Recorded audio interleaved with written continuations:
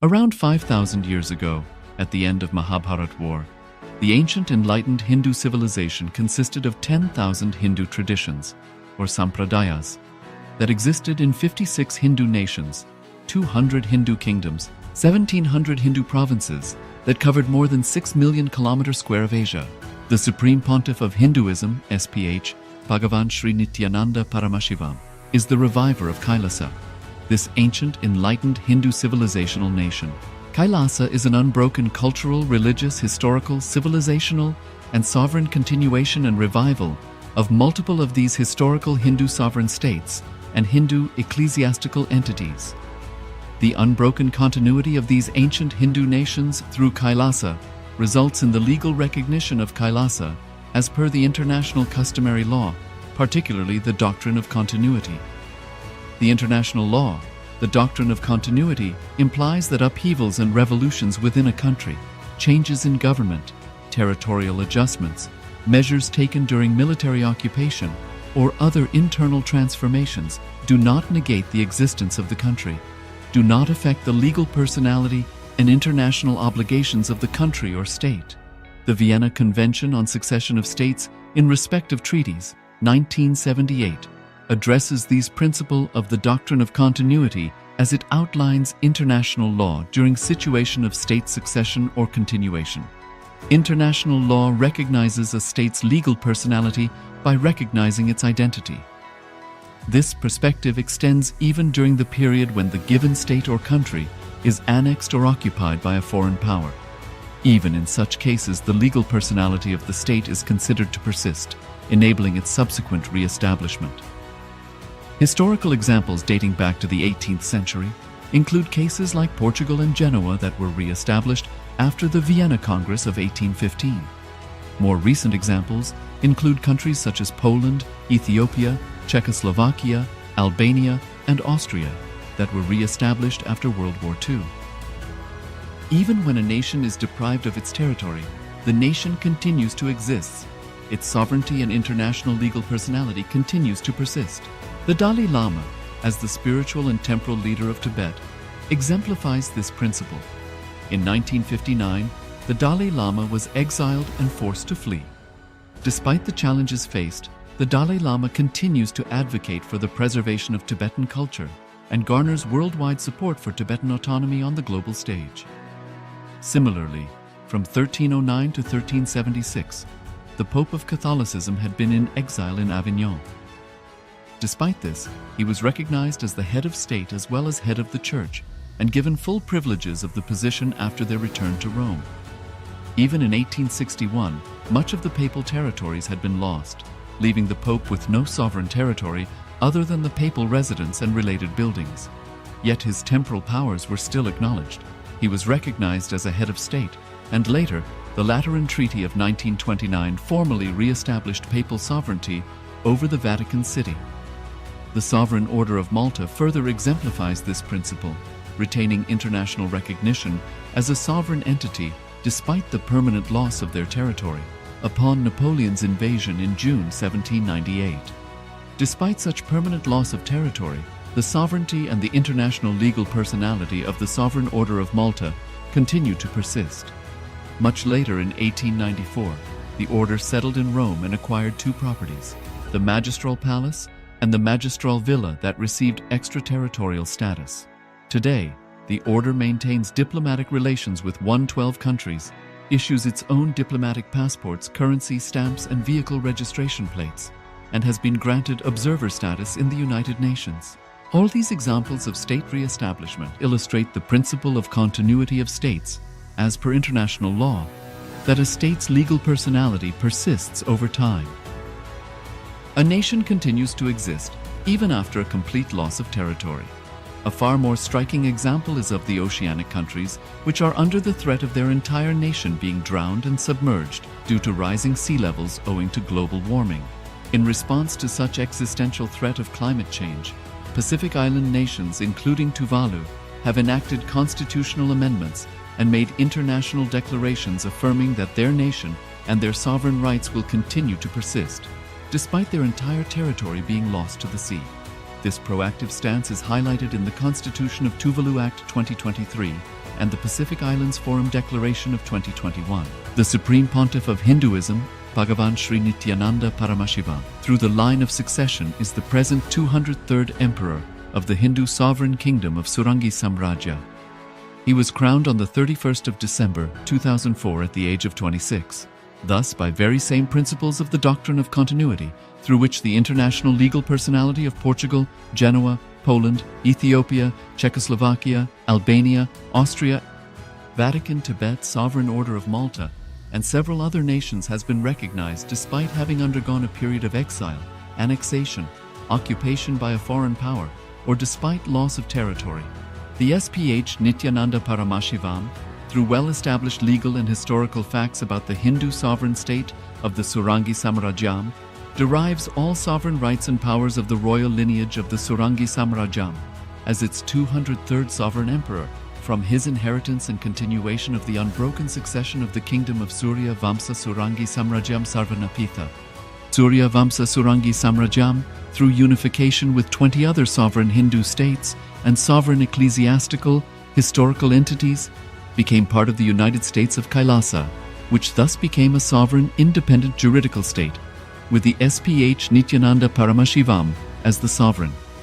Just as how the oceanic nations like Tuvalu have safeguarded their sovereignty from the existential threat of total submersion by amending their constitution and asserting that their sovereignty will persist regardless of the loss of their territory, Kailasa, which is a sovereign continuation of 21 sovereign Hindu states and sovereign ecclesiastical historical entities, is also reviving and continuing the Kumari Kandam Hindu nations that got submerged. As per the Doctrine of Continuity, these facts imply that the Kailasa's statehood is recognized by international law and manifests as a natural outcome of well-established historical legal facts. Share your time, talent, and treasure. Become part of Kailasa. Sign up as an e-citizen https://kailasa.ecitizen.info.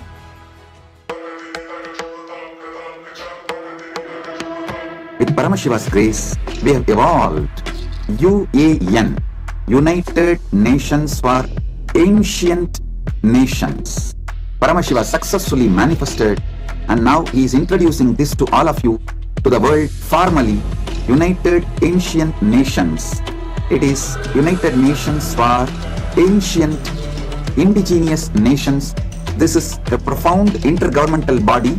More than 100 ancient nations are already part members of this UAN. It is to unite and support all the indigenous nations, indigenous kingdoms all over the world.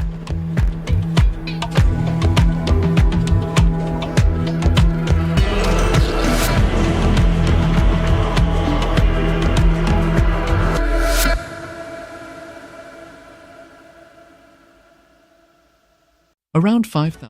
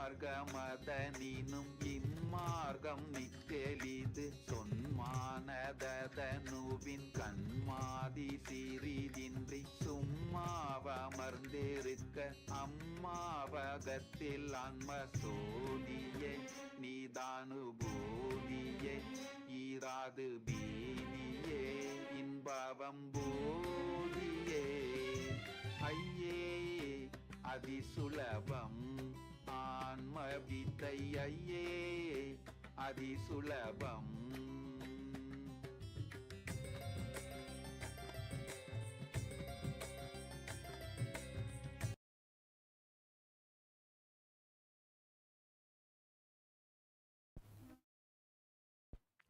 Please sit straight with your head, neck and spine in a straight line. Let's begin with the Sadguru Vandanam. Nithyanandam Paramasukhadam Kevalam Jnanamurtim Dvandvatitam Gagana Sadrisham Tattvamasyaadhilaksham Ekam Nityam Vimalamachalam Sarvadhi Sakshibhutam Bhavatitam Trigunarahitam Sadguruntam Namami. Let us set the intention for the day.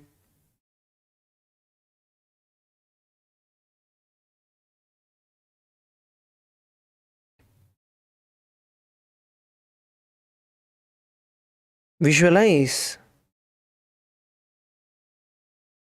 how you want your entire day to be. Visualize yourself as strong and powerful.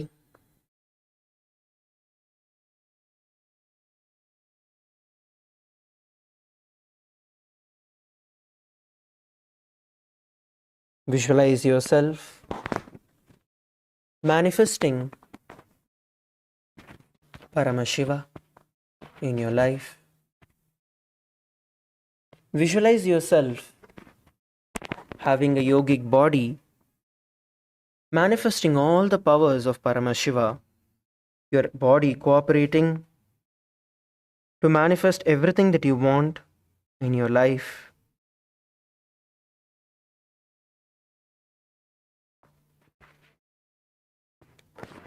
Visualize yourself have already in that space, being in that space already.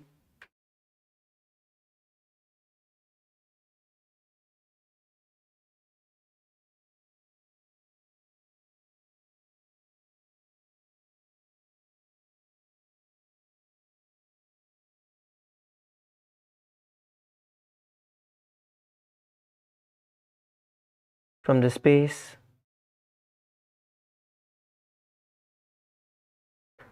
let us begin with the Shiva Mula mantra. Om Ham Haum Shivaya Namaha. Om Ham Haum Shivaya Namaha. Om Ham Haum Shivaya Namaha. Om Ham Haum Shivaya Namaha. Om Ham Haum Shivaya Namaha. Om Ham Haum Shivaya Namaha. Om Ham Haum Shivaya Namaha. Om Ham Haum Shivaya Namaha. Om Ham Haum Shivaya Namaha. Om Ham Haum Shivaya Namaha. Om Ham Haum Shivaya Namaha. Om Ham Haum Shivaya Namaha.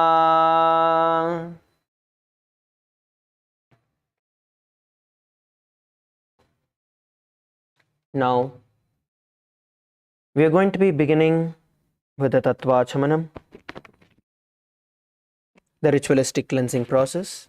Please take the Panchapatram and the Uddarni in your hands.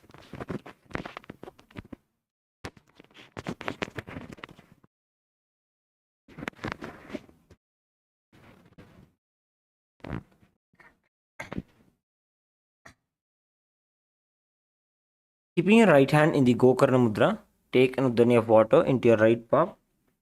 Sip the water from the base of the right palm along with the mantra.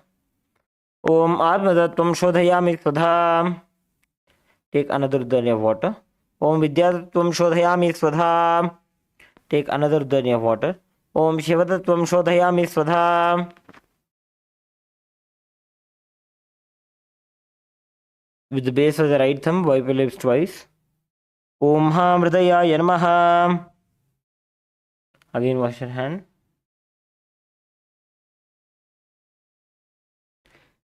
With the tips of the index, middle and ring fingers joined together, touch above the upper lip and below the lower lip.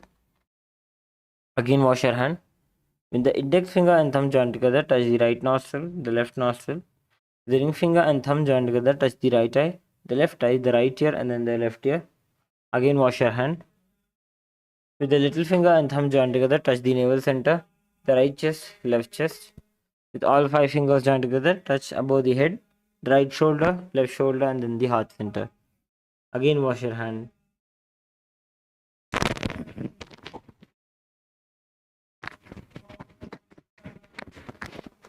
We are now going to be entering into the Sankalpa, the conscious resolution. Just by sincerely creating a conscious resolution, you can get the results of the Sankalpa itself. So let us sincerely chant the Sankalpa. Please clasp your left hand with your right and place it on your right thigh. Let's begin with the Sankalpa.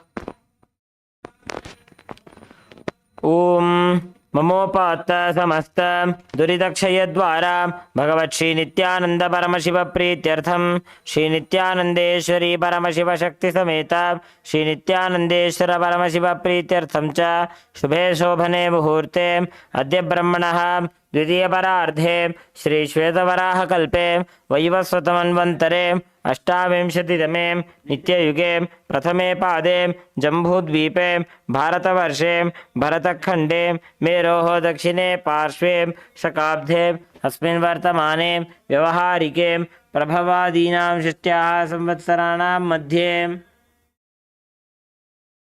विश्वावसुनाम संवत्सरे उत्तरायणे लक्ष्मी वेंकटेश्वर ऋतु ऋषभमासे कृष्णपक्षे चतुर्थ्यां शुभदितो भानुवासरयुक्तायां श्रवणनक्षत्रम् ऐन्द्रयोगम् बालवकरणम् एवं गुणविशेषणविशिष्टायाम् अस्यां शुभतिथौ श्री कैलासोन्नत द्वादशांत श्यामला पीठारूढ़ श्री मीनाक्षी सुंदरेश्वराभिन्न स्वरूप परशिवपुत्र रत्नकुमार गुरुमन्यतुल्यावत श्री पार्वती स्तन्यपान लब्ध दिव्य ज्ञान विश्रुत सकल निगमागमसारभूत द्राविड वेद प्रवक्त्रे श्रीमत् परमशिव करुणा समधिगत मुक्तामय चतुरश्रय गीयमान छत्र चामर श्री चिन्ह काहलादि समस्त बिरदावल्यलंकृत ज्ञान विज्ञान चक्रवर्ती सर्वजन संघ सद्यो निर्वाण दीक्षा व्ययापवर्ग वर्ष विश्रानजीमूत परमत कलभ केसरी शैव सिद्धांत स्थापनाचार्य श्री राजाधिराज पांड्य महाराजगुरु क्षपण शाक्यादि महांधकार निवारण ज्ञान भानु वीक्षणा नरहार ध्वजोच्छेदन पूर्वक श्रीमद् स्थापक शैव समय कर्त्रे सर्वज्ञ पीठारूढ़ श्री जगद्गुरु श्री ज्ञान संबंध देशिक स्वामी वागीश सुंदर माणिक्यवाचक स्वामिनाम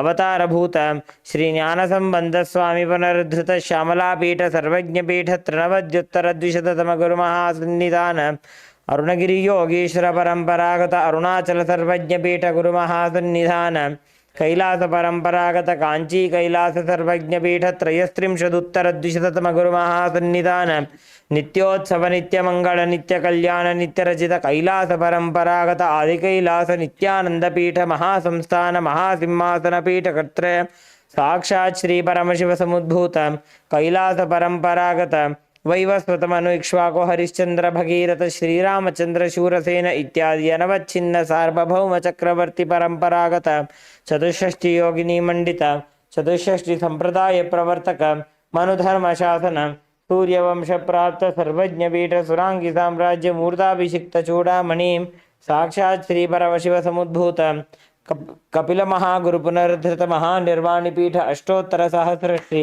महामंडलेश्वर साक्षात् श्री परमशिव समुद्भूत श्री महागणपति समारंभ अनवच्छिन्न पीठाधीश्वर गुरु परंपरा प्राप्त अट्लपीठ अष्टोत्तर सहस्रतम अष्टोत्तर सहस्र श्री अट्लपीठाधीश्वर धर्म मुक्ति स्वर्गपुर स्वर्णपीठ त्रयोविंश गुरु महासन्निधान कैलास परंपरागत आदिपीठ सर्वज्ञपीठ जगद्गुरु श्री कैलास पुनरुद्धारक श्री कैलास परमाचार्य श्रीमत्परमहंस परिव्राजकाचार्य वर्य सच्चिदानंद प्रणव स्वरूप श्रोत्रिय ब्रह्मनिष्ठ श्रीमज्जगद्गुरु श्रील श्री भगवत श्री नित्यानंद परमशिव श्री ज्ञान संबंध देशिक परमाचार्य स्वामिनां प्रीत्यर्थम तेषां पादारविन्दयोः भक्ति सिद्ध्यर्थम गुरुकृपा कटाक्ष सिद्ध्यर्थम क्षेमस्थैर्य वीर्य विजय आयुरारोग्य ऐश्वर्यानाम् अभिवृद्ध्यर्थम धर्मार्थ काम मोक्ष चतुर्विध फल पुरुषार्थ सिद्ध्यर्थम समस्त दुरितोपशान्त्यर्थम समस्त मंगलावाप्त्यर्थम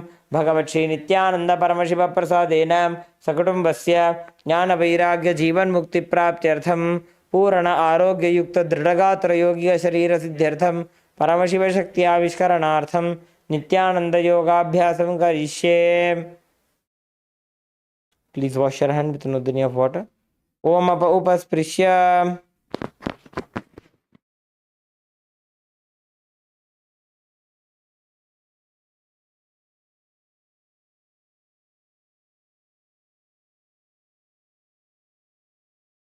Now, please place your Panchapatram in Uddharniya side and come to a standing position. All of you please stand up on your mats.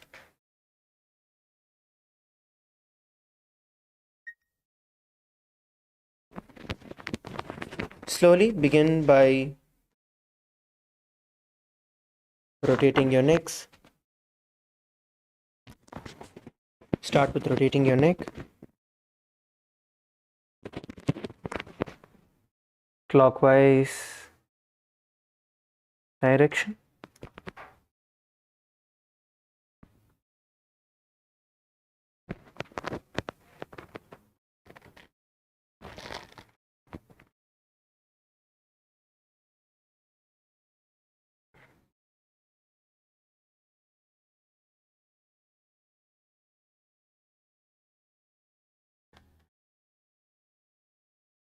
And the opposite direction.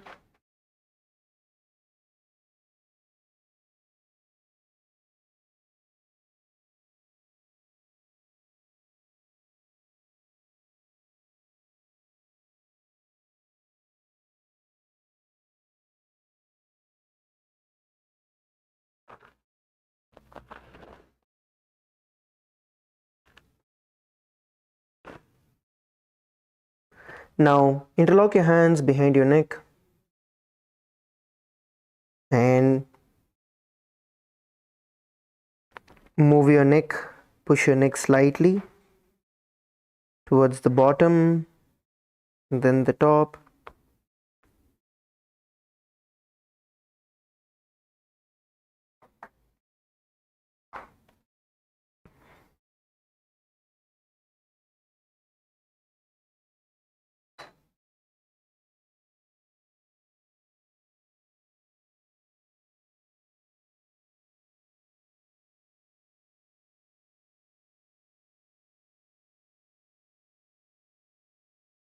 Now start off by rotating your hands. Rotate your hands fully, making long and big circles with your hands. Rotate your hands.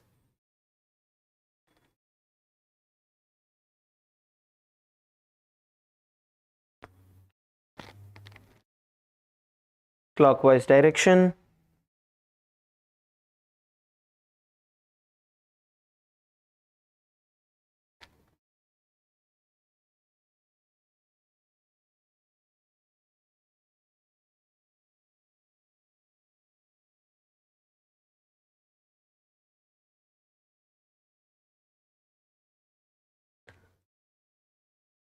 Now rotate it in the opposite direction.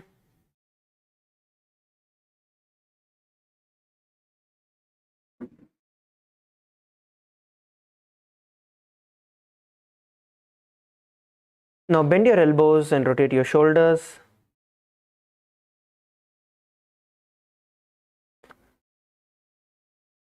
We're going to rotate it in the clockwise and then the anti-clockwise direction.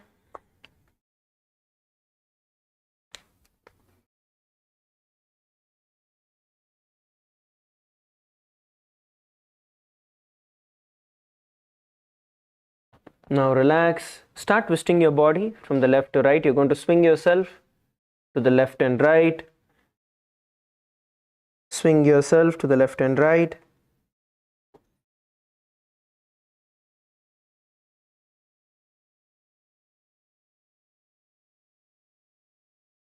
Come on, swing yourself to the left and right.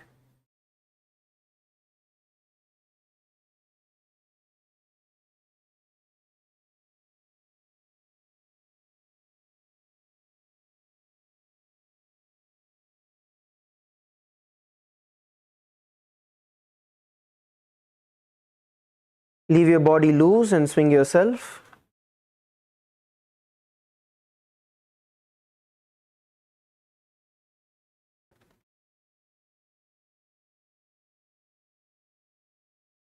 Now bend yourself to the bottom. Swing yourself to the ground.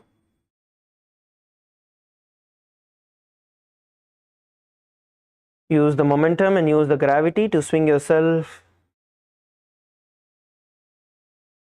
towards the ground.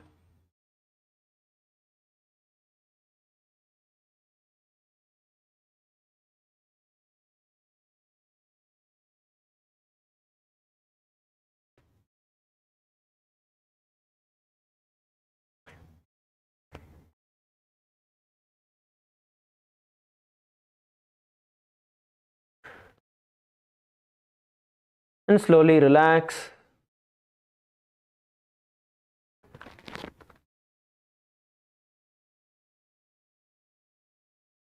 Slowly relax, come back to a standing position.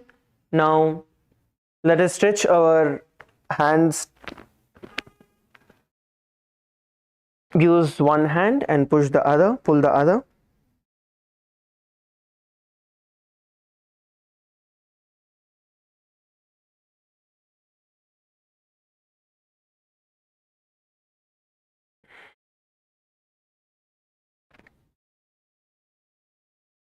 And the other side. Now stretch your hands above your head, interlock your hands, push your hands above your head and stretch yourself.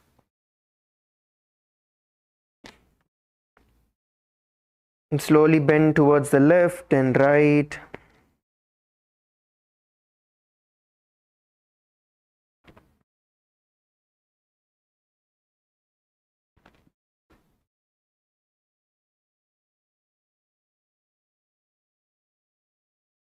Interlock your hands behind your back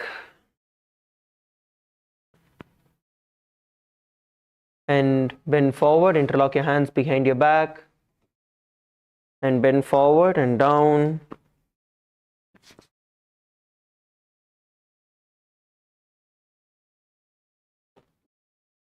Bend forward and down.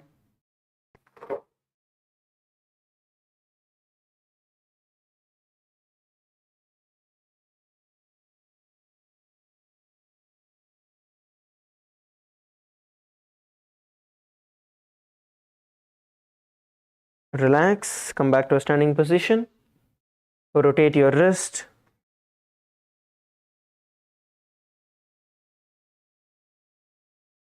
Rotate your wrist.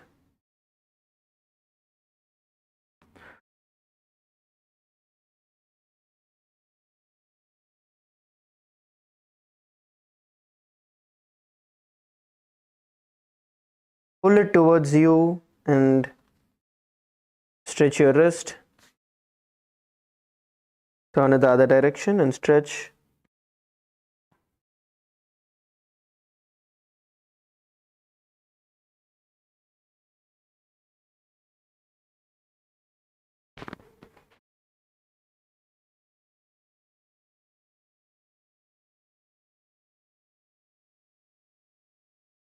Okay, relax. Get onto your hips, rotate your hips clockwise and then the anti-clockwise direction.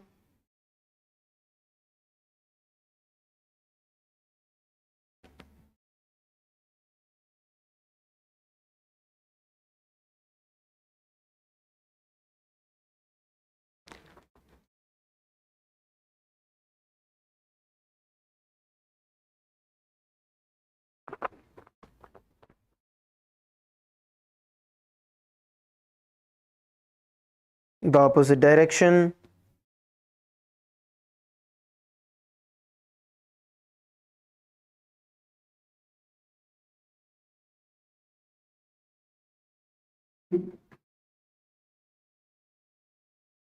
Now move on to your knees.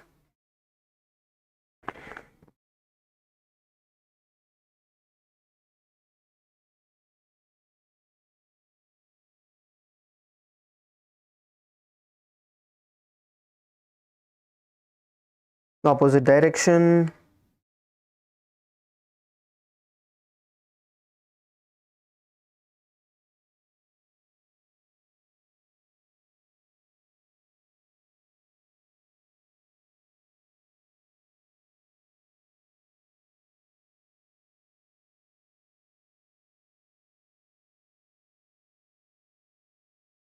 And then move on to your ankles.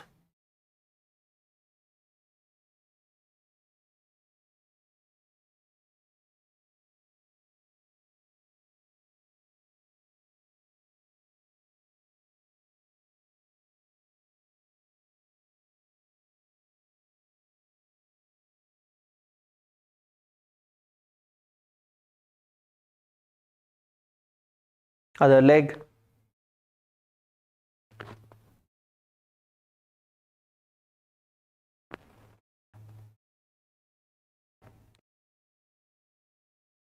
Relax. Now start moving towards the front and back of your mat. Move towards the front and back of your mat. Now you're going to visualize yourself as a skeleton in your inner space. And you're going to start moving your body, your hands, your legs, your neck. You're going to start moving everything. Let's begin with the skeleton dance.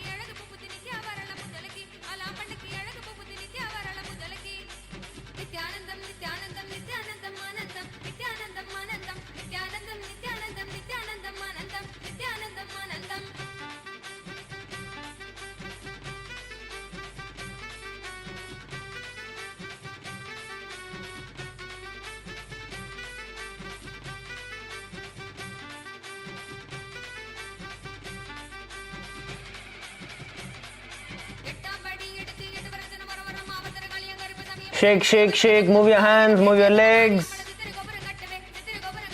Last 30 seconds. Move faster, move faster.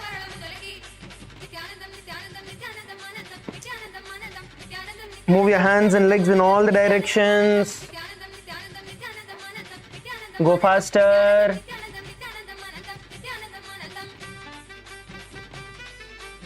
Last 10 seconds. 5, 4, 3, 2, 1. Stop. Stand still wherever you are. Breathe in and breathe out intensely.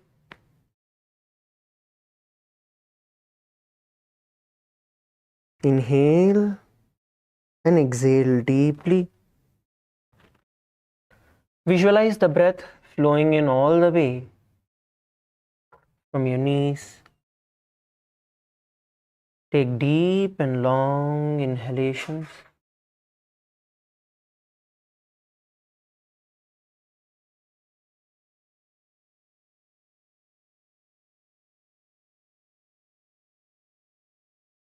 Inhale and exhale.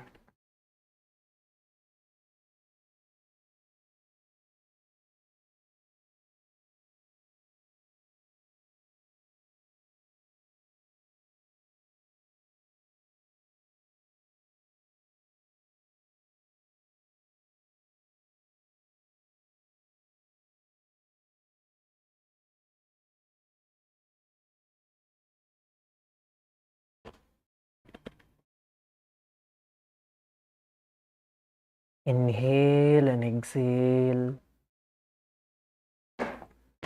See your entire body radiating heat, radiating energy.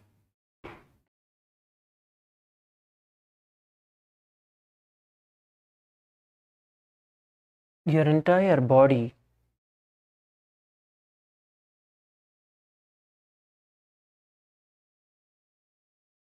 flowing with energy.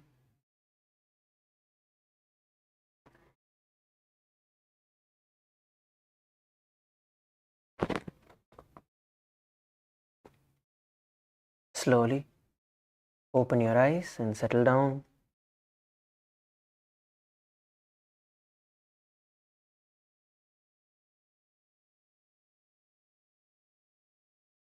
All of you, please settle down on your mats. Ensure that your Panchapatram and Uddarni is aside.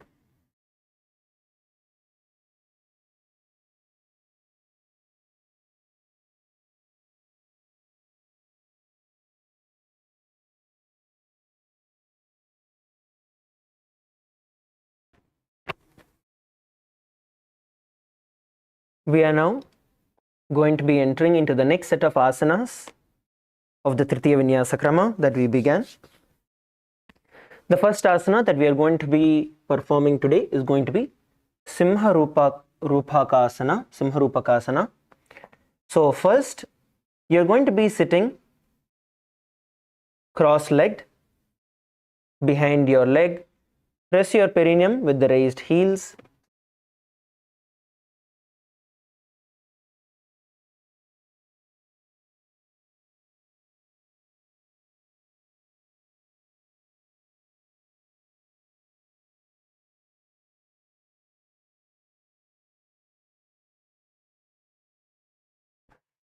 All of you, please come onto your knees, cross your ankles, behind your butt,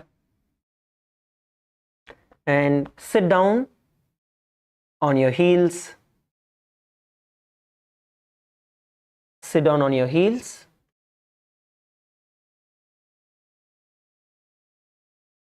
Have distance between your knees. Have a distance between your knees. Don't place your knees together.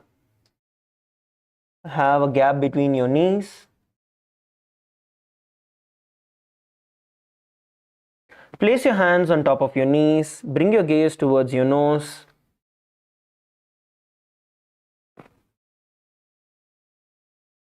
Bring your gaze towards your nose. You're now going to visualize yourself as a lion in your inner space, and the internal japa Om Nithyananda Paramashivoham जीवनिङ्गुल्भदेशेभ्यो निपीड्य विक्रमेण तु प्रसार्य जानुनोर्हस्तवासनं सिंहरूपकम्. Relax. The next asana we are going to be performing is going to be Gupta asana. As you continue to be seated in the same position, you are going to bring your ankles onto the ground. Instead of sitting with your toes on top, you are going to let your toes come down.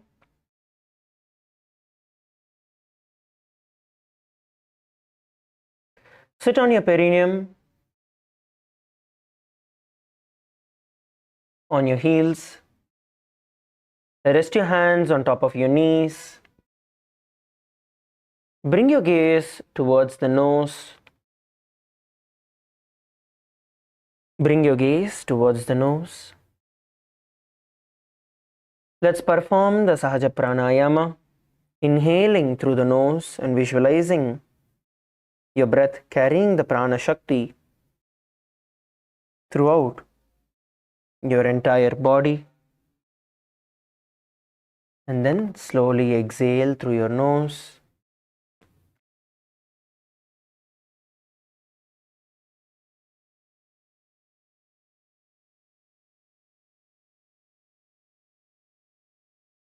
Visualize Swamiji in your inner space and the internal japa Om Nithyananda Paramashivoham. जानूर्घोरन्तरे पादौ कृत्वा पादौ च गोपयेत् पादौ परितः स्थाप्य कृतं गुप्तासनं विदुः. Relax. The next asana we are going to perform is going to be Viyogasana. Now, you're going to come back on top of your knees. You're going to get back on top of your knees and cross your feet behind your legs. Cross your feet behind your legs.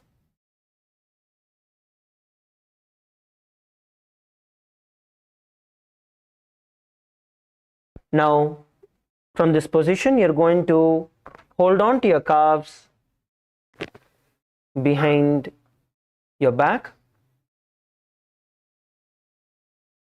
and bring your gaze towards your third eye.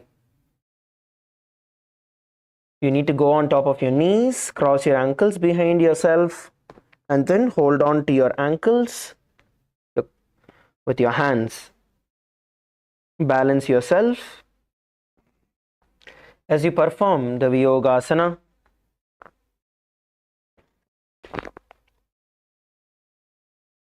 As you perform the Viyogasana, and the internal japa Om Nithyananda Paramashivoham.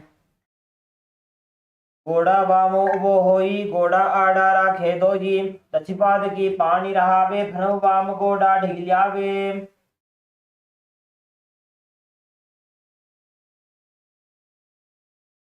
The next asana we are going to be performing is going to be Harinasana.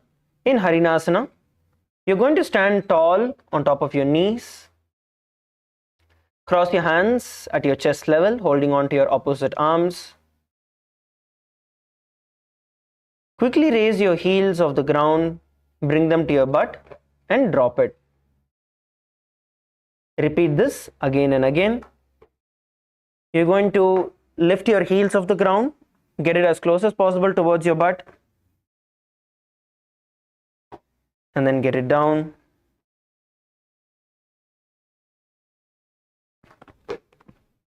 While doing this, you're going to visualize yourself as a deer in your inner space.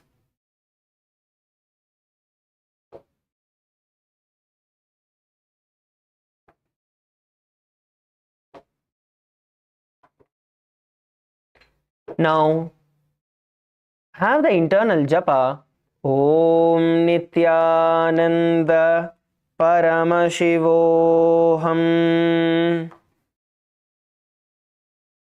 उड्डानं कृत्वा पार्श्वभ्यां नितम्बं हरिनासनं भवति. Relax. We are next going to be entering into Ushtrasana 3. So from the kneeling position, you are now going to place your hands on your respective heels and bend backward and open your shoulders out as you perform the Ushtrasana 3. So you're going to have gap between your knees. So there's gap between your knees, so you're able to balance. And then with your hands, you're going to hold on to the respective ankles, open your shoulders, look up, and hold the position. This is Ustrasana 3. Stretch your back.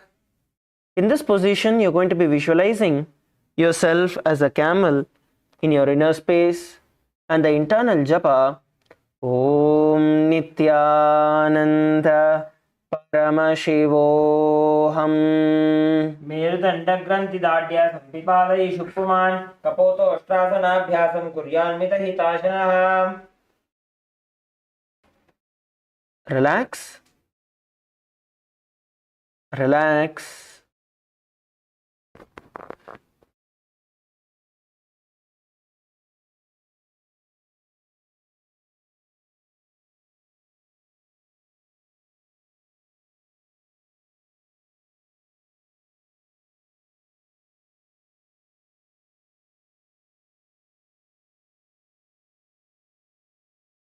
Okay, let's now move on to the next asana. The next asana is Malasana. In Malasana, first come into a squatted position. Come to a squatted position. Yes, all of you please come to a squatted position. Now from the squatted position, you're going to be inserting your hands in the gap between your knees and your thighs. Insert your hand in the gap between your knees and your thighs.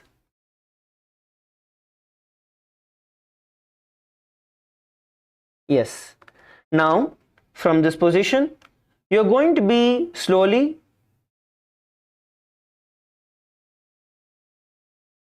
bringing your butt off the ground.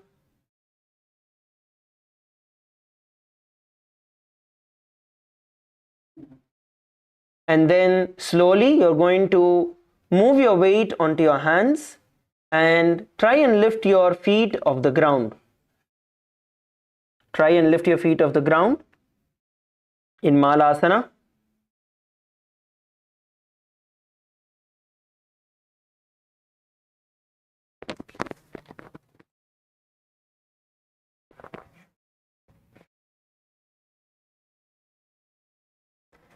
Try to balance yourself. Try to lift at least one leg off the ground. If you're not able to lift both, try to lift at least 1 foot off the ground and try to balance yourself. While doing this, you're going to visualize yourself as a garland, your legs as a flower garland hanging around you, and the internal japa Om Nithyananda Paramashivoham. हस्ताभ्याम अवनिमवष्टभ्य स्कन्धयो जानुनी संस्थाप्य पार्श्वं उरुसि निधाय तिष्ठेत्. मालासनं भवति. The next we are going to be performing the Gangavatarana Karana. So I request all of you to come to a standing position. Please come to a standing position. All of you please come to a standing position. From here we are going to be entering into the Aramandi position, which is heels together, toes pointing outward and knees slightly bent.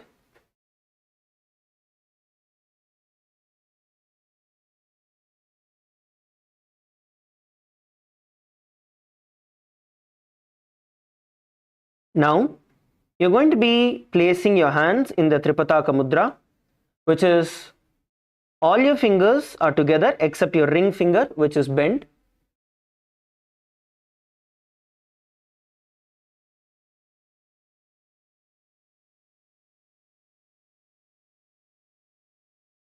Bring your fingers, bring your hands into the Tripataka Mudra. Yes. Now from this position, you're going to arch and bend forward, bend down and forward, placing your palms in the Tripataka Mudra, palms facing down on the ground.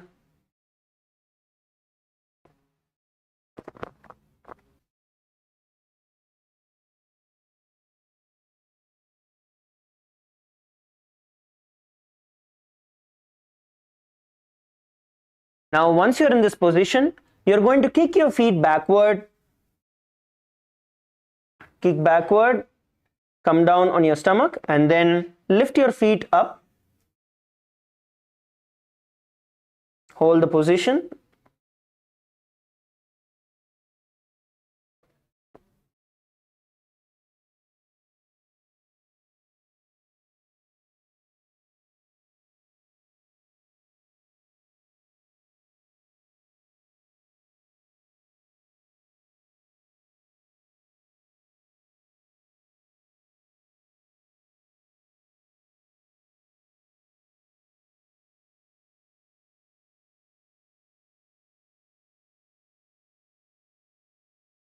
Yes, sorry for the technical glitch.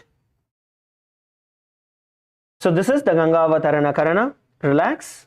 Now we are going to be entering into the next asana, which is going to be the Narasana. So in Narasana, we are going to be entering into the headstand position.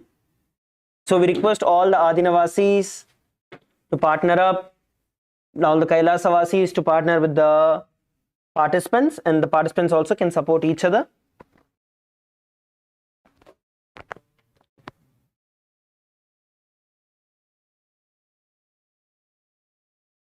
Okay, now from this position, you are now going to bring your forehead onto the ground. Bring your forehead onto the ground. Place your hands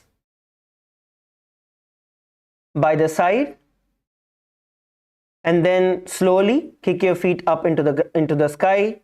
The partner who is there can support.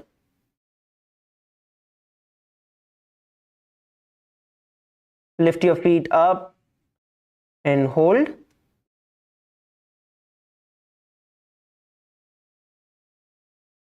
Let us all enter into the Narasana. As you can see, we need to make sure that your head and your arms are in a 90-degree angle. Okay, so that way you'll be able to get yourself balanced. Let's all perform the Narasana. Come on, all of you. Enter into the Narasana.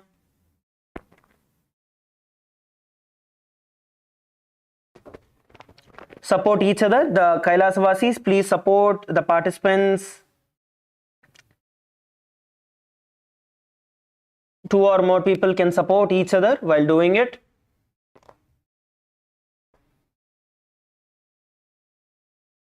While doing it, you're going to visualize the divine masculine energy flowing through your entire body. Please perform the Narasana. If you have done, you can switch partners and you can do.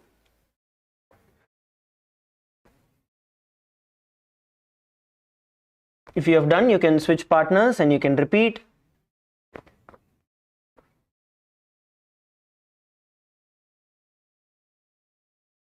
Come on, all of you, try. Do it along with your partners. All the Kailasavasis, please support.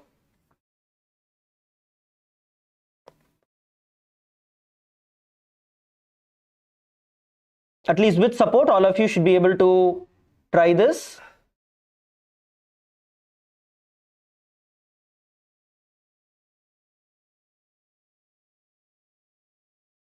Visualize the divine masculine energy flowing through your entire body, and the internal japa. Om Nithyananda Paramashivoham. योगासनस्थश्च योगी भवति साधकः नरासनं यः करोति स सिद्धो नात्र संशयः. Relax. The next asana we are going to be performing is going to be a variation of the same. It's called as the Adho Mundasana. In Adho Mundasana, you're going to be entering into the headstand position without the support of your hands. So you can take the support of your partners.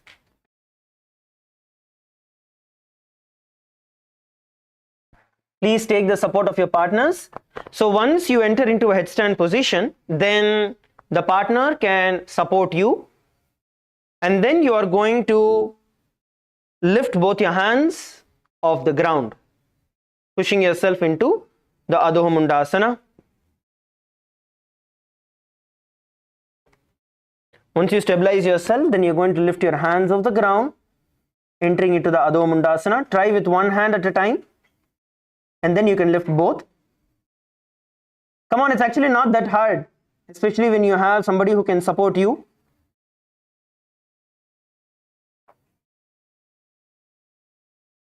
Yes, come on, all of you, enter into Adho Mundasana.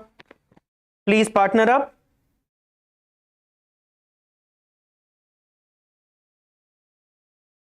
Please partner up.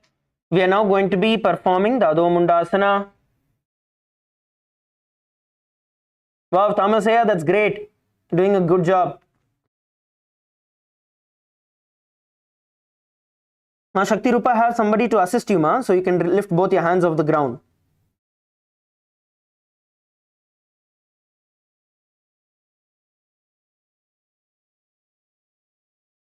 Once you enter into the headstand position, then you are going to lift one hand off and then the other, entering into the Adho Mundasana.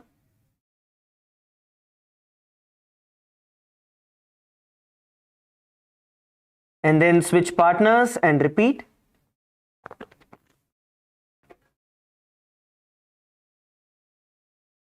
Switch partners and then repeat.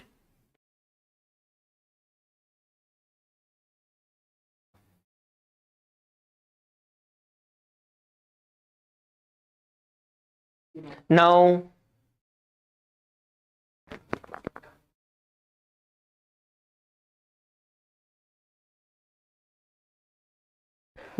visualize Paramashiva encompassing you and holding you stable and in place, and the internal japa Om Nithyananda Paramashivoham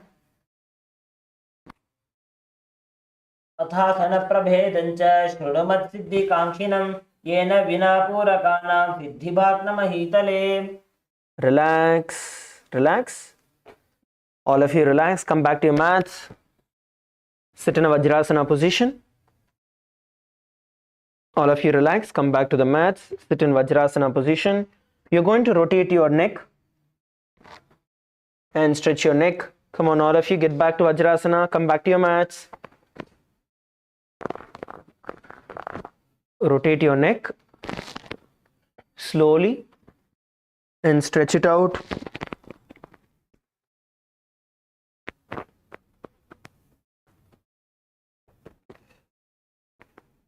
Now rotate your neck in the opposite direction.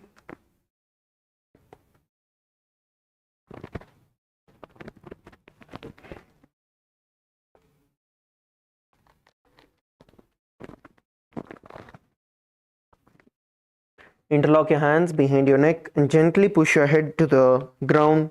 Apply gentle pressure and hold at the bottom for a few seconds, feeling the stretch. And then the other direction towards the back.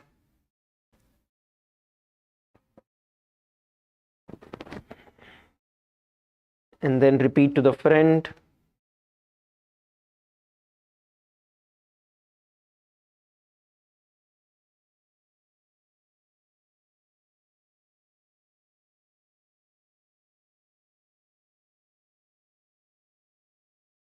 Relax. We are now going to be entering into the Midaki Pavasana 2. In Midaki Pavasana 2, you're going to sit on your knees and as you're sitting in Vajrasana, heels under your buttocks. Now interlace your fingers and place them on the ground towards the right side of the body. You are now going to bend your head forward and down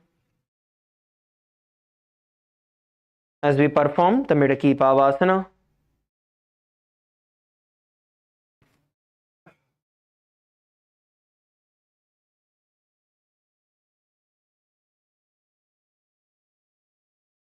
Visualize Swamiji in your inner space. Visualize your body being purified as you are performing the Midaki Pavasana 2 with the internal japa Om Nithyananda Paramashivoham.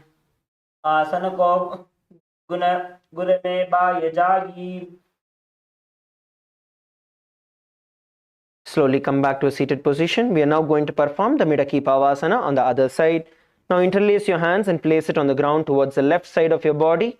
Bend forward and down. Bend forward and down.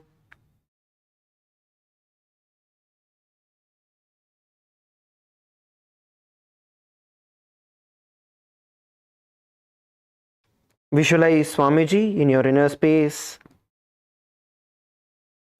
Visualize your body being purified.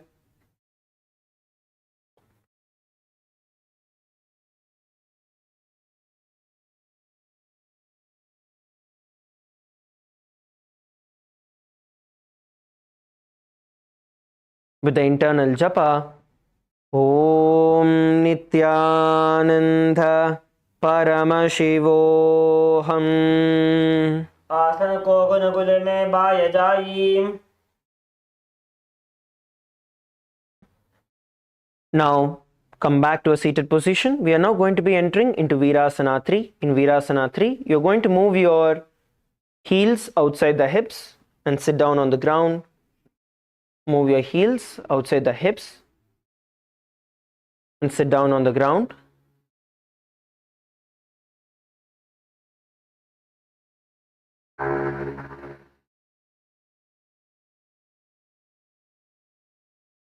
Sit down on the ground.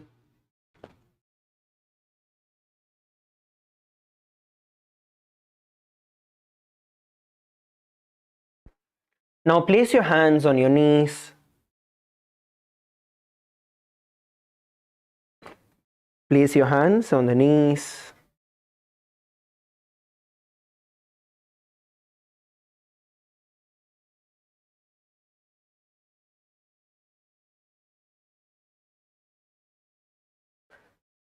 We are now going to perform the Sahaja Pranayama along with the Uddiyana Bandha. So inhale through your nose. Visualize the breath flowing in with the prana. And then exhale forcefully through your nose. Pull your stomach in and up into the Uddiyana Bandha. And then relax and repeat.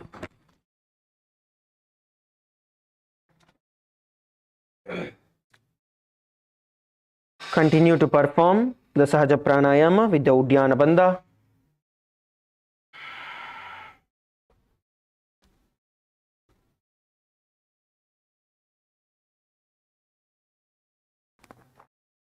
And the internal japa, Om Nithyananda Paramashivoham.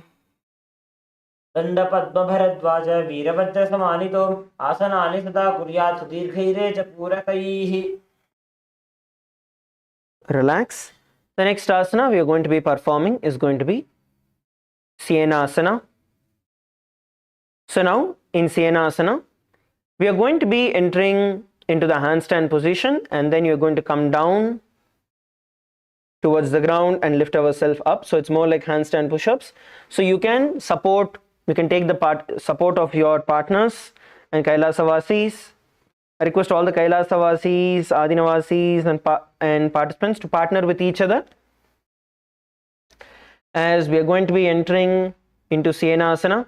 So from the bend down position, you're going to kick your feet up, and then with the support of your partners, you're going to go down and then up, go down and up. So for you to begin with, at least try to go down and drop your feet on the ground when you go down,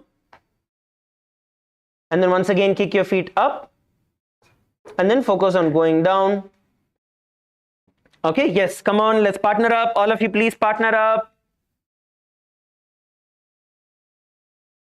All of you, partner up, partner up, partner up.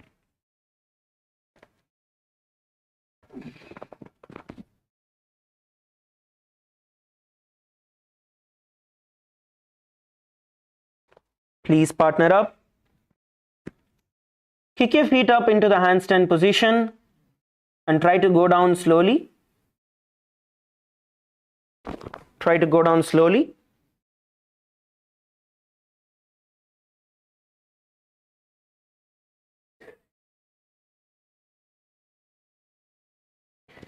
Try to go down and drop your feet.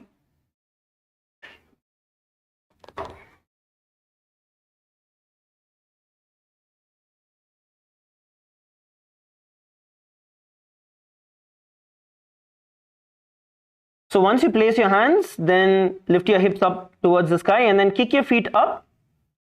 And the partners who are supporting, hold the feet as the participants are kicking their feet up towards the sky, hold the feet. Try to go down and up. Yes. Balaji Ayya, that's great. You're doing very well.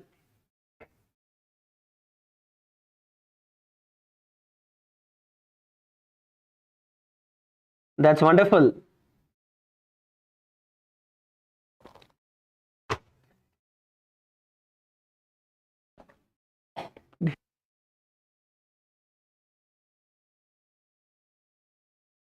Yes, switch partners. If you have done once, you can switch your partners and try.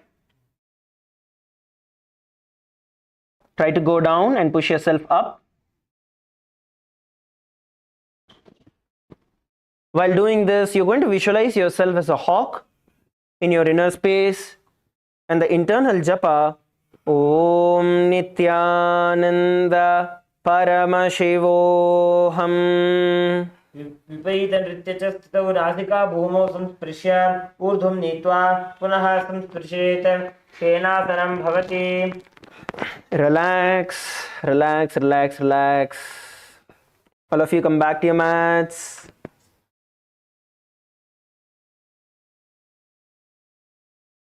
All of you come back to your mats. Rotate your wrist. Please rotate your wrist. Relax your wrist.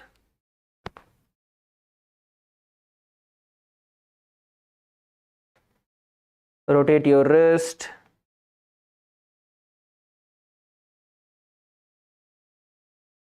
Push it towards you.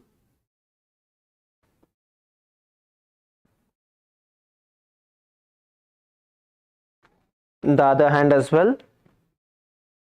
Rotate your shoulders.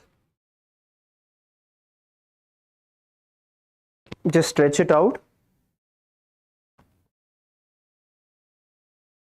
Stretch your hands up. Interlock your hands and stretch your hands up. And stretch yourself. Bend forward, backwards, sidewards, however you feel. The stretch. Stretch it out.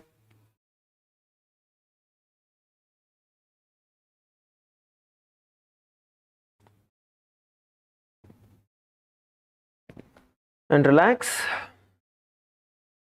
We are next going to be entering into Pincha Mayurasana.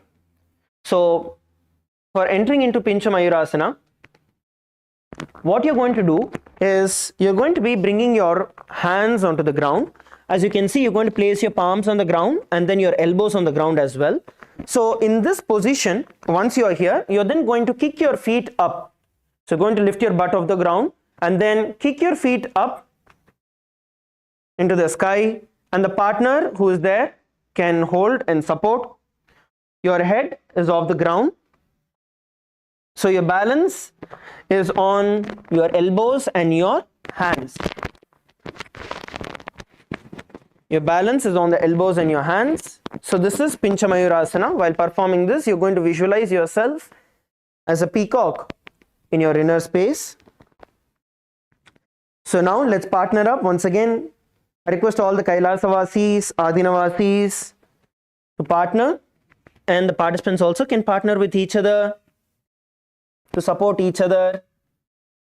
So the focus is the triangular positioning of your elbows and your palms. So your palms are closer together, your elbows are wider, and then you're going to kick your feet up into the sky.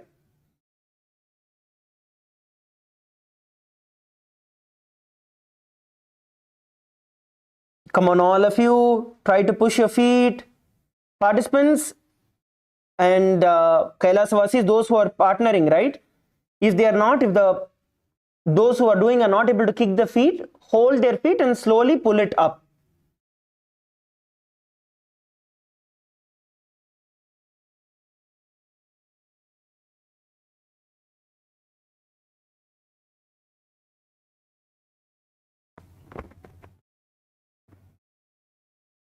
And hold the position.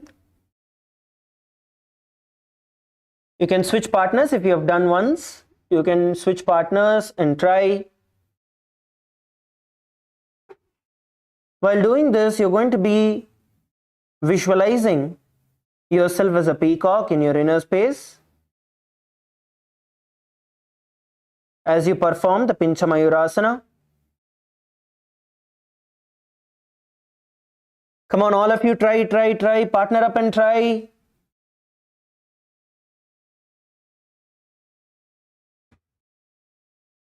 So having that slight arch on your back helps with balancing. Having that slight arch on your back helps with balancing yourself.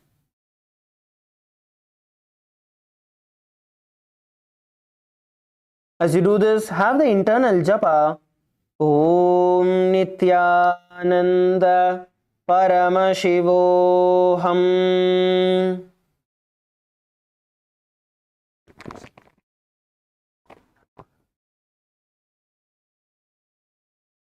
विपरीत नृत्यज स्थितौ नासिका भूमौ संस्पृश्य ऊर्ध्वं नीत्वा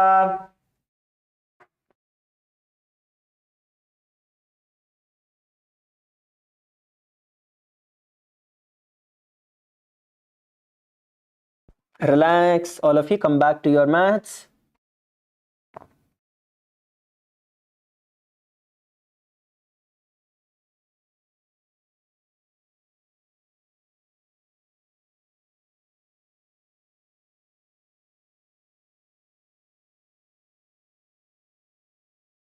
Yes, please come back to your mats. All of you come back to your mats. All of you, please come back to your mats. Wonderful. So next, we are going to be entering into the Godo Hikasana. In Godo Hikasana, with your toes on your ground, heels raised up. Place your perineum on your heels. Now make a fist with the hands and rest them on your thighs. Your knees are off the ground. You're balancing yourself on your toes.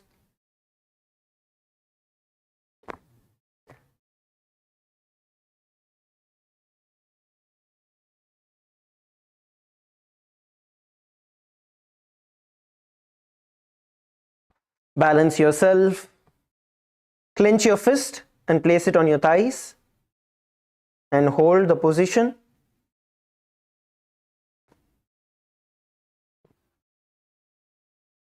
Visualize yourself milking a cow in your inner space.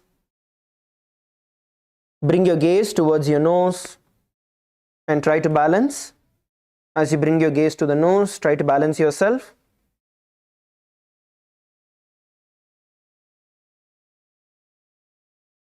Come on, try to balance yourself.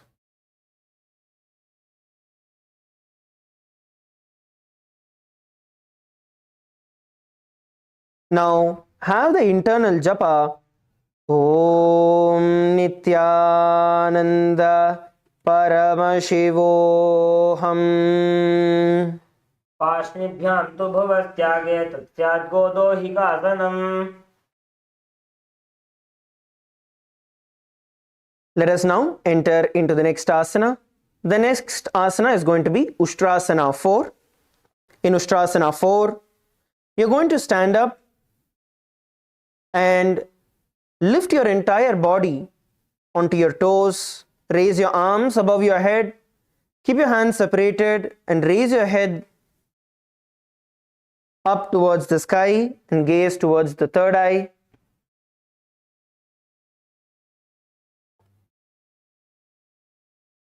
You're going to lift your heels off the ground, stretching yourself all the way up. Do not clasp your hands. There should be gap, shoulder width gap between your palms. Look up towards the sky and balance. Look up towards the ceiling. Look at a point up in the ceiling and balance.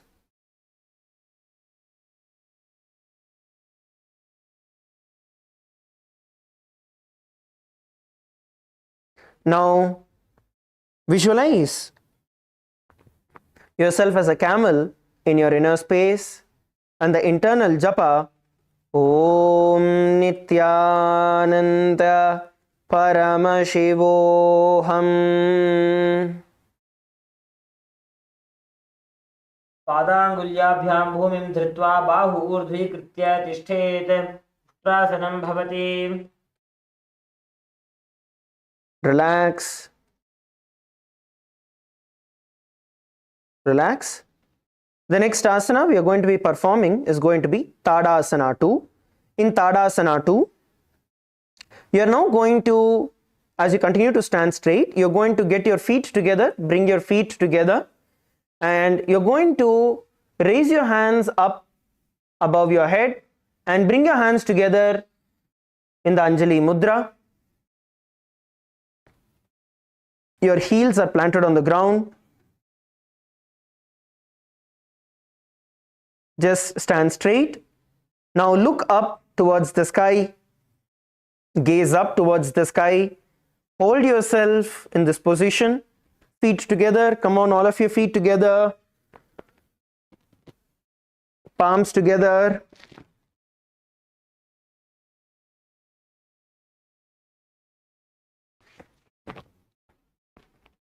Visualize yourself as a mountain standing stably for thousands of years.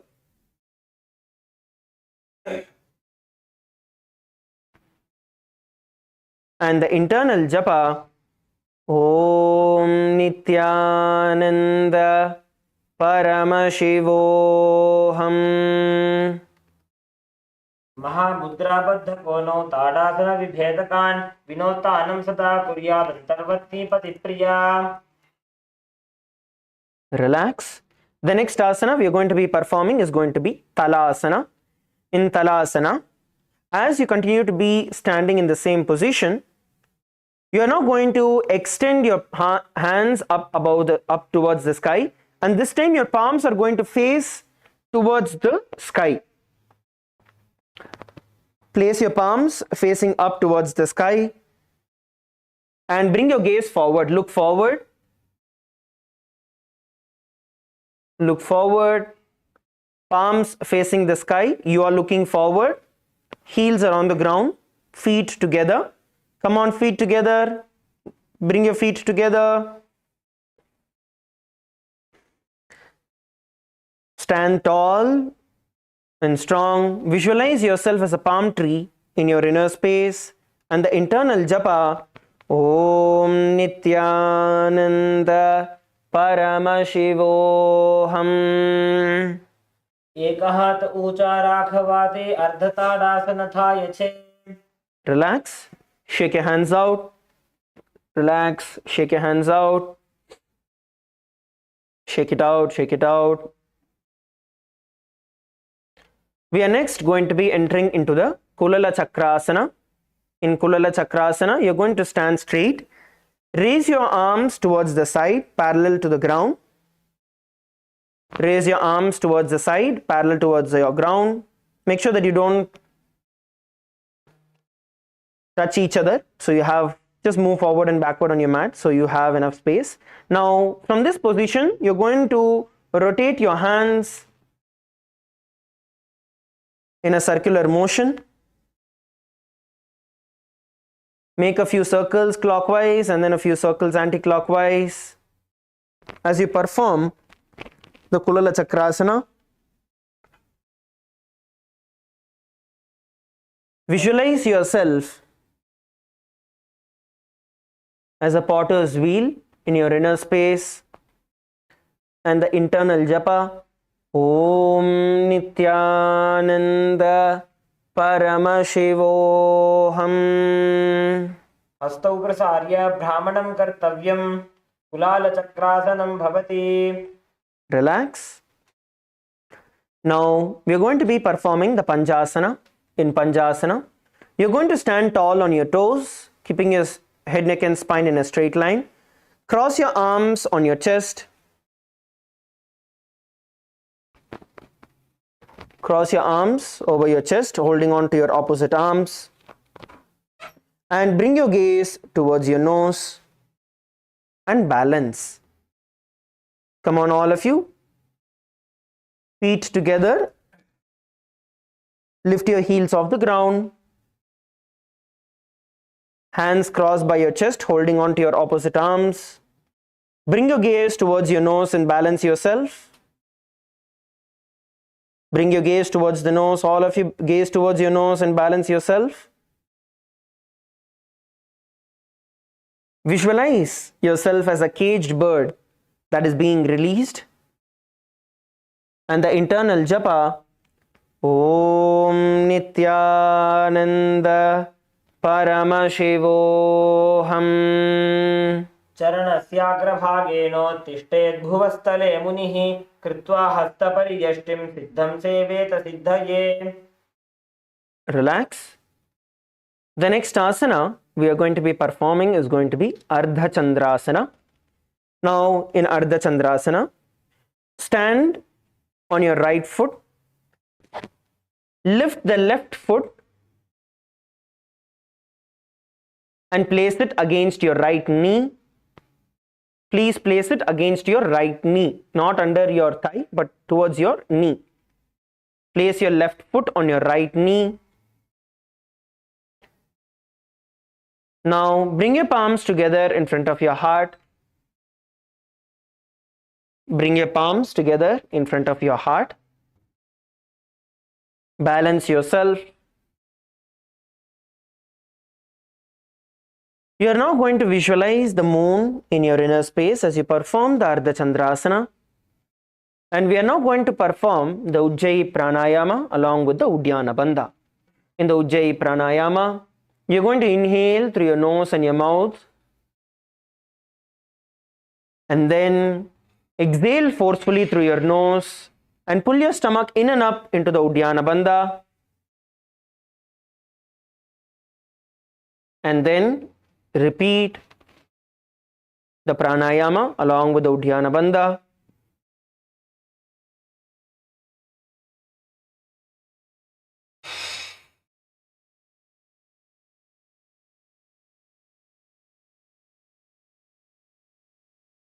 Continue to perform the Ujjayi Pranayama along with the Uddiyana Bandha and the internal japa Om Nithyananda Paramashivoham. एकेन पादेन भूमिं वष्टभ्य अन्यपादतलेन ऊरु अवष्टभ्य तिष्ठेत्. आष्ट इति पुनः पुनः कर्तव्यम्. अर्धचन्द्रं भवति. The next asana we are going to be performing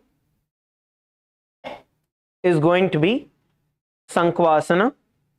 In Sankhvasana, you are now going to place your left foot on top of your right thigh. Place your left foot on top of your right thigh. Now, you're going to try to squat down as much as you can and then come back to a standing position and switch legs and repeat. Go down as much as you can, come back to a standing position, switch your feet and repeat. You can take the support of your hands to come back to a standing position once you go down. Try to go down as much as you can and repeat.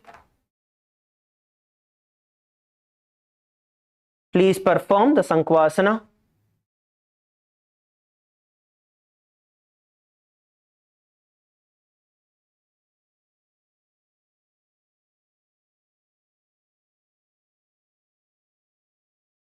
Come on, all of you, try to go down as much as you can and come back.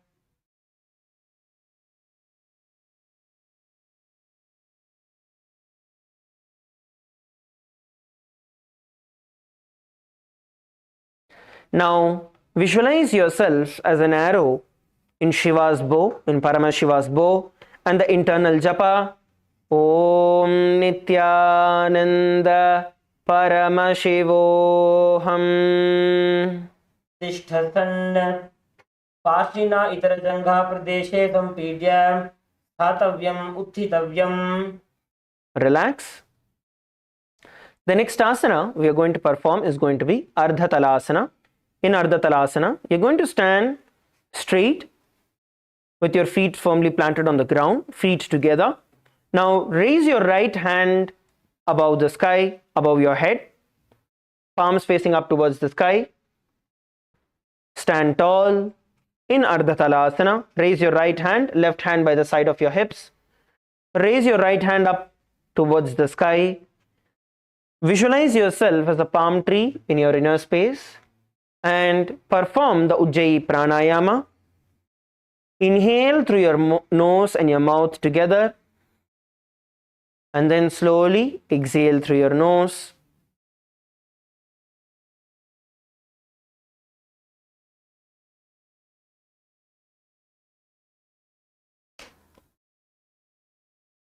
And the internal japa, Om Nithyananda Paramashivoham.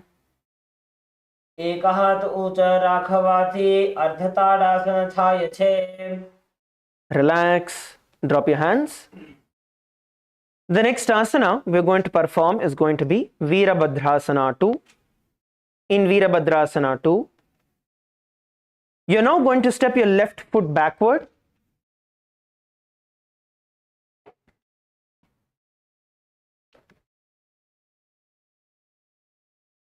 So you have your right foot facing forward. As you can see, the right foot is facing forward and your left foot is facing towards the side. Right facing forward, left facing the side. Now, from this position, you are going to be bending the right leg into the 90-degree angle. Look towards your right leg. Bring your right leg, bend it, and bring the thigh parallel towards the ground. Extend your arms out in front and behind you. Palms facing towards the side. Palms facing towards the side. Try to hold the position. You're going to be looking forward, looking towards the hand that is stretching forward, and hold the position. In this position, you're going to be visualizing yourself as Lord Virabhadra in your inner space. Come on. Okay, relax. All of you relax. We're going to do this together. I need all of you to bend down. I see many of you are not having your right leg bent. So you all need to bend your right knee. Okay? And get your right thigh parallel to the ground. So we're going to repeat this again. We're going to repeat this asana once again. Now stretch your right leg forward, left leg towards the side, right leg pointing forward, left leg pointing towards the side. Now turn towards your right leg, turn your hip towards your right leg, look forward towards your right leg. Now bend your right knee, bringing your thigh parallel to the ground, the right thigh parallel to the ground. Stretch your arms in front and back, palms facing outward. Look towards the right side. Come on, bend, bend, bend. And visualize yourself as Lord Virabhadra in your inner space. And the internal japa, Om Nithyananda Paramashivoham. उत्तानपादं क्रौञ्चं च मरीचिं वीरभद्रकं नटराजं त्रिकोणं च सुप्ताङ्गुष्ठप्रसारणे. Relax. The next asana we are going to perform is going to be Parshvakonasana. So the Parshvakonasana is going to be similar. We are going to move from the Virabhadrasana and drop our right hand in front of our right ankle.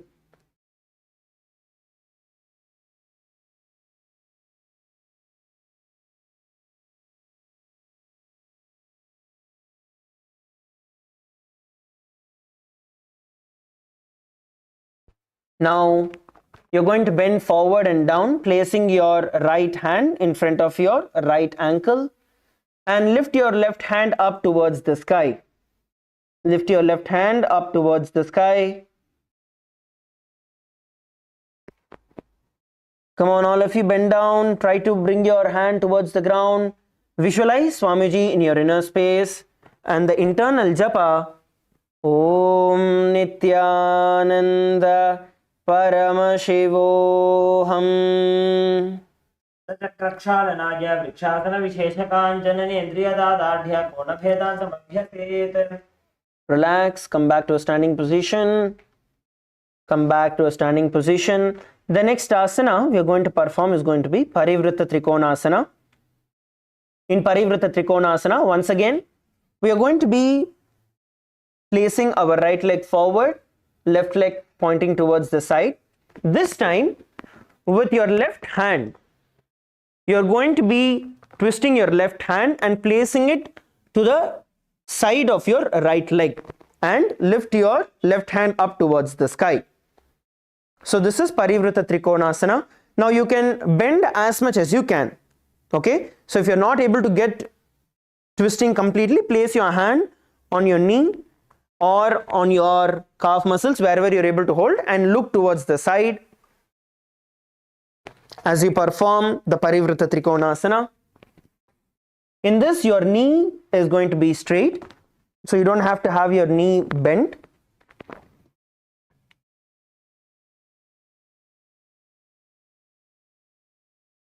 Come on, all of you, twist yourself, place your hands on the other side and try to look up towards the sky.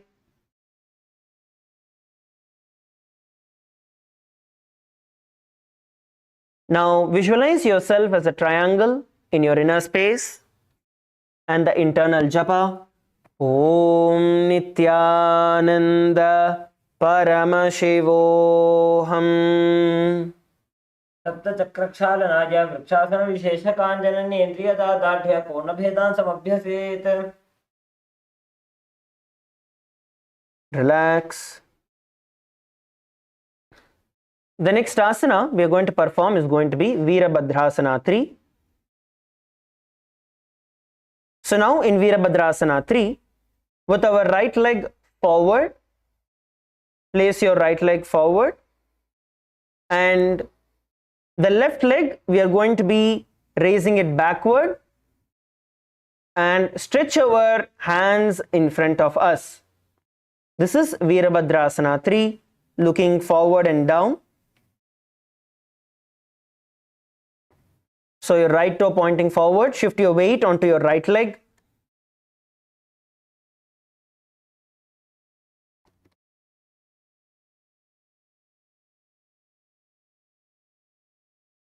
And bend forward and down.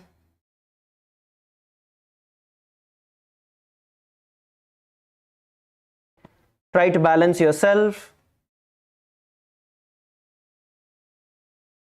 As you do this, you're going to visualize yourself as Lord Virabhadra in your inner space.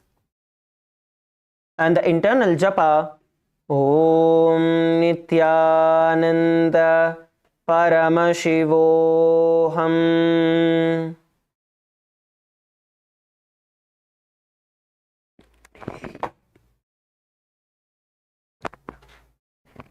सप्तचक्रक्षालनाय vrikshasana विशेषकाञ्जनेन्द्रियदार्ढ्य पूर्णभेदान् समभ्यसेत्. Relax. The next asana we are going to be performing is going to be Vamapadasana. So in Vamapadasana, this time as we are standing on our right leg, we are going to lift our left foot up and try to place it straight, parallel towards the ground. You're going to lift your left foot up and try to place it straight, parallel towards the ground, placing your hands by the sides of your hips. You can take the support of your hands if you want to hold on to your calf muscles, but try to do it without the support of your hands.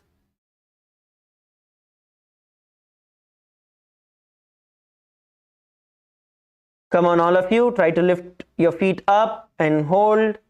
At least hold with your hands. Now, as you perform this asana, you're going to be visualizing Swamiji in your inner space and the internal japa. Om Nithyananda Paramashivoham. जमने पग पूर्वभानी wow करिडाबे पगे उभा रहे बूते वामपादासन कहे वायछे. Relax, shake your legs out. Relax, shake your legs out.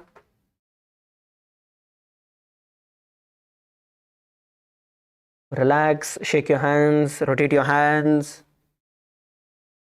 and all of you lay down on the ground in Shavasana.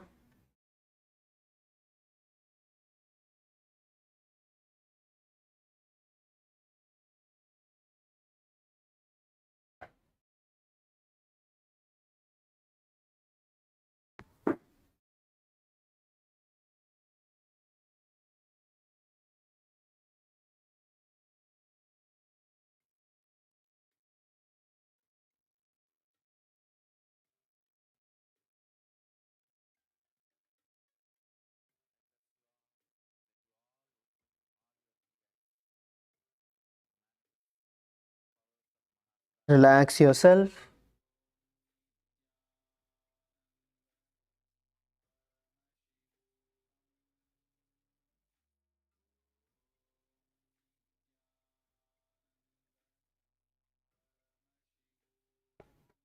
Relax yourself, lie down on the ground.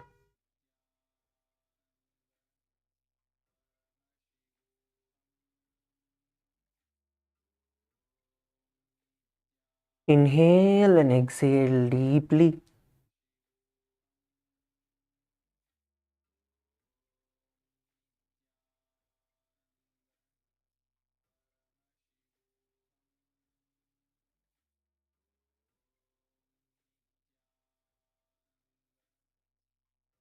Inhale and exhale deeply.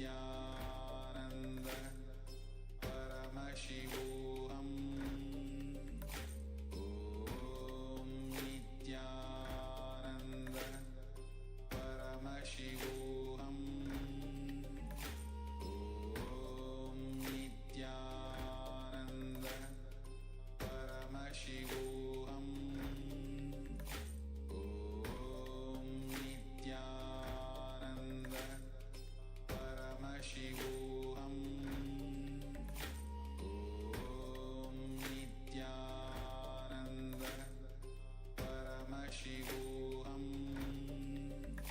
Om Nithyananda Paramashivoham Om Nithyananda Paramashivoham Om Nithyananda Paramashivoham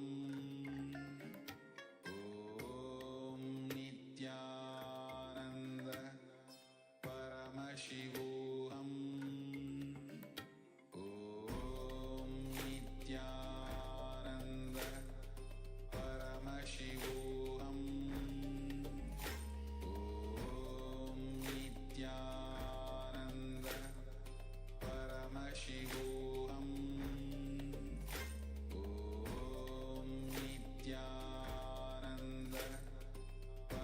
Paramashivoham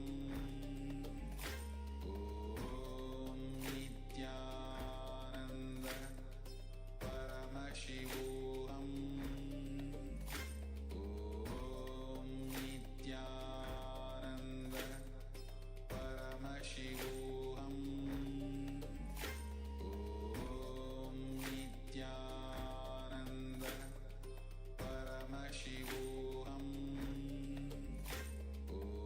Om Nithyananda Paramashivoham Om Nithyananda Paramashivoham Om Nithyananda Paramashivoham Om Nithyananda Paramashivoham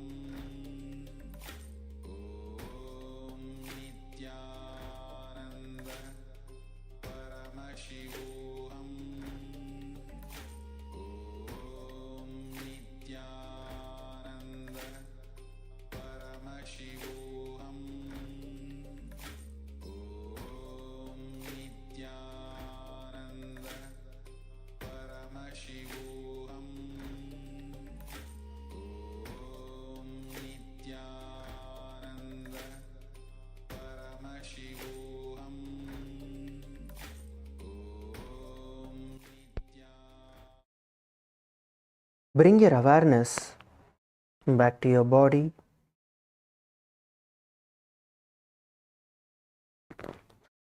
Slowly move your fingers, move your toes.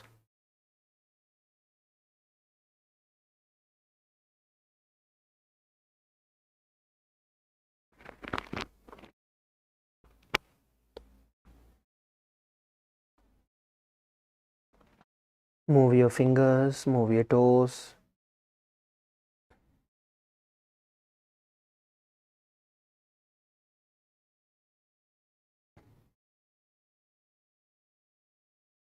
Slowly bring your knees, bend your knees towards your chest.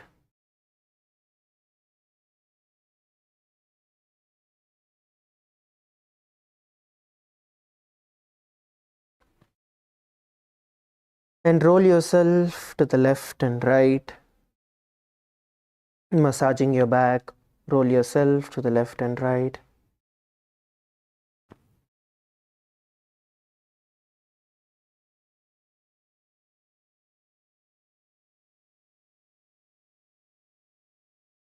And come to a seated position. Come into a seated position. Come into a seated position. All of you, please sit down. We are now going to be entering into the power manifestation. We request all the participants, to partner up with each other. Please partner up. We are going to be beginning the power manifestation. Please partner up. Please sit with your partners. So in today's power manifestation, we are going to be identifying the discomfort in our partner's body, and we are also going to be healing. So you're going to identify where there is a pain or discomfort, and what is the cause of it. Whether at some point in time they fell down or they hurt themselves, or if there is any other reason why they have that pain or discomfort. You're going to identify the problem, the source of the problem, and then you're going to heal through your third eye. This is what we are going to be doing today. So please partner up. Please partner up. And if you have any specific detail or any reason, any of you have, let's say you have back pain or neck pain, and you want specifically identify what is the reason for it, you can also tell that, and the partner can identify and give healing. So let us all sit straight. We are going to be chanting the Mahavakya, Om Nithyananda Paramashivoham, establishing ourselves in the space of oneness with Swamiji, and ask Swamiji to show you the pain or discomfort in your partner. Let's begin.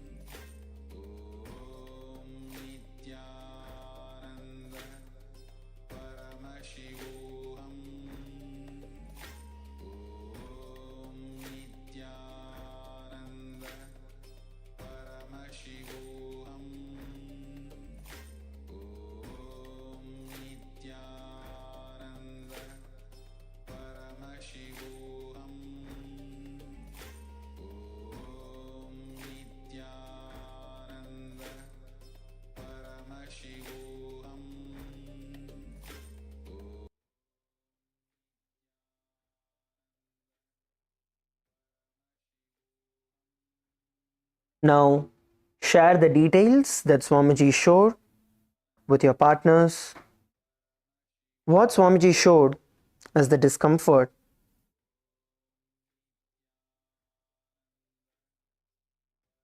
in your partner's body and the source of that problem.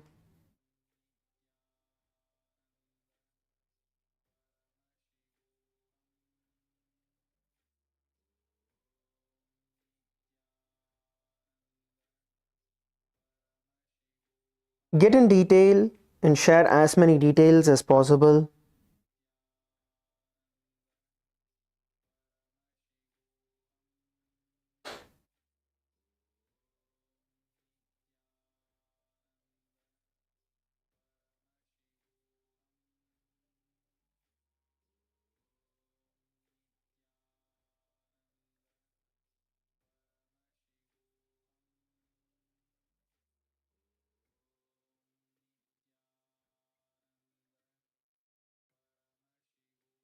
Share as many details as possible.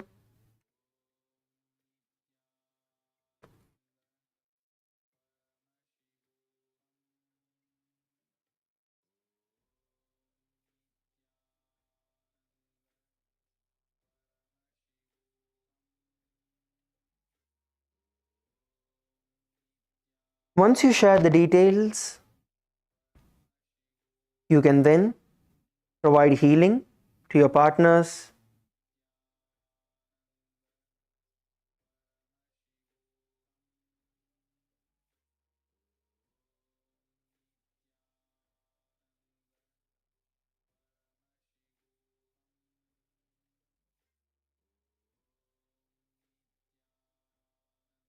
Please start healing your partners. See through your third eye. Visualize Swamiji manifesting through you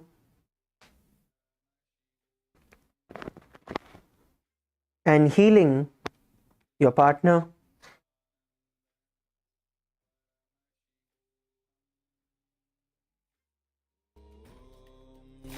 Nithyananda Paramashivoham Om Nithyananda Paramashivoham Om Nithyananda Paramashivoham Om Nithyananda Paramashivoham Om Nithyananda Paramashivoham Om Nithyananda Paramashivoham Om Nithyananda Paramashivoham Om Nithyananda Paramashivoham Om Nithyananda Paramashivoham Om Nithyananda Paramashivoham Om Nithyananda Paramashivoham Now, slowly bring your hands in front of your heart. We're going to be concluding the session.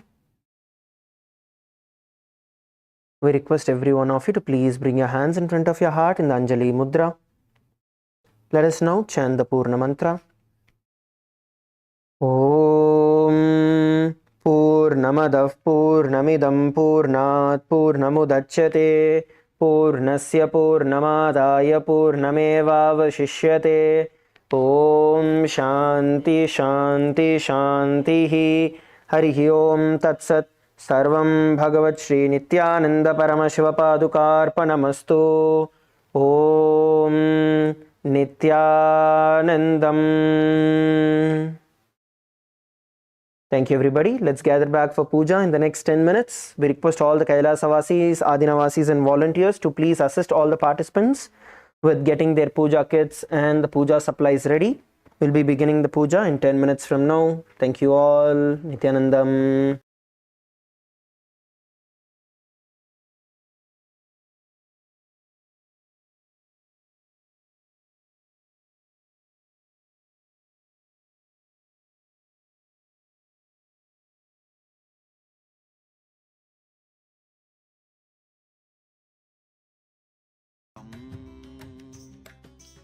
ஐயே அதிசுலபம் ஆன்ம வித்தை ஐயே அதிசுலபம்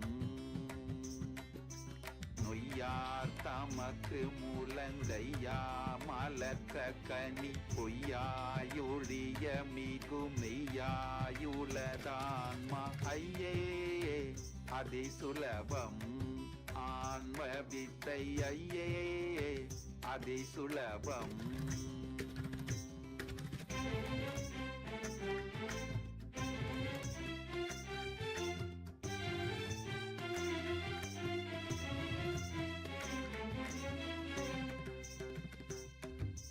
நெய்யாய் நிரந்தரந்தான் நெய்யா தீர்ந்திடவும் பொய்யா மூடம்புலக மெய்யா மூளை தெழும் பொய் மையார் நினைவனுவும் உய்யா தொடுக்கிடவே மெய்யார் இதய வெளி வெய்யோன் சுயமான்மா விலங்குமே இருளடங்குமே இதரொடுங்குமே இன்பம் பொங்குமே ஐயே அதிசுலபம் ஆன்ம வித்தை ஐயே அதிசுலபம்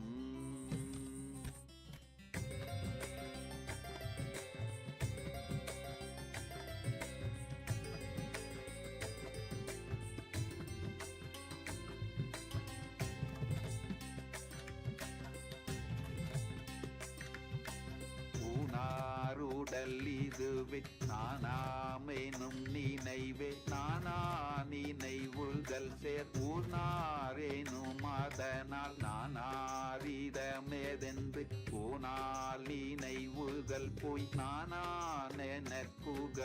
தானாய் திகழும் ஆன்ம ஞானமே இதுவே மோனமே ஏகவானமே இன்பத்தானமே ஐயே அதிசுலபம் ஆன்ம வித்தை ஐயே அதிசுலபம்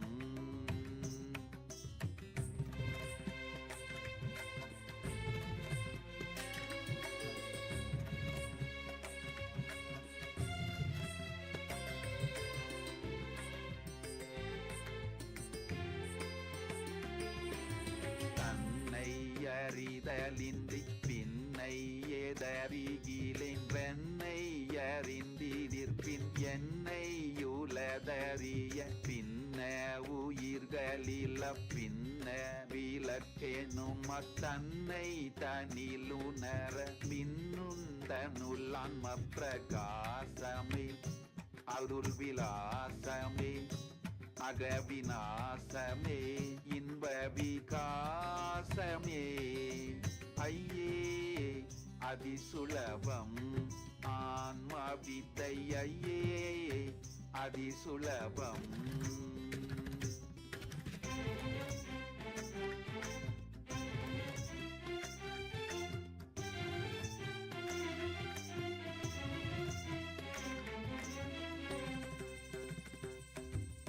கண்மாதி கட்ட விழ ஜென்மாதி நட்ட மேள எம்மார்கமதனினும் இம்மார்க்கம் நித்தெளிது சொன்மானதனுவின்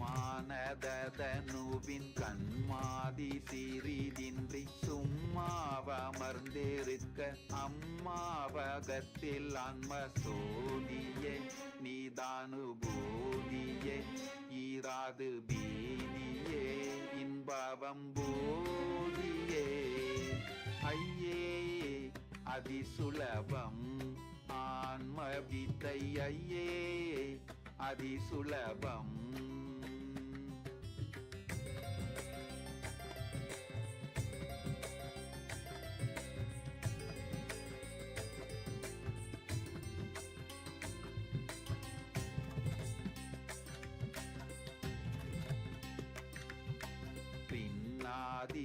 விலங்கும் கண்ணாதிய பூரிக்கும் கண்ணாமான கணுக்கும் கண்ணாய் மனவினுக்கும் பின்னாயோரு பொருள் வேறென்னா திறந்தபடி யுன்னாடுலத் தொழிரும் அண்ணாமலையன் ஆன்மா காணுமே அருளும் வேணுமே அன்பு பூணுமே இன்பு தோணுமே ஐயே அதிசுலபம் ஆன்ம வித்தை ஐயே அதிசுலபம் ஐயே அதிசுலபம் ஆன்ம வித்தை ஐயே அதிசுலபம்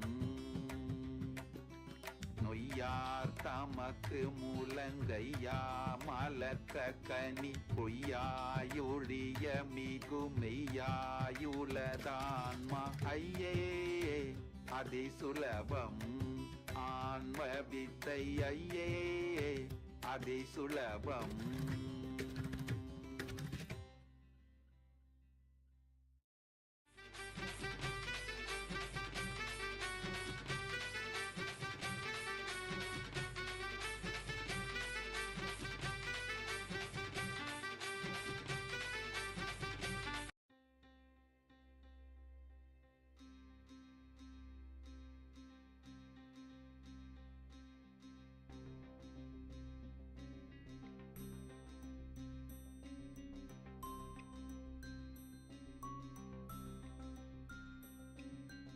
ஐயே அதிசுலபம் ஆன்ம வித்தை ஐயே அதிசுலபம்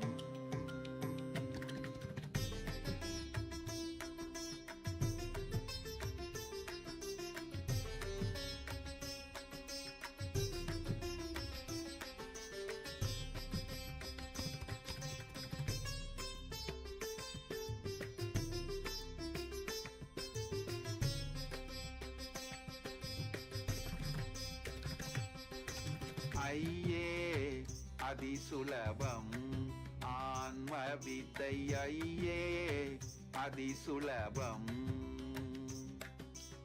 ஐயே அதிசுலபம் ஆன்ம வித்தை ஐயே அதிசுலபம் நொய்யார் தமக்கு முழங்கையா மலக்க கனி பொய்யாயொழிய மிகுமெய்யாயுளதான்மா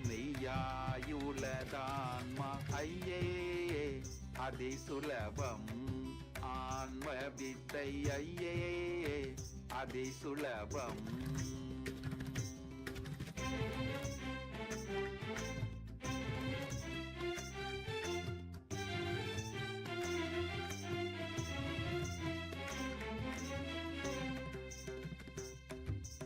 நெய்யாய் நிரந்தரந்தான் ஐயா தீர்ந்திடவும் பொய்யா மூடம்புலக மெய்யா மூளை தேழும் பொய் மையார் நினைவணுவும் உய்யா தொடுக்கிடவே மெய்யார் இதய வெளி வெய்யோன் சுயமான்மா விலங்குமே இருளடங்குமே இதரொடுங்குமே இன்பம் பொங்குமே ஐயே அதிசுலபம் ஆன்ம வித்தை ஐயே அதிசுலபம்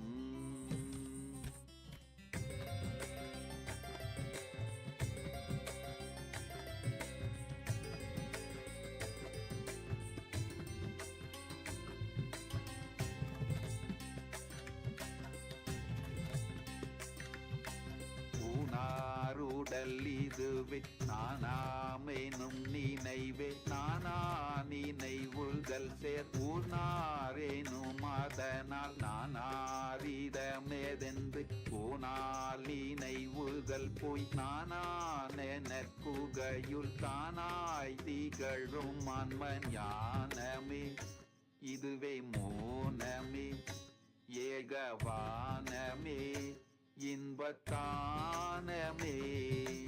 ஐயே அதிசுலபம் ஆன்ம வித்தை ஐயே அதிசுலபம்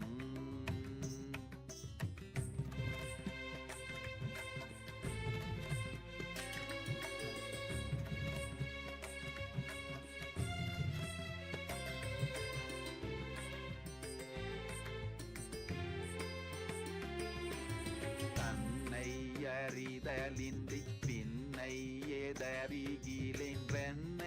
அறிந்திதிர்பின் என்னை யுலதறிய பின்ன உயிர்களில பின்ன விளக்கெனும் அத்தன்னை தனிலுணர மின்னுந்தனுள்ளான்ம பிரகாசமே அருள் விலாசமே அகவிநாசமே இன்ப விகாசமே ஐயே அதிசுலபம் ஆன்ம வித்தை ஐயே அதிசுலபம்.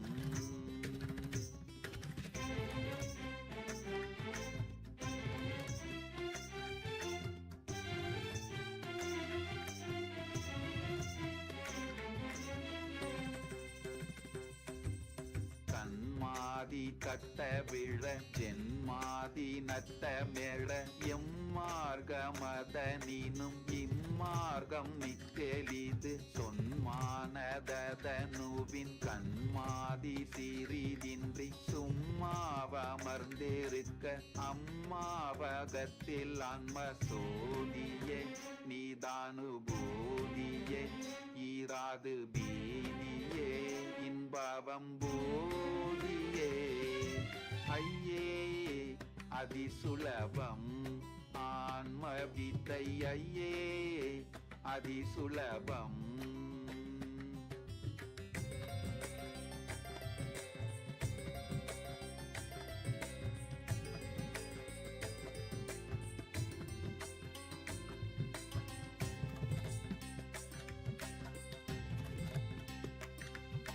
பின்னாதிய விலங்கும் கண்ணாதிய பொறிக்கும் கண்ணாமன கணுக்கும் கண்ணாய் மனவினுக்கும் பின்னாயொரு பொருள் வேறென்னா திறந்தபடி யுன்னாடுல தொழிரும் அண்ணாமலையன் அன்மா காணுமே அருளும் வேணுமே அன்பு பூணுமே இன்பு தோணுமே ஐயே அதிசுலபம் ஆன்ம வித்தை ஐயே அதிசுலபம்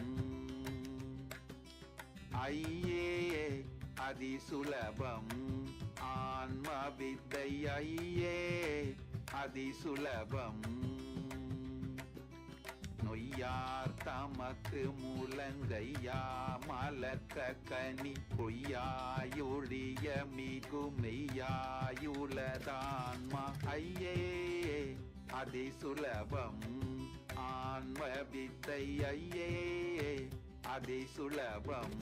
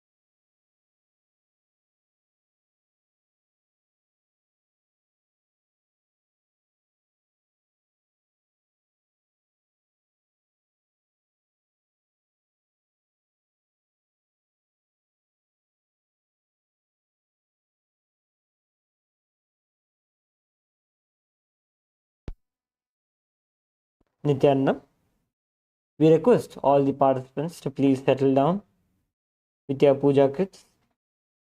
Please be seated with your head, neck and spine in a straight line.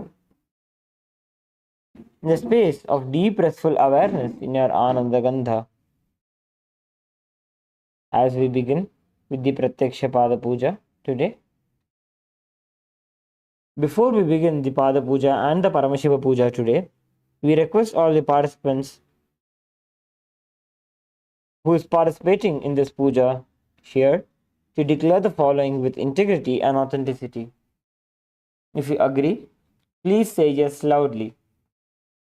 I authentically cognize, which is internally process, understand, and declare the truth that the cosmic energy exists. Yes. I authentically cognize, which is internally process, understand, and declare the truth that the Supreme Pontiff of Hinduism, Bhagavan Shri Nithyananda Paramashivam, Shri Nithyanandeshwara Paramashiva, and Shri Nithyanandeshwari Paramashiva Shakti are the Chinmaya Vigrahas, embodiment and representation of that very cosmic energy. Yes. I authentically cognize, which is internally process, understand, and declare the truth that whatever I offer during the Pada Puja to the Supreme Pontiff of Hinduism, Bhagavan Shri Nithyananda Paramashivam, and during the Paramashiva Puja to Shri Nithyanandeshwari Paramashiva Shakti and Shri Nithyanandeshwara Paramashiva will reach the cosmic source of energy directly. Yes. I authentically cognize, which is internally process, understand, and declare the truth of Sohamasmi, that even when I worship, I am Him. Yes. Let us now enter into the Pratyaksha Pada Puja with the Sadguru Vandanam, invoking the presence of our beloved Bhagavan, the Supreme Pontiff of Hinduism, Bhagavan Shri Nithyananda Paramashivam.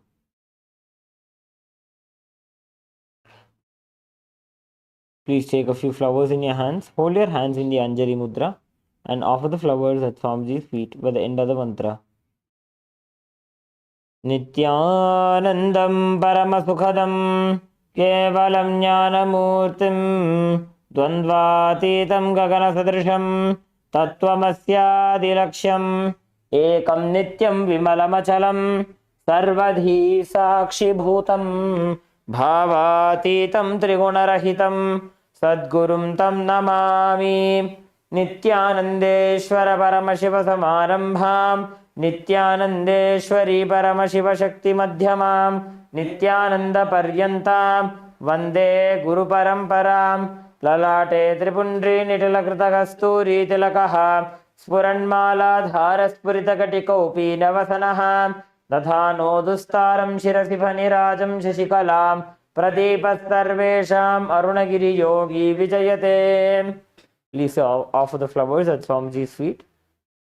Now we'll perform the Tattvachamanam. Om Atmatattvam Shodhayami Svadha. Om Vidyatattvam Shodhayami Svadha. Om Shivatattvam Shodhayami Svadha. Please wash your hand with an udani of water. With the base of the right thumb, wipe your lips twice from the right to the left. Om Ham Hridayaya Namaha. Again wash your hand. With the index, middle and ring fingers joined together, touch a little above the upper lip and below the lower lip. Again wash your hand. With the index finger and thumb joined together, touch the right nostril, the left nostril. The ring finger and thumb joined together, touch the right eye, the left eye, the right ear and the left ear. Again wash your hand. With the little finger and thumb joined together, touch the navel center, right chest, the left chest. With all 5 fingers joined together, touch above the head, the right shoulder, left shoulder, and then the heart center. Again wash your hand.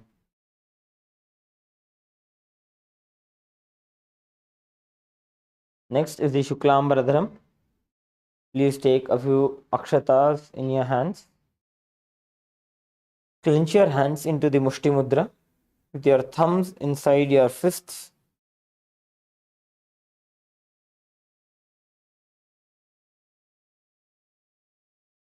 Tap the sides of your forehead 5 times along with the mantra. Shuklambaradharam Vishnum Shashivarnam Chaturbhujam Prasannavadanam Dhyayet Sarvavighnopashantaye. Next is the pranayama. Now holding the flowers and akshata with the index and middle fingers, open up your ring finger, little finger and the thumb. And then inhale through the left nostril as you close the right nostril with your right thumb. Hold the breath as you close your left nostril with the ring finger and the little finger. And then slowly exhale by opening up the right nostril just by moving your right thumb away from the right nostril. So we will now perform the inhalation, retention and the exhalation of the breath in the pranayama as we chant the Samhita mantras 3 times. ओम हम ईशान मूर्धा नमो हेम तत्पुरुष भक्तराय नमो हम अघोर हृदय नमो हेम वामदेव गुख्या नमो हम सत्योजात मूर्ते नमो हम हृदय नमो हेम शिरसे नमो हम शिखा नमो हेम कोचाय नमो हम नेत्रेभ्यो नमो हस्राय नमः ओम हम ईशान मूर्धा नमो हेम तत्पुरुष भक्तराय नमो हम अघोर हृदय नमो हेम वामदेव गुख्या नमो हम सत्योजात मूर्ते नमो हम हृदय नमो हेम शिरसे नमो हम शिखाय नमो हेम कोचाय नमो हम नेत्रेभ्यो नमो हस्राय नमः ओम हम ईशान मूर्धा नमो हेम तत्पुरुष भक्तराय नमो हम अघोर हृदय नमो हेम वामदेव गुख्या नमो हम सत्योजात मूर्ते नमो हम हृदय नमो हेम शिरसे नमो हम शिखा नमो हेम कोचाय नमो हम नेत्रेभ्यो नमः ओम हः अस्त्राय नमः. Next is the sankalpa, creating a conscious resolution, creating the intention. So now please clasp your hands, clasp your right hand over your left hand and place it onto your right thigh as we enter into the sankalpa now.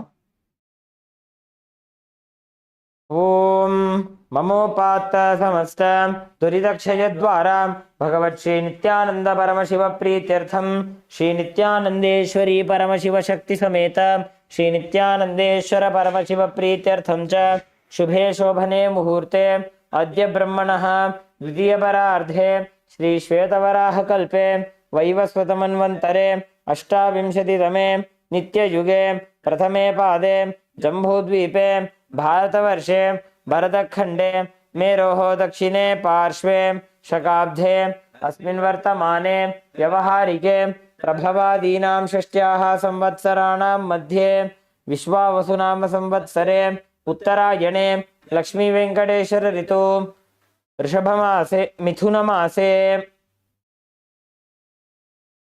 कृष्णपक्षे चतुर्थ्यां शुभतिथौ भानुवासरयुक्तायां श्रवण नक्षत्र इंद्रयोग बलवकरण एवं गुण विशेषण विशिष्टायाम अस्यां शुभतिथौ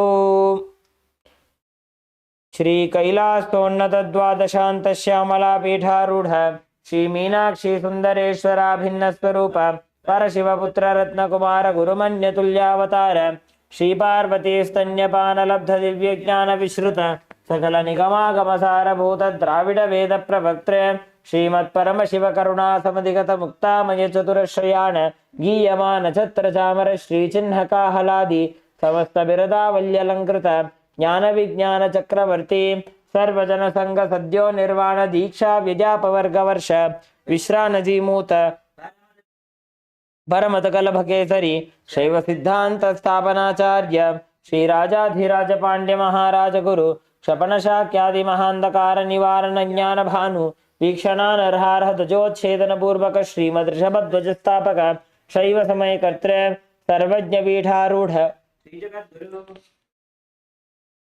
श्री जगद्गुरु श्री ज्ञान संबंध देशिक स्वामी वागीश सुंदर माणिक्यवाचक स्वामिनाम अवतार भूत श्री ज्ञान संबंध स्वामी वनरुद्रत श्यामला पीठ सर्वज्ञ पीठ तृणवद्युत्तर द्विशततम गुरु महासन्निधान अरुणगिरी योगीश्वर परंपरागत अरुणाचल सर्वज्ञ पीठ गुरु महासन्निधान कैलास परंपरागत कांची कैलास सर्वज्ञ पीठ त्रयस्त्रिंशदुत्तर द्विशततम गुरु महासन्निधान नित्योत्सव नित्य मंगल नित्य कल्याण नित्य रचित कैलास परंपरागत आदि कैलास नित्यानंद पीठ महासंस्थान महासिंहासन पीठ कर्तृ साक्षात् श्री परमशिव समुद्भूत कैलास परंपरागत वैवस्वतमनु इक्ष्वाकु हरिश्चंद्र भगीरथ श्रीरामचंद्र शूरसेन इत्यादि अनवच्छिन्न सार्वभौम चक्रवर्ती परंपरागत चतुष्षष्टि योगिनी मंडित चतुष्षष्टि संप्रदाय प्रवर्तक मन धर्म शासन सूर्यवंश प्राप्त सर्वज्ञ पीठ सुरांगी साम्राज्य मूर्ताभिषिक्त चूड़ामणि साक्षात् श्री परमशिव समुद्भूत कपिल महागुरु पुनरुद्धृत महानिर्वाणी पीठ अष्टोत्तर सहस्र श्री महामंडलेश्वर साक्षात् श्री परमशिव समुद्भूत श्री महागणपति समारंभ अनवच्छिन्न पीठाधीश्वर गुरु परंपरा प्राप्त अटल पीठ अष्टोत्तर सहस्र श्री अटल पीठाधीश्वर धर्म मुक्ति स्वर्ग पुरस्वर्ण पीठ त्रयोविंश गुरु महासन्निधान कैलास परंपरागत आदिपीठ सर्वज्ञ पीठ जगद्गुरु श्री कैलास पुनरुद्धारक श्री कैलास परमाचार्य श्रीमत् परमहंस परिव्राजकाचार्य वर्य सच्चिदानंद प्रणव स्वरूप श्रोत्रिय ब्रह्मनिष्ठ श्रीमज्जगद्गुरु श्रील श्री भगवत् श्री नित्यानंद परमशिव श्री ज्ञान संबंध देशिक परमाचार्य स्वामिनां प्रीत्यर्थम तेषां पादारविन्दयोः भक्ति सिद्ध्यर्थम गुरुकृपा कटाक्ष सिद्ध्यर्थम क्षेम स्थैर्य वीर्य विजय आयुरारोग्य ऐश्वर्यानाम् अभिवृद्ध्यर्थम धर्मार्थ काम मोक्ष चतुर्विध बल पुरुषार्थ सिद्ध्यर्थम समस्त दुरितोपशान्त्यर्थम समस्त मंगलावाप्त्यर्थम भगवत् श्री नित्यानंद परमशिव प्रसादेन सकुटुम्बस्य ज्ञान वैराग्य जीवन मुक्ति प्राप्त्यर्थम श्री नित्यानंदेश्वरी परमशिव शक्ति समेत श्री नित्यानंदेश्वर परमशिव अवतार भूत श्री सर्वदेव देवी स्वरूप भगवत् श्री नित्यानंद परमशिव प्रत्यक्ष पाद पूजां करिष्ये श्री नित्यानंदेश्वरी परमशिव शक्ति समेत श्री नित्यानंदेश्वर परमशिव पूजां च करिष्ये. Now drop the akshata and the flowers onto your right hand side and rinse your hand with an udhanya of water. Om apa upasprishya.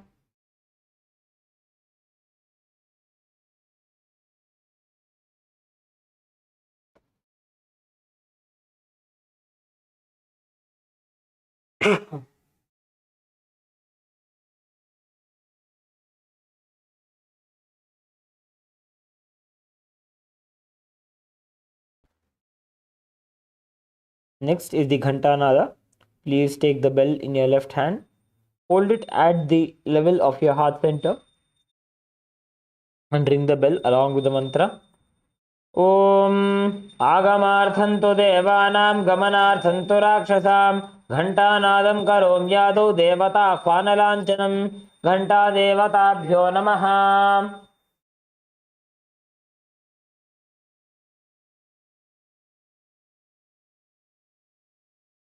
Next is the Manasa Puja, the internal worship. The meaning of the mantra we will chant now is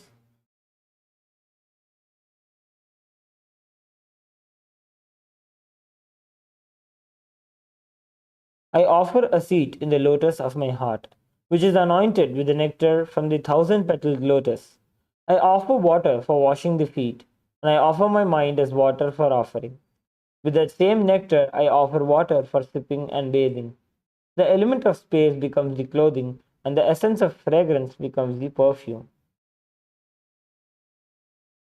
Let the mind be offered as a flower bouquet. The life breath becomes the incense. The element of tejas, the self-effulgent light, becomes the lamp, and the ocean of nectar becomes the food offering. The unstruck sound becomes the bell, and the element of air becomes the fan. The 1,000-petaled lotus becomes the umbrella. The principle of sound becomes the song. All the activities of the senses and the vagaries of the mind are also offered. I offer the garland of lotuses as a beautiful girdle and various kinds of flowers. I worship the divine consciousness, the flowers of pure emotions free from deceit that represent the absence of deceit, ego, attachment, pride, delusion, hypocrisy, hatred, agitation, envy, and greed. The wise know these as the 10 flowers. The non-violence is the supreme flower, and control of senses, compassion, forgiveness, wisdom are the 5 flowers. Thus, with these 15 flowers of pure emotions, I worship Paramashiva. Now, please take a few flowers in your hands. Hold your hands in the Kurma Mudra and offer the flowers that form these feet by the end of the mantra.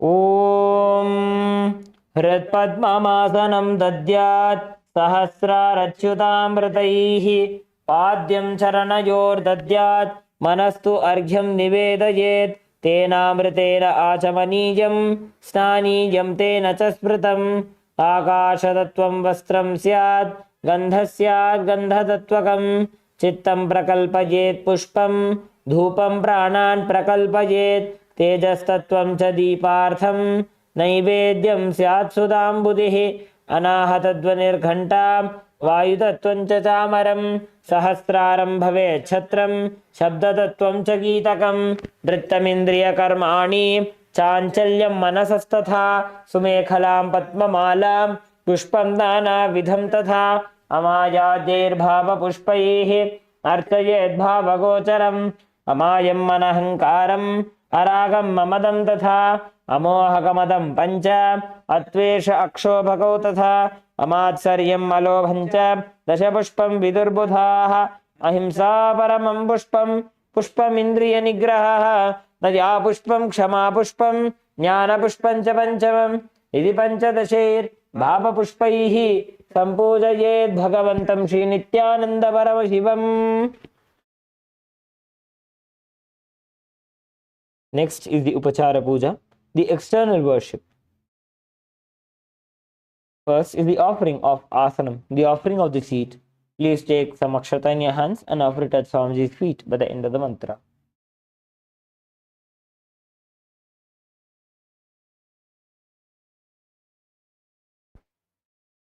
Asanam Om सर्वभूतान्तरस्थाय सर्वभूतान्तरात्मने कल्पयाम्युपवेशार्थम् आसनं ते नमो नमः.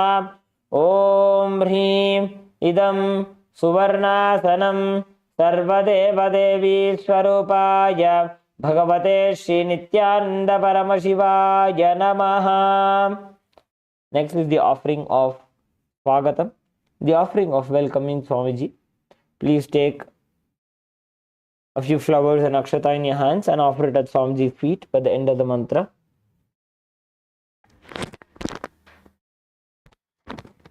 Swagatam Om Shantatvat Sarvakartritva Bhavo Paratikaranat Shiva Uktau Mahatantra Mantra Vidbhistada Shivaha Tasmai Shivaya Gurave Vitaraga Kalaya Vai अमेयत्वातनन्तोऽयम् अजत्वा च प्रकीर्तितः यस्य दर्शनमिच्छन्ति देवाः स्वाभीष्टसिद्धये तस्मै ते परमेशान स्वागतं स्वागतं प्रभो.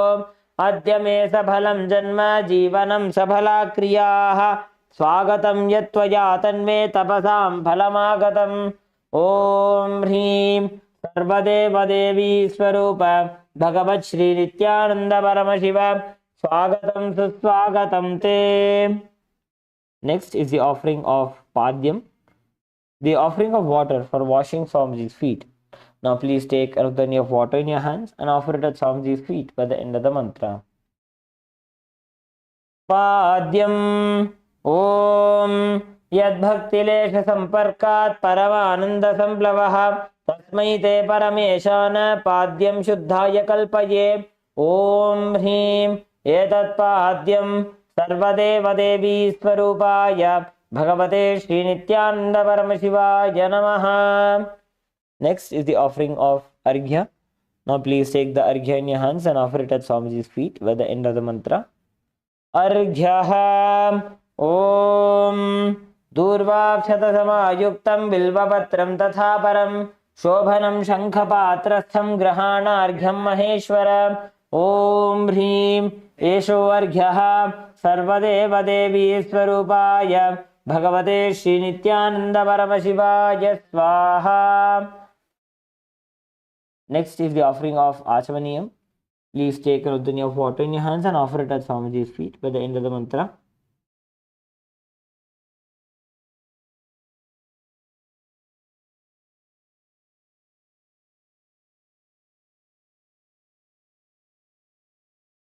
Achamaniyam Om Mandaginyasthu Yadvari Sarvapapaharam Shubham Grahanachamaniyam Tvam Maya Bhaktya Niveditam.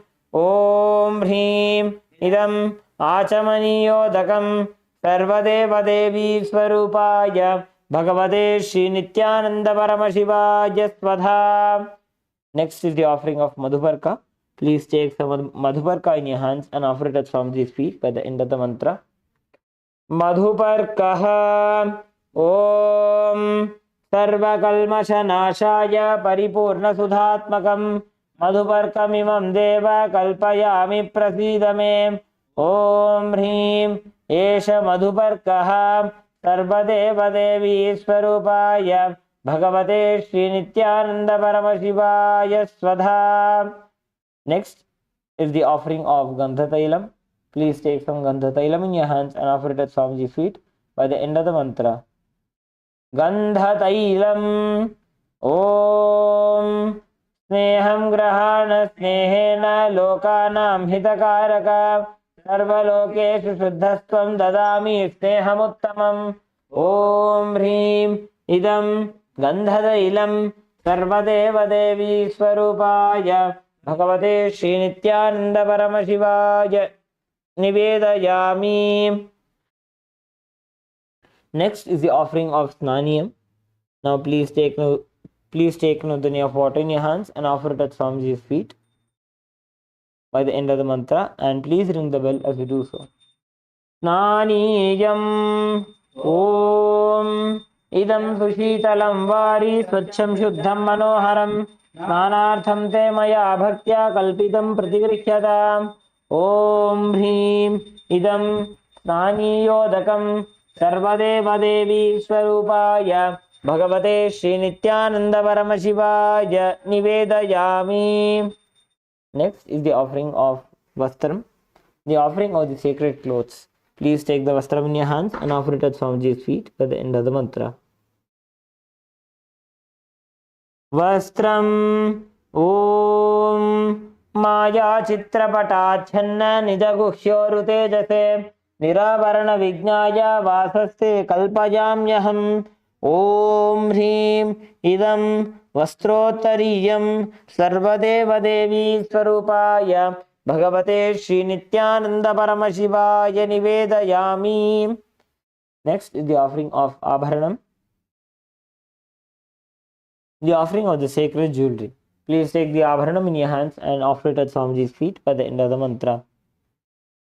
Abharanam Om Swabhavasundarangaya Nana Shaktyashrayayate Suvarnam Bhushanam Tubhyam Prasidame. Om Hrim Idam Suvarnabharanam Sarvadevadevi Swarupaya Bhagavate Shri Nithyananda Paramashivaya Nivedayami.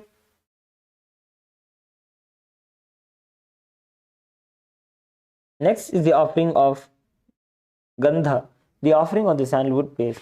Please take some sandalwood paste in your right hand ring finger and offer it to Swamiji's feet along with the mantra. Gandha Om Shariram te na janami cheshtam naiva cha maya niveditan gandhan pratigrihya vilipyatam. Om Hrim Esha Gandha Sarvadevadevi Swarupaya Bhagavate Shri Nithyananda Paramashivaya Namaha. Next is the offering of Pushpam, the offering of fragrant flowers. Please take a few flowers made with sandalwood paste in your hands and offer it at Swamiji's feet along with the mantra. Pushpam Om Turiyavana Sampannam Nana Gunamanoharam Ananda Saurabham Pushpam Grihyatam Idamuttamam. Om Him Etani Sachandana Pushpani Sarvadevadevi Swarupaya Bhagavate Shri Nithyananda Paramashivaya Vaushate. Next is the offering of Bilva Patram. Please take a few Bilva leaves smeared with sandalwood paste in your hands and offer it at Swamiji's feet along with the mantra. Bilva Patram Om Amritodbhavam Shri Vriksham Shankarasya Tada Priyam Bilva Patram Prayachami Pavitram Te Sureshwara. Om Hrim Etani Sachandana Bilva Patrani Sarvadevadevi Swarupaya Bhagavate Shri Nithyananda Paramashivaya Vaushate. Next is the offering of the Tulasi Patra. Please take a few Tulasi leaves smeared with sandalwood paste in your hands and offer it at Swamiji's feet by the end of the mantra. Tulasi Patram Om नमस्ते बहुरूपाय वरदमूर्तये परमात्मने स्वाहा। ॐ ह्रीं इदं सचन्दनतुलसीपत्रं सर्वदेवदेवी स्वरूपाय भगवते श्रीनित्यानन्दपरमशिवाय नमः. We request all the participants to please light your lamps and the incense sticks. We will be offering the dhupa, deepa, naivedyam and the arati to Swamiji.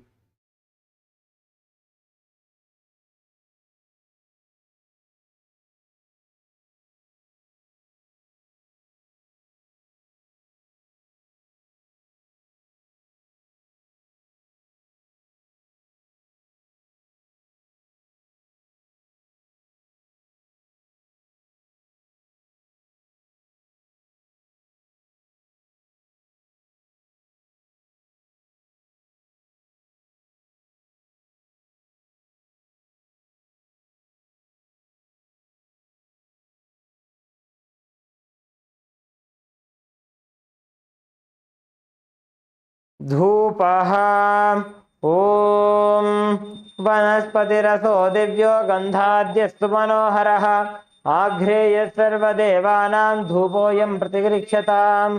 ॐ ह्रीं एष धूपः सर्वदेवदेवी स्वरूपाय भगवते श्रीनित्यानन्दपरमशिवाय नमः. Next is the offering of Deepa. Please take the little lamp in your hands and slowly wave it towards Swamiji along with the mantra. Deepaha Om Suprakasho Mahadipah Sarvatasthimirapah Sabakhyabhyantara Jyotir Deepoyam Pratigrikhyatam. Om Hrim Esha Sarvadeva Devi Swarupaya Bhagavate Sri Nithyananda Paramasivaya Namaha.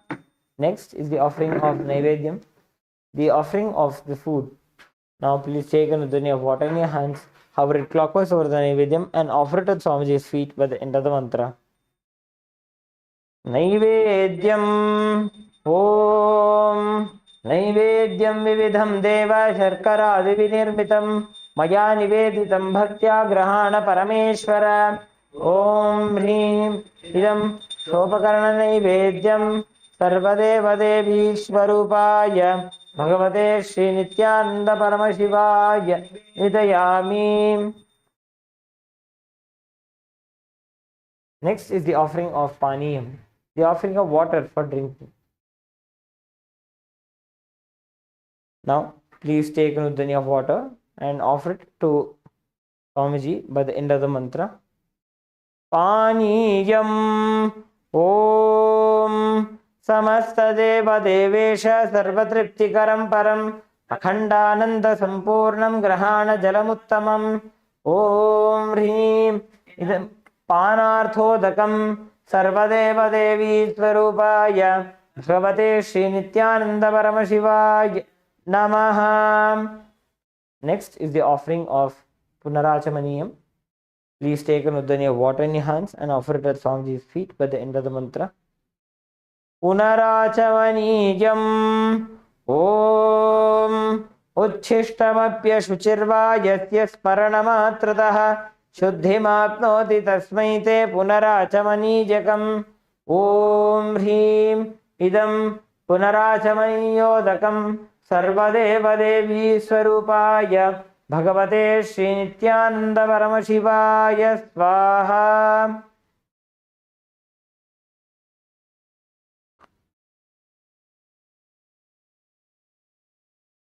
Next is the offering of the Aratrikam. Please light your camphor in your Aarti plate.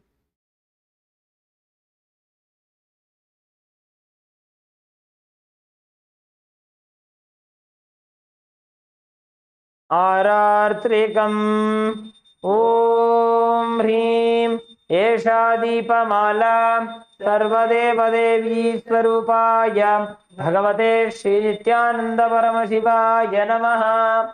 Om Sangrahanyeshtya Yajate Imam Janatagum Sangrahaniti Dvadasharatnirashana Bhavati Dvadashamasa Samvatsaraha संवत्सरमेवावरुन्धे मौञ्जी भवति ऊर्ध्वै मुञ्जाः ऊर्जमेवावरुन्धे चित्रा नक्षत्रं भवति चित्रं वा एतत् कर्म रगौरं करुणावतारं संसारसारं भुजगेन्द्रहारं सदा वसन्तं हृदयारविन्दे भवं भवानी सहितं नमामि भवं भवानी सहितं नमामि भवं भवानी सहितं Namami.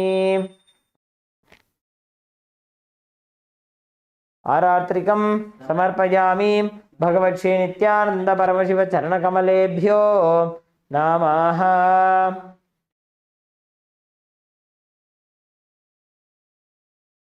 Next we'll enter into the Paramashiva. Next we'll offer the Pushpanjali. Please take a few flowers in your hands. Have your hands in the Anjali Mudra and offer the flowers at Swamiji's feet at the end of the mantra.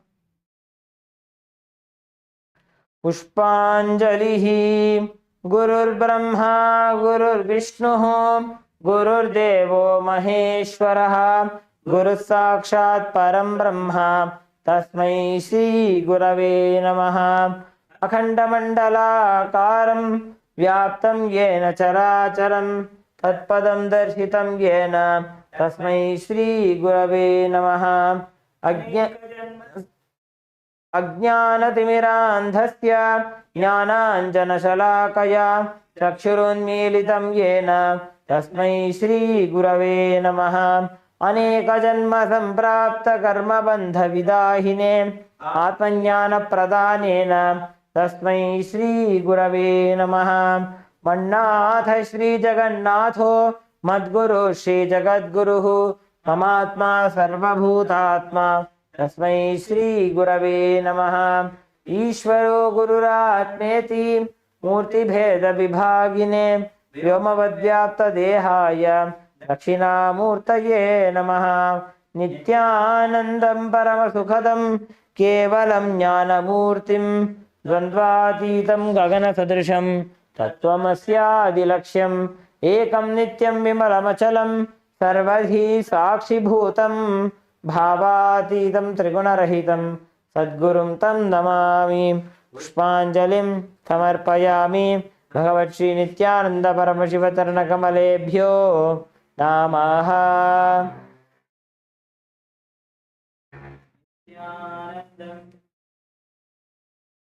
Next we'll be entering into the Paramashiva Puja. Please perform the Tattvachamanam. ओम आत्मतत्वं शोधयामि स्वधा ओम विद्यातत्वं शोधयामि स्वधा ओम शिवतत्वं शोधयामि स्वधा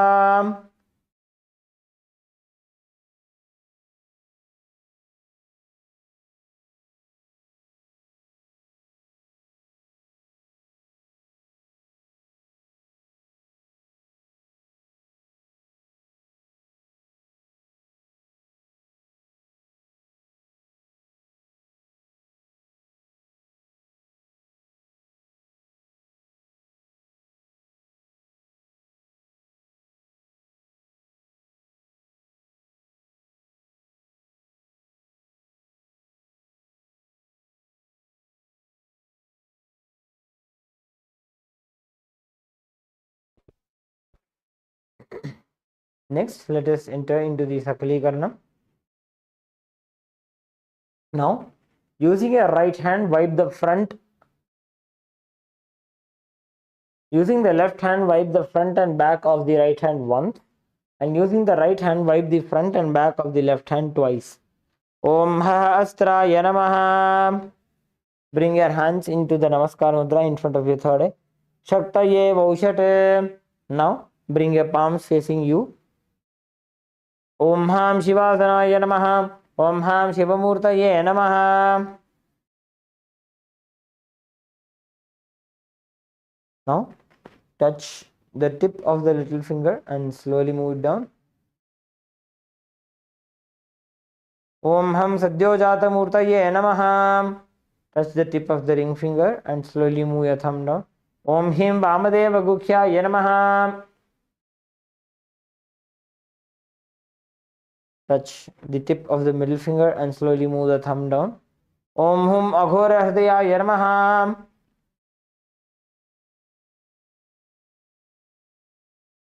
Touch the tip of the index finger and slowly move it down. Om Hem Tatpurushavakraya Namaha. Touch the tip of the thumb with the index finger and slowly move down. Om Hum Ishanamurdhaya Namaha.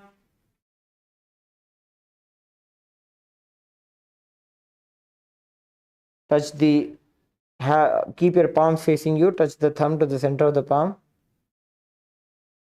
Om Ham Hum Vidyadehaya Namaha. Now fold the index, middle and ring fingers together such that the little finger and thumb are pointing out. Om Hum Netrebhyo Namaha. Then again place your palm facing yourself. Om Ham Hum Shivaya Namaha.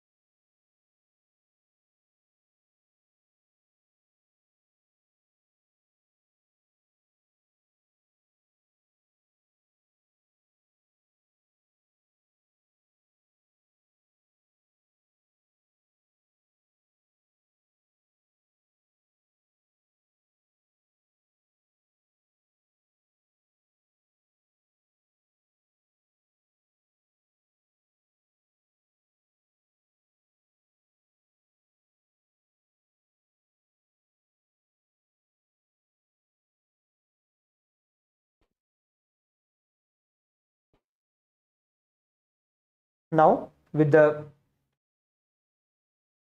touch the tip of the little finger with your thumb and slowly move it down. Om Ham Hridayaya Namaha. Touch the tip of the ring finger and slowly move your thumb down. Om Him Shirase Namaha. Touch the tip of the middle finger and slowly move it down. Om Hum Shikhayi Namaha. Touch the tip of the index finger and slowly move your thumb down. Om Haim Kavachaya Namaha.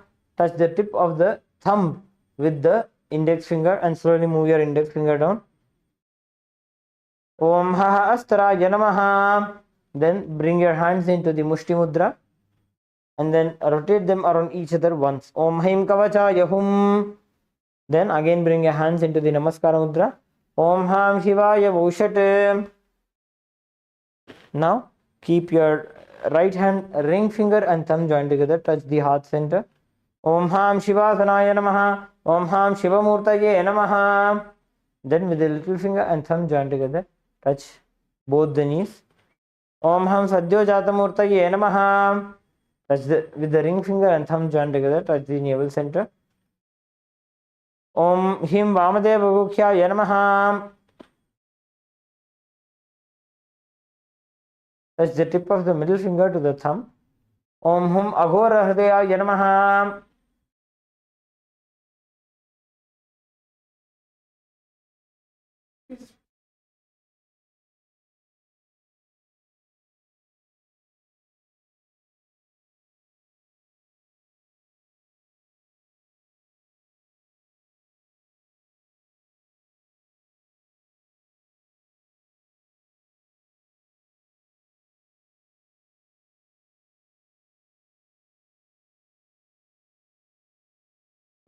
With the index finger and thumb joined together, touch above the upper lip.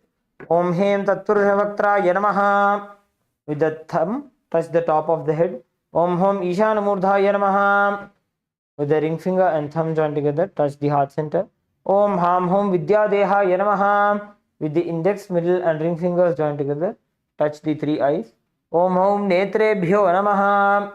Then again with the ring finger and thumb joined together, touch the heart center. Om Ham Hum Shivaya Namaha. Now with the little finger and thumb joined together, touch the heart center. Om Ham Hridayaya Namaha. With the ring finger and thumb joined together, touch the top of the head. Om Him Shirase Swaha. With the middle finger and thumb joined together, touch the back of the head. Om Hum Shikhaye Ivashate. Now cross your arms over your chest with your left arm over your right arm. Bring your index fingers in a form of a hook and uncross your arms as you move your hands around your head. Om Haim Kavacha Yahum. With the tip, now tap the right thumb onto the left palm and the left thumb onto the right palm. Om Ha Astra Yapate. With the index finger and thumb joined together, tap the left palm thrice. Om Ha Astra Yahumpate. Then with the index finger and thumb joined together, snap around yourself in all the 10 directions. Om Ha Astra Yapate. Now, with the hands, move your hands from the head to the feet by touching the sides of your body. Om Ham Shivaya Vaushate. Next is the Samanya Arghya Stapana.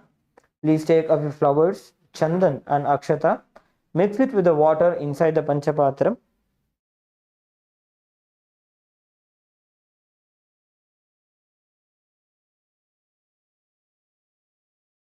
Cover the mouth of the Panchapatram with your palm. Chant Om 7 times internally. Om, Om, Om, Om, Om, Om, Om. Now with the index finger and thumb joined together, perform the Digbandhana. Om Ha Astra Yabhate. Rotate the index finger around the Panchapatram in a clockwise direction once. Om Haim Kavacha Yahum. Show the Dhenu Mudra. Om Ham Shivaya Vaushate. Let us now enter into the Avahana. Please take a few akshata in your hands and offer it to your Atmalinga. Om Ham Shivasana Yanamaha. Now please take a few flowers in your hands. Holding your hands in the Anjali Mudra. Meditate on the form of Paramashiva in your inner space as we chant the Dhyana Shloka now. Lalate Tripundri Nitilakruta Kasturi Tilakaha Puranmala Dharaspuritakatikaupi Navasanaha Dadhano Dustaram Shirasi Panirajam Shashikalam Pradeepas Sarvesham Arunagiri Yogi Vijayate Indunibha Panchamukha Hastadashayuktam Shulamrgatankam Asivajrama Bhayam Syat Pashavaradaankusha Manijwala Navame Shvetakamalāsana Sadashiva Swarupam. Offer the flower to your Atmalinga. Om Ham Shivamurtaye Namaha. Om Ham Hum Shivaya Namaha. Shri Nithyanandeshwari Paramashiva Shakti Sameta. Shri Nithyanandeshwara Paramashiva Namaha. Dhyayami Avahayami. Show the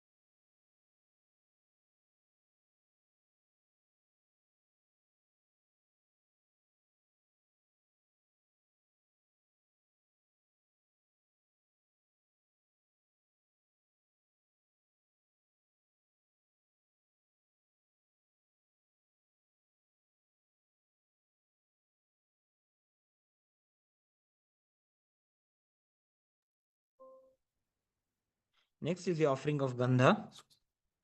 The offering of the sandalwood paste. Please take some chandan, the Gandha, in your right hand ring finger and offer the Gandha onto the Atmalinga along with the mantra. Om Ham Hom Shivaja Namaha. Shri Nithyanandeshwari Paramashiva Shakti Sameta. Shri Nithyanandeshwara Paramashivaja Namaha. Gandhandhara Yami. Offer Kunkum. Gandhasyopari Haridra Kunkumam Samarpayami. Next is the offering of the Ashtapushpa Puja. Please take some flowers in your hands and offer the flowers to your Atmalinga each time the word Namaha is chanted. Om Bhavaya Devaya Namaha. Bhavasya Devasya Patni Namaha. Om Sharvaya Devaya Namaha. Sharvasya Devasya Patni Namaha. Om Ishanaya Devaya Namaha. Om Ishanasya Devasya Patni Namaha. Om Pashupataye Devaya Namaha. Pashupater Devasya Patni Namaha. Om Ugraya Devaya Namaha. Ugrasya Devasya Patni Namaha. Om Rudraya Devaya Namaha. Rudrasya Devasya Patni Namaha. Om Bhimaya Devaya Namaha. Bhimasya Devasya Patni Namaha. Om Mahate Devaya Namaha. Mahato Devasya Patni Namaha. Om Ham Hom Shivaya Namaha. Shri Nithyanandeshwari Paramashiva Shakti Sameta. Shri Nithyanandeshwara Paramashiva Namaha. Ashtapushpa Pujam Samarpayami.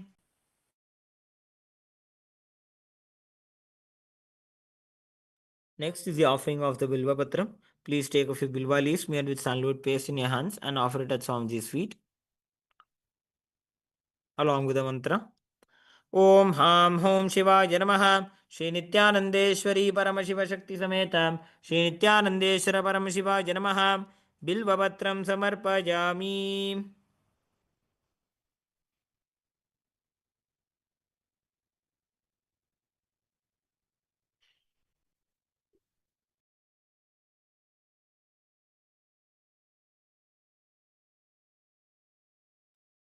Next is the offering of Dhupa. Please take a flower, offer it onto the bell. Om Haha Astraya Namaha. Take the bell in your left hand and start ringing the bell. Now sprinkle the water onto the dhupa. Om Haha Astraya Bhate. Offer a flower onto the incense stick. Om Ha Mridaya Namaha. Now please take the dhupa in your right hand and slowly wave it towards Swamiji and your Atmalinga along with the mantra, and please ring the bell as you do so. अथ धूपः ॐ धूरसिधूर्वधूर्वन्तं धूर्वतंयोऽस्मान् धूर्वतितं धूर्वयं वयं धूर्वामस्त्वं देवानामसि सस्थितमं पप्रितमं जुष्टतमं वह्नितमं देवहूत मम हृतमसि हविर्धानं दृगंहस्वमाह्वा मित्रस्य त्वा चक्षुषा प्रेक्षे माभिर्मा संविक्ता मा त्वाहि गुंसिषम् ॐ हां हूं शिवाय नमः श्री नित्यानन्देश्वरी परमशिवशक्ति समेत श्री नित्यानंदेश्वर परमशिवाय नमः. Dhupam agrapayami. Now please take nudanya of water and throw it to the middle of the Atmalinga. Offer it into the Achamana Patram. Om Ham Shivaya Swadha.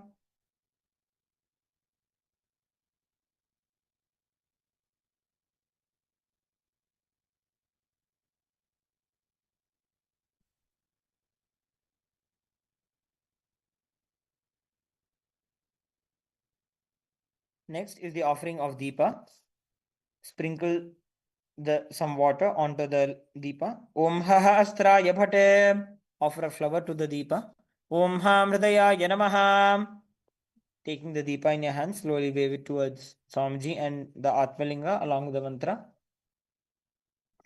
अथ दीपः ॐ उद्दीप्य स्वजातवेदोपघ्निर्निरृतं मम पशुगश्च मह्यमावह जीवनं च दिशो दिशा मानो हि पुंसीज्जातवेदो कामश्वं पुरुषं जगत् अबिभ्रदग्न आगहि श्रिया मा परिपातय ॐ हां हूं शिवाय नमः श्री नित्यानंदेश्वरी परमशिवशक्ति समेत श्री नित्यानंदेश्वर परमशिवाय नमः. दीपं संदर्शयामि. Please take a nudanya of water, show it to the middle of the Atmalinga and offer it into the Achamana Patram. Om Ham Shivaya Swadha. Next is the offering of Naivedyam. Please sprinkle some water on the Naivedyam. Om Haha Astraya Bhate. Offer a flower onto the Naivedyam. Om Ham Hridayaya Namaha. Now please take an udhani of water, hover it clockwise over the Naivedyam and offer the Naivedyam to your Atmalinga along with the mantra. ॐ मधुवातारुतायते मधुक्षरन्ति सिन्धवः माध्वीर्न सन्तोषधीः मधुनक्तमुतोषधि मधुमत्पार्थिवम्रजः मधुद्यौरस्तु नः पिता मधुमान्नो वनस्पतिर्मधुमागुमस्तु सूर्यः माध्वीर्गावो भवन्तु नः मधु मधु मधु ओम हां हों शिवाय नमः श्री नित्यानंदेश्वरी परम शिव शक्ति समेत श्री नित्यानंदेश्वर परम शिवाय नमः नैवेद्यं निवेदयामि नैवेद्यानन्तरमाचमनं समर्पयामि ओम हां शिवाय स्वधा. Next is the offering of tambulam. Please take the betel leaves and the betel nuts and offer it to your Atmalinga along with the mantra. ओम हां हों शिवाय नमः श्री नित्यानंदेश्वरी परम शिव शक्ति समेत श्री नित्यानंदेश्वर परम शिवाय नमः तांबूलं समर्पयामि.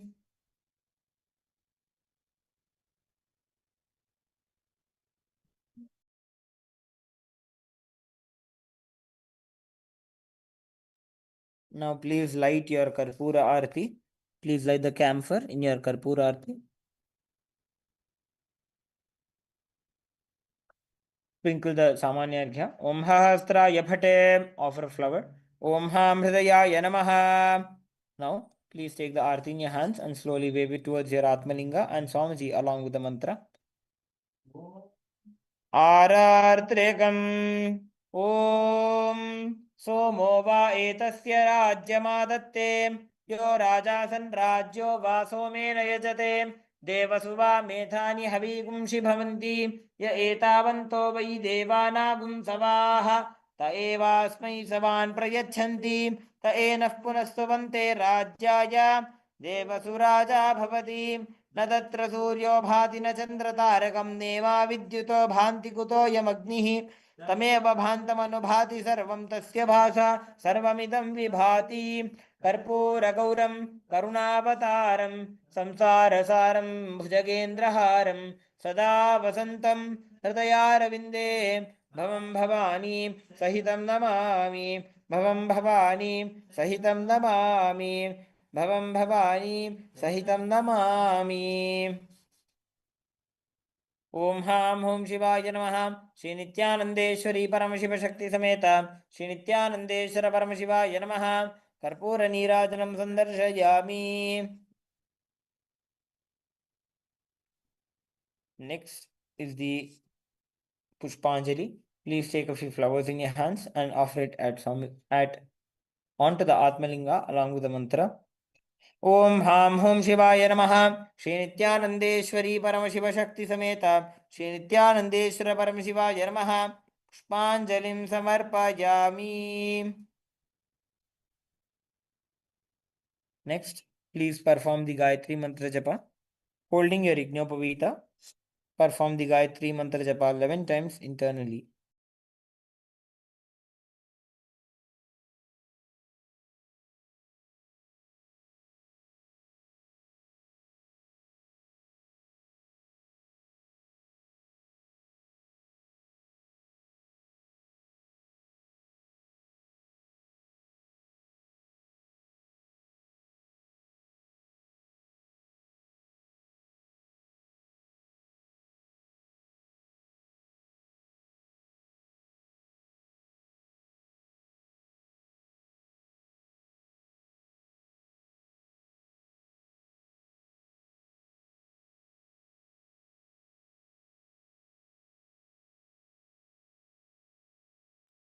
Next, we'll be performing the Shiva Mula mantra japa 11 times internally.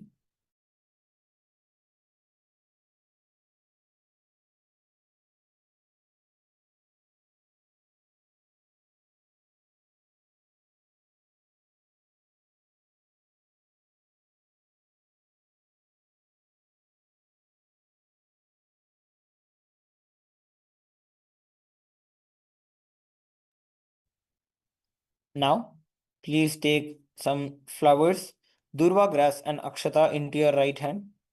Om Ham Hridayaya Namaha. Om Haim Kavachaya Hum. Om Ham Shivaya Vaushat. Keeping your right hand in the Udbhava Mudra now. At the end of the mantra, offer the flowers and the water onto your Atmalinga. Om Yatkinchit Karma Devesha Sada Sukrutadishkritam Tanme Shivavadastasya Bhungshakshapaya Shankara Shivo Data Shivo Bhokta Shiva Sarvamidam Jagad Shivo Yajati Sarvatra Yashiva Sohamevato Om Ham Hom Shivaya Namaha.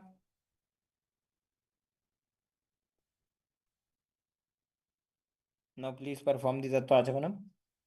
Om Atmatattvam Shodhayami Swadha.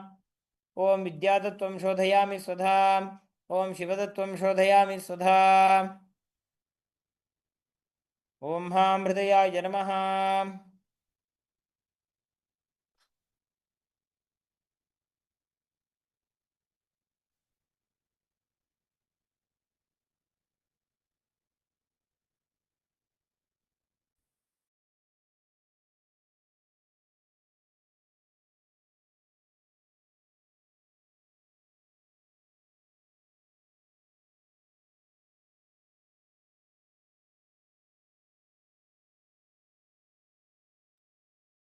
Let us now conclude with the Purna Mantra. Om Purnamadah Purnamidam Purnat Purnamudachyate Purnasya Purnamadaya Purnamevavashishyate Om Shanti Shanti Shanti Harihi Om Tatsat Sarvam Bhagavat Shri Nithyananda Paramashiva Padukarpanamastu Om Nithyanandam.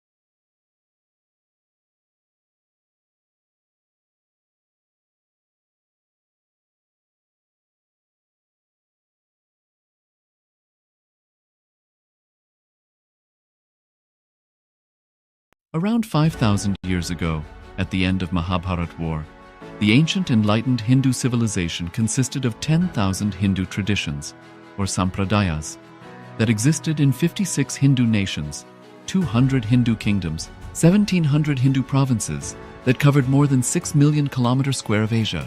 The Supreme Pontiff of Hinduism, SPH, Bhagavan Sri Nithyananda Paramashivoham, is the reviver of Kailasa, this ancient enlightened Hindu civilizational nation.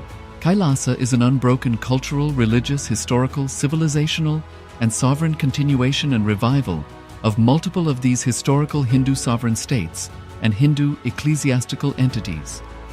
The unbroken continuity of these ancient Hindu nations through Kailasa results in the legal recognition of Kailasa as per the international customary law, particularly the Doctrine of Continuity. The international law, the Doctrine of Continuity, implies that upheavals and revolutions within a country, changes in government, territorial adjustments, measures taken during military occupation, or other internal transformations do not negate the existence of the country, do not affect the legal personality and international obligations of the country or state. The Vienna Convention on Succession of States in respect of treaties, 1978, addresses these principles of the doctrine of continuity as it outlines international law during situation of state succession or continuation. International law recognizes a state's legal personality by recognizing its identity. This perspective extends even during the period when the given state or country is annexed or occupied by a foreign power. Even in such cases, the legal personality of the state is considered to persist, enabling its subsequent re-establishment. Historical examples dating back to the 18th century include cases like Portugal and Genoa that were re-established after the Vienna Congress of 1815. More recent examples include countries such as Poland, Ethiopia, Czechoslovakia, Albania, and Austria that were re-established after World War II. Even when a nation is deprived of its territory, the nation continues to exist. Its sovereignty and international legal personality continues to persist. The Dalai Lama, as the spiritual and temporal leader of Tibet, exemplifies this principle. In 1959, the Dalai Lama was exiled and forced to flee. Despite the challenges faced, the Dalai Lama continues to advocate for the preservation of Tibetan culture and garners worldwide support for Tibetan autonomy on the global stage. Similarly, from 1309 to 1376, the Pope of Catholicism had been in exile in Avignon. Despite this, he was recognized as the head of state as well as head of the church and given full privileges of the position after their return to Rome. Even in 1861, much of the papal territories had been lost, leaving the Pope with no sovereign territory other than the papal residence and related buildings. Yet his temporal powers were still acknowledged.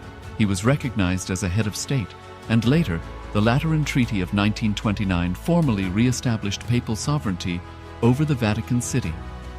The Sovereign Order of Malta further exemplifies this principle, retaining international recognition as a sovereign entity despite the permanent loss of their territory upon Napoleon's invasion in June 1798. Despite such permanent loss of territory, the sovereignty and the international legal personality of the Sovereign Order of Malta continue to persist. Much later in 1894, the order settled in Rome and acquired two properties, the Magistral Palace and the Magistral Villa that received extraterritorial status. Today, the order maintains diplomatic relations with 112 countries, issues its own diplomatic passports, currency, stamps, and vehicle registration plates, and has been granted observer status in the United Nations. All these examples of state re-establishment illustrate the principle of continuity of states, as per international law, that a state's legal personality persists over time. A nation continues to exist even after a complete loss of territory. A far more striking example is of the oceanic countries, which are under the threat of their entire nation being drowned and submerged due to rising sea levels owing to global warming.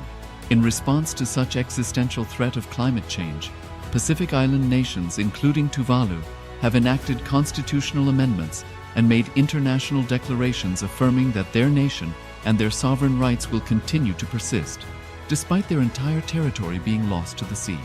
This proactive stance is highlighted in the Constitution of Tuvalu Act 2023, and the Pacific Islands Forum Declaration of 2021. The Supreme Pontiff of Hinduism, Bhagavan Sri Nithyananda Paramashivoham, through the line of succession is the present 203rd Emperor of the Hindu sovereign kingdom of Surangi Samrajyam. He was crowned on the 31st of December 2004 at the age of 26. Thus, by very same principles of the Doctrine of Continuity, through which the international legal personality of Portugal, Genoa, Poland, Ethiopia, Czechoslovakia, Albania, Austria, Vatican, Tibet, Sovereign Order of Malta, and several other nations has been recognized despite having undergone a period of exile, annexation, occupation by a foreign power, or despite loss of territory. The SPH Nithyananda Paramashivoham, through well-established legal and historical facts about the Hindu sovereign state of the Surangi Samrajyam, derives all sovereign rights and powers of the royal lineage of the Surangi Samrajyam as its 203rd sovereign emperor, from his inheritance and continuation of the unbroken succession of the kingdom of Surya Vamsa Surangi Samrajyam Sarvanapitha. Surya Vamsa Surangi Samrajyam, through unification with 20 other sovereign Hindu states and sovereign ecclesiastical, historical entities, became part of the United States of Kailasa, which thus became a sovereign, independent juridical state, with the SPH Nithyananda Paramashivoham as the sovereign. Just as how the oceanic nations like Tuvalu have safeguarded their sovereignty from the existential threat of total submersion by amending their constitution and asserting that their sovereignty will persist regardless of the loss of their territory, Kailasa, which is a sovereign continuation of 21 sovereign Hindu states and sovereign ecclesiastical historical entities, is also reviving and continuing the Kumari Kandam Hindu nations that got submerged. As per the Doctrine of Continuity, these facts imply that the Kailasa's statehood is recognized by international law and manifests as a natural outcome of well-established historical legal facts. Share your time, talent, and treasure. Become part of Kailasa. Sign up as an eCitizen https://kailasa.ecitizen.info.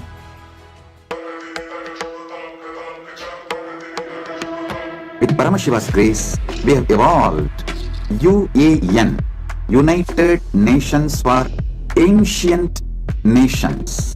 Paramashiva successfully manifested, and now he is introducing this to all of you, to the world formally, United Ancient Nations. It is United Nations for Ancient Indigenous Nations. This is a profound intergovernmental body. More than 100 ancient nations are already part members of this UAN. It is to unite and support all the indigenous nations, indigenous kingdoms all over the world.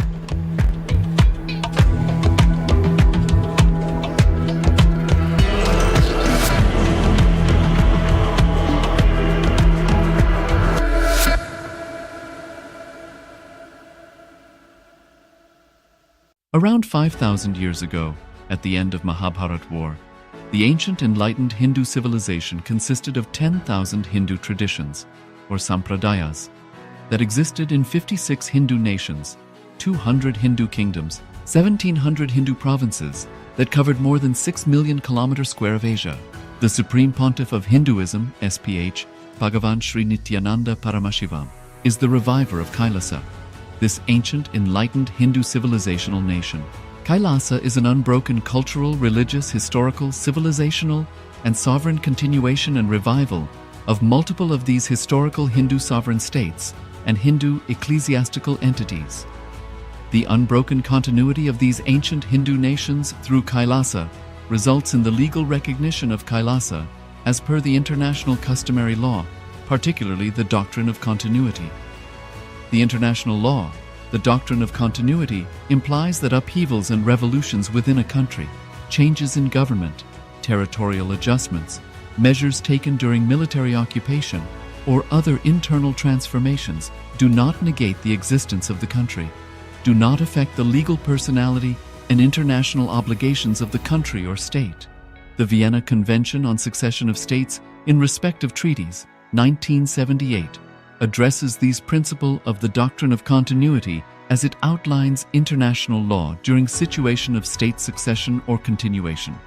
International law recognizes a state's legal personality by recognizing its identity.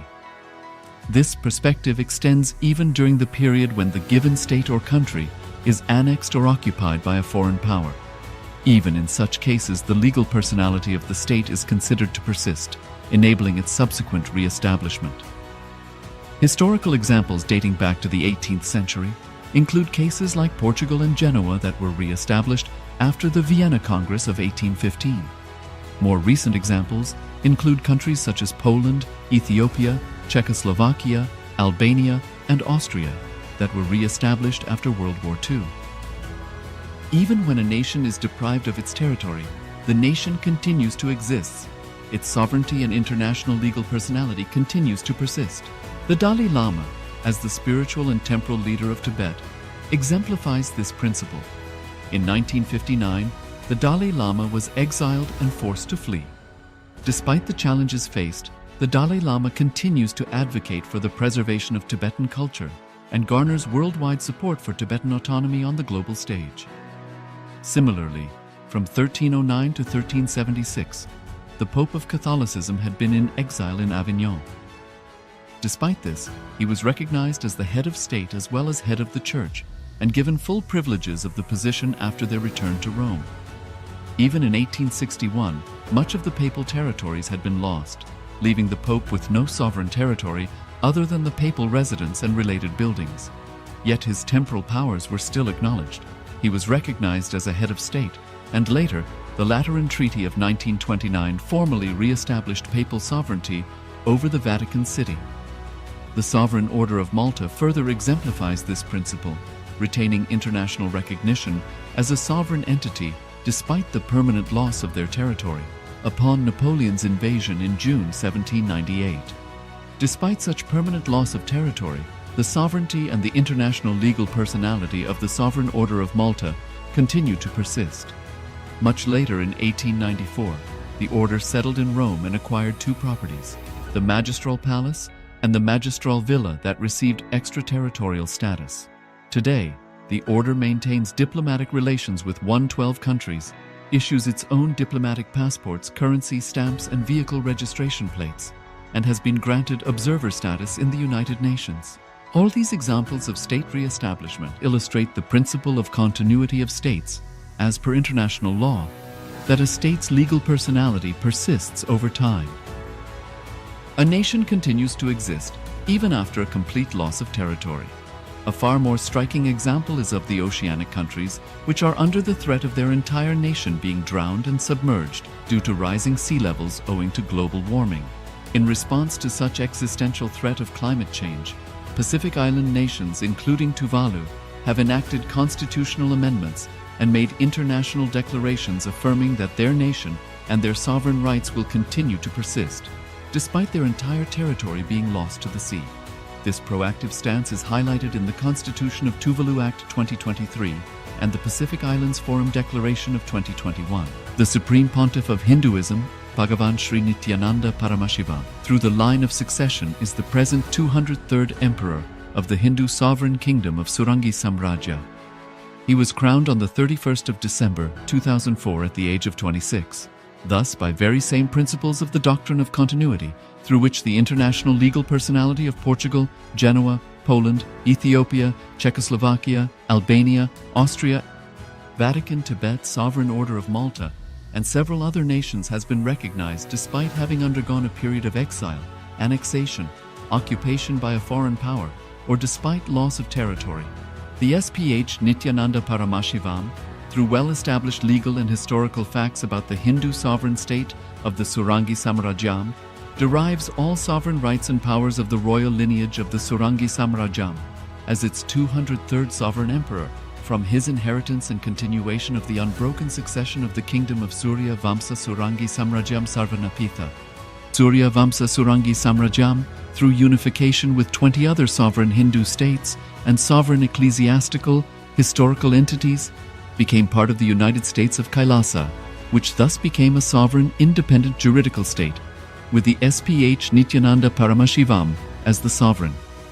Just as how the oceanic nations like Tuvalu have safeguarded their sovereignty from the existential threat of total submersion by amending their constitution and asserting that their sovereignty will persist regardless of the loss of their territory, Kailasa, which is a sovereign continuation of 21 sovereign Hindu states and sovereign ecclesiastical historical entities, is also reviving and continuing the Kumari Kandam Hindu nations that got submerged. As per the doctrine of continuity, these facts imply that the Kailasa's statehood is recognized by international law and manifests as a natural outcome of well-established historical legal facts. Share your time, talent, and treasure. Become part of Kailasa.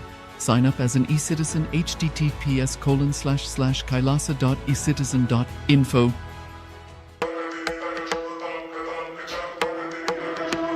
With Paramashiva's grace, we have evolved UAN, United Nations for Ancient Nations.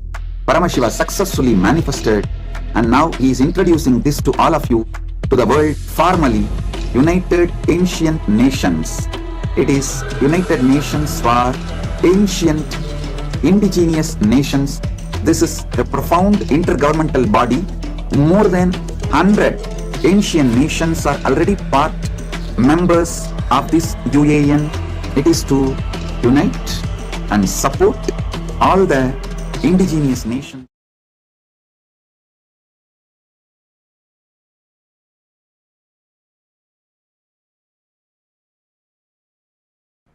A child, whether he wants to become doctor, engineer, lawyer, whatever he wants to become, only when he starts listening, that identity takes birth in him. A doctor is born in a child when he starts listening to the medicine lessons. A lawyer is born in a child when he starts listening to law lessons.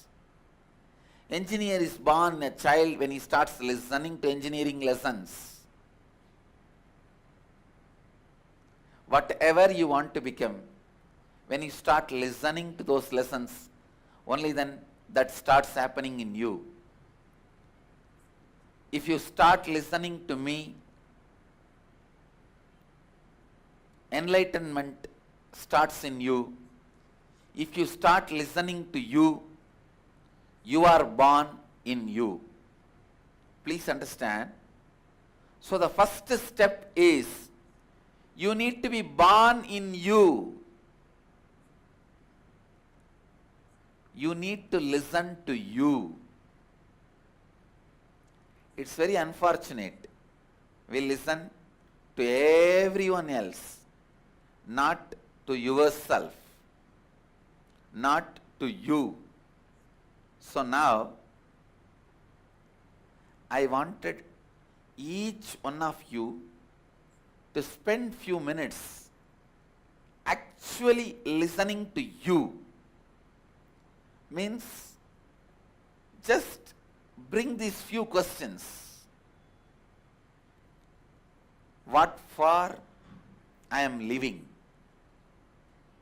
What is the purpose of my life? What am I aspiring to achieve? What is that it keeps me alive? What is that motivates me to wake up every day? What is that I value most in my life?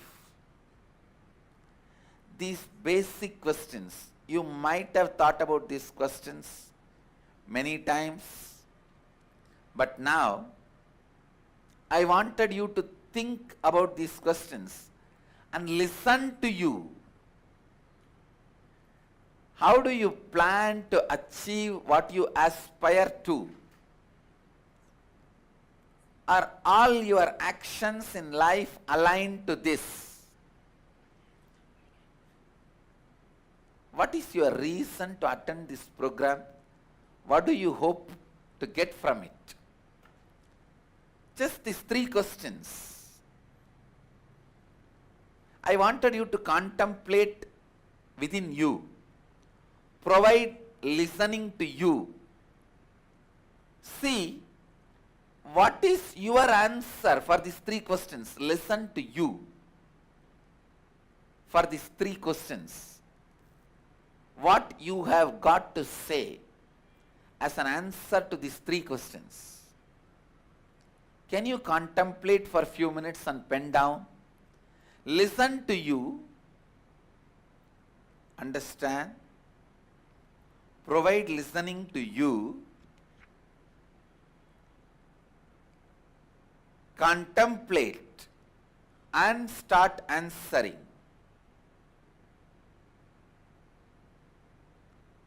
Contemplate and start answering.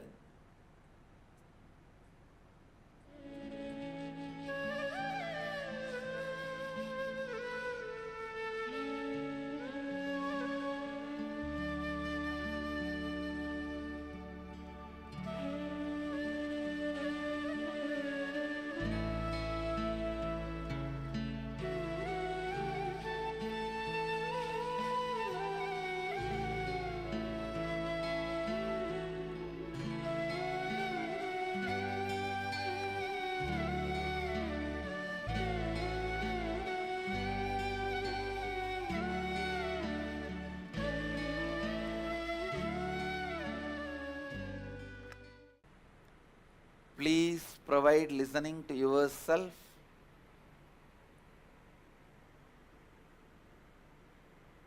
And pen down.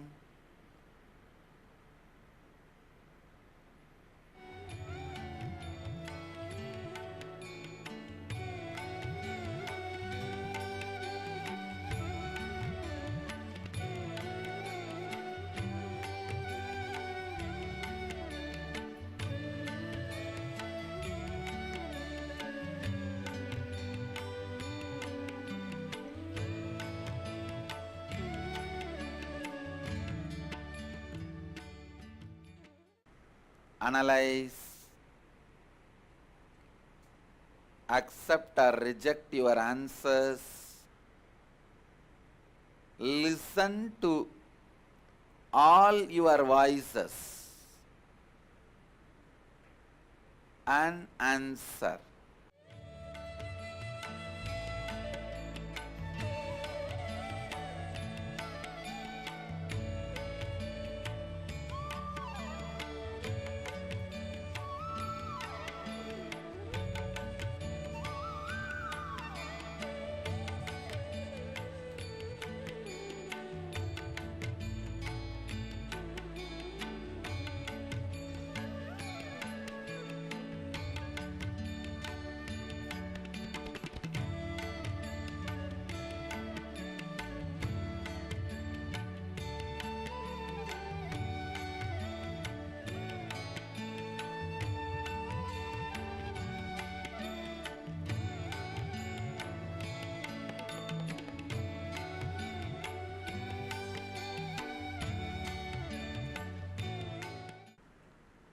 Even if you finish writing, please contemplate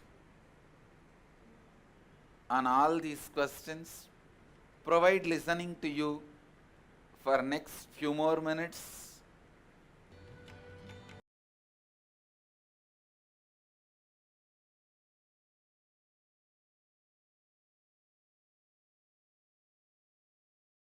I'm going to make you understand experientially who you are, what you are. Only if you know what you are, you will know what you want. Only if you know who you are, you will know what you want to be. I am going to introduce you to you. Who are you?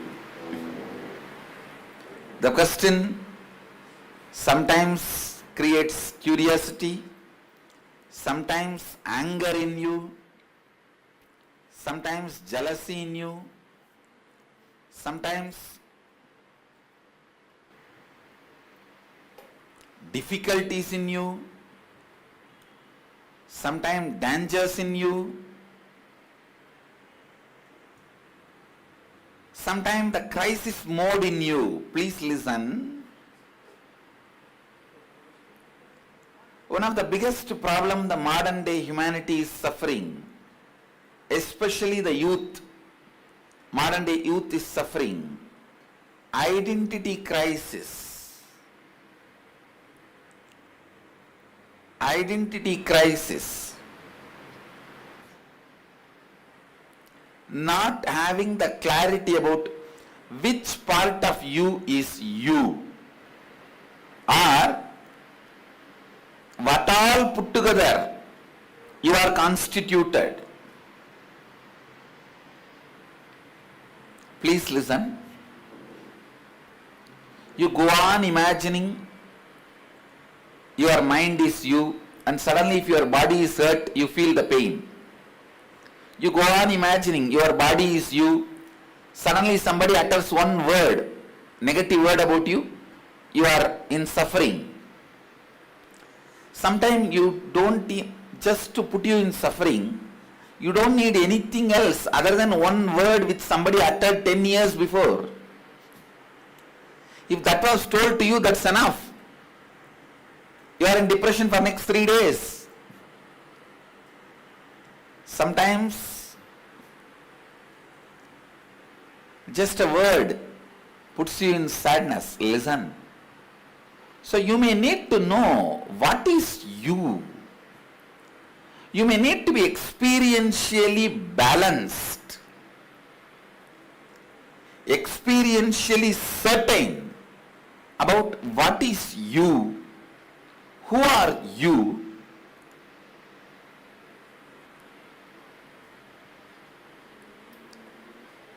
the identity crisis need to be attended. Please understand, you can achieve anything you want if you know who you are. Because once you know who you are, all your energies can be integratedly sent into what you want. Because you have no clarity about who you are, your energies are not getting integrated and sent into what you want. Listen.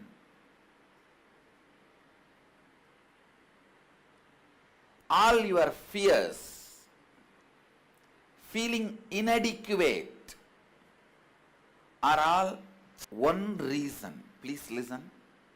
Fears and feeling inadequate is because you are not clear about you.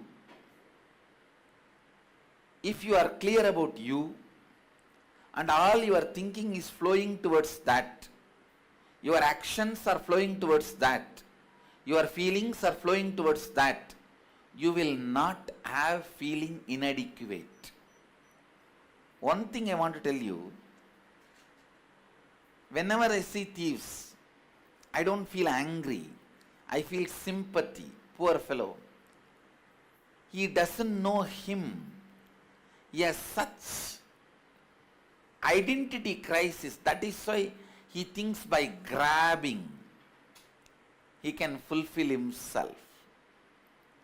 By grabbing he can fulfill himself.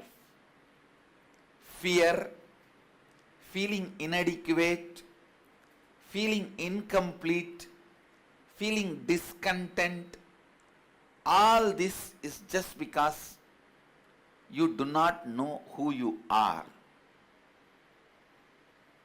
I have seen people at the age of 50, 70,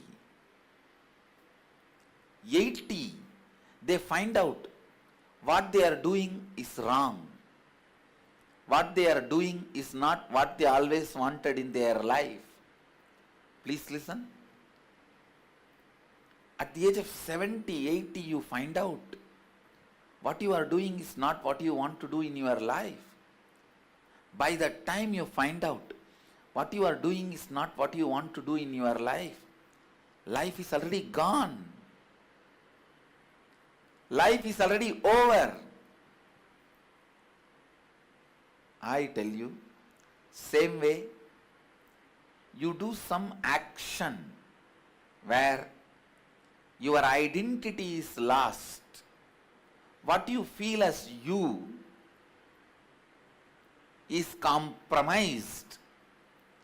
The identity compromise is the biggest depression, guilt, sadness, suffering can happen in human life. Please understand. The denial of what you always wanted, the denial of what you are, is more stronger suffering, sadness, depression, self-destruction than death. Denial of what you are, what you always wanted to be, is the biggest suffering which all of us are causing to ourselves due to ignorance. Please understand, due to ignorance. I wanted to introduce you to you. This whole session, now next few hours, we are going to work on genesis of identity. Genesis of identity, please listen. What you are, what are you, who are you? I'll give you a simple diagram and explain. I'm just trying to draw you.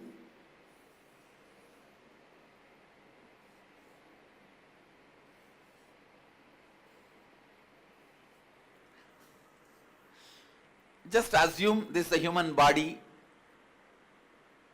For a few minutes, your body. Don't be offended, I have put such big belly.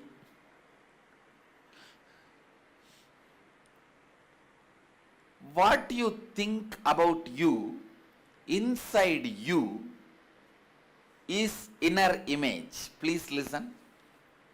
What you think as you, inside you, is inner image. Let me.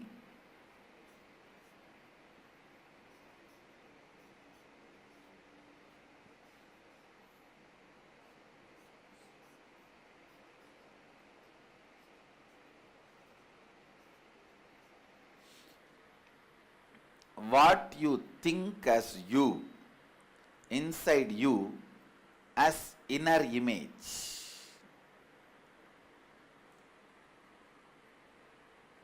All of you listen. You have so many concepts about you, ideas about you, visualizations about you, understanding about what you are, and expectations about what you should be.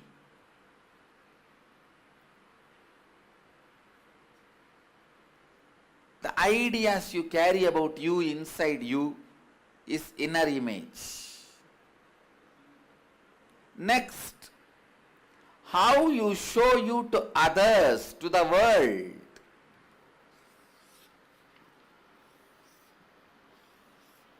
These are all different people in your life. How you show you to them, usually through words. How you show you to them, that is outer image.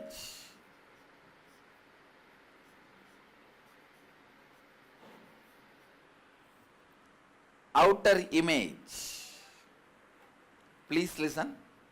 How you project you to them, how you show you to them, that is outer image. And how they perceive you. You try to build big idea about you, but they are looking at only your belly. Usually that's what happens. You try to show your face, they look at only your belly. What you are trying to show as you is different, and what they try to see you as you is totally different. And what they try to see you, how they perceive you, is others' image.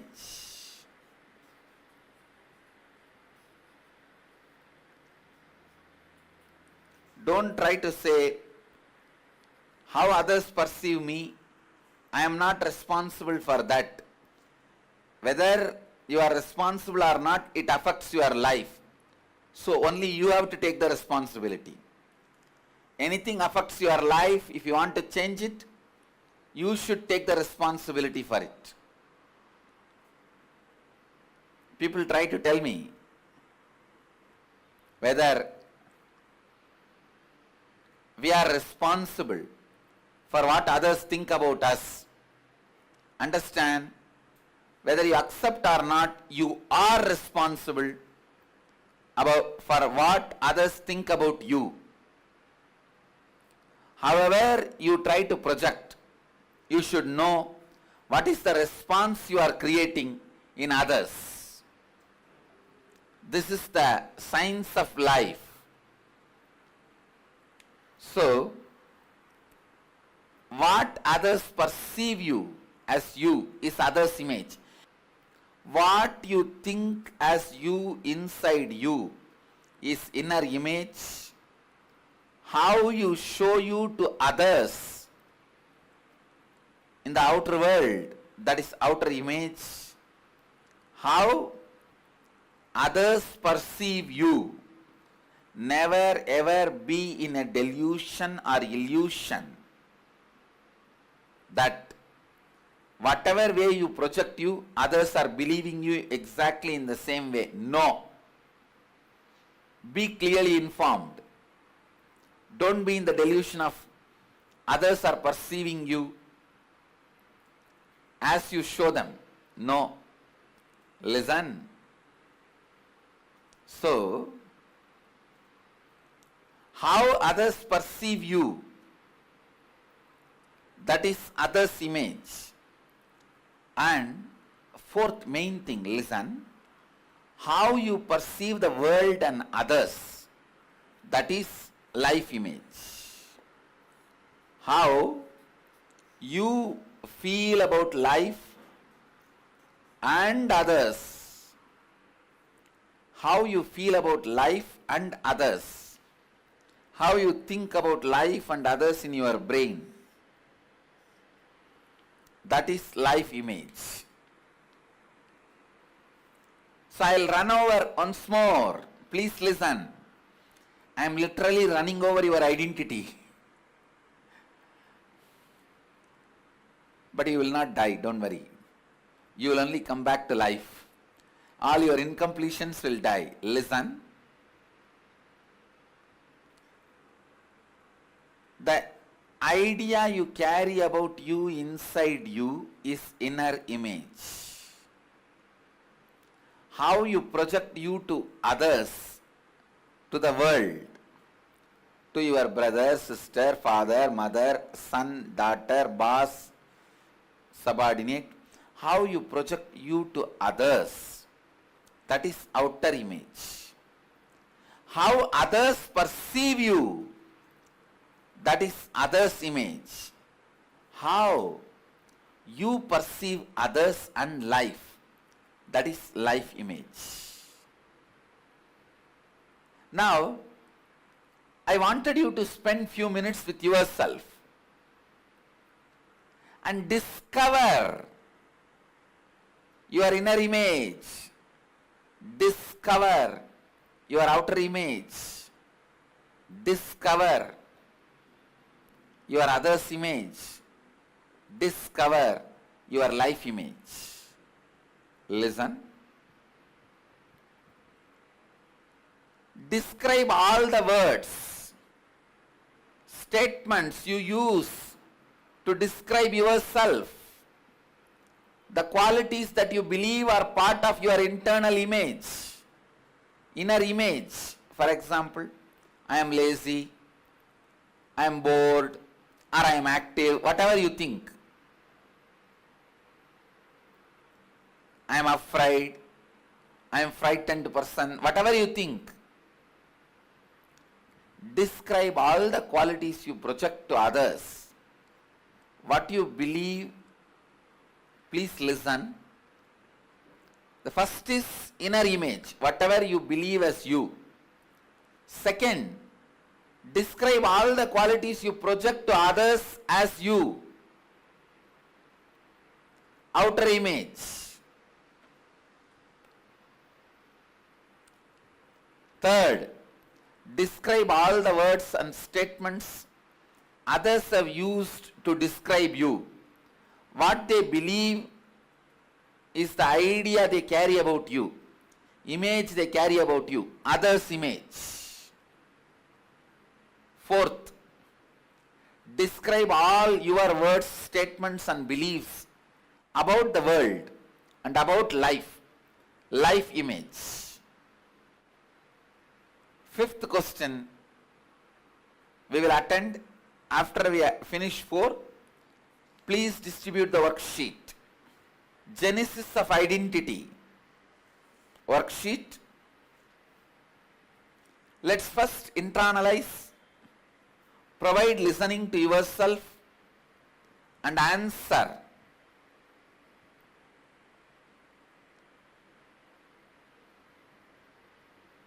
These first 4 questions: inner image, outer image, others' image and life image. Please listen to you. With each question, spend enough time, analyze, listen, then answer.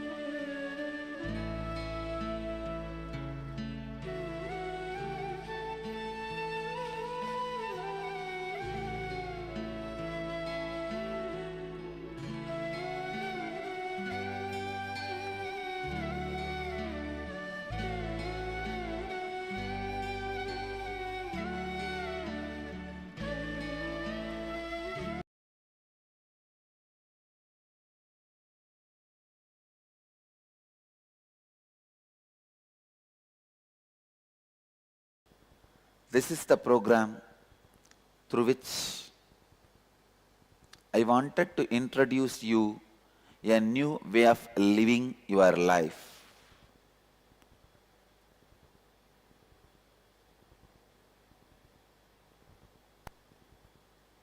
As you all may be aware, I have developed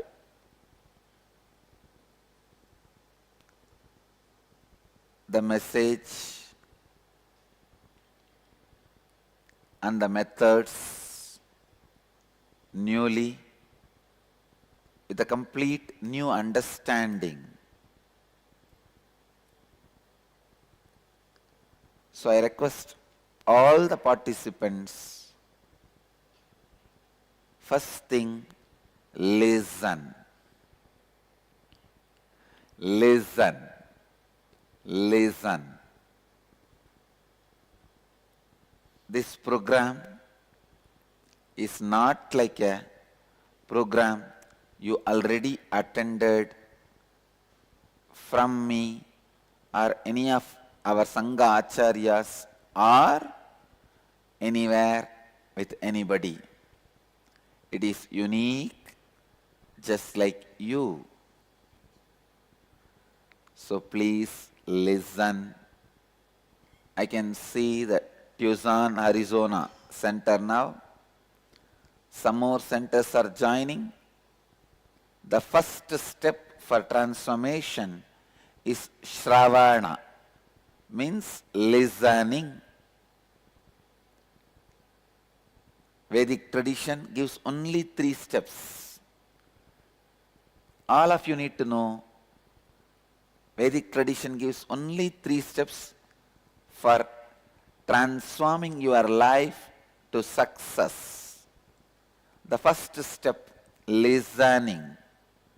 Second step, contemplating or internalizing, manana. Third step, expressing, radiating, nididhyasana, enriching. That's all. Shravana, listening, manana, internalizing, nididhyasana, enriching. So,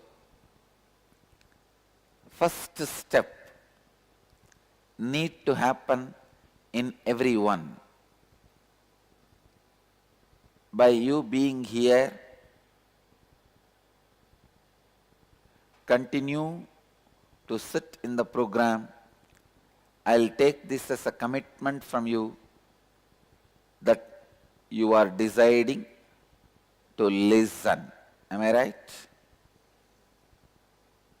Anybody who is still not decided to listen, please raise your hand.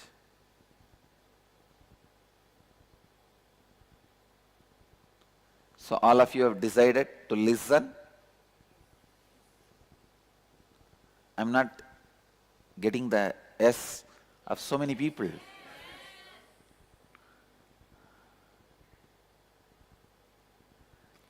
Whether you are an ashramite or a volunteer or full-time volunteer or participant, if you are inside the hall now, you are only a participant. Okay? So, you have decided to listen. Am I right? Yes. This program not only designed to awaken your 7 energy centers, I also awaken your consciousness through which you can express the 4 fundamental foundation truths of Jivan Mukti, living enlightenment. That is integrity, authenticity, responsibility, and enriching yours and others' lives.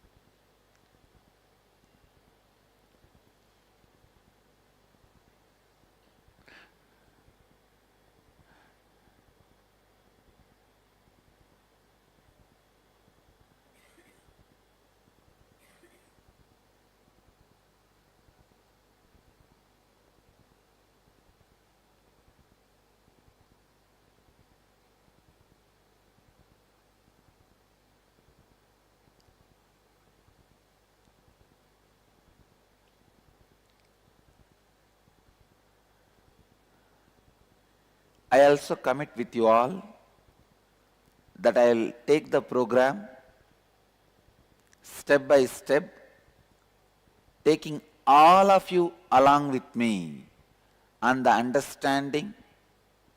So I will use less technical terms, and each term I use, I'll give a complete, definite definitions,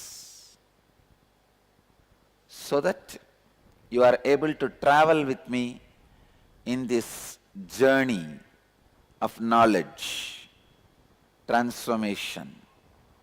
Anywhere, any technical term I utter, if I am not able to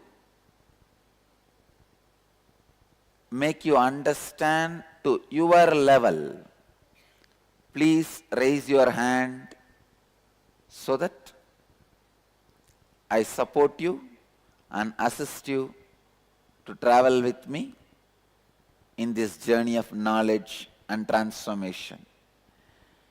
Any one technical term you miss, first thing will happen, you will lose interest for the further travel. You will be stuck in confusion, which is really waste of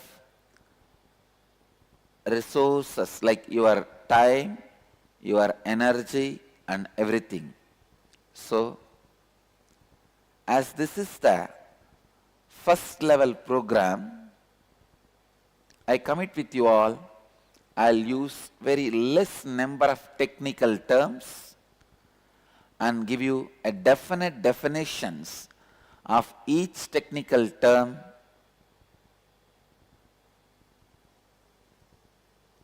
you are given the freedom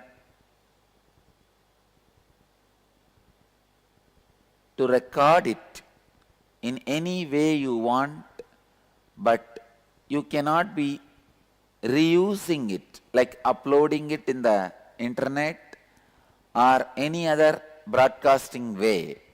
You can record for your own personal use, other than the bodily, other than the people who are sitting in this hall. All the centers can record for your personal use, means the center's personal use, awakening your 7 energy points. There are 7 energy points in your body responsible for 7 thought currents of your being.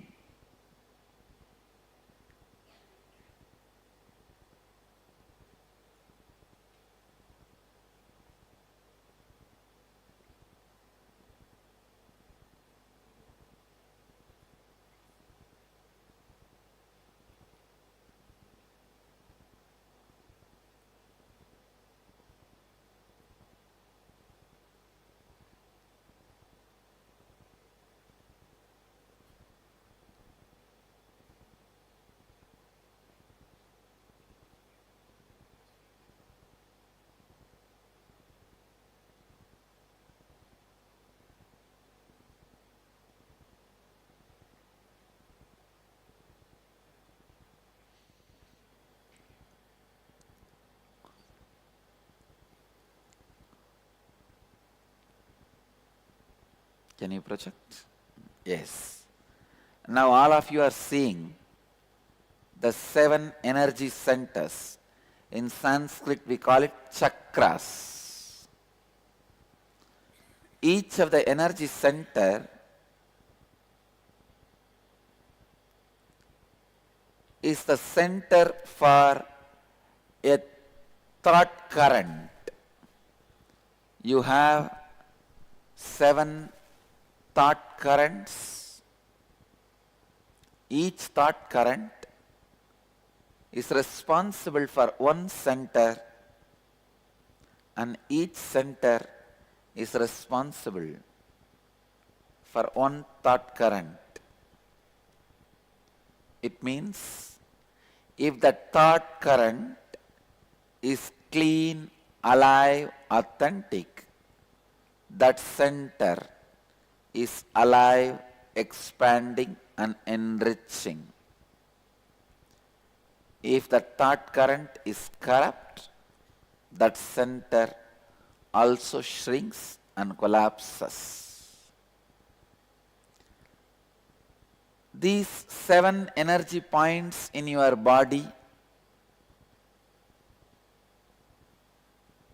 as per the yogic tradition and as per my own experience, play a very vital role in your life.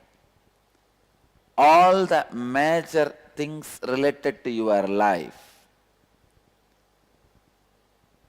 your diseases, the way you think, why you think the way you think, why you behave the way you behave,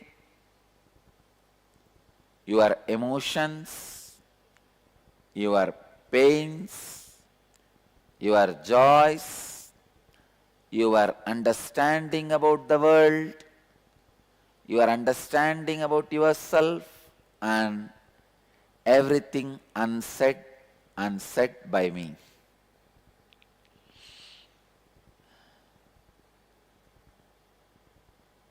These are the 7 chakras through which you perceive the world, you perceive yourself.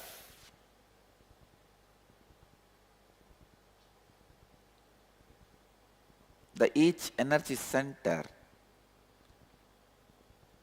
is located in your body in particular place, but it is almost, not exactly that space near that area. First center, the root center, it is near the root of your spine, but for every individual it is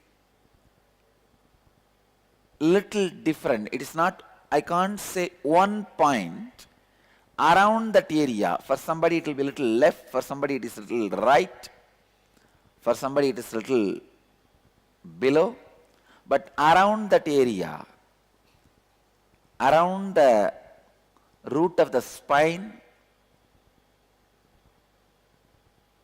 the root center exists, and just 2 inches above, in the spleen area, the Swadhisthana Chakra, the being center, is located. Third on your navel, the Manipuraga, the navel center is located. Center of the heart, the center of the heart area, the heart's chakra, heart center is located. Center of the throat center, center of the eyebrows, brow center, Agnya chakra, the top of your crown, the crown center, Sahasrara chakra. I am not using the Sanskrit words more so that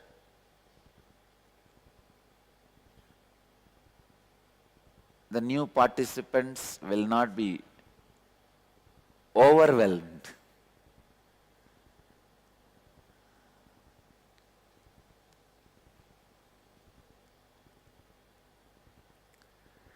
These are the 7 centers corresponding to 7 different thought currents.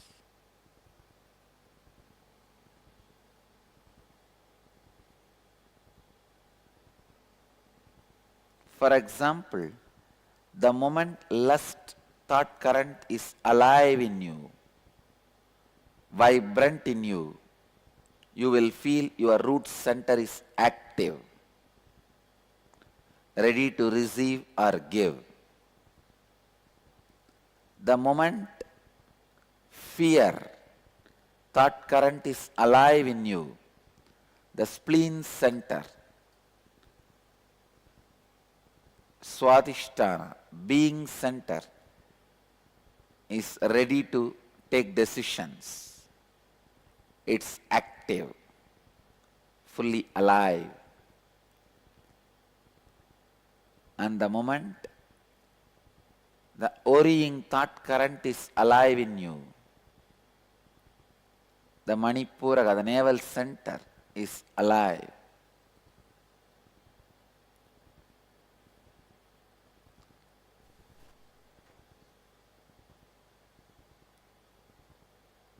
So each of these thought currents make that center alive.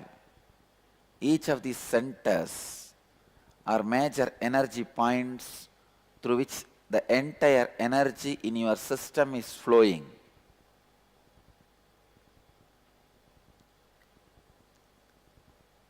Whenever you lack integrity, authenticity, and responsibility, and enriching, you will experience the hangover of low energy or low frequency emotions like anger, attachment to your fantasy or fear, or worrying, attention need, jealousy, ego, dissatisfaction, frustration. Whenever you have the hangover of low frequency, low energy emotions, these major energy points shrink or collapse. Please understand. Root center vibrates with desire and pattern of greed. Energy, it is a energy thought current. The thought current of desire, being center, thought current of fear, navel center, thought current of worrying, heart center, thought current of love, attention need, throat center, thought current of jealousy, comparison, brow center, thought current of ego. The alternative identity projection then what exists is ego. When you are not easily going with the life, it is ego. Either it is easy going or egoing.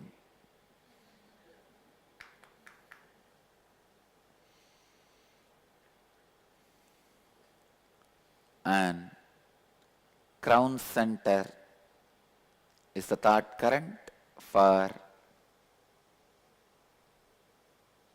dissatisfaction and frustration. These are the 7 major energy points with the 7 major thought currents. Neha, many of you are feeling sleepy. Tea is ready. Go and sip the cup of tea and sit.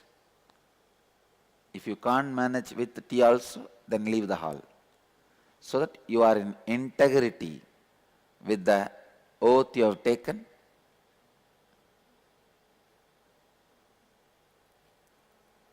Whenever you have the hangover of low frequency or low energy emotions in you, the major energy points will shrink or collapse.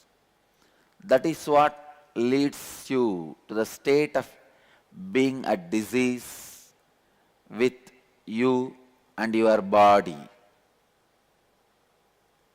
On the other hand, whenever you live with integrity, authenticity, responsibility and enriching,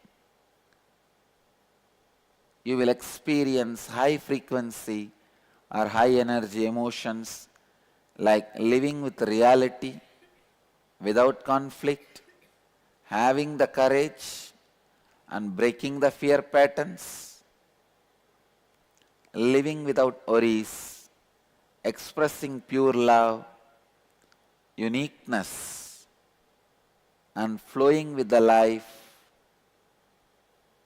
and gratitude towards everything happening in your life. When such high frequency emotions flow in you, your energy centers expand, leaving you experiencing and expressing more and more vitality, health and life energy, which we call as Kundalini Shakti.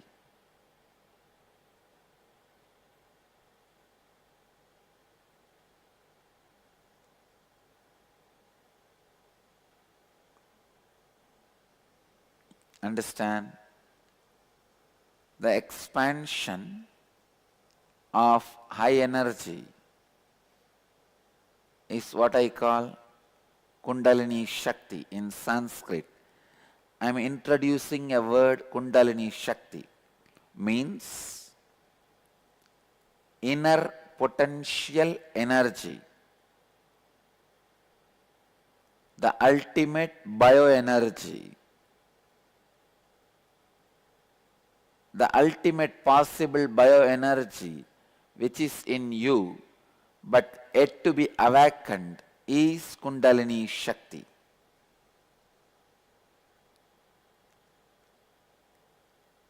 We will work step by step on each of these chakras today and tomorrow.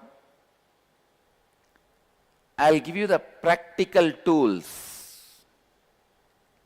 and processes. The processes only I call as Kriyas. I'm introducing one more technical term. Kriya means a process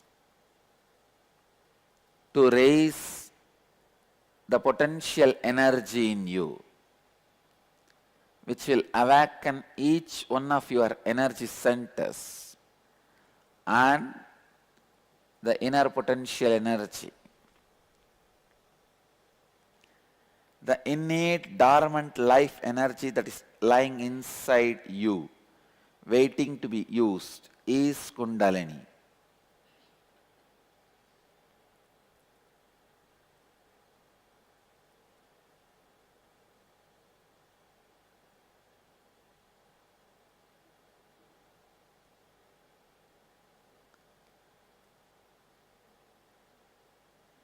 I'll begin explaining the first center, root center.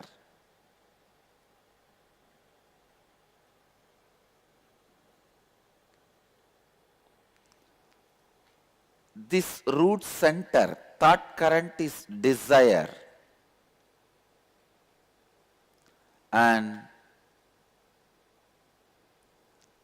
it is blocked when you live in fantasy, not connected to the reality. What is reality? First understand, and I wanted to remind you, listening. You can pen down later on, and I have also given you the freedom to electronically store but not transmit. The people in this hall also listen. Of course, people in the Chit Sabha are not allowed to electronically store also, but listen, store consciously. What is reality? Understand? You have thoughts, words happening inside you, and you make it happen outside you also. When you are unconscious, even the words happening outside is not in your control. If you are conscious, even the words happening inside will be in your control.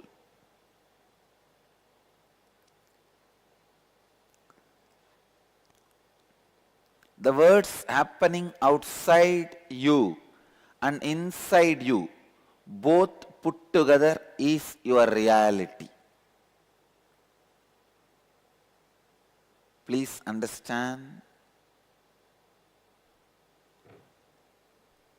The thoughts and words happening inside you and outside you, both put together, is reality.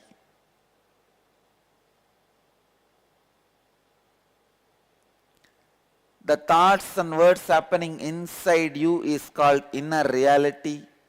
Outside you is called outer reality. Let me repeat once more. to support you in listening. The thoughts and words happening inside you is inner reality. The words and thoughts happening outside you is outer reality. The outer reality is the results you produce in your life.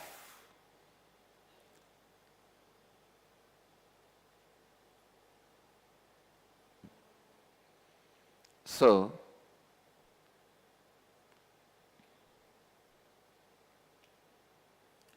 your outer reality is the results you produce in your life. It is the actions you take outside you. The actions you take while responding to external situations of your life. And actions you take while interacting with other people in your life. Your outer reality includes words and thoughts you express outside you. Please understand, I am describing the outer reality. And now the inner reality. The inner reality is the words and thoughts you experience and express inside you. Your inner reality is the experience you carry about your outer reality. It is unfortunate human beings experience inner reality after the outer reality.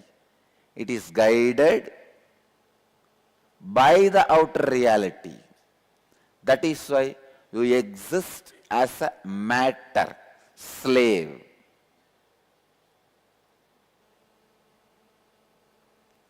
But if your inner reality is consciously created, it will make outer reality happen.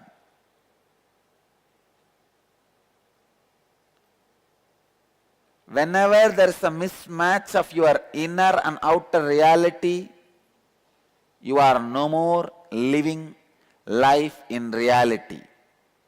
You are living in fantasy, and then the energy in your Muladhara Chakra is blocked. Understand? The thoughts and words you create inside you is inner reality, and the thoughts and words you create outside you is outer reality.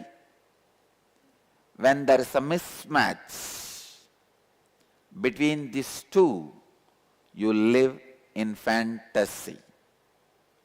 You live in fantasy. The root center collapses.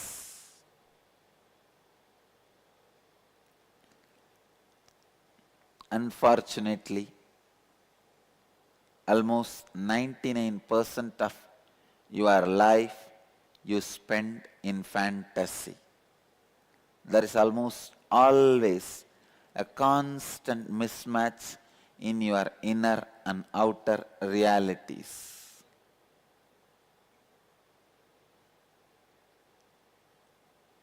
Why? Why is there always a mismatch in your inner and outer realities? Because your inner reality is guided by the outer reality.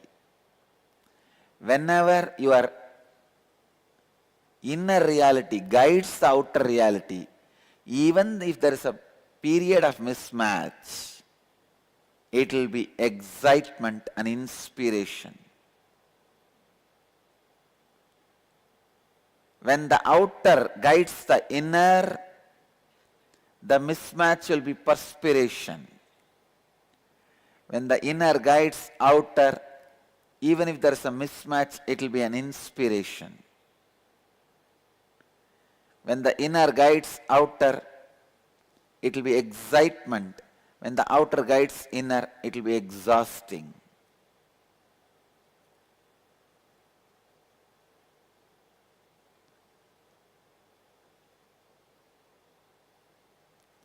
Why is there always a mismatch in your inner and outer realities? Because almost all human beings miss the fundamental foundation required to live life: integrity.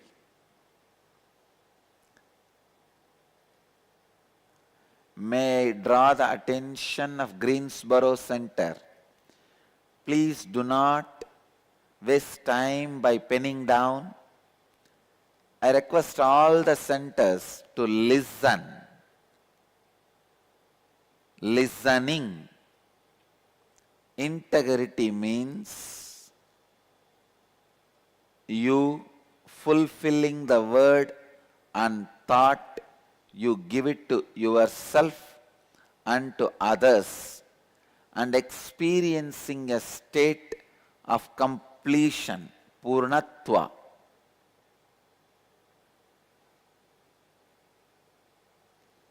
You fulfilling the word and the thought, you give it to yourself and to others, and experiencing a state of completion, purnatva, with yourself and with life.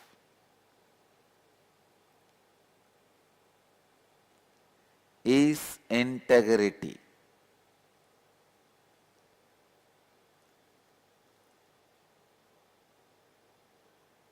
Please understand.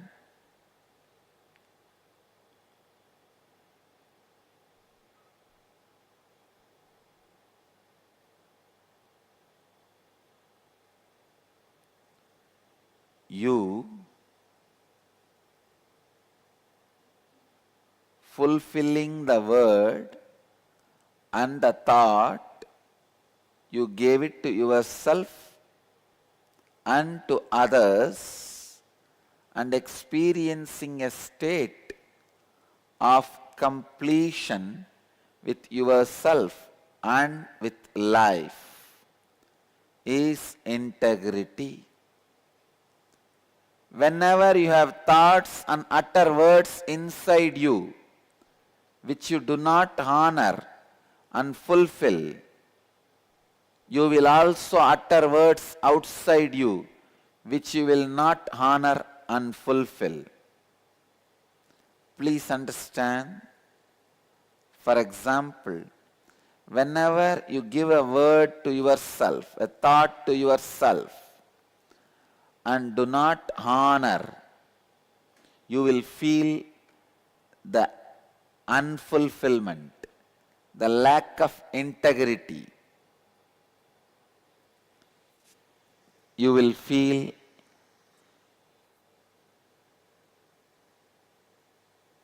low self-confidence or no self-confidence.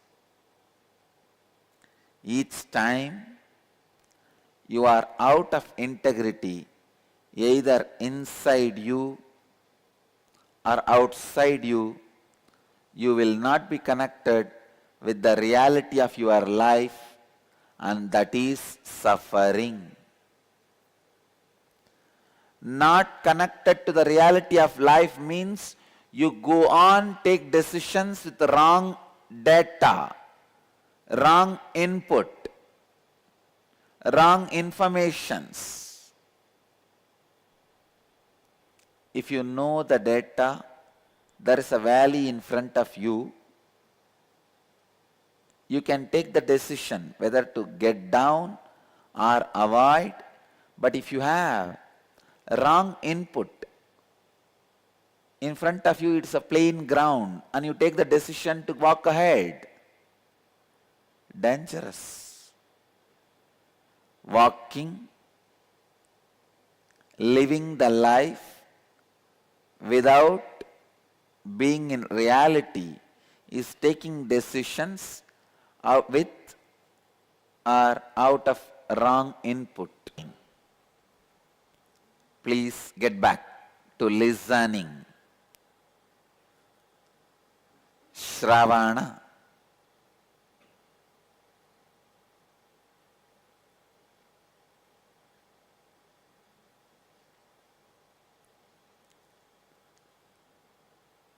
all the conflicts you experience in your life, whether your relationships, career, health, any aspect of your life, if you look, you will see that you are living in a condition of lack of integrity. In those aspects of your life, you are living with a hole called incompletion in those aspects of your life. In all the conflicts you experience in your life, you have that hole, H-O-L-E. When you restore integrity, you restore completion, Purnatva, fulfillment. In all relationships of your life, starting with yourself, then other people in your life, and also with various situations and dimensions of your life. Please understand. Please listen.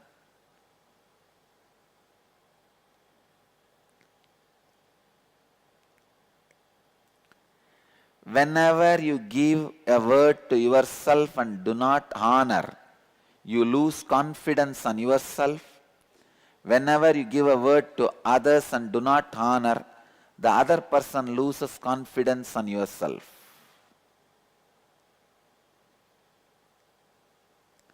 You or the other person losing confidence on you.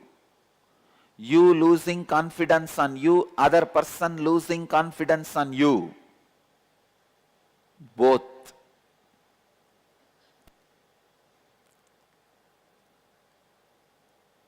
Makes you live out of reality.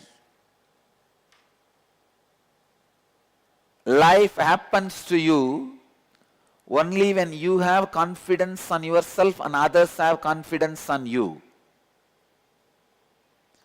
For example, you gave a word to yourself, I will do yoga every day or meditation every day, Kriya every day, and you do not fulfill it. I tell you, you will lose confidence on yourself.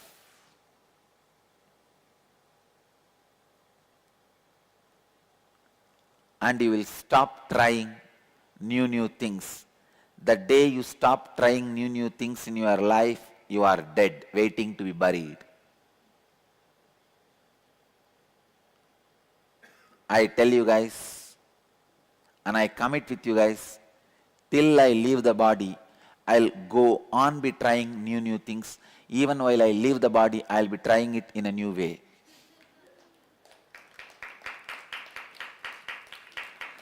That is life. When you lose your self-confidence, you lose the courage to try new things in your life. New things in your life.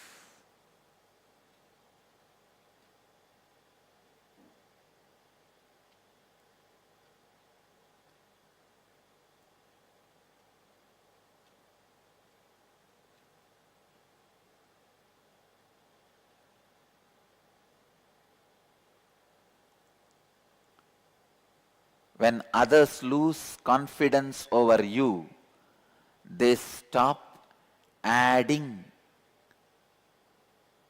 power to your life. Please understand, your life happens to you through others. Your mother makes you a child. Your child makes you a mother. Your boss makes you an employee. Your employee makes boss happen in you. Your brother makes a brother or sister happen in you. Your student make teacher happen in you. Your teacher makes student happen in you.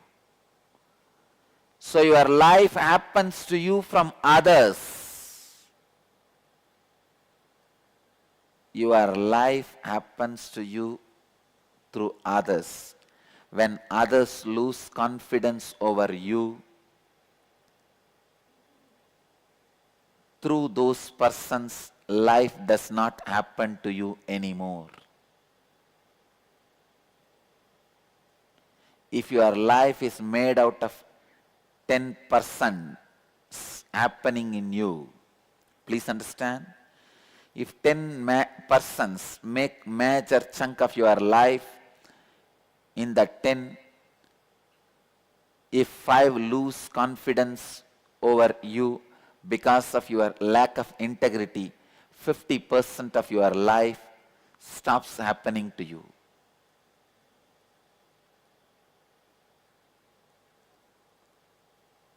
What is enlightenment?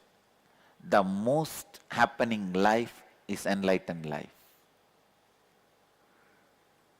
Understand. Let your life be most happening life.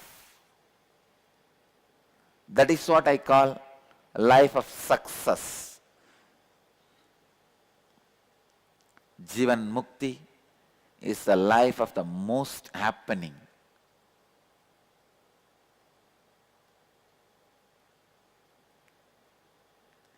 Even if a Jivan Mukta is in a solitude, he is not in loneliness. So much is happening in him.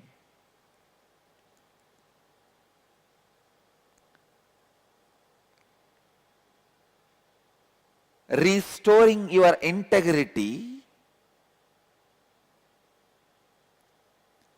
heals, awakens, energizes your root center. What do I mean by the word restoring your integrity?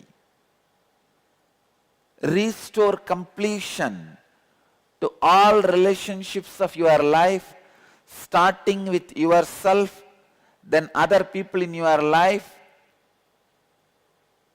by bringing integrity. It means all the words you have given to yourself, either fulfill them or complete them. Even if you tell yourself, I have given these words to me, but I will not be able to fulfill it, even that is a completion. You are in integrity. Understand? If you give a word to somebody, tomorrow you will come for dinner. If you are alive, you have to be there. That is integrity. If you are dropping dead, before that inform him that I am dropping dead, I will not be able to come for the dinner. That is integrity. That is integrity. Let us restore integrity with ourselves and with others. I tell you, last 10 days, I feel I have become new energy. Even an incarnation feels enriched by integrity and authenticity visibly. I was always established in authenticity.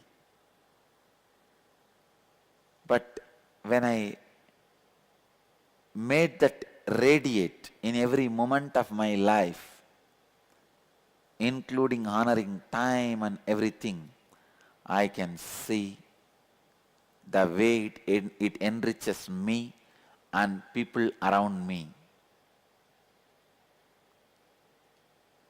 Whole ashram has become healthy. Whole sangha has become energetic. I really feel that 2012 explosion is happening.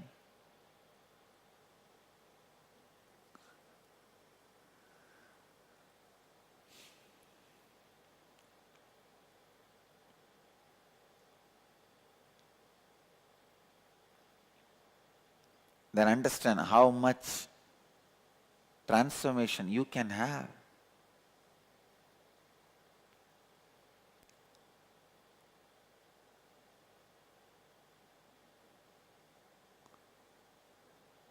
When your relationship with with yourself and others and with whole life is complete and whole, W-H-O-L-E, not whole, H-O-L-E.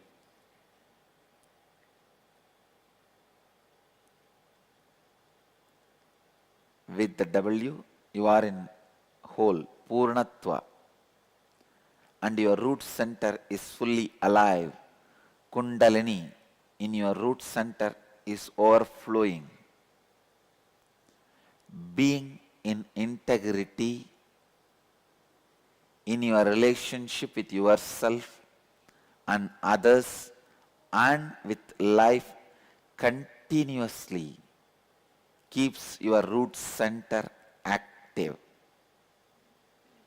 throbbing, vibrant, alive.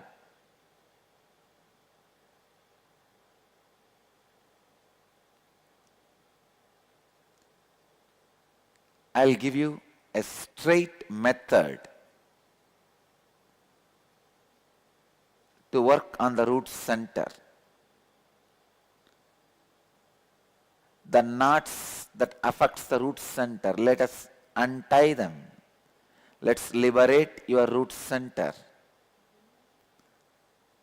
First, look into the relationship you share with yourself. Identify and write down the thoughts and words you use internally to describe yourself. Identify and write down the thoughts and words you use internally to describe yourself. Identify and write down the thoughts and words you use externally to share with others about yourself.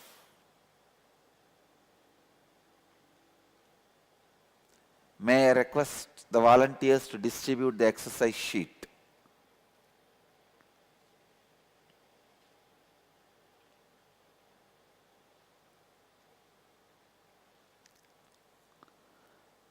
I'll be requesting even volunteers, after you distribute the exercise sheet, sit and do the work. Do the exercise. You guys can also be participants. We don't need much volunteering. Ma, can you organize for pens?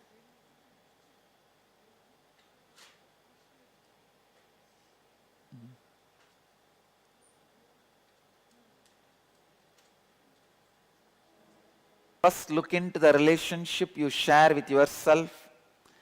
Identify and write down the thoughts and words you use internally to describe yourself.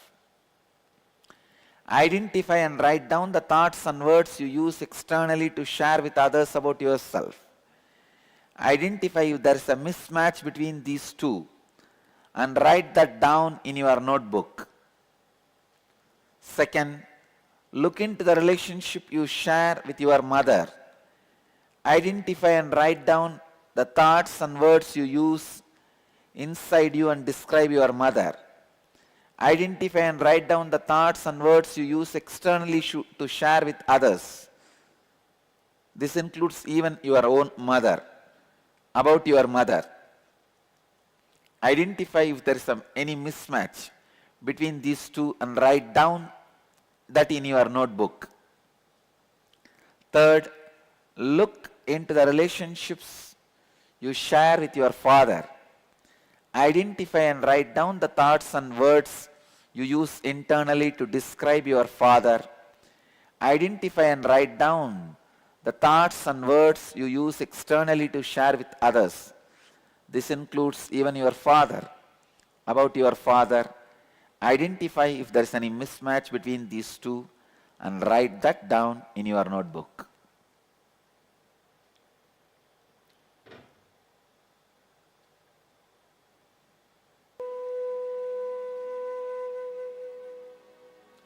Please do the homework. You have 11 minutes to complete the homework. I think 11 minutes over. 11, I think 9:45. We started and it is 57. 11 minutes over. Still, how many of you are writing? Please raise your hand. Oh, I'll give you a few more minutes. If so many of you are writing, I'll give you a few more minutes. 5 more minutes.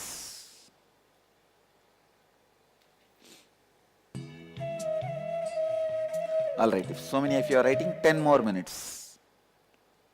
But finish it.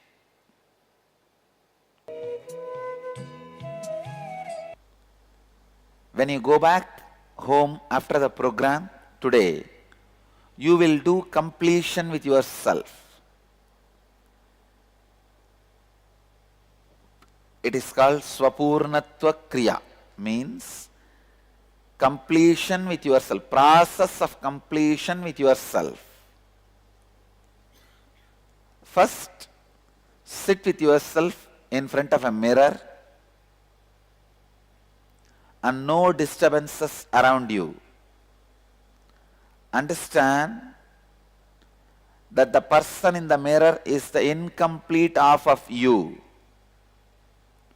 So when you complete with the person in the mirror, you restore completion to the person in the mirror and with the person inside you as well.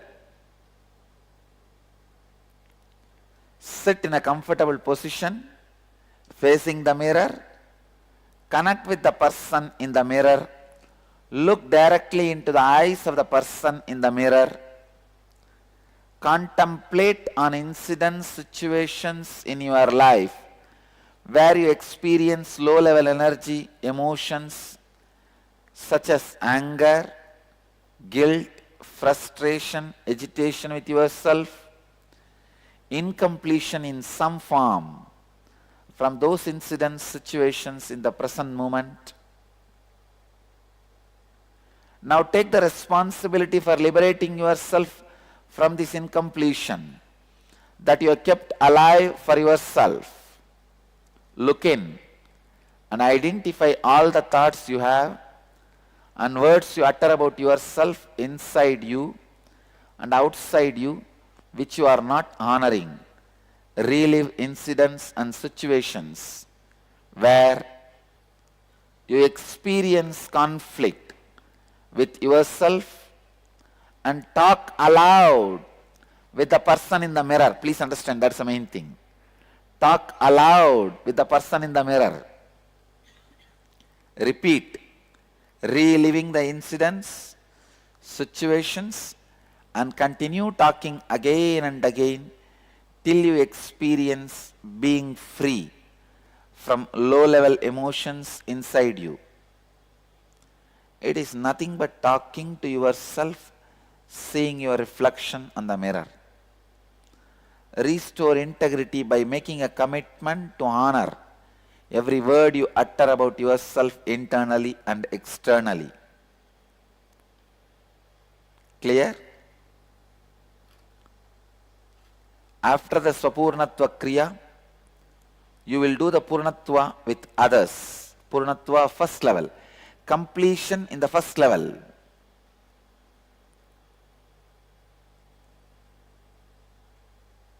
Means if you are experiencing any conflict in any relationship, like a mother or father, be very clear, you lack integrity there. Examine what all the words and thoughts you gave it to her and you did not fulfill. Sit face to face with her. Share with her and tell her what all the words you gave her and what all you are going to fulfill and what all you will not be able to fulfill. At least free her and yourself from your commitments. Even that is completion. And commit with her with integrity. You will honor from now onwards every thought and word you give it to her. So restore integrity with mother, restore integrity with the father, restore integrity with all the major relationships of your life, like spouse, brother, sister, and your friends. Because you need to do this as a homework, we will give you the printout of this instruction. Swapurnatva Kriya and completion with your relations. Now, I am going to give you one more Kriya for you to bring integrity with yourself and to others by supporting you with Kundalini awakening.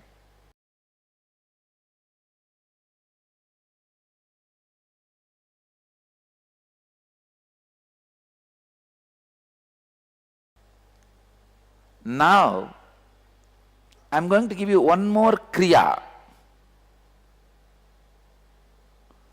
for you to bring integrity with yourself and to others by supporting you with Kundalini awakening. Ready for the Kriya? Sit on your knees, sit on the Vajrasana. Or if you can't sit on the Vajrasana, Batmasana means locking the leg. If that is also not possible, Artha Batmasana, off lock. This is way it is off lock and this is full lock.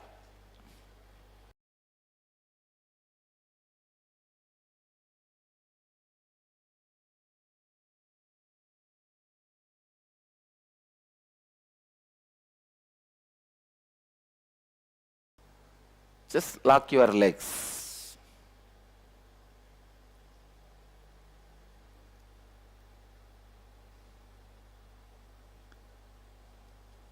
Close the eyes. Relax the whole body.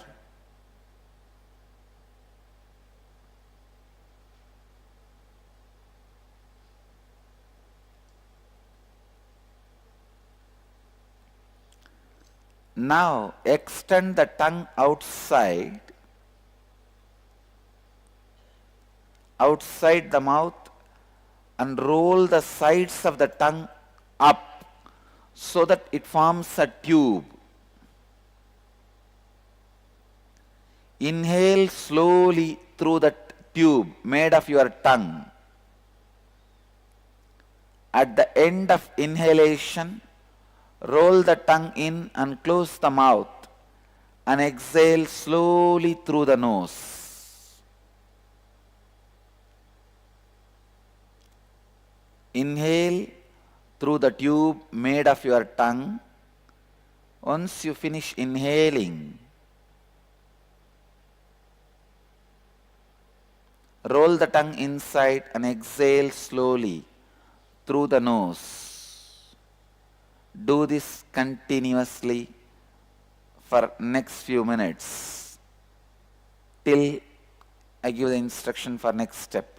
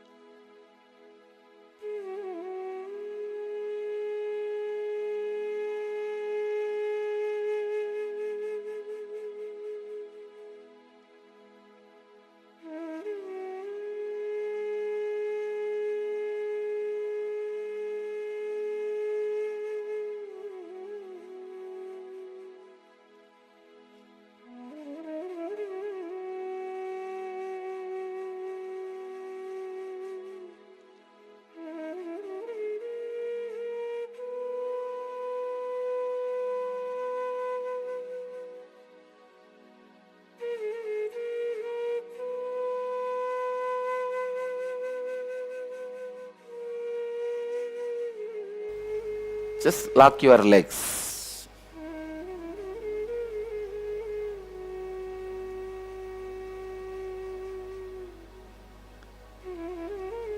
Close the eyes. Relax the whole body.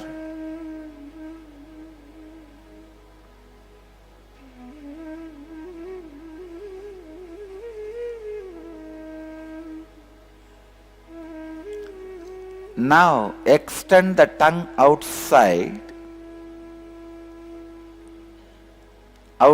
the mouth, and roll the sides of the tongue up so that it forms a tube. Inhale slowly through the tube made of your tongue. At the end of inhalation, roll the tongue in and close the mouth, and exhale slowly through the nose.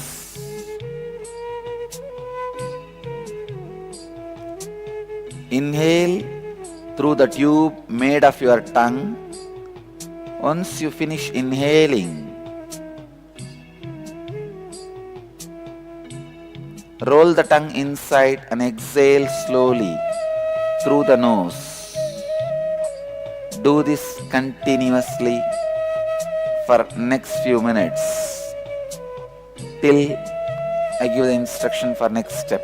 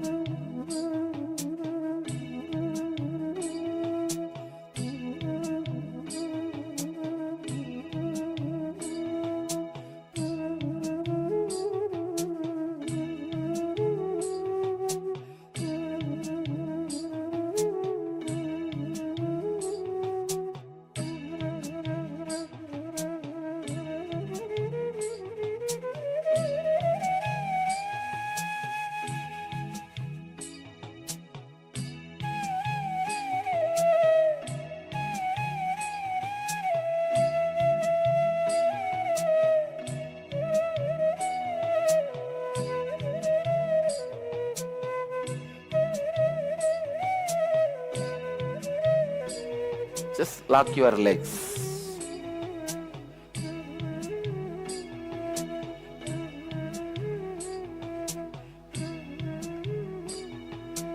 Close the eyes. Relax the whole body.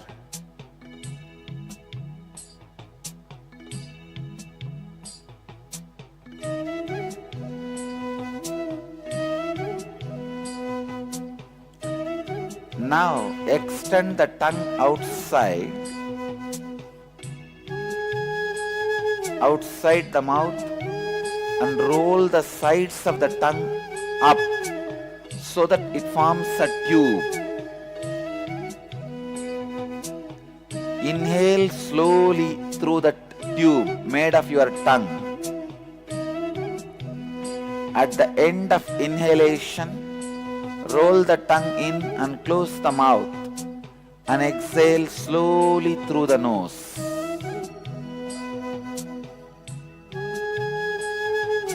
Inhale through the tube made of your tongue. Once you finish inhaling, roll the tongue inside and exhale slowly through the nose. Do this continuously for next few minutes till I give the instruction for next step.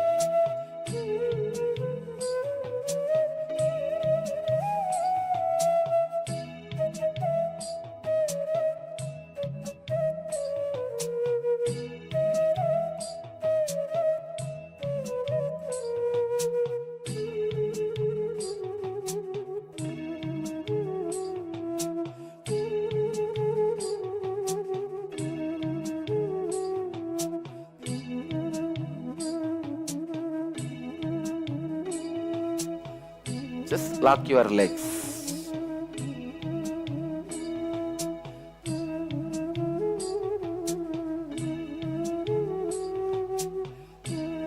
Close the eyes. Relax the whole body.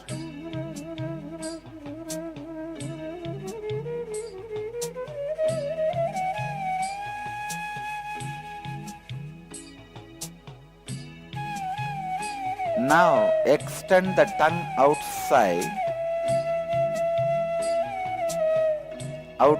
the mouth and roll the sides of the tongue up so that it forms a tube. Inhale slowly through the tube made of your tongue. At the end of inhalation, roll the tongue in and close the mouth and exhale slowly through the nose.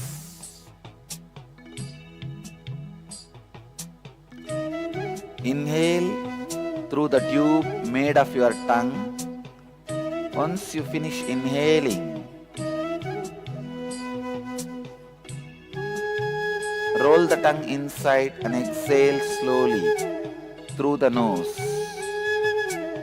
Do this continuously for next few minutes till I give the instruction for next step.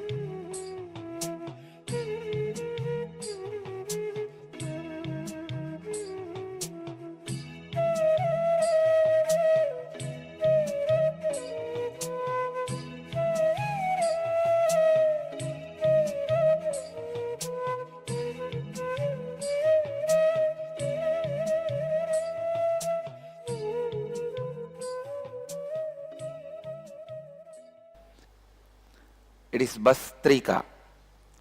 Continue to sit in Padmasana or Vajrasana. Inhale slowly through the nostrils and fill the abdomen completely. Exhale quickly and forcefully through the nose by contracting the abdominal muscles towards the spine. Let me show you. Inhale slowly through the nostrils and fill the abdomen completely. And exhale quickly and forcefully.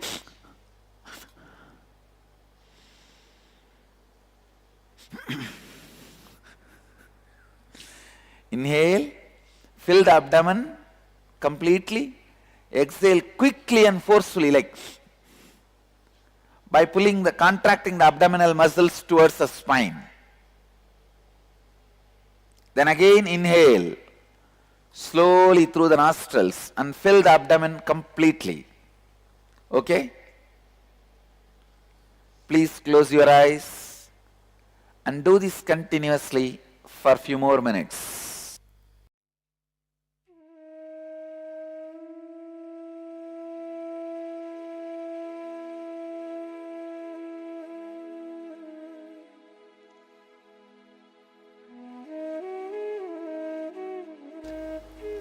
It is Bastrika. Continue to sit in Padmasana or Vajrasana. Inhale slowly through the nostrils and fill the abdomen completely. Exhale quickly and forcefully through the nose by contracting the abdominal muscles towards the spine. Let me show you. Inhale slowly through the nostrils and fill the abdomen completely. And exhale quickly and forcefully.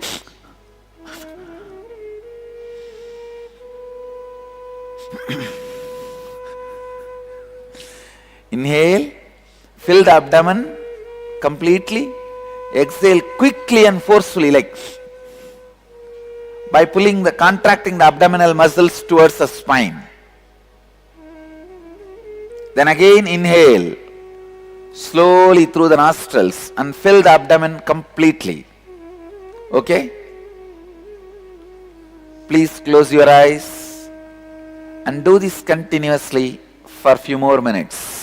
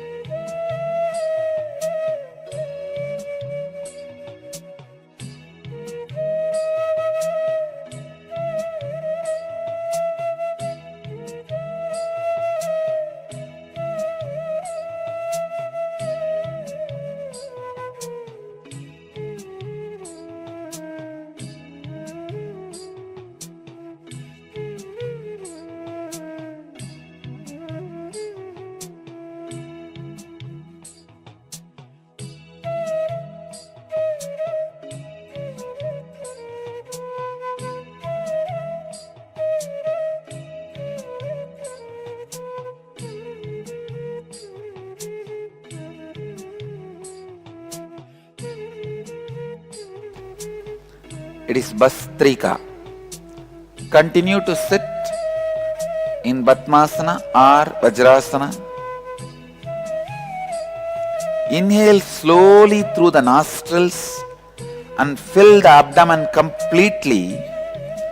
Exhale quickly and forcefully through the nose by contracting the abdominal muscles towards the spine. Let me show you. Inhale slowly through the nostrils and fill the abdomen completely. And exhale quickly and forcefully.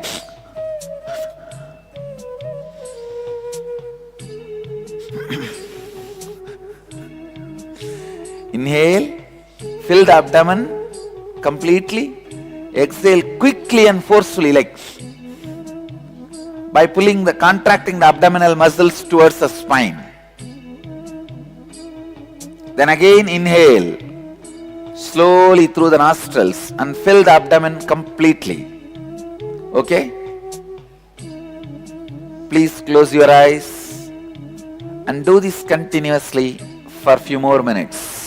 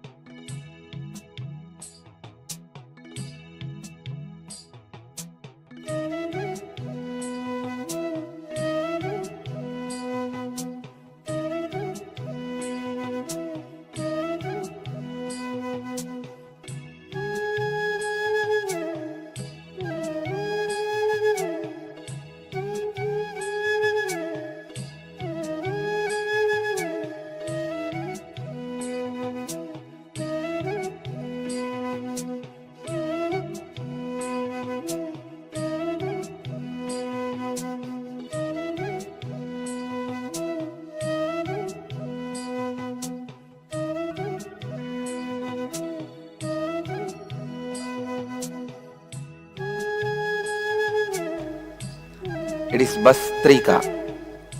Continue to sit in Padmasana or Vajrasana. Inhale slowly through the nostrils and fill the abdomen completely. Exhale quickly and forcefully through the nose by contracting the abdominal muscles towards the spine. Let me show you. Inhale slowly through the nostrils and fill the abdomen completely. And exhale quickly and forcefully.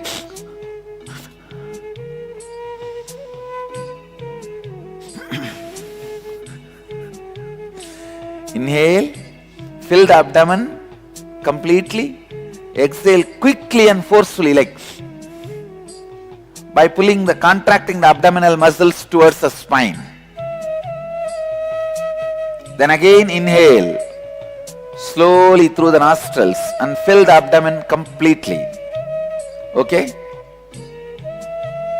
Please close your eyes and do this continuously for a few more minutes.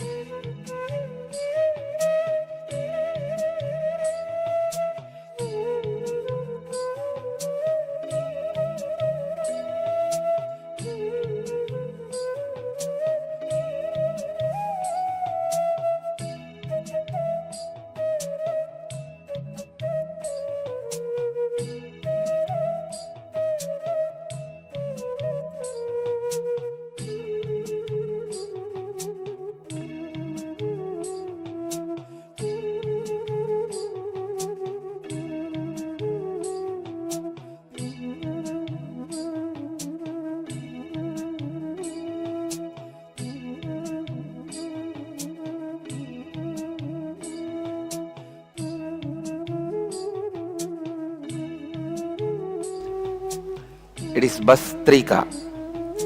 Continue to sit in Padmasana or Vajrasana. Inhale slowly through the nostrils and fill the abdomen completely. Exhale quickly and forcefully through the nose by contracting the abdominal muscles towards the spine. Let me show you. Inhale slowly through the nostrils and fill the abdomen completely. And exhale quickly and forcefully.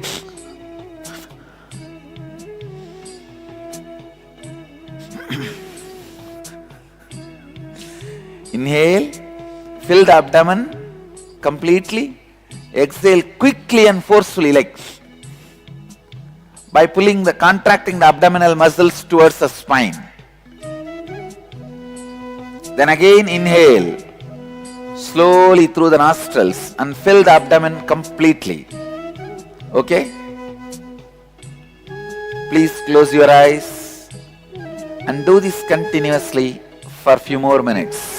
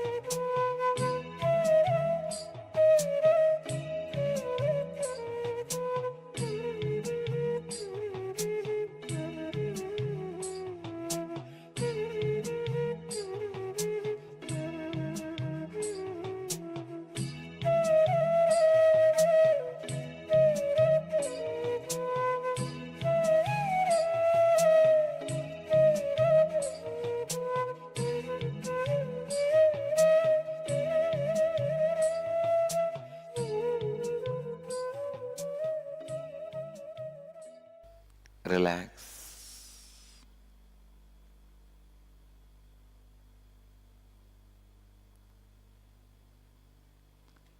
This process, Kriya, awakens non-mechanical parts of your brain to help you in integrity with yourself and others.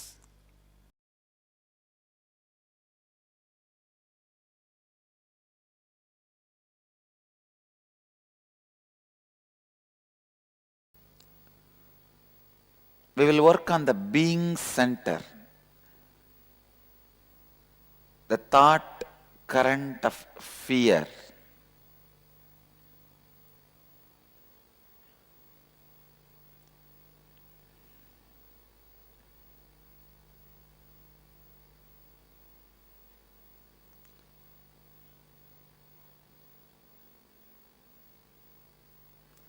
When there is a constant hangover of fear and insecurity inside you, your swadhisthana, your being center collapses. Please understand.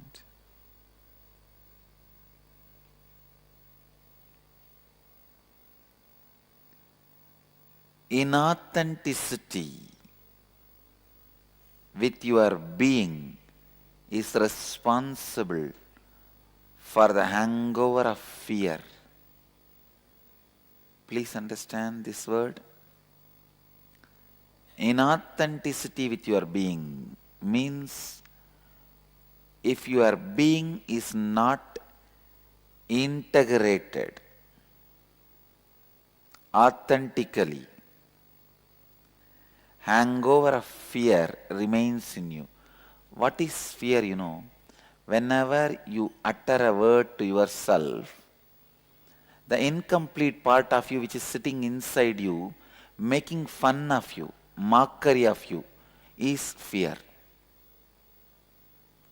There's a big chunk of you, incomplete you, which does not have a confidence over any word you utter to you, because many times you failed, you were out of integrity with you. All of you understand? Listen. Because many times you were out of integrity with you, one chunk of you does not believe you, does not trust you. So whenever you make any word, any plan, that part makes fun of you, mocks at you. That mockery is fear. That mockery is hangover of fear. How many of you are able to immediately vibrate with this truth? Great. If you are able to cognize with this statement, you got it. You just got it.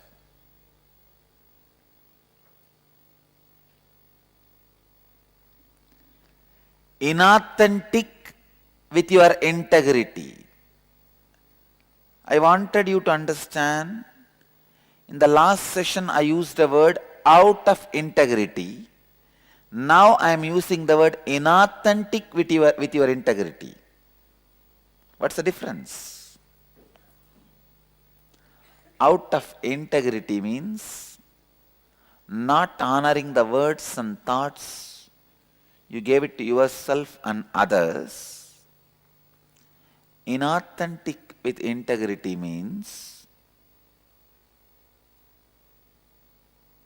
honoring the words and thoughts you give it to you and others, but doing it in a very limited way. You can always say, I'll work 1 hour per day, and be very integrated with it. But you are not authentic with your integrity. Understand? Authentic with your integrity means authentically stretching what far integrity is brought in your life to increase livability, life.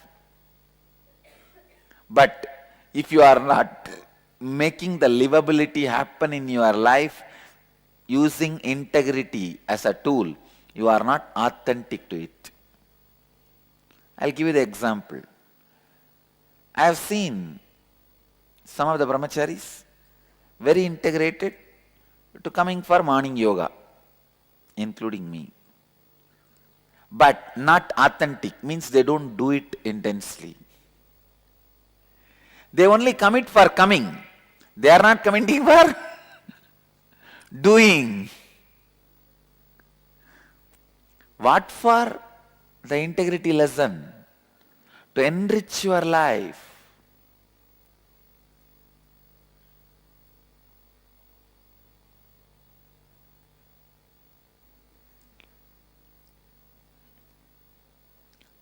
When you are inauthentic with your integrity means you follow the integrity to the letter but not the spirit. The fear hangover settles in your system.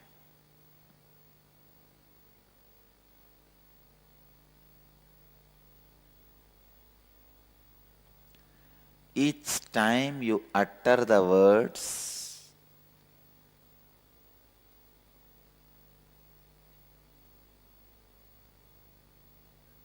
without being authentic to your possibility, you encourage the hangover of fear pattern in you. I can also be very integrated by not committing to this night program. It would have been high integrity, no problem. I can say, no, I am already working for a whole day. What is there? Come on, leave it. I'll do only daytime program. That can be integrity, but that will not be authenticity. Authentic to my integrity. What for integrity is brought into my life? To stretch me, to expand the livability, life.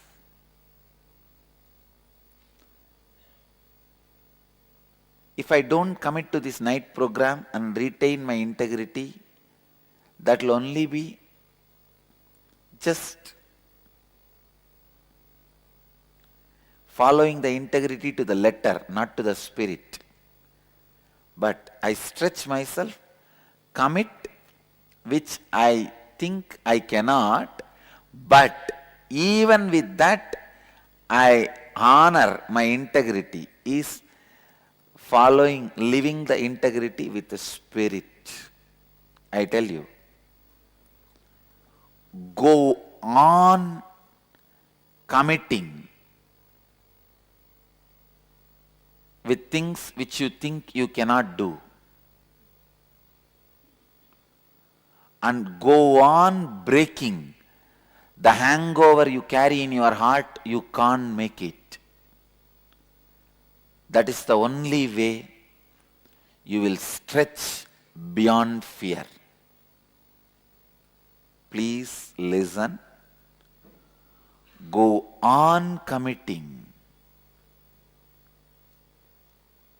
which you think you can't complete, you can't fulfill, but go on, honor it with integrity.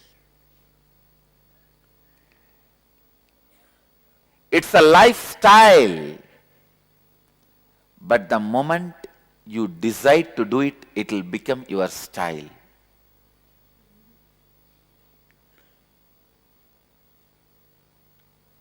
The moment you decide, I am going to do it, nobody who lives around me, even in their nightmares, would have imagined. Suddenly one day I will declare, I am going to keep up with integrity with the time and do it. Because everybody knows I live out of time.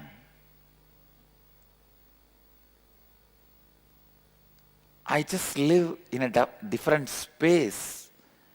They would have never imagined I'll fit myself so beautifully with the watch of one country. Because I fit myself with the watch of the cosmos, they thought I will not be able to fit. But I decided, no.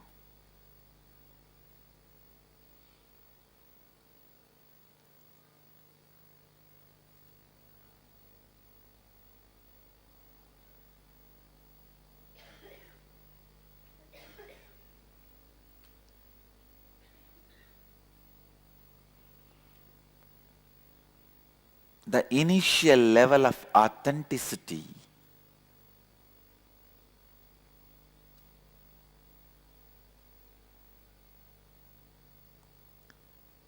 peak of integrity and beginning of authenticity. That is what is the way to open the being center. Peak of integrity, beginning of authenticity means integrity to the letter and spirit.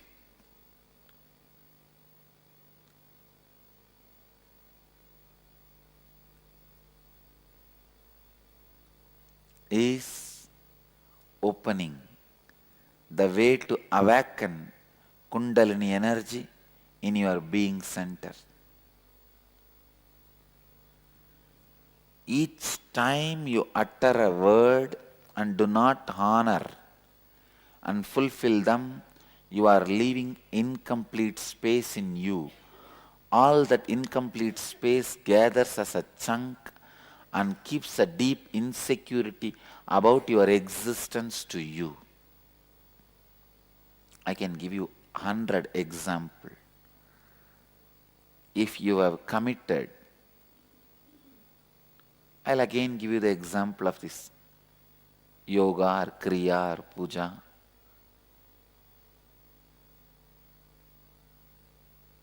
If you have committed and did not honor,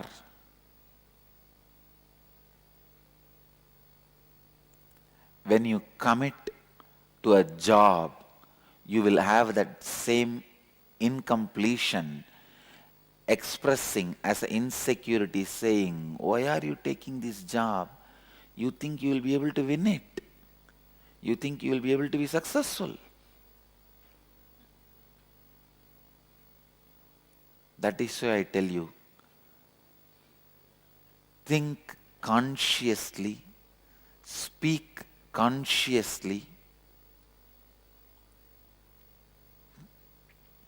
utter authentic words, utterly authentic words, and honor them with integrity. If you are not honoring even a simple commitments you gave it to you, don't think, oh, I may not honor the commitment of doing meditation, but I will honor the commitment of job. No, your heart does not trust you. For your heart, the word I will do meditation, the word I will do this job successfully, both are one and the same.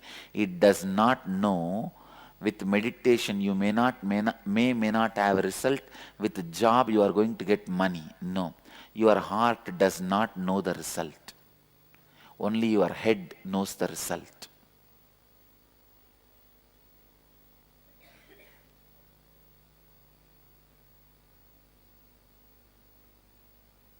Head is the mastery of math, heart is the mystery of myth.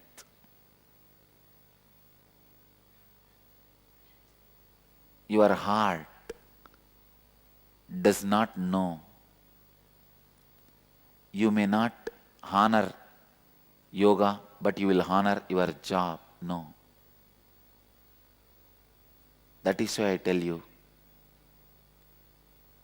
complete every word you uttered to you. And I tell you, from my experience, this is a very important thing you need to know. Keep yourself in the state of completion. Even if your body is damaged, you will not have pain. When I had the fracture, there was no pain because there was no incompletion inside. There was no insecurity. Will I be able to go through the whole experience? Every experience I committed to me, I went through without pain. Because I have honored the commitment to me, I will not suffer in every step. When I had the fracture, my heart believed I will go through the whole thing without pain and suffering. I committed with my heart, I will live without pain. And in every step I honored it. Whenever I had the freedom to have pain also, I honored my commitment, I will not have pain. Freedom to have pain, let me explain. Sometimes you feel cribbing is just pampering yourself. You can crib little and you feel, I can afford to crib. What is there? I do so much for people around me and for me. I can just crib little and people should tolerate with me. I can nag little. People should tolerate with me. Feeling your cribbing is cute is the bomb you fix under your butt.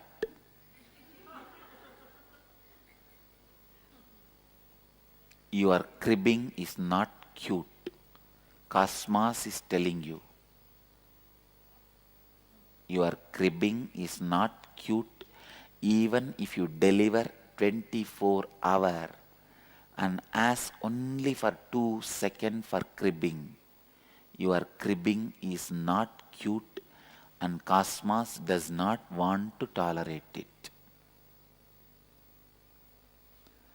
The 2 seconds you deciding to allow the cribbing, thinking you are worthy of it, is where you put the bomb. Where? Under your butt. If you sit, if you put the weight on the bomb heavily or remove the weight, it is going to burst.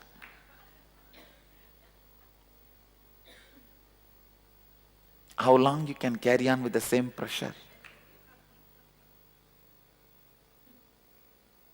It's a little strong word, but I wanted all of you to remember this word. A little cribbing you think you are worthy of, and you think which is little cute, and you also think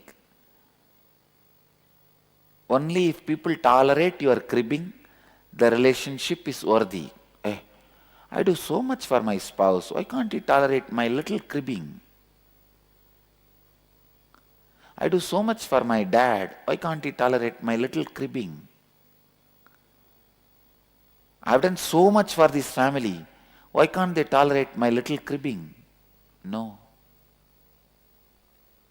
Anybody may tolerate your cribbing, Cosmos does not tolerate. Can you show this?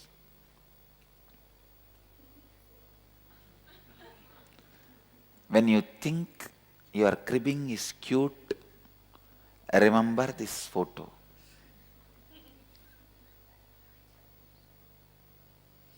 Cribbing is the bomb, and you thinking it is cute is the fire.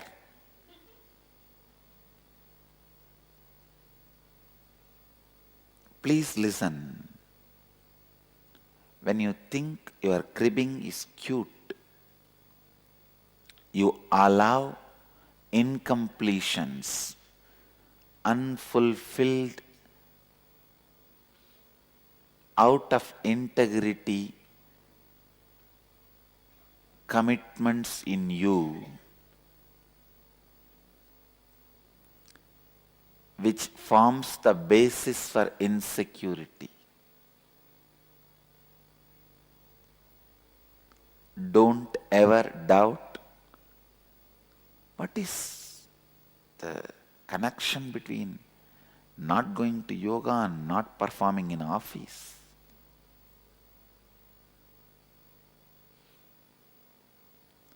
Cribbing means allowing yourself to be out of integrity and inauthenticity, because you are integrated in many dimensions of you. Because you are integrated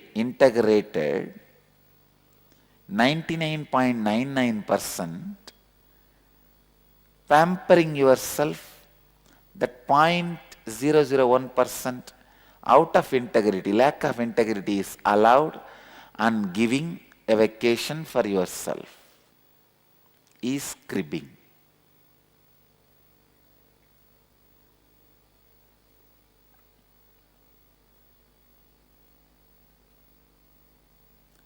There is no such thing as 99.99% integrity. Either you are integrated or out of integrity. That's it.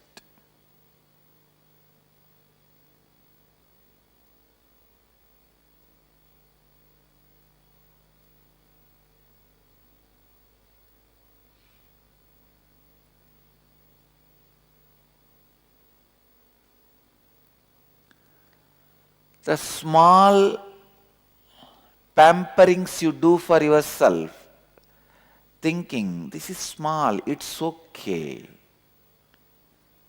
That part is responsible for all insecurity in you. All insecurity in you.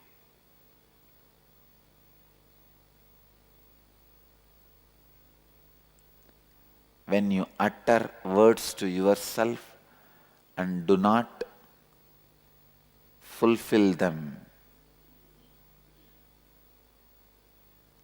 as I said earlier, your self-confidence is lost. The self-confidence which you lose joins the other party. Understand? In the war, one person killed in your side is also tolerable than one person going from your side and joining on the other side. Here, the self-confidence which you lost does not die, it goes and joins your opposite side, the incompletion part, that becomes insecurity. A soldier missing on the side of self-confidence joins the side of insecurity. A pilot cannot say, I'll drive the plane 99.99% safely. Either it is 100% or 100% death. Sambhava, sit.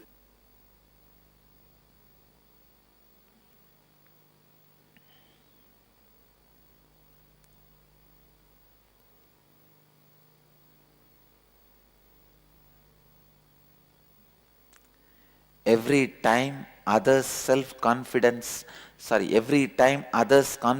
on you is lost, they are afraid of you, they are insecure about you. Every time your confidence on you is lost, you are insecure about you. Here I am dealing both the fears. Your insecurity about you and others' insecurity about you. Because life happens to you, not only from you, happens to you from others also.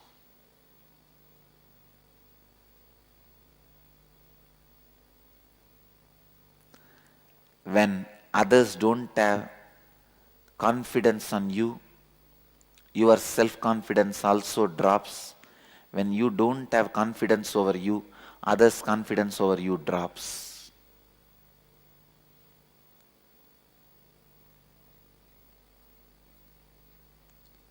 My confidence on me and on others is the gift to me from Kalabhairava.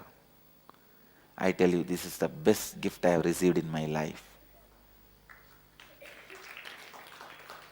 Even though being cheated, exploited, abused so much by so many people whom I trusted, still I have not lost my confidence on people.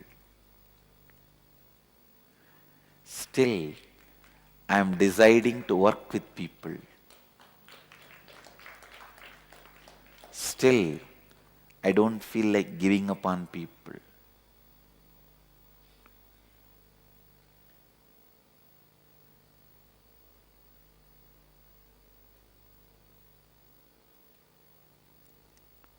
just because my confidence on me has not come down even an inch. Please listen.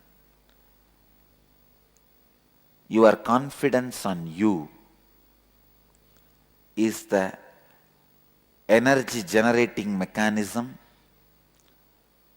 Others' confidence on you is transmitting mechanism. For electricity to be useful to you, you need both generating and transmitting, both mechanisms. If there is a problem in transmitting, it can affect the generating. If there is a problem if there is a lack in generating, it can affect the transmitting.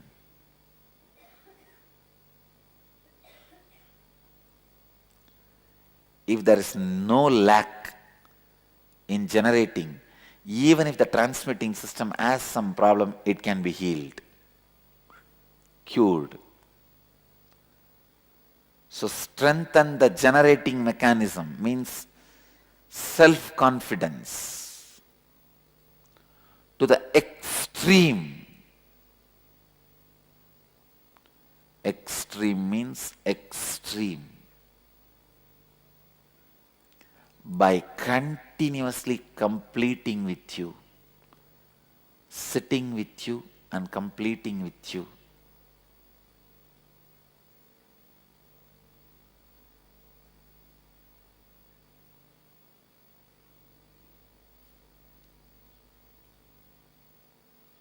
Whenever you look at the mirror, if you feel about your beauty or ugly, you are body-centered. If you feel about you worrying or you feeling happy, you are mind-centered. If you feel you are graceful, you are completed. When you look at your mirror, if you are searching in the mirror about the beauty or ugly of your body, you are body-centered. Looking, oh, this dimension should be altered this way and that color has to be changed that way. Here little touch up, there little touch up. You are body-centered. When you look at the mirror, if you think, oh God, I don't know how I am going to live. I don't know what is going to be of me. Worried or happy, I can do it. Whether you are worried or happy, you are mind-centered. When you look at the mirror, if you feel graceful, wow, what a guy.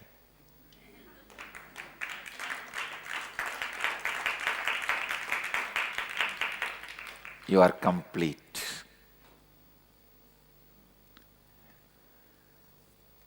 By completing with you, with authenticity and integrity, you will be out of fears.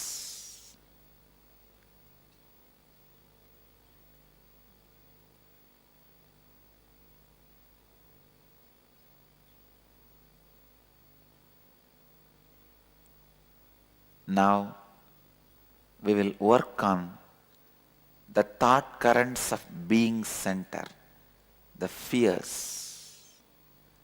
Please get the worksheet.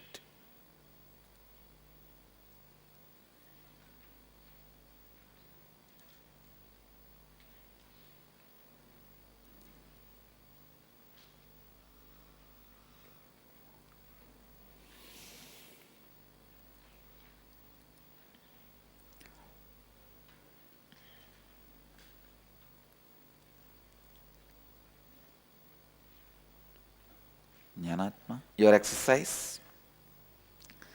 Scan your life and identify all the fears that exist in your life. Like fear of losing job, fear of public speaking, fear of holding yourself in front of others, I tell you, all make-up ideas evolve from fear of holding yourself in front of others.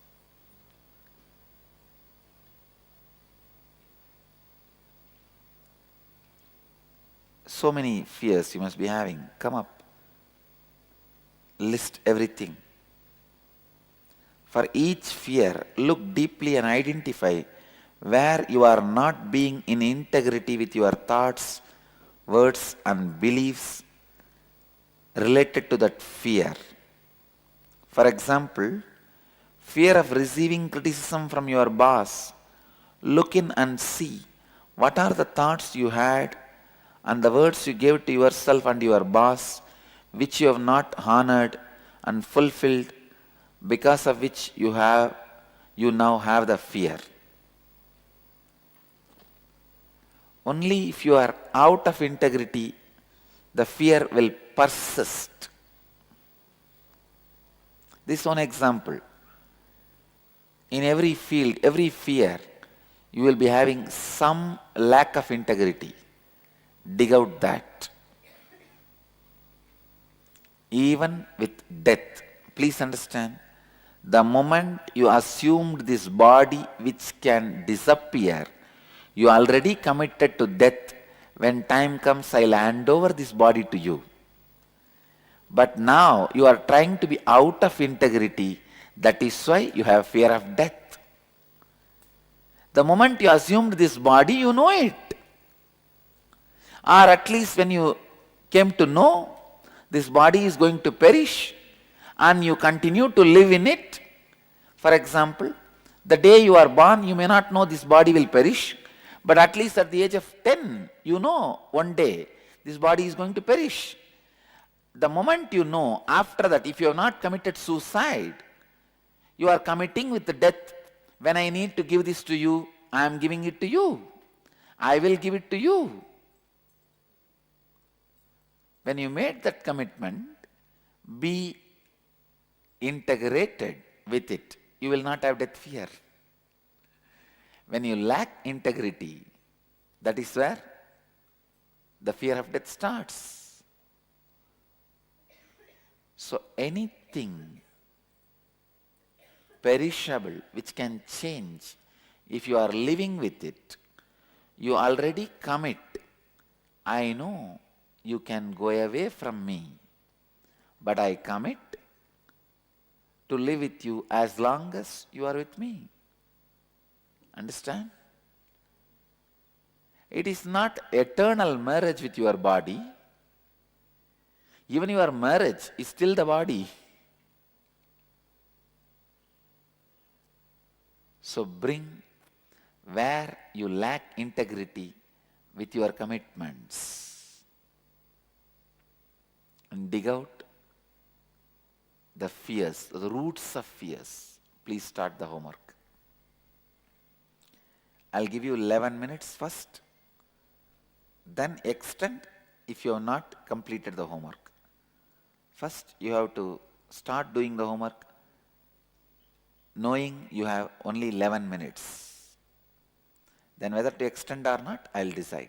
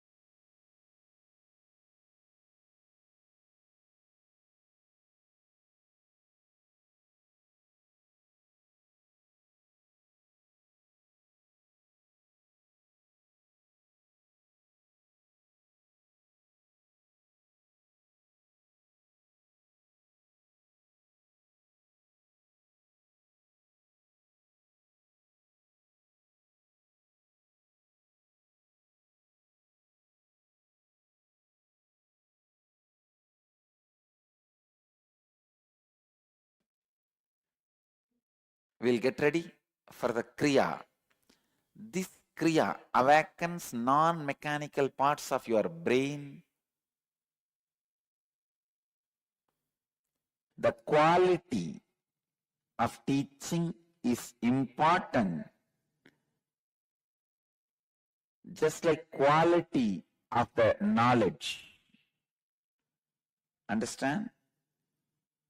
The quality with which knowledge is transmitted is also important, as equally as the quality of the knowledge transmitted. Anybody had any heart illness, conditions like bypass or pacemaker or surgeries, or having high blood pressure, do not do the Kriya which you are going to do now. Even with every Kriya, do it with your reasoning. Means, do it as much as you can. Don't force yourself.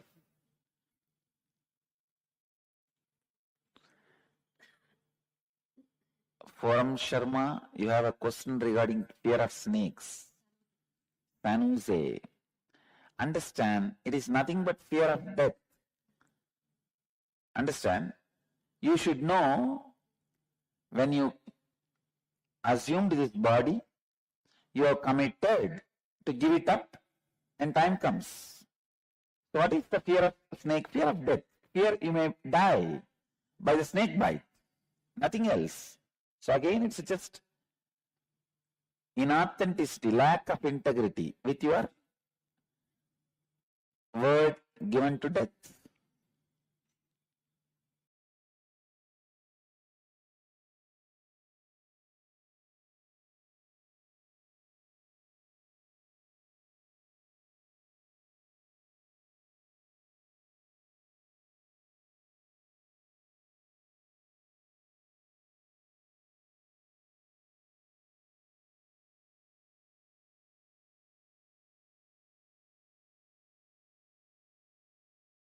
Now the Ustream is ready. Let's start the Kriya. This Kriya awakens non-mechanical parts of your brain to put you in integrity and authenticity, to be beyond fear. We'll start the Kriya. Please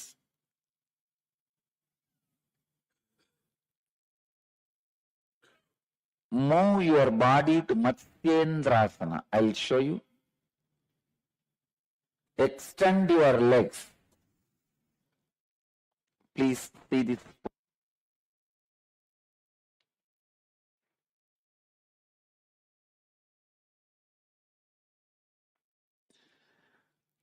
I'll give you the instruction. Stretch your leg. Bend your right leg. Put the right feet near the, bend your left leg. Put the left feet near the right knee.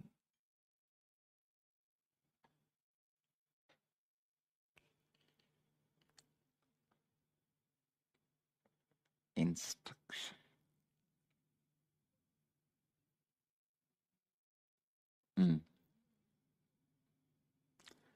In Matsyendrasana, please understand, without losing the posture, inhale and exhale deeply first for a few seconds. Bend your left leg and place the left foot over the right leg. Keep the left knee upright. Now place the right elbow on the left knee. Let the spine twist to your left. Relax the abdomen.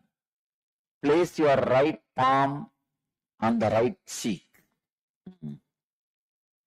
You are right. Fix the gaze on the center of the eyebrows. In this posture, inhale and exhale as slowly as possible. Even if you try to move to this posture as much as possible is enough. The Kundalini channels in your body will be awakened. That is why the posture is.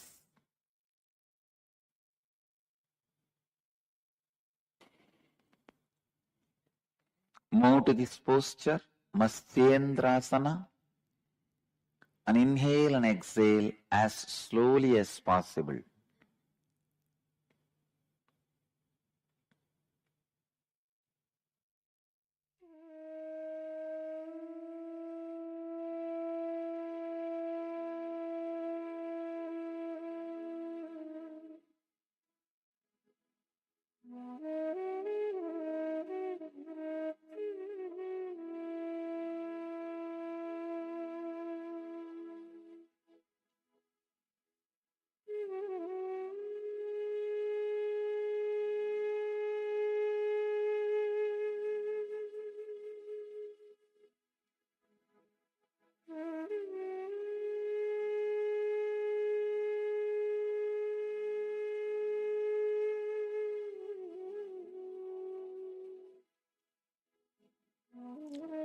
In Matsyendrasana, please understand, without losing the posture, inhale and exhale deeply first for a few seconds. Bend your left leg and place the left foot over the right leg. Keep the left knee upright. Now place the right elbow on the left knee. Let the spine twist to your left. Relax the abdomen. Place your right palm on the right cheek. You are right. Fix the gaze on the center of the eyebrows. In this posture, inhale and exhale as slowly as possible. Even if you try to move to this posture as much as possible is enough. The Kundalini channels in your body will be awakened. That is why the posture is.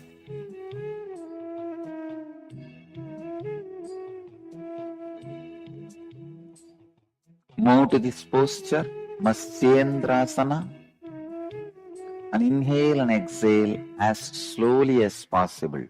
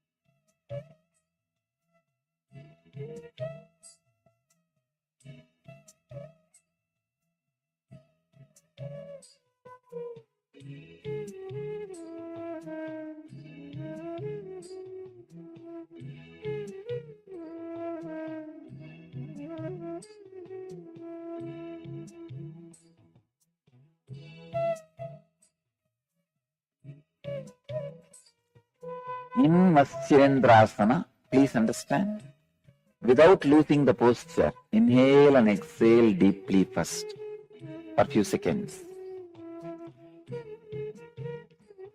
Bend your left leg and place the left foot over the right leg. Keep the left knee upright. Now place the right elbow on the left knee. Let the spine twist to your left. Relax the abdomen. Place your right palm on the right cheek. You are right. Fix the gaze on the center of the eyebrows.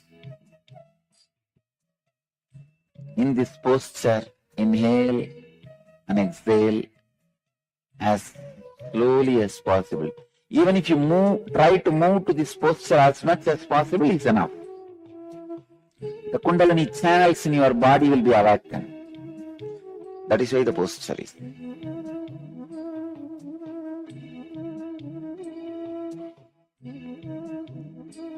Move to this posture, Matsyendrasana, and inhale and exhale as slowly as possible.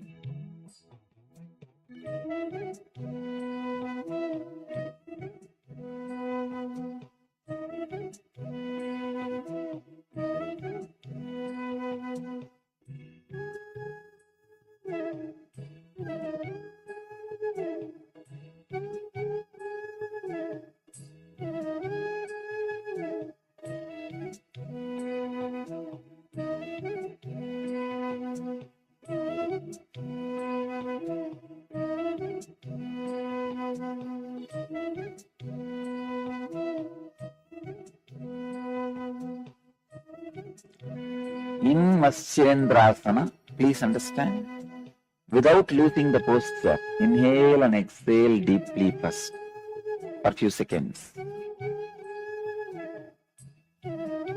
Bend your left leg and place the left foot over the right leg. Keep the left knee upright. Now place the right elbow on the left knee. Let the spine twist to your left. Relax the abdomen. Place your right palm on the right cheek. You are right. Fix the gaze on the center of the eyebrows. In this posture, inhale and exhale as slowly as possible. Even if you try to move to this posture as much as possible is enough.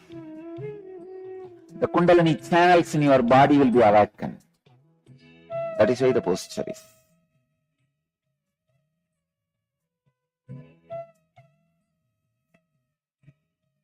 Move to this posture, Matsyendrasana, and inhale and exhale as slowly as possible.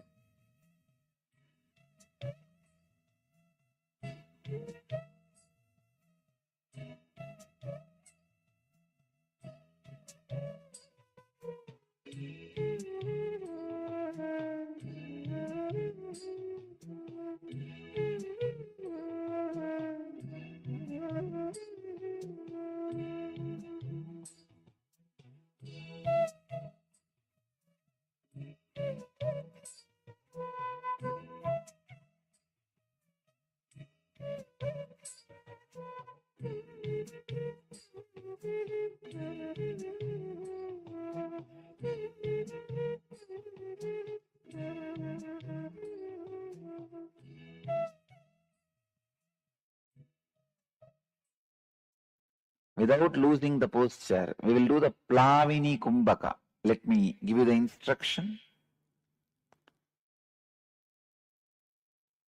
Inhale completely using both the nostrils and contract the throat and rest your chin on the chest like this. Let me show you.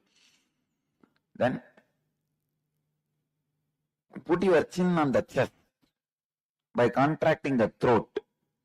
Hold as much as you can. When you feel you can't hold anymore, relax. Do this continuously. Without losing the posture, we will do the Plavini Kumbhaka. Let me give you the instruction. Inhale completely using both the nostrils and contract the throat and rest your chin on the chest like this. Let me show you. Then put your chin on the chest by contracting the throat. Hold as much as you can. When you feel you can't hold anymore, relax. Do this continuously.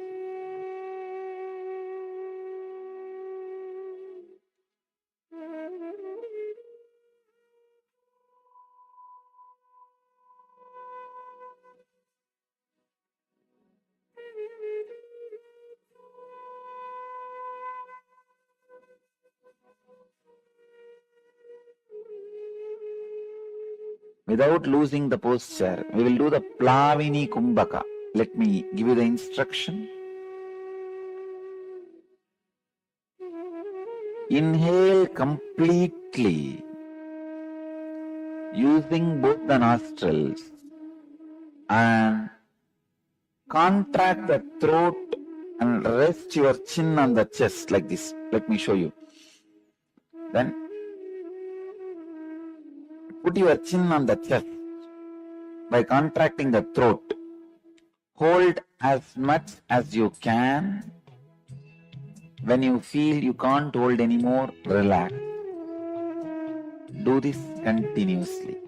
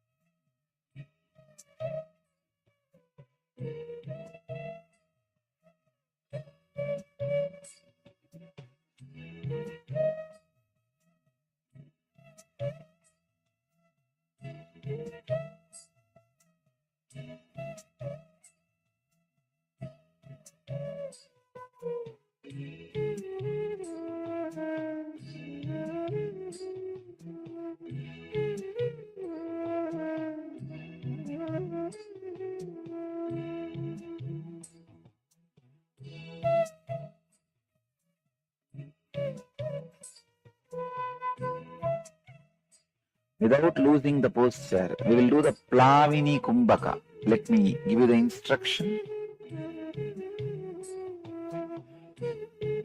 Inhale completely, using both the nostrils, and contract the throat and rest your chin on the chest like this. Let me show you.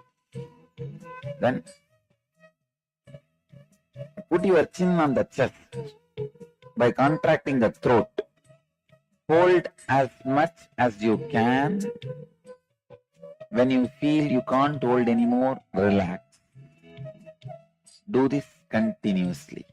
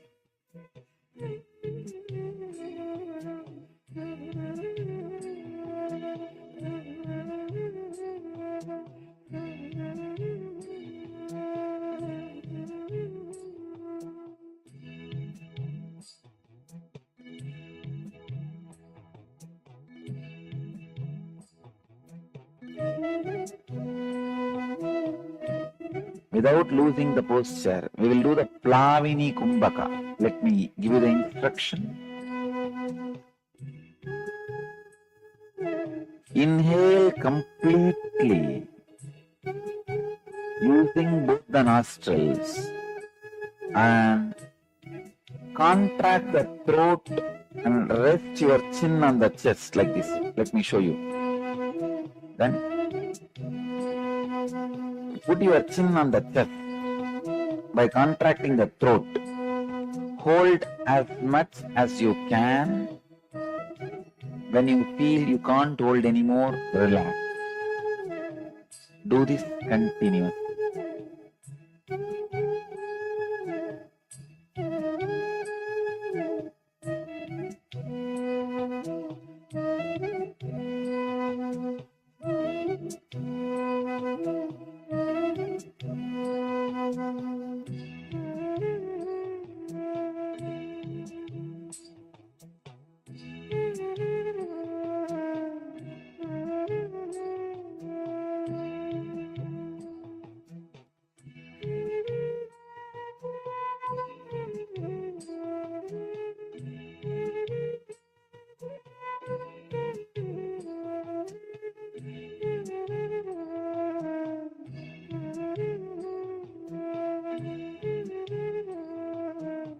Without losing the posture, we will do the Plavini Kumbhaka. Let me give you the instruction.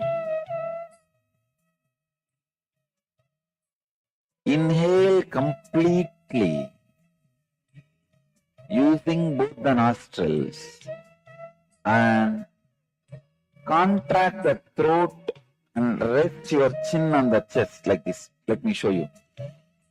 Then put your chin on the chest by contracting the throat. Hold as much as you can. When you feel you can't hold anymore, relax. Do this continuously.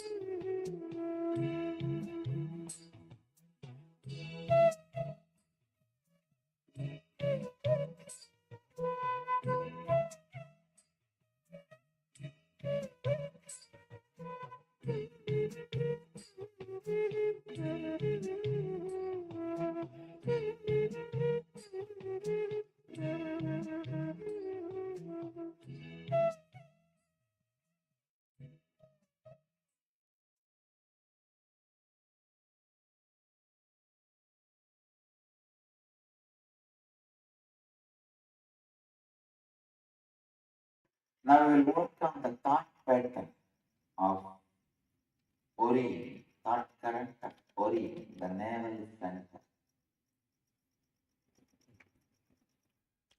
Constant hangover without the base of fear or desire is Ori. Understand? Constant hangover without the base of fear or desire is Ori. Means hangover for no reason. At least if you have reason of fear or greed, you are having little smart hangover. Hangover for a reason. Hangover without any reason is Ori.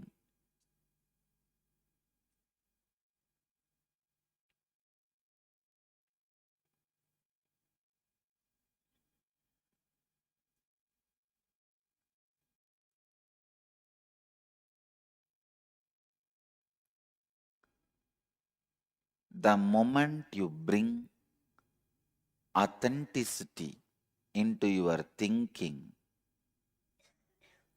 Ori disappears.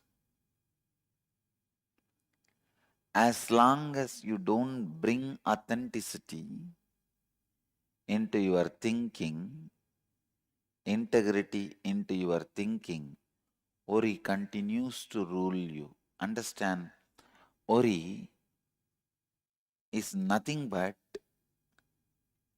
giving words to yourself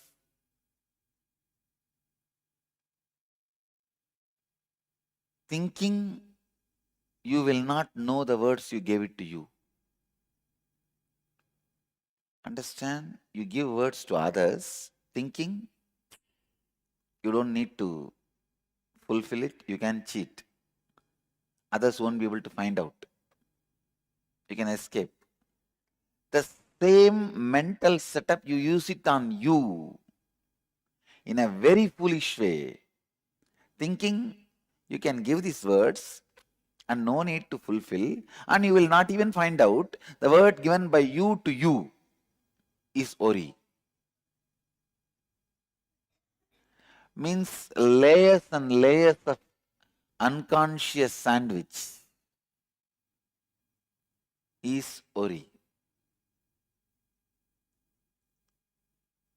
Many of you give word to you thinking even if you don't fulfill, you are not going to remember it, that you are not fulfilled or you are committed. How many of you immediately click with this idea, cognize this idea? You know. Now you know Ori. What is Ori?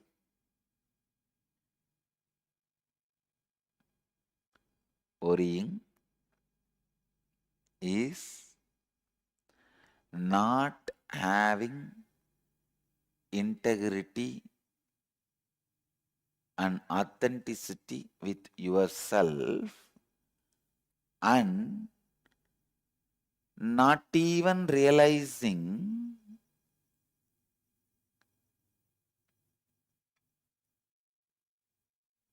that you are going to remember it. Let me define worrying. Not having integrity and authenticity and still thinking you are not even going to remember, you are not integrated and authentic with you. For example, you give a word to you. Even if you think you are not going to fulfill it, you justify to yourself, I may not fulfill, but I am not going to question myself. I am not even going to remember the words I have given to me. Means layers and layers of unconsciousness has become a thinking style in you. That is why for a same problem, even after you find solution, you forget the solution and suffer with the same problem internally and discover the solution again. After next day, again you forget the problem, forget the solution you discovered and suffer with the same problem, and again you find the solution. How many of you caught yourself finding solution for the same problem again and again and again and thinking, I found the same solution already. How did I forget? Raise your hand. You know this is worrying. If you are finding the solution for the same problem and same solution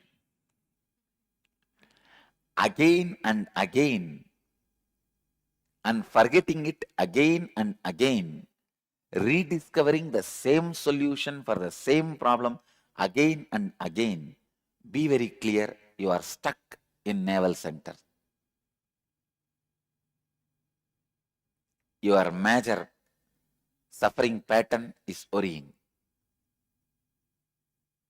Because in worrying, not only you are inauthentic and out of integrity with you, you even forget you are inauthentic and out of integrity with you.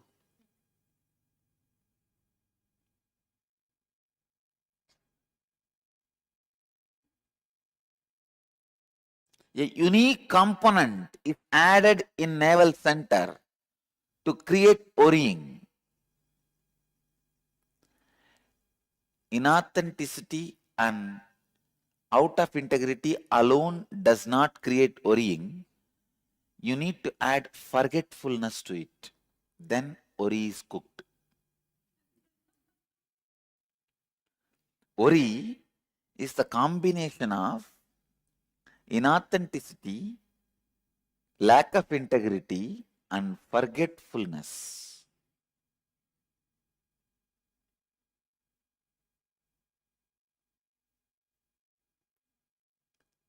When you remember your inauthenticity and out of integrity,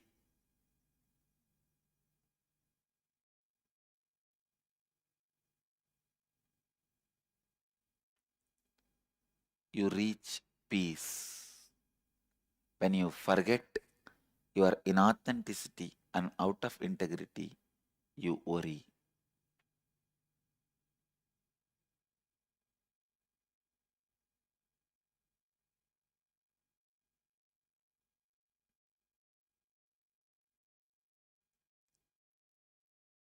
I always tell people, you can become anything, but never a loose. Worrying is literally like becoming loose.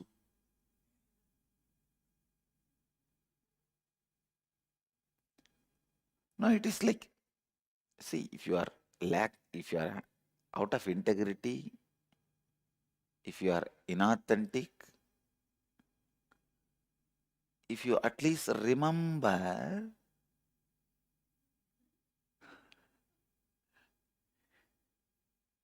you can be saved by yourself or by others. You don't even remember. New participants may be thinking, what is loose? I'm defining loose, please understand.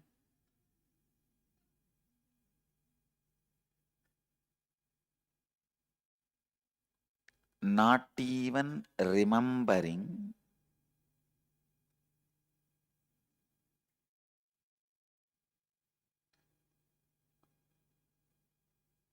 the problems you have.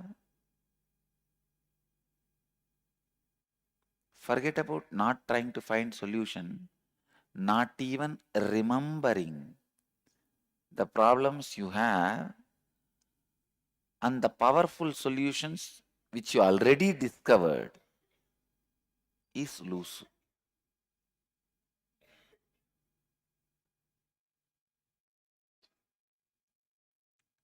Losing O2, oxygen of your life.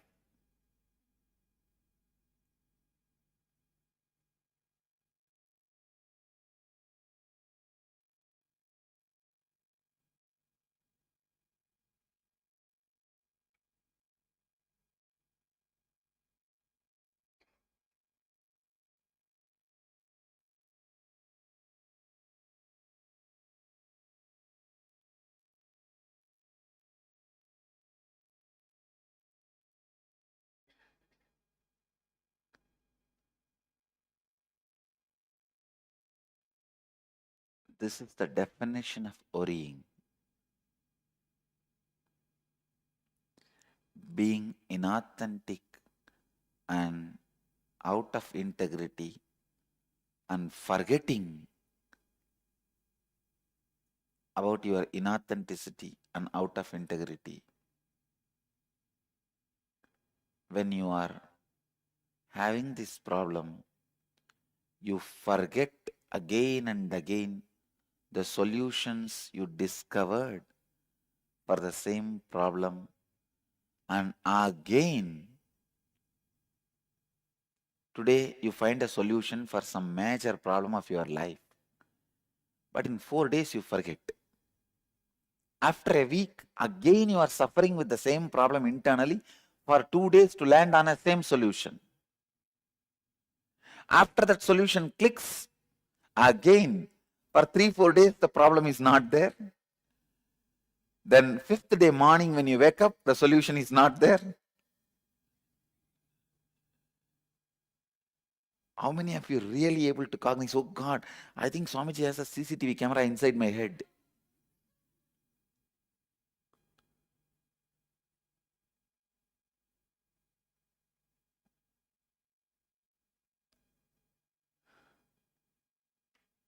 This is what exactly is worrying. Forgetting inauthenticity and lack of integrity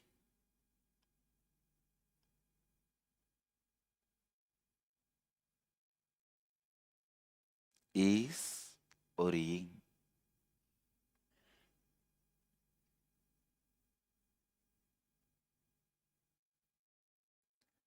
The moment you remember authenticity and integrity, worry disappears, because worrying is not a positive existing problem. It is a negative non-existence. Please understand. Greed is a positive problem. Fear is a positive problem. Worry is negative space. It is not positive problem. Like a darkness is lightlessness. Worrying is unawareness. The moment you remember, it disappears. How many of you worry? You don't remember the solution when you worry. That is one more worry. You worry thinking that you are not going to remember the solution while you worry.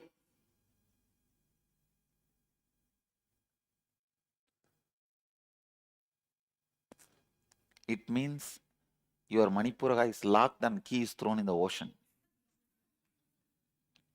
Because, see, if you kept the key in the locker, at least at one point there is a possibility you can open the locker and remember the locker and get the key back and open. You just thrown the key into the ocean, means the only way is to break the Manipura Chakra. That can be done by initiation.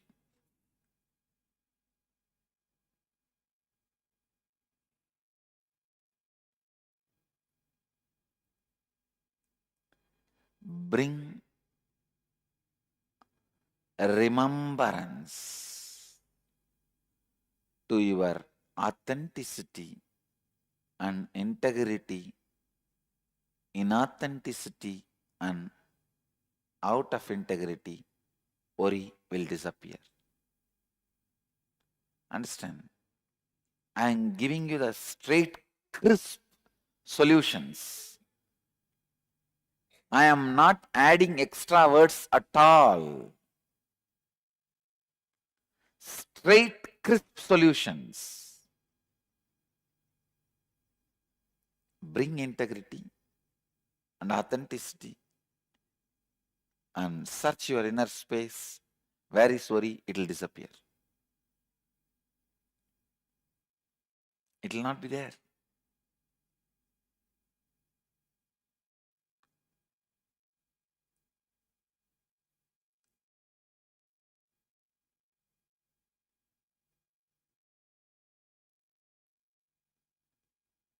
When you honor your commitments to you and others with integrity, you achieve reality. When you honor your life with authenticity, you go beyond fear. You become fearless, courageous, authentic.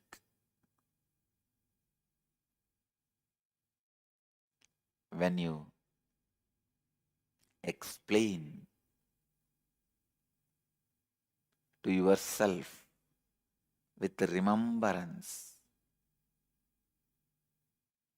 integrity and authenticity, your worry disappears. So the simple straight solution to be out of worry is remembrance. Remembrance happens by constantly talking about these truths to others and to you.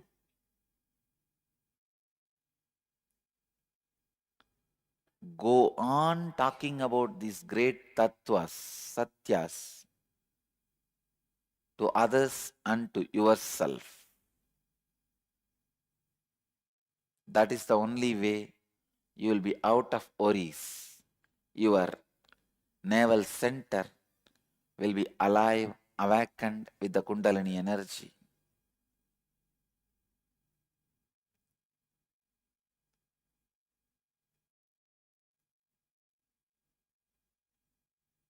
Catch people and start talking about these satyas. You may think what will happen to them. That is their worry. You be out of worry.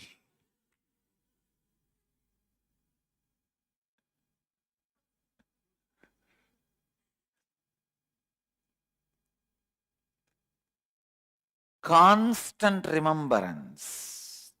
I tell you, this mala, bracelet, keeping some quotations near your bed, putting some spiritual quotations in the Facebook, everything is nothing but a technique for remembrance.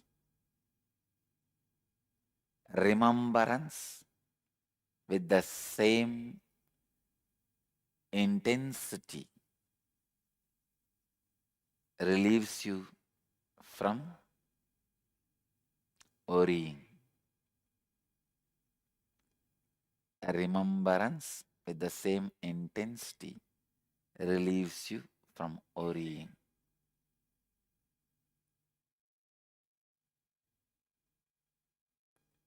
Now, please give the exercise sheet to everyone on worrying.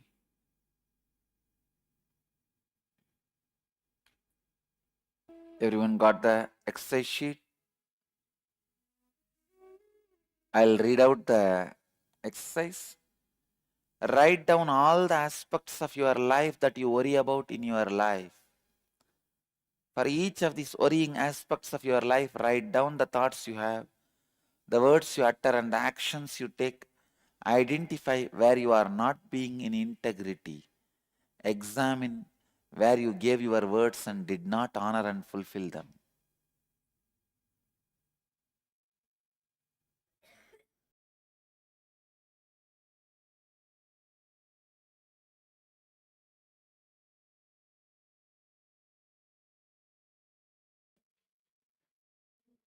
We'll get ready for the Kriya. This Kriya awakens non-mechanical parts of your brain. The quality of teaching is important, just like quality of the knowledge. Understand? The quality with which knowledge is transmitted is also important, as equally as the quality of the knowledge transmitted. Anybody had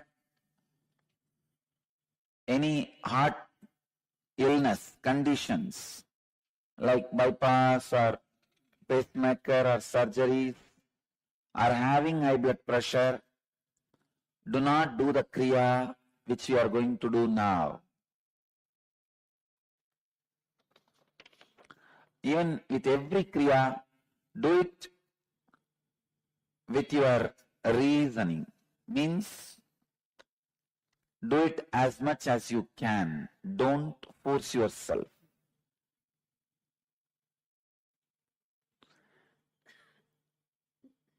Forum Sharma, you have a question regarding fear of snakes. Sanuse, understand, it is nothing but fear of death. Understand? You should know when you assumed this body, you have committed to give it up and time comes. So what is the fear of snake? Fear of death. Fear you may die by the snake bite. Nothing else. So again it's just inauthenticity, lack of integrity with your word given to death.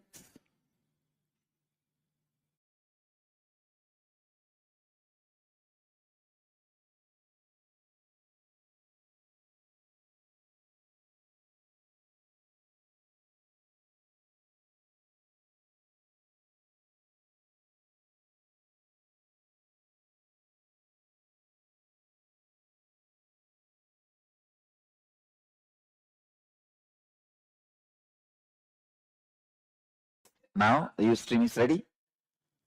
Let's start the Kriya. This Kriya awakens non-mechanical parts of your brain to put you in integrity and authenticity to be beyond fear. We'll start the Kriya. Please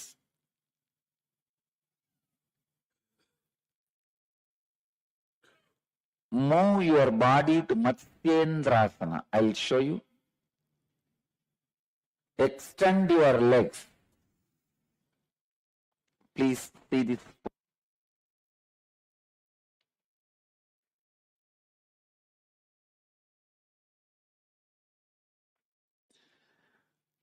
I'll give you the instruction.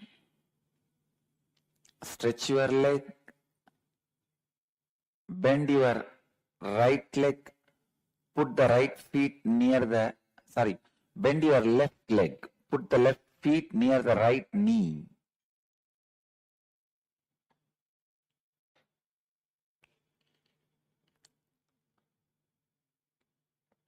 Instruction.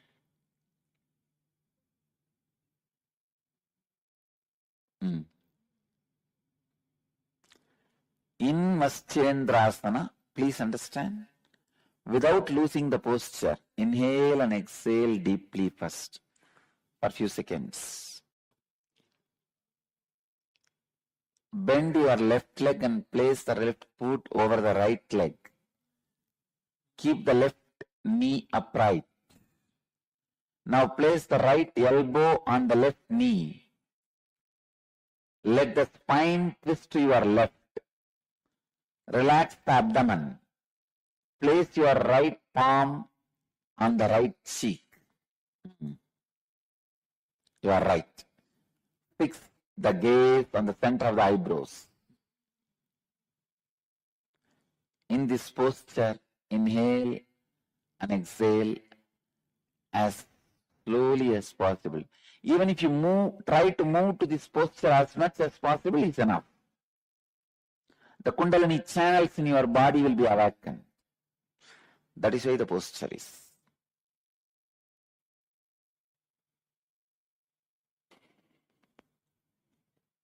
Move to this posture, Matsyendrasana, and inhale and exhale as slowly as possible.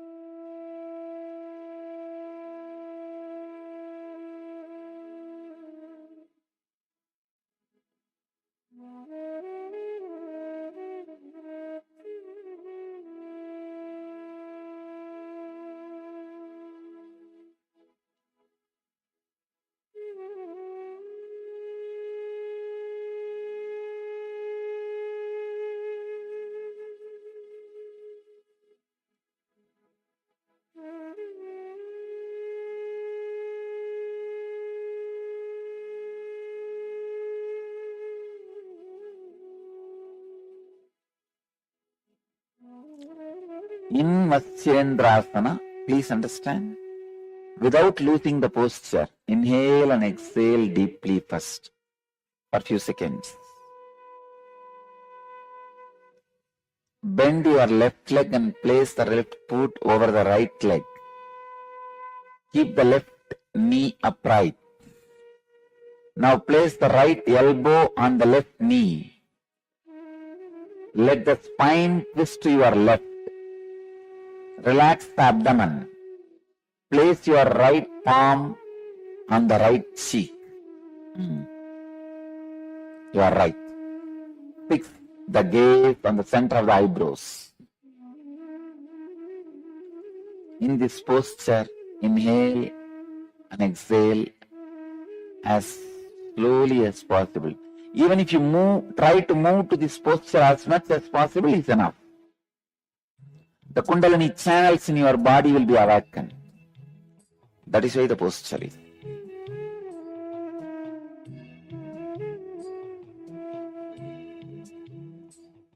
Move to this posture, Matsyendrasana, and inhale and exhale as slowly as possible.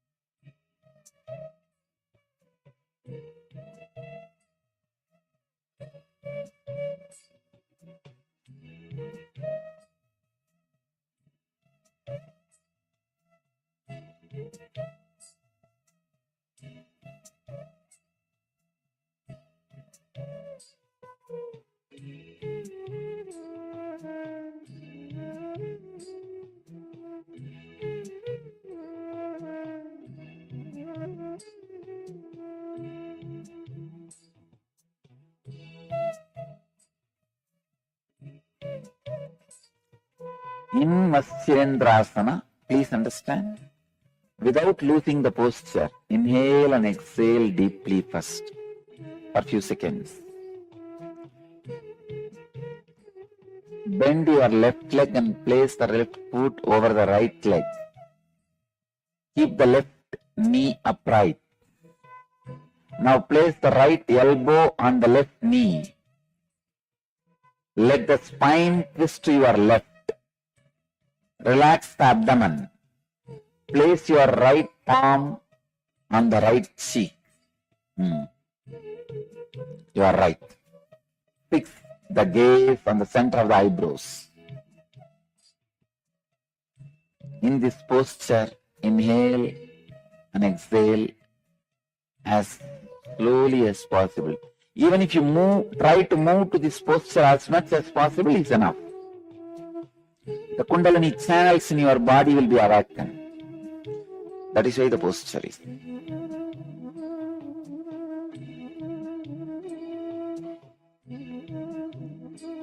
Move to this posture, Matsyendrasana, and inhale and exhale as slowly as possible.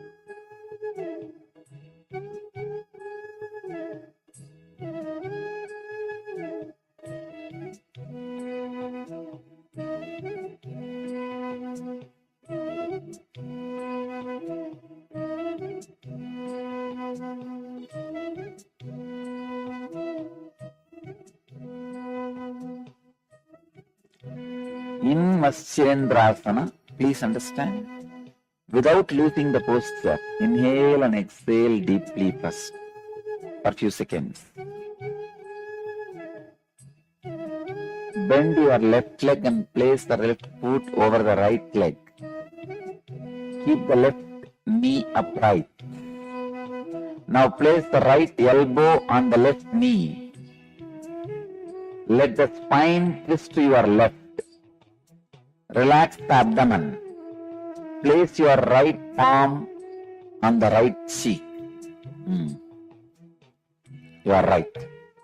Fix the gaze on the center of the eyebrows.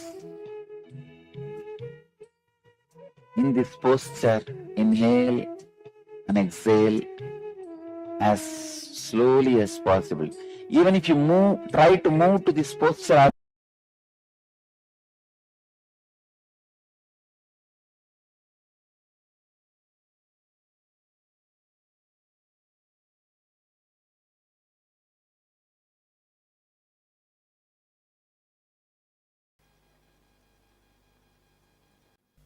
we'll move to the Kriya. See, this Kriya basically awakens the non-mechanical parts of your brain to remind you not to worry and be in authenticity and integrity. To bring you the remembrance, smarana. First step, Gomukhasana. Please move to Gomukhasana.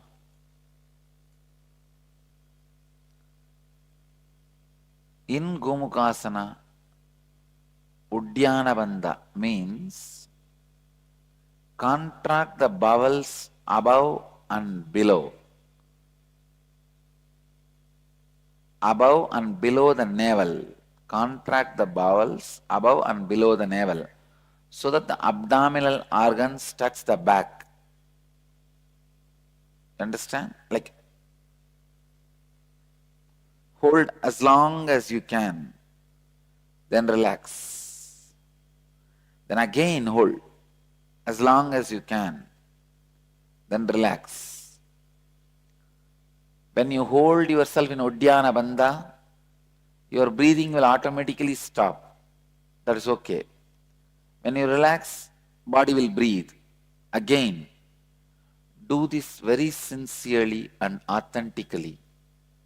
This takes care of awakening the Kundalini in Manipuraga. Please close your eyes and do this continuously.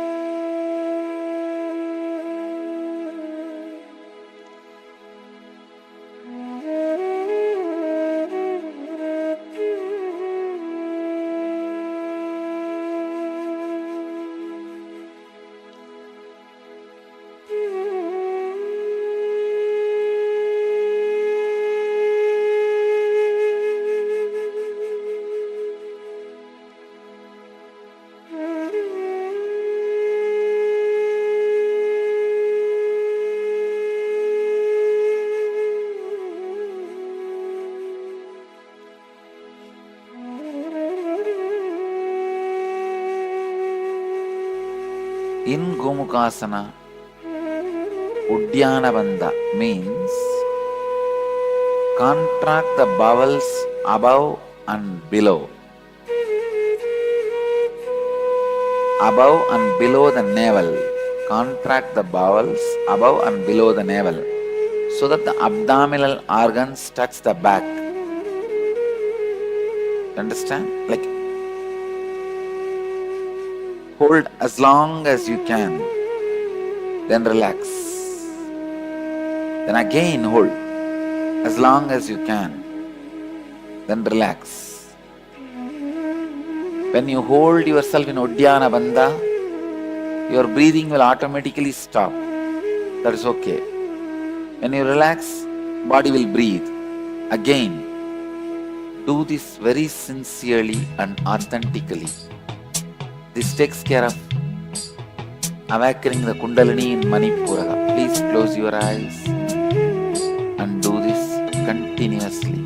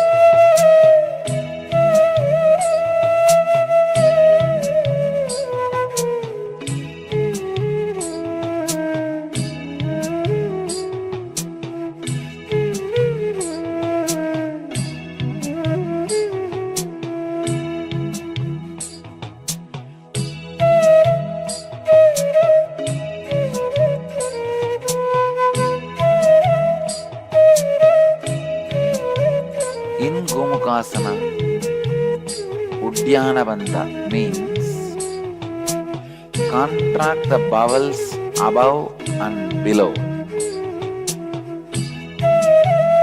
Above and below the navel. Contract the bowels above and below the navel so that the abdominal organs touch the back. Understand? Like, hold as long as you can, then relax. Then again hold as long as you can, then relax. When you hold yourself in Uddiyana Bandha, your breathing will automatically stop. That is okay. When you relax, body will breathe. Again, do this very sincerely and authentically. This takes care of awakening the Kundalini in Manipura. Please close your eyes and do this continuously.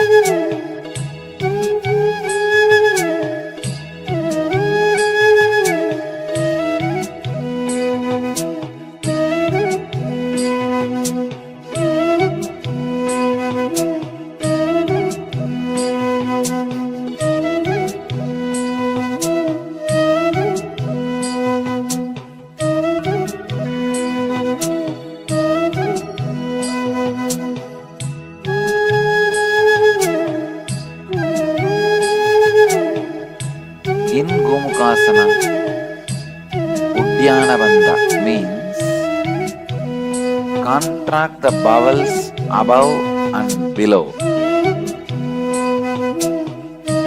Above and below the navel. Contract the bowels above and below the navel so that the abdominal organs touch the back. Understand? Like, Hold as long as you can. Then relax. Then again hold as long as you can. Then relax.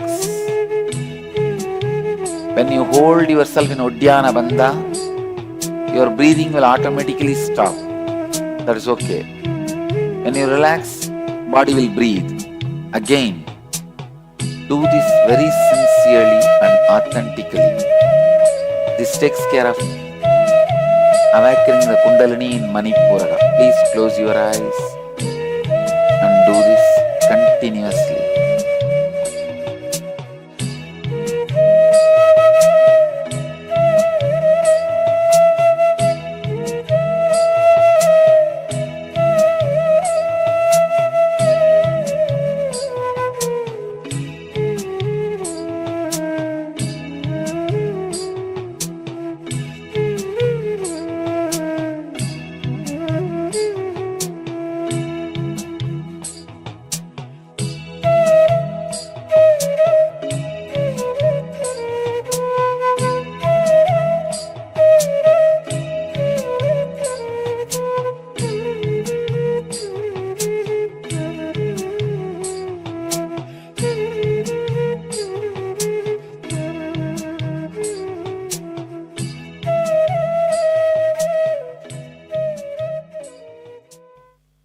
The next instruction, be in the same posture,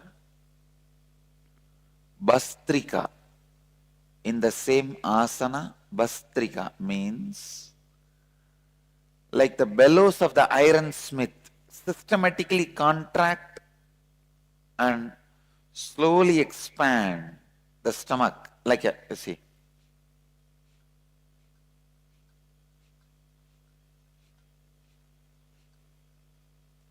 Like a bellowsmith,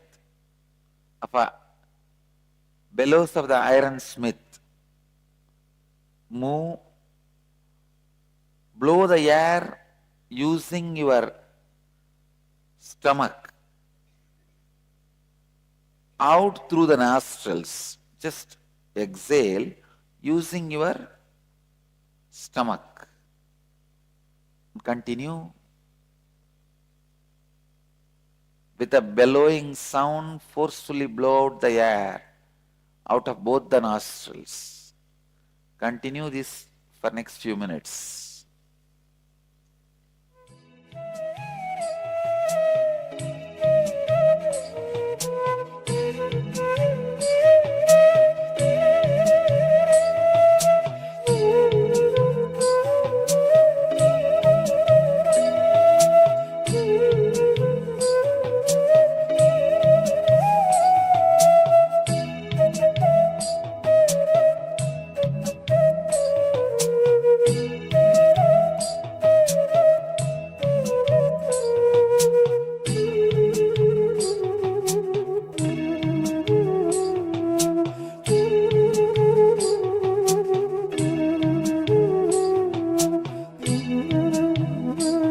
The same asana, Bastrika, means like the bellows of the ironsmith, systematically contract and slowly expand the stomach, like a, you see.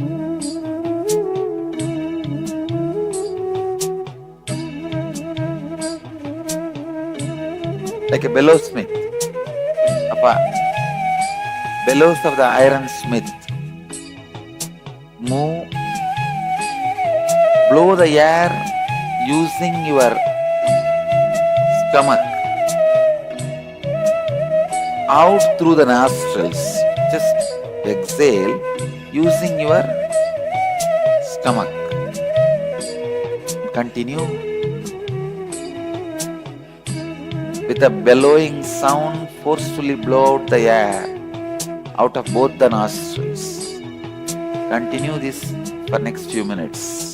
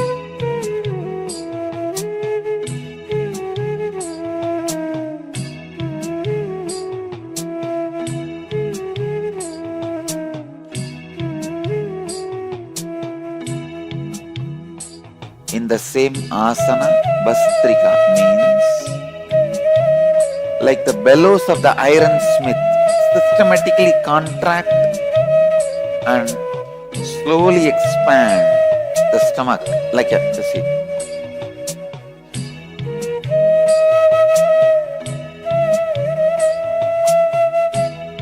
Like a bellowsmith. Bellows of the ironsmith move, blow the air using your stomach out through the nostrils. Just exhale using your stomach. Continue with a bellowing sound. Forcefully blow out the air out of both the nostrils. Continue this for next few minutes.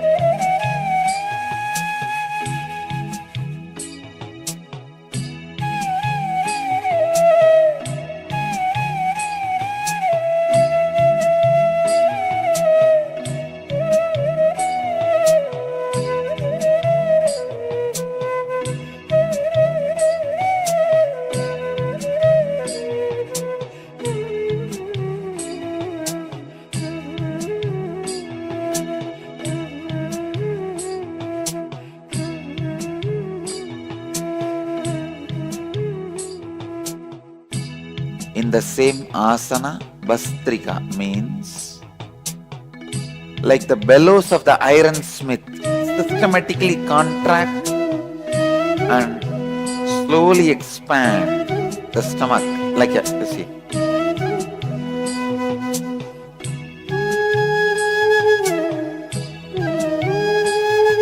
Like a bellowsmith. Bellows of the ironsmith move, blow the air using your stomach out through the nostrils. Just exhale using your stomach. Continue with a bellowing sound. Forcefully blow out the air out of both the nostrils. Continue this for next few minutes.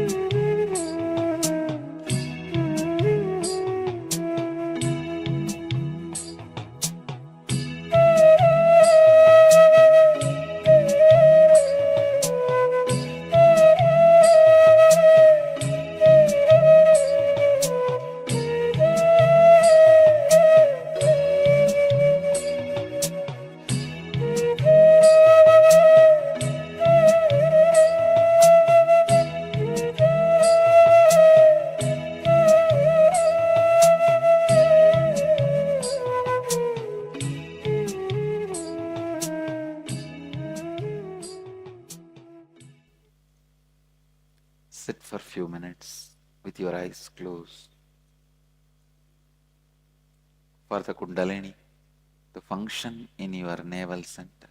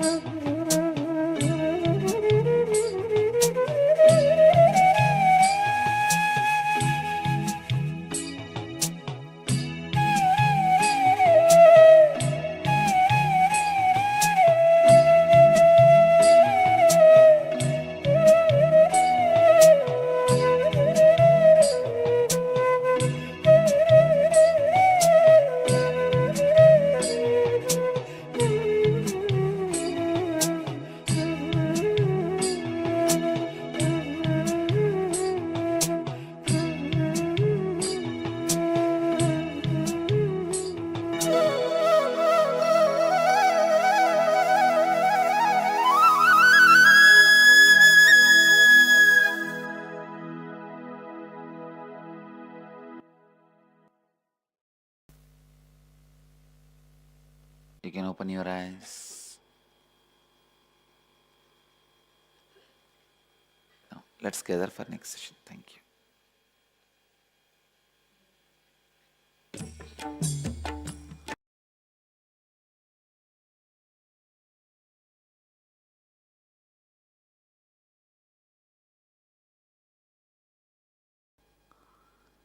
We'll work on the thought trend of attention need. Thought current of attention need, the energy center, heart center.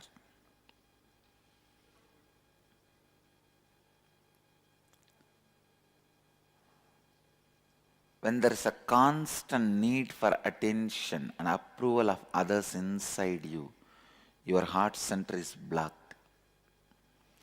You will constantly be craving for attention from others when you are not authentic about who you hold yourself to be for yourself. Please listen here. Please listen. You will constantly be craving for attention from others when you are not authentic about who you hold yourself to be for yourself. Means your inauthenticity with your mamakara, who you feel as you. If you are inauthentic to it, you will be asking for attention.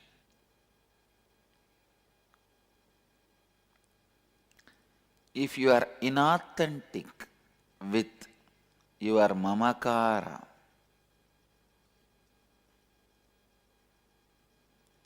let me define the next important truths of living enlightenment. The second important truth for living enlightenment, authenticity. Authenticity means being established and responding to life from who you believe yourself. To be for yourself, who you believe yourself to be for others, and what others believe you to be for them. Listen. What you believe as yourself for yourself, mamakara. What you believe as yourself to others, ahamkara. And what others believe as you, anyakara.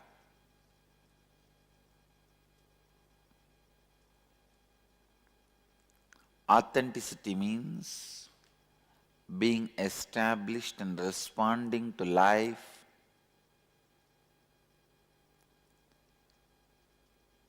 having all the three in tune. Authenticity is you living to the peak of your capacity every moment of your life as per your understanding of your peak capacity and others' understanding as your peak capacity.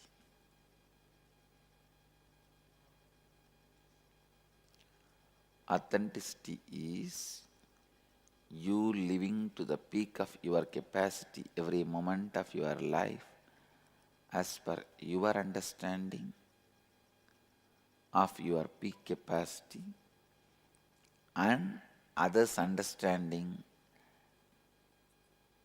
as your peak capacity.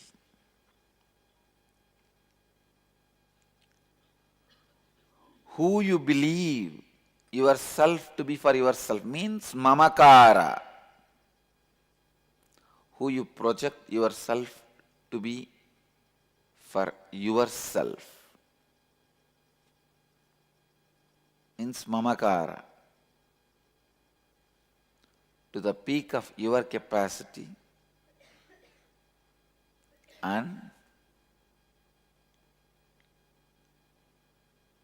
to the peak of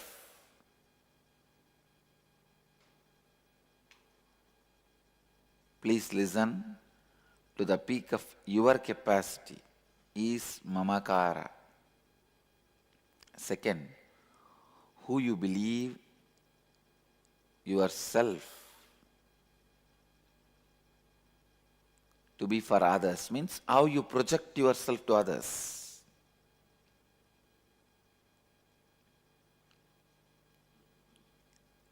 To the peak of your capacity is ahankara.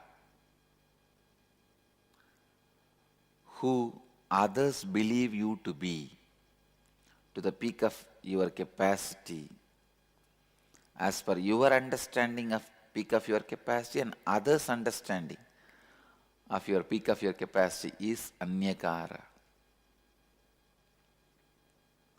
Let's work step by step on all these three.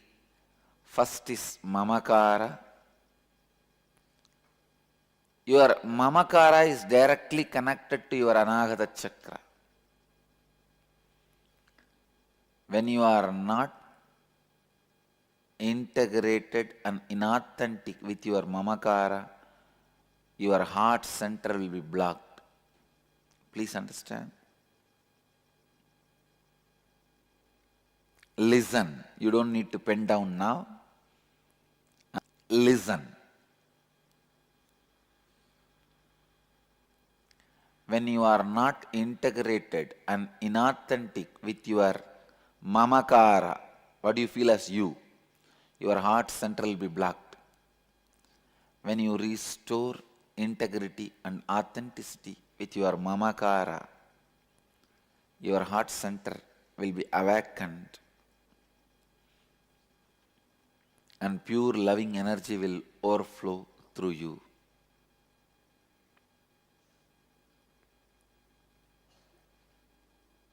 I'll give you the example of ahankara, mamakara, ahankara, anyakara from my experience. In my heart, I feel myself as a pure space of consciousness. And I project myself to you all as a person who wants to transmit this consciousness.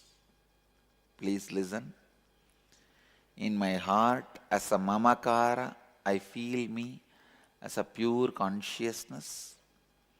As a ahankara, I project to you all as a person who want to share this consciousness with all of you. As anyakara, many of you perceive me in many ways. Some as an incarnation, some as an enlightened being, some as a sadhu, some as fake, some as fraud, whatever you want. So many ways they perceive me in their anyakara. This is the example.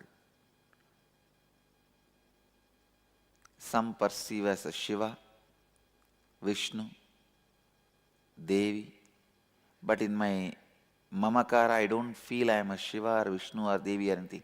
I only feel I am a pure consciousness.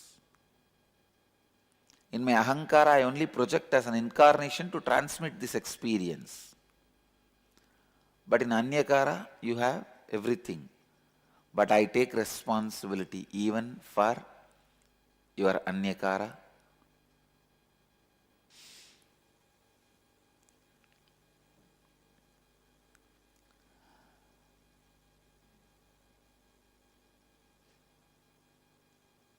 Authenticity to what you feel as you. Integrity and authenticity with what you feel as you. Please understand, when you are integrated and authentic about what you feel as you, you will have the tremendous love for every being, because when you are in integrity and authenticity to what you feel as you, you will understand how much of flaws you have inside. You will have the tremendous acceptance of you. You can accept you as you are only if you accept the whole world as it is. If you accept you as you are, you will have the tremendous love to accept the whole world as it is, because you know all the struggles you go through.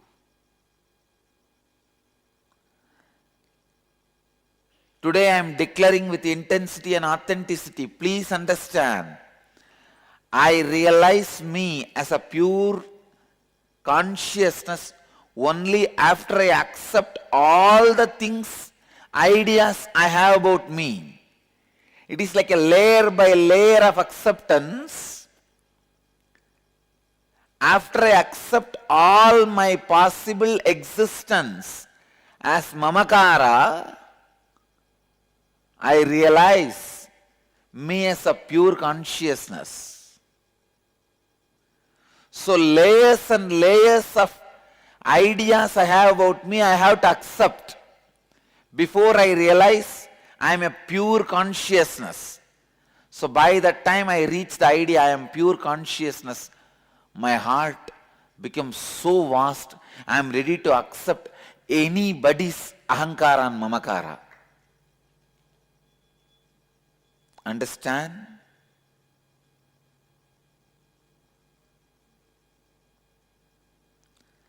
I'll spell it out more clearly. Everybody's anyakara as their blueprint in my mamakara. If somebody feels I am Shiva, I have the blueprint in that, in me. I accept that. When I accept all possible mamakaras, I fall into that pure space as my mamakara.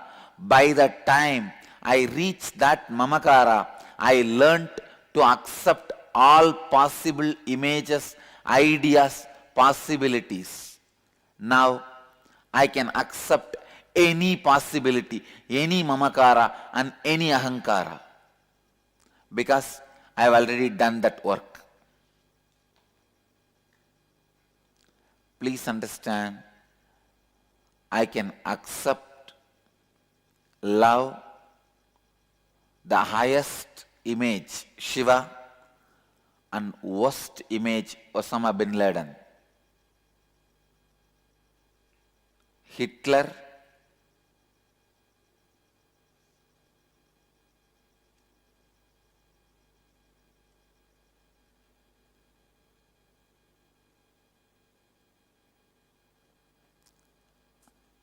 listen,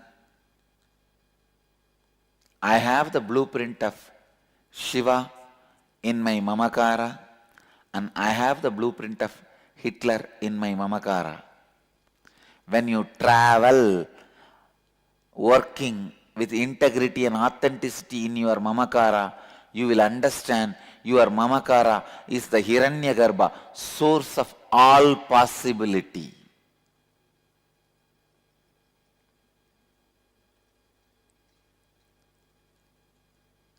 If you are stuck with the mamakara of Hitler, you will express that. If you are stuck with the mamakara of Shiva, you will express that. If you are not stuck with any mamakara and go on becoming integrated, authentic, you will fall into that pure space abyss. If you are authentic and integrated, you will feel the pure space abyss. By the time you feel the pure space, you have gone through all possible images and all possible personalities. You learned to accept them, take the responsibility for the inauthenticity of them. Understand? When I took authentically responsibility for my mamakara, I realized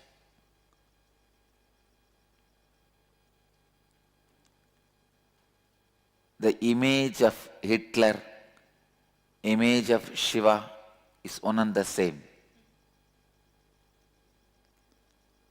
Just different extremes.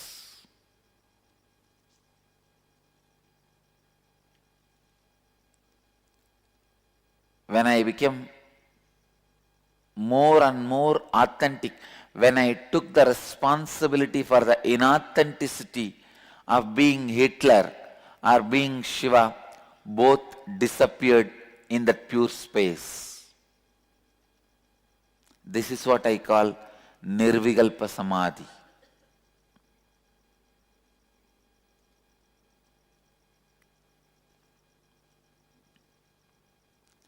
By the time I crossed all these images and became authentic with my mamakara, I learned to forgive, accept any worst mamakara and not to be elated, excited about any best mamakara.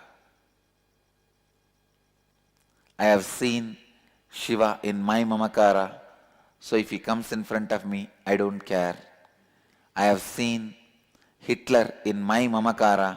If he comes in front of me, I am not going to hate. Understand? I have seen Hitler in my mamakara, So I am not going to hate him. If he comes in front of me, I am going to accept him. I have seen Shiva in my Mamakara. I am not going to be elated if he comes in front of him. I am going to accept him. When you become authentic, integrated with your Mamakara, you see every possible Mamakara and Ahankara inside you. By the time you become authentic, taking the responsibility for all inauthenticities, you know how to accept and love. How to accept and love. If Shiva appears in front of me, my love towards him will not have the respect component. If Hitler appears in front of me, my love towards him will not have hatred component. Love without respect component, because I have seen Shiva in me. I love him as I love me. I have seen Hitler in me. I'll accept him and love him as I love me.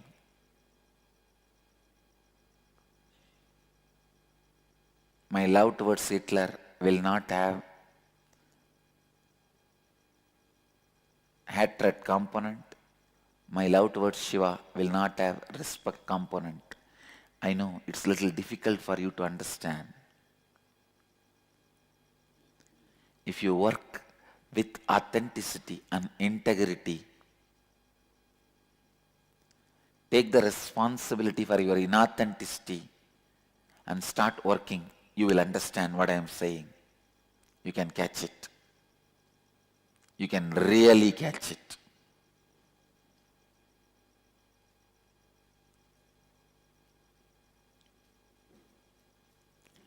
How many of you are struggling to catch it? Raise your hand. When you take responsibility for all your inauthenticities, you will come face to face the instincts you have to kill others for your sake. That is what I call Hitler.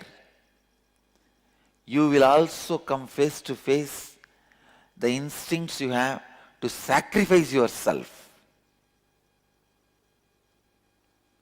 That is what I call Shiva.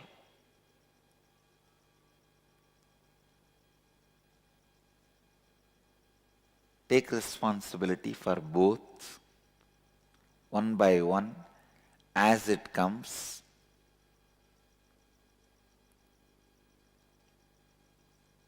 Complete them.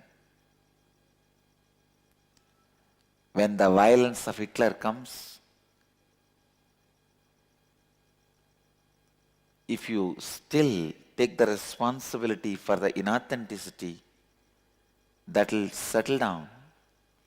Please understand, when the Hitler in you leaves you, he teaches you the lesson how to accept all the Hitlers happening outside.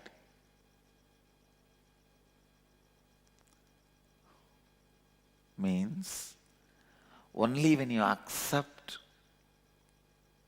the violence you are carrying inside, you are going to settle down with it. That is going to lose power over you. When you learn to accept the violence in you, become authentic about the violence in you, you will know how to be responsible for anybody's violence, how to take the responsibility. By the time you know the technique, method to be authentic with inauthenticity. See, violence is inauthenticity. Authenticity means being complete with it. I think if you start working, you will understand what I am saying.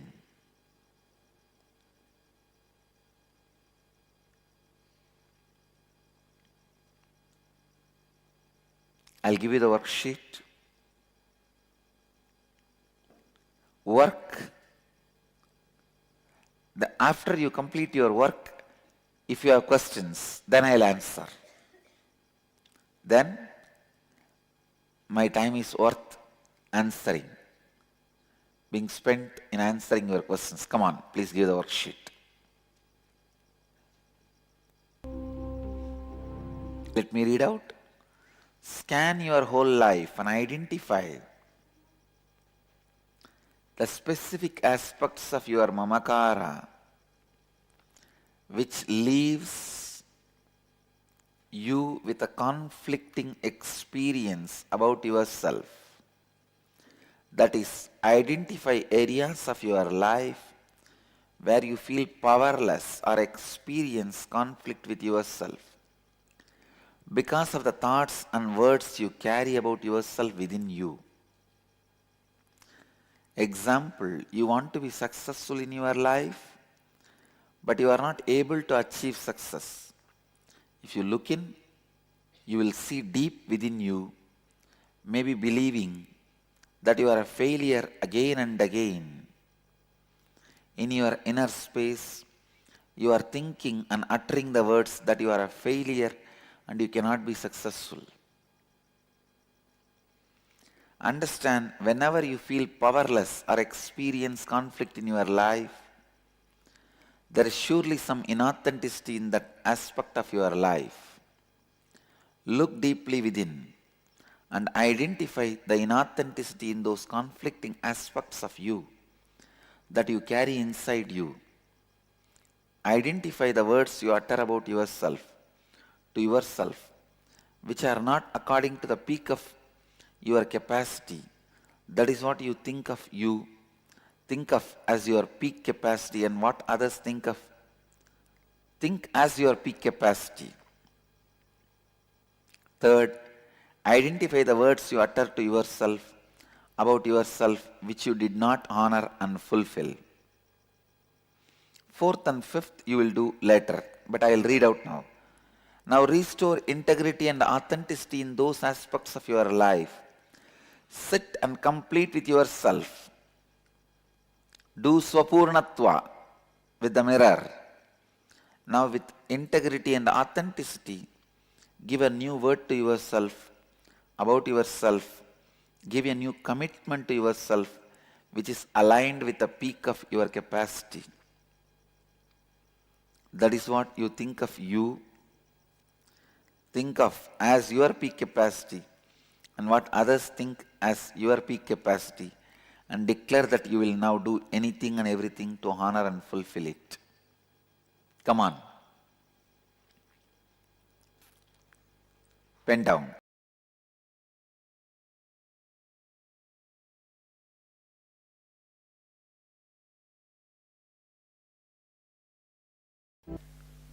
Kriya. Kriya, to awaken the non-mechanical parts of your brain, to restore integrity and authenticity to your mamakara. Okay? Come on. First, move to Vishrikasana. Now they are showing the Vishrikasana. Please move to Vishrikasana.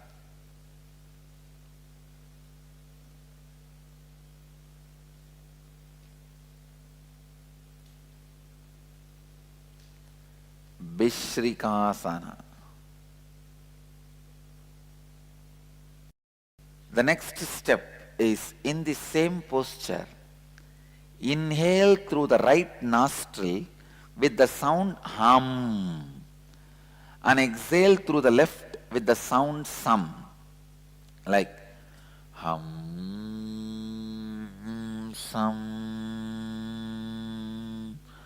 hum, sum. With hum inhale, with sum exhale. Again, with hum inhale and some exhale. Inhaling only through right, exhaling only through left. Visualize the sound comes and touches your heart and goes out.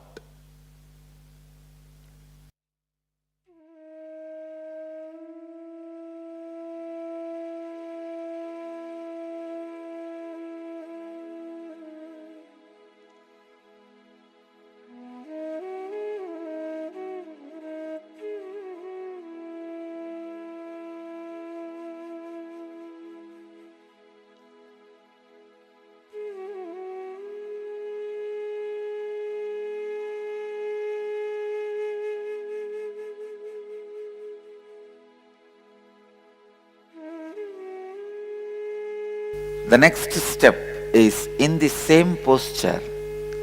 Inhale through the right nostril with the sound hum and exhale through the left with the sound sum, like hum, sum, hum, sum. With hum inhale, with some exhale. Again with hum inhale and some exhale. Inhaling only through right, exhaling only through left. Visualize the sound comes and touches your heart and goes out.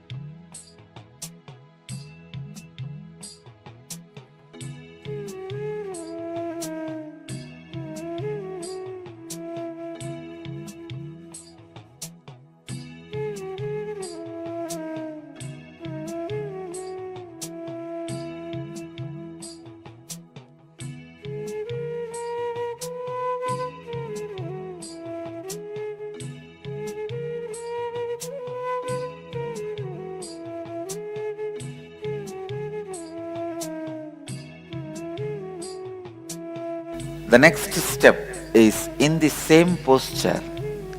Inhale through the right nostril with the sound hum and exhale through the left with the sound sum, like hum,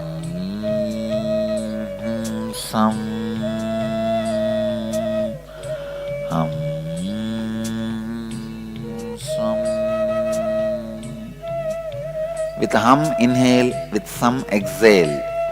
Again with hum inhale and some exhale. Inhaling only through right, exhaling only through left. Visualize the sound comes and touches your heart and goes out.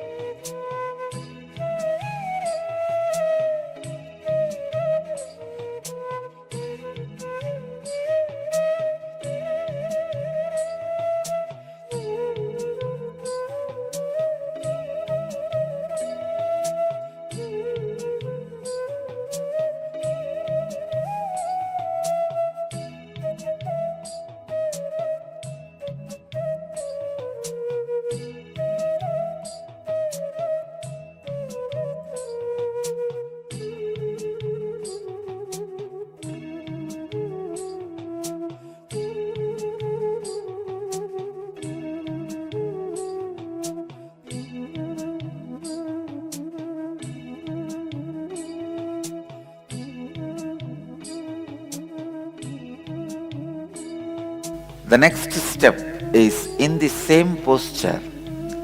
Inhale through the right nostril with the sound hum and exhale through the left with the sound sum, like hum, sum, hum, sum. With hum inhale, with sum exhale. Again with hum inhale and sum exhale. Inhaling only through right, exhaling only through left. Visualize the sound comes and touches your heart and goes out.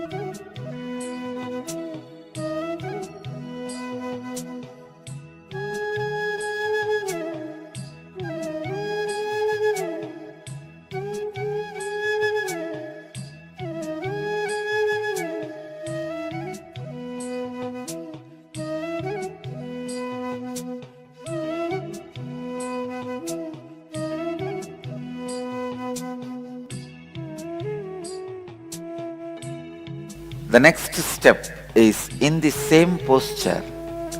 Inhale through the right nostril with the sound hum and exhale through the left with the sound sum, like hum, sum, hum, sum. With hum inhale, with sum exhale. Again with hum inhale and sum exhale.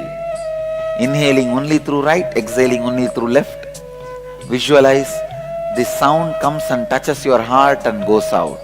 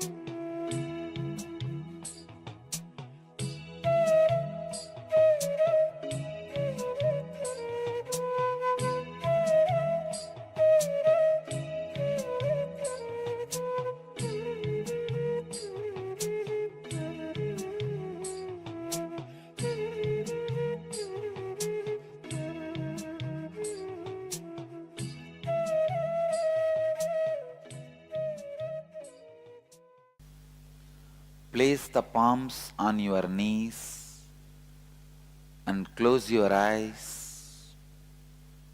Inhale deeply through both the nostrils and put your chin on the chest and lock the throat. Hold the breath as long as you can. Judiciously exhale slowly through both the nostrils. Do this continuously. Inhale with both nostrils. Put your chin on the chest by locking the throat. Hold as long as you can. Then slowly exhale as slowly as possible. Do this. Start.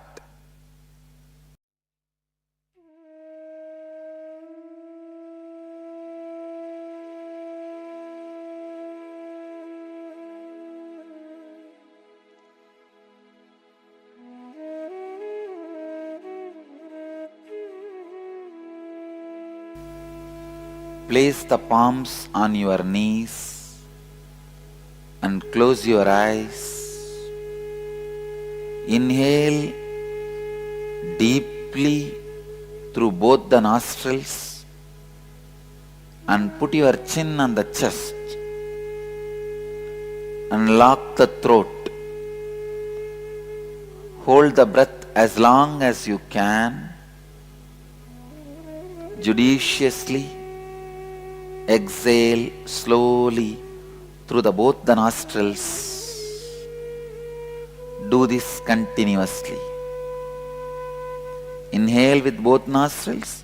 Put your chin on the chest by locking the throat. Hold as long as you can. Then slowly exhale as slowly as possible. Do this. Start.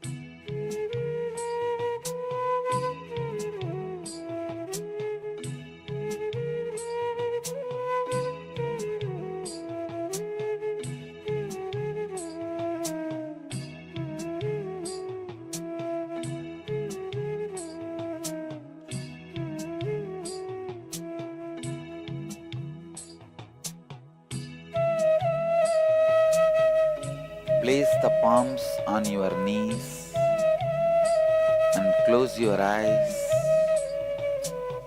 Inhale deeply through both the nostrils and put your chin on the chest and lock the throat. Hold the breath as long as you can. Judiciously exhale slowly through both the nostrils. Do this continuously. Inhale with both nostrils. Put your chin on the chest by locking the throat. Hold as long as you can. Then slowly exhale as slowly as possible. Do this. Start.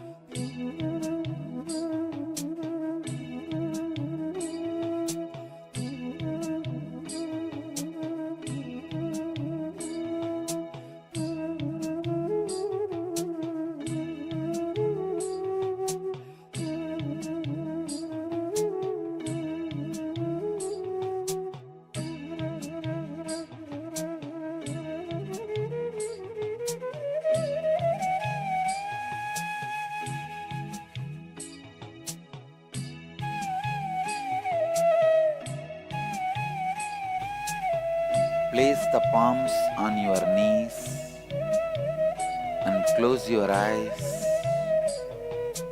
Inhale deeply through both the nostrils and put your chin on the chest and lock the throat. Hold the breath as long as you can. Judiciously exhale slowly through both the nostrils. Do this continuously. Inhale with both nostrils. Put your chin on the chest by locking the throat. Hold as long as you can. Then slowly exhale as slowly as possible. Do this. Start.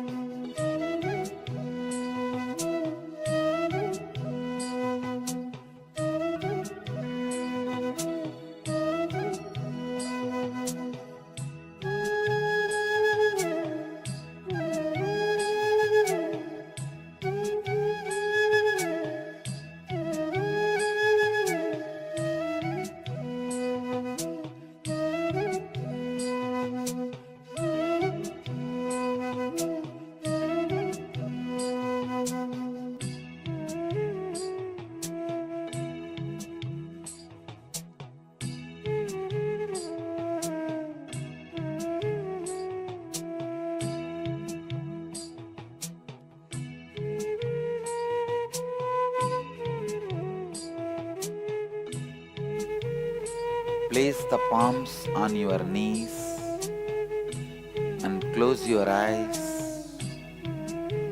Inhale deeply through both the nostrils and put your chin on the chest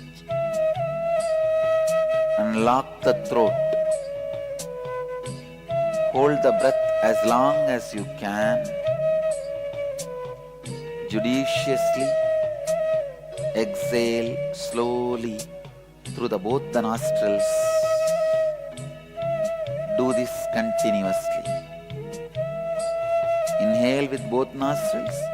Put your chin on the chest by locking the throat. Hold as long as you can. Then slowly exhale as slowly as possible. Do this. Start.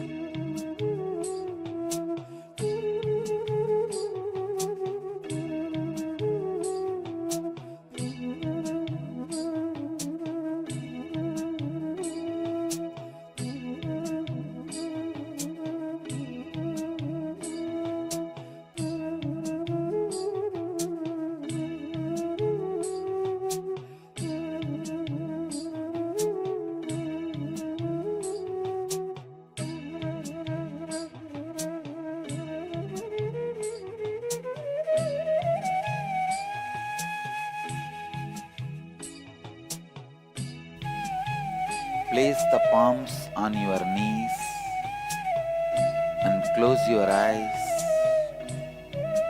Inhale deeply through both the nostrils and put your chin on the chest and lock the throat. Hold the breath as long as you can. Judiciously exhale slowly through both the nostrils. Do this continuously. Inhale with both nostrils. Put your chin on the chest by locking the throat. Hold as long as you can. Then slowly exhale as slowly as possible. Do this. Start.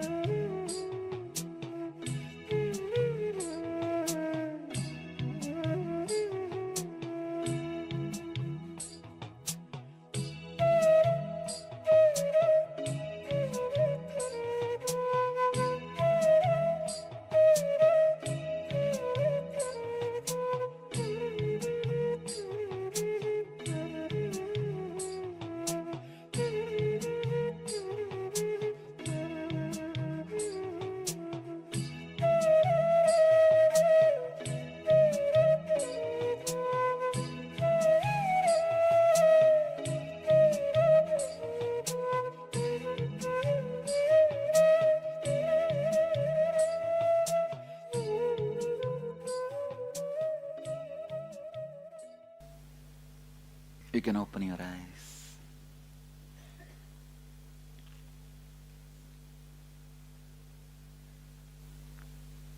Thank you for being here and making the first day successful. My request, before you come for tomorrow's session, for Indians, today's session, night session, please complete Swapurnatva Kriya, and Purnatva means completion with yourself and others before you come to the first session tomorrow, for the first session tonight for all you guys. So complete the assignment, homework and come back. Do it with integrity and authenticity, please, and come back. So now, let's gather for next session. Thank you. Around 5,000 years ago, at the end of Mahabharat War, the ancient enlightened Hindu civilization consisted of 10,000 Hindu traditions, or sampradayas, that existed in 56 Hindu nations, 200 Hindu kingdoms, 1,700 Hindu provinces that covered more than 6 million kilometers square of Asia. The Supreme Pontiff of Hinduism, SPH, Bhagavan Sri Nithyananda Paramashivoham, is the reviver of Kailasa, this ancient enlightened Hindu civilizational nation. Kailasa is an unbroken cultural, religious, historical, civilizational, and sovereign continuation and revival of multiple of these historical Hindu sovereign states and Hindu ecclesiastical entities. The unbroken continuity of these ancient Hindu nations through Kailasa results in the legal recognition of Kailasa as per the international customary law, particularly the Doctrine of Continuity.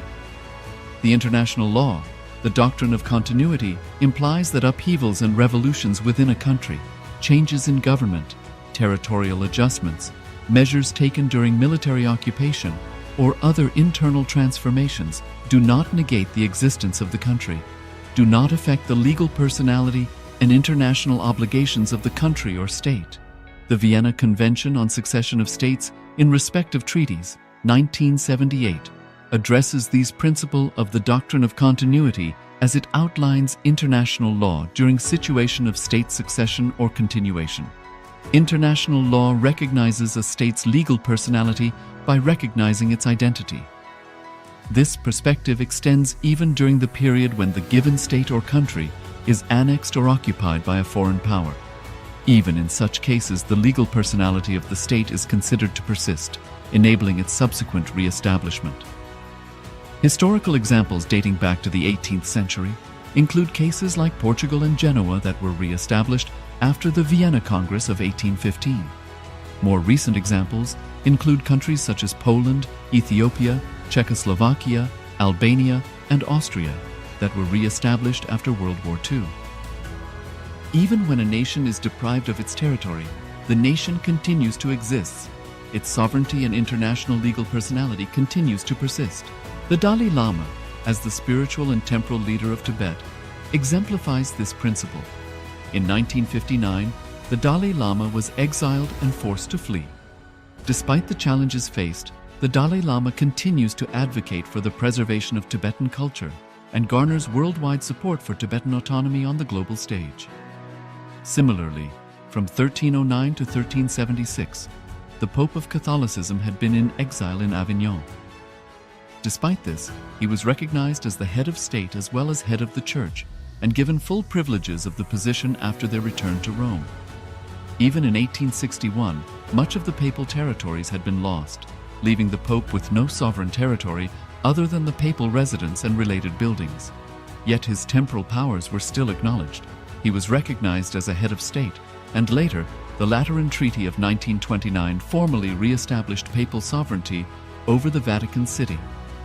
The Sovereign Order of Malta further exemplifies this principle, retaining international recognition as a sovereign entity despite the permanent loss of their territory upon Napoleon's invasion in June 1798. Despite such permanent loss of territory, the sovereignty and the international legal personality of the Sovereign Order of Malta continue to persist. Much later in 1894, the order settled in Rome and acquired two properties, the Magistral Palace and the Magistral Villa that received extraterritorial status. Today, the order maintains diplomatic relations with 112 countries, issues its own diplomatic passports, currency stamps, and vehicle registration plates, and has been granted observer status in the United Nations. All these examples of state re-establishment illustrate the principle of continuity of states, as per international law, that a state's legal personality persists over time. A nation continues to exist even after a complete loss of territory. A far more striking example is of the oceanic countries, which are under the threat of their entire nation being drowned and submerged due to rising sea levels owing to global warming. In response to such existential threat of climate change, Pacific Island nations, including Tuvalu, have enacted constitutional amendments and made international declarations affirming that their nation and their sovereign rights will continue to persist, despite their entire territory being lost to the sea. This proactive stance is highlighted in the Constitution of Tuvalu Act 2023 and the Pacific Islands Forum Declaration of 2021. The Supreme Pontiff of Hinduism, Bhagavan Sri Nithyananda Paramashivoham, through the line of succession, is the present 203rd Emperor of the Hindu sovereign kingdom of Surangi Samrajyam. He was crowned on the 31st of December 2004 at the age of 26. Thus, by very same principles of the doctrine of continuity, through which the international legal personality of Portugal, Genoa, Poland, Ethiopia, Czechoslovakia, Albania, Austria, Vatican, Tibet, Sovereign Order of Malta, and several other nations has been recognized despite having undergone a period of exile, annexation, occupation by a foreign power, or despite loss of territory.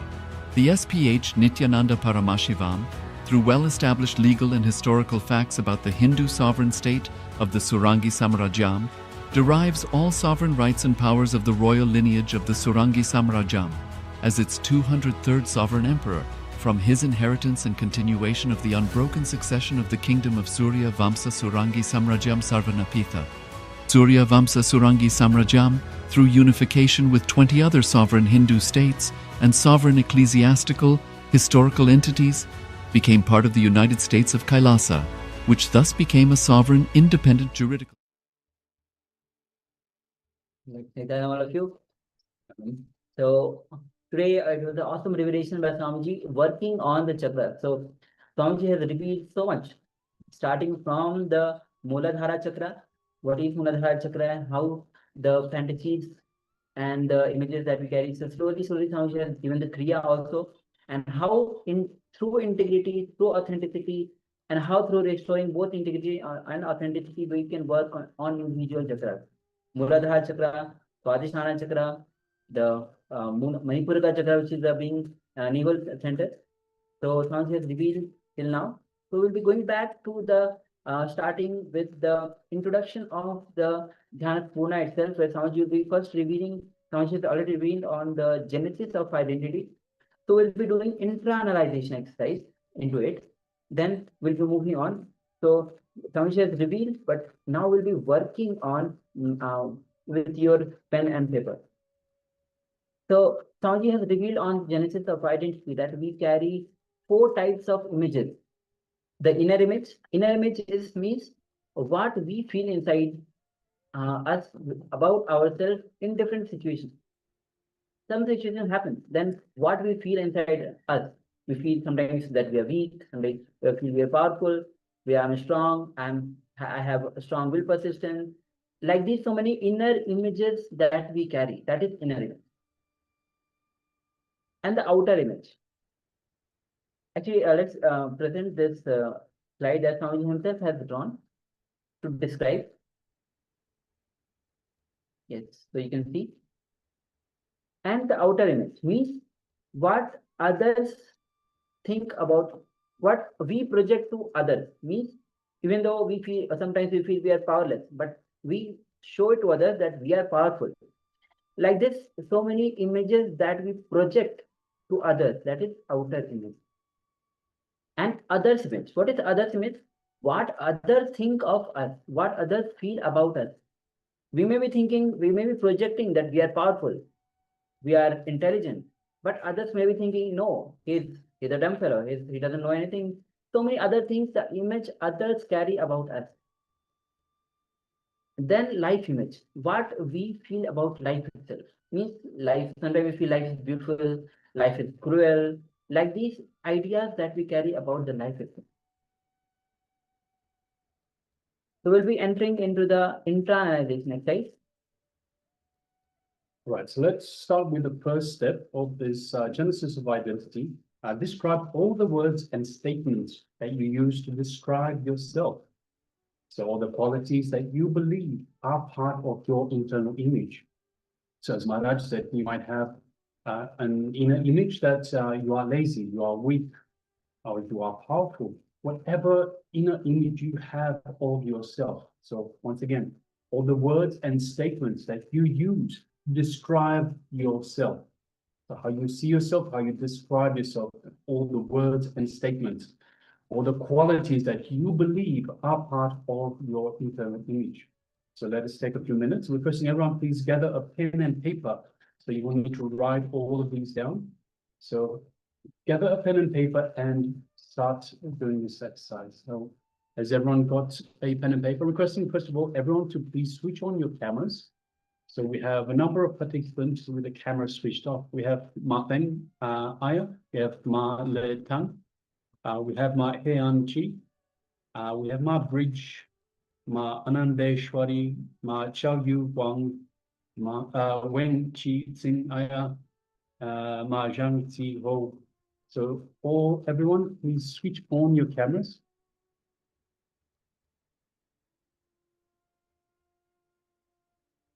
So requesting everyone to please switch on your cameras and gather pen and paper and let us do this.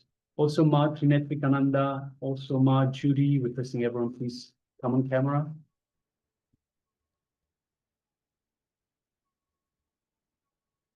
Ma Judy, Ma Trinitvikananda, Ma Peng Aya Letang Ma He Anchi Ma Bridge Ma Anandeshwari Ma Chao Yu Huang Weng Chi Tin Aya Ma Zhang Ti Ho. Person, everyone, please come on camera and let us get into this exercise. So, genesis of your identity.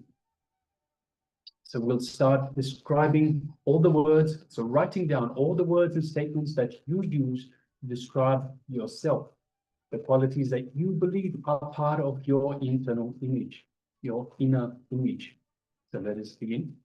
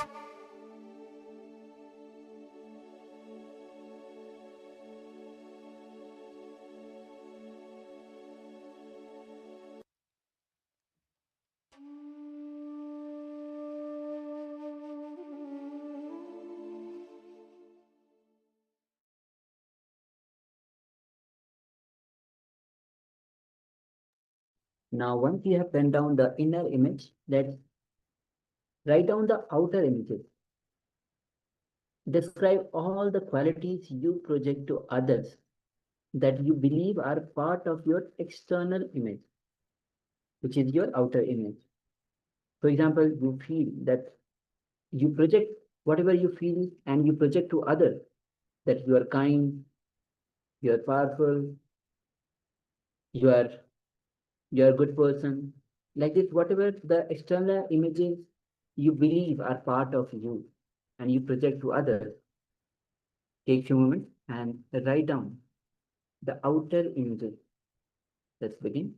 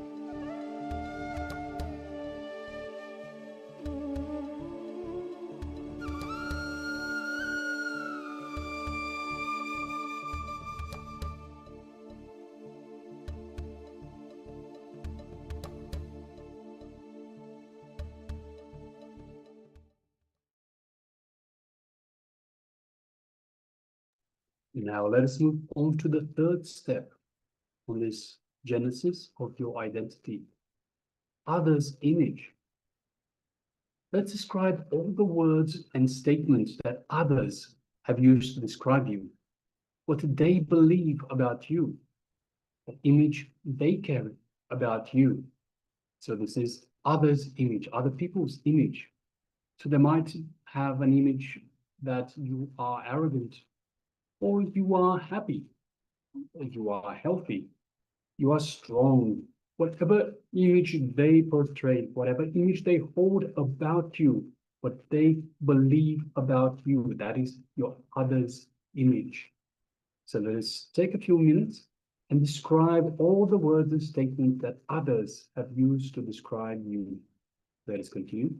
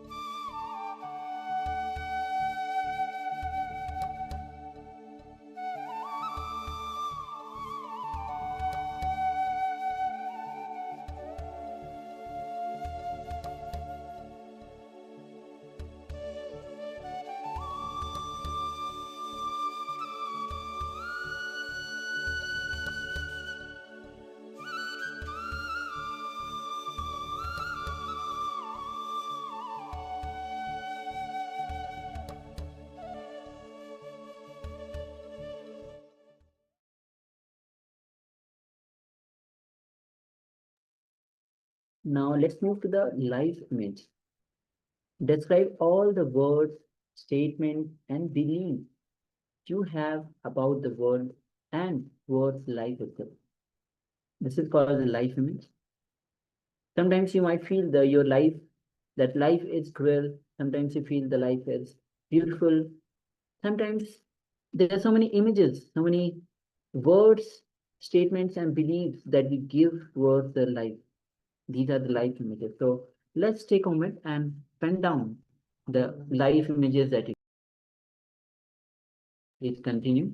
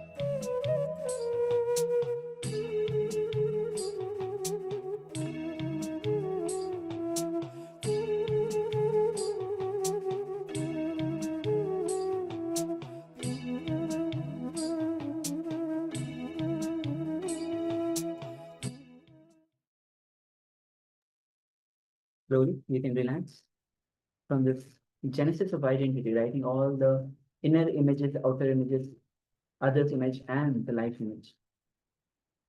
Now, with this, now it'll be entering into the next chakra. Swamiji has already been till Anahata chakra, Swamiji has revealed. So, with this, we'll be moving on to the next chakra, which is the throat chakra. We'll be having the question answer session also in this.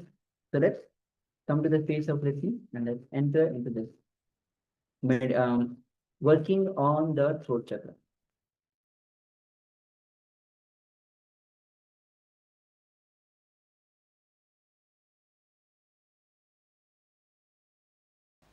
All right. Let's enter into the program. Let me define integrity and authenticity once again. Life starts for you only with integrity. Understand?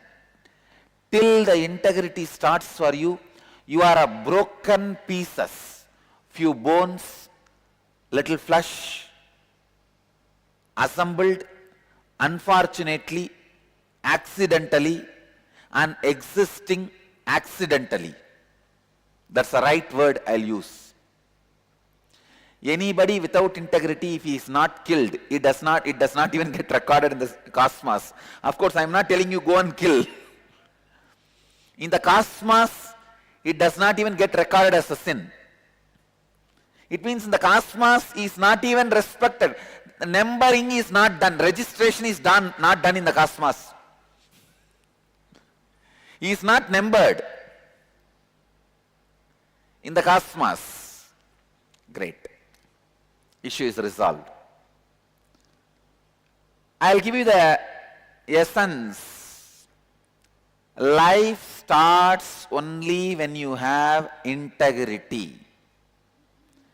Integrity means you fulfilling the word and thought you give it to yourself and to others, and experiencing a state of completion, purnatva, with the life. For example, this moment you should be complete with all the words you gave it to you and to others. So that even if the breath which is going inside, if it doesn't come out and just goes up, you are complete. You are complete.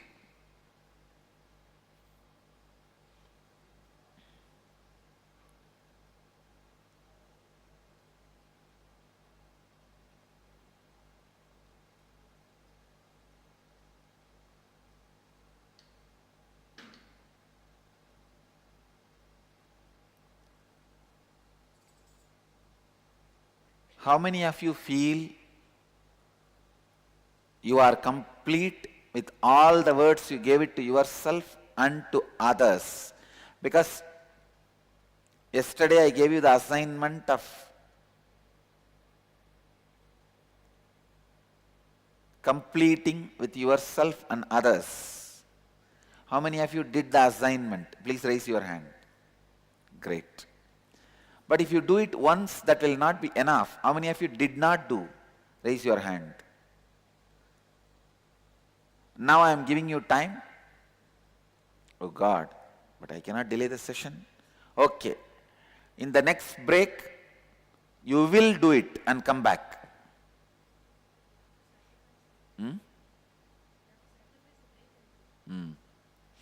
You have to sacrifice your break and do. How many of you feel the power of completion when you do? Really, so much of healing is happening inside. So understand, this is not a process which can be completed in one day. You need to go on and on at least for next 1 year. Decide this year is year of completion. Go on talking to mirror, to yourself. Go on talking to yourself through mirror.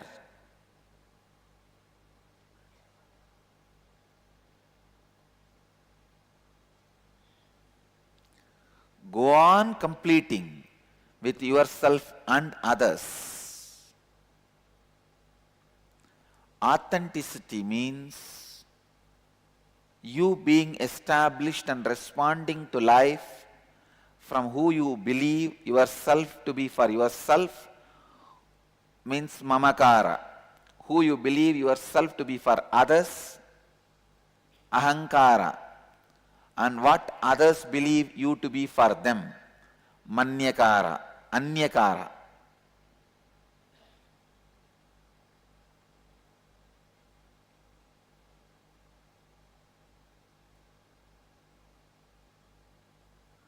What others believe you to be for them, anyakara. Authenticity is you living to the peak of your capacity every moment of your life as per your understanding of the peak capacity and others' understanding of the peak capacity, peak possibility.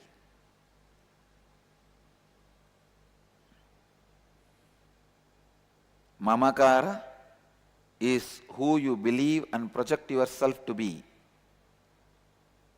to the peak of your capacity for yourself,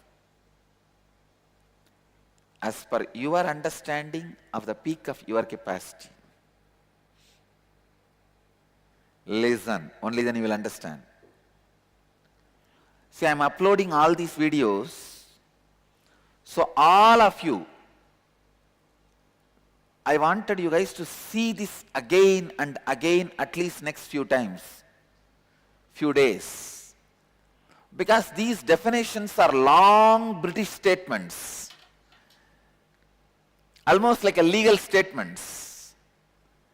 Unless you hear again and again, you will miss one or two words. You will miss one or two words. Listen, I am defining mamakara. Mamakara is who you believe and project yourself to be, to the peak of your capacity for yourself as per your understanding of the peak of your capacity. Ahamkara is who you believe and project yourself to be, to the peak of your capacity for others as per your understanding of the peak of your capacity. Anyakara is who others believe and project you to be, to the peak of your capacity for them, as per others' understanding of the peak of your capacity.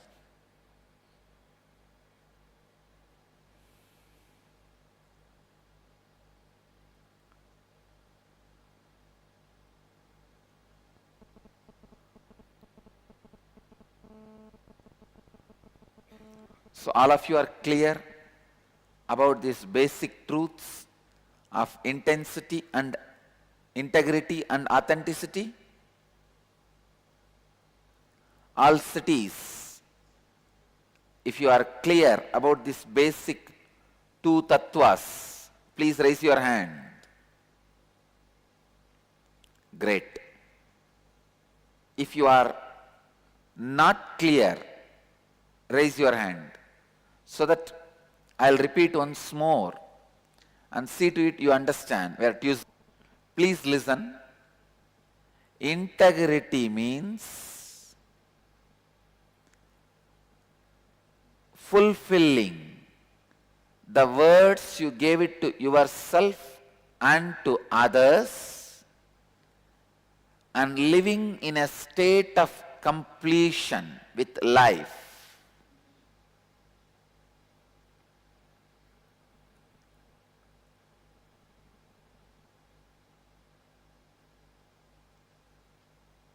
For example, you give a word to others. I will give you $1 million or $1 million rupee. Either you have a clear integrity, you are going to give your whole life to fulfill that commitment, or call that person and tell, I will not be able to give, so I relieve myself from the commitment I made. That is also integrity. See, for example, I have committed with many of my disciples, I will give them enlightenment.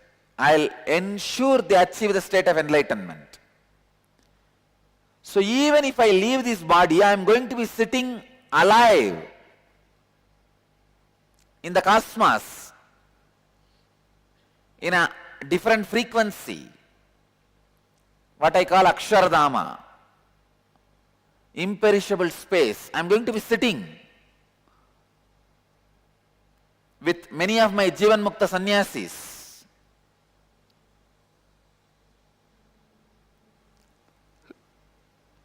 And I am going to fulfill my commitment with integrity and authenticity.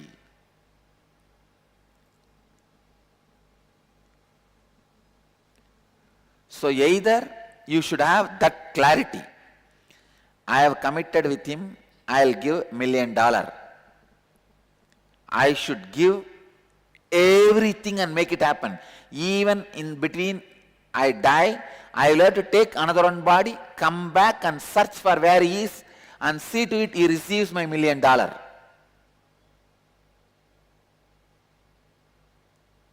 If you are not sure you want to do that,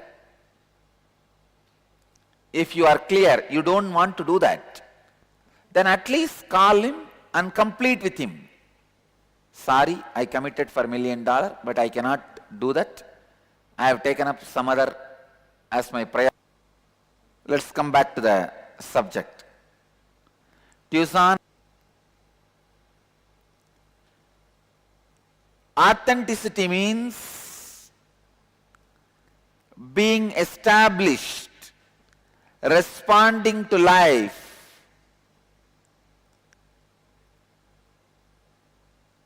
from what you feel, what you believe yourself to be for yourself, and who you believe yourself to be for others, and what others believe you to be for them.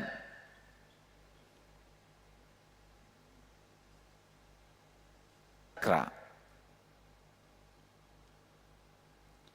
Before entering into the session,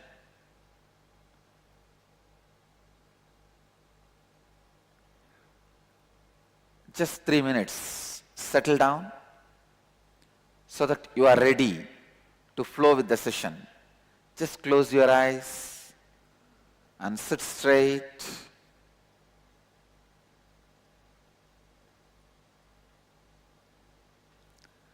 Close your eyes and sit straight. You don't need to meditate or chant or anything. Just close your eyes and sit.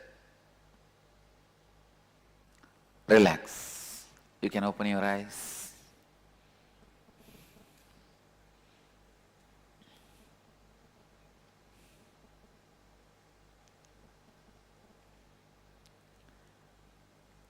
Now we will work on the throat center. Till yesterday we were working on the heart center, means root, being, navel, heart. 4 centers we have worked.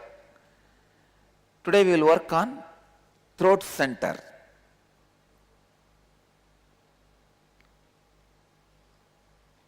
Throat center, Vishuddhi Chakra is what we are going to work now. The thought current for the Vishuddhi Chakra is jealousy and comparison. Understand?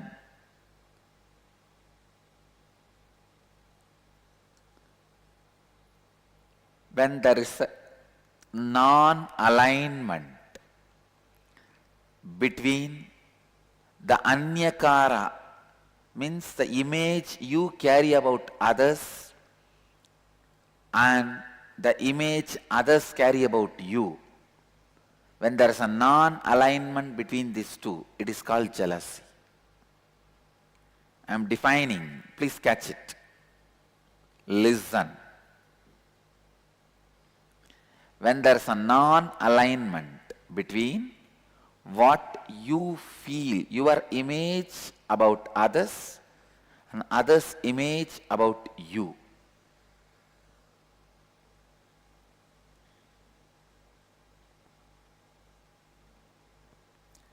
Anyakara is what you believe and project others to be for you as per your understanding of their peak capacity. Let me define. Anyakara means what you believe as others and their peak capacity, and what others believe as you and your peak capacity. When there is a non-alignment between these two, when they are not integrated and inauthentic,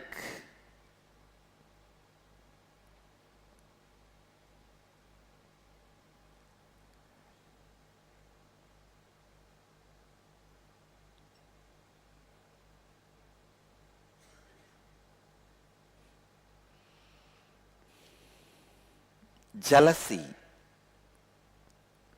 is the outcome of a deep, innate violence you carry. Please understand. When somebody expects something from you, when their image about you demands your expansion, but you are not interested in expansion, the violence you show towards them is jealousy. Then you say, why should I expand? See, my level people, I am much better than them. Jealousy starts only to justify you in the beginning. Then it becomes a violence to declare your supremacy. Jealousy does not start as a supremacy. It always starts as justification.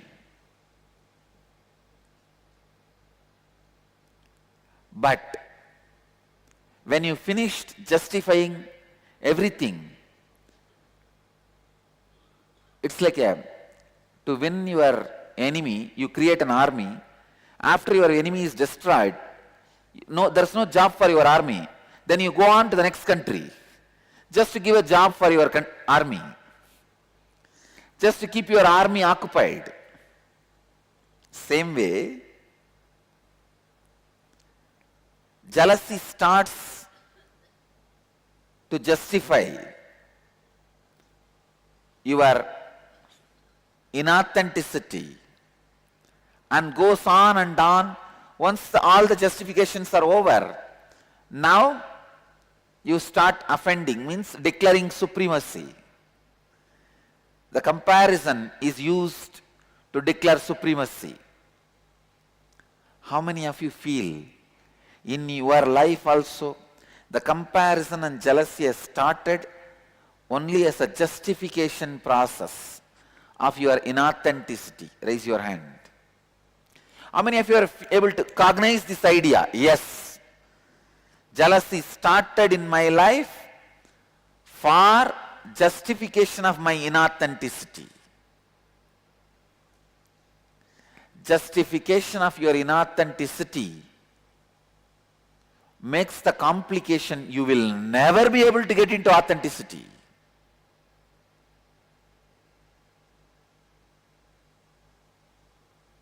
You will never be able to get into authenticity.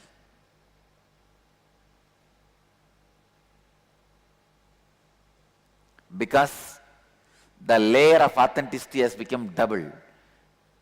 See, if the inauthenticity alone exists, at one point you can clear it.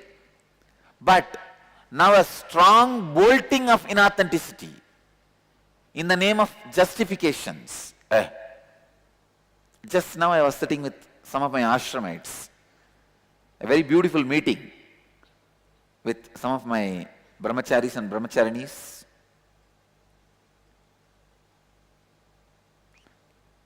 I am always in my best when I sit with my kids. Because you will see my father dimension of not giving up on people. Today what I spoke, Each one of them are hearing from me at least for last 6 years. But with a deep patience, I'll be repeating it, reminding it, re-emphasizing it. Just like how I have done that to me. From the age of 12 to 22, I was continuously reminding my enlightened state to my biomemory. Because I did not give up on me for 10 years, and I reminded myself,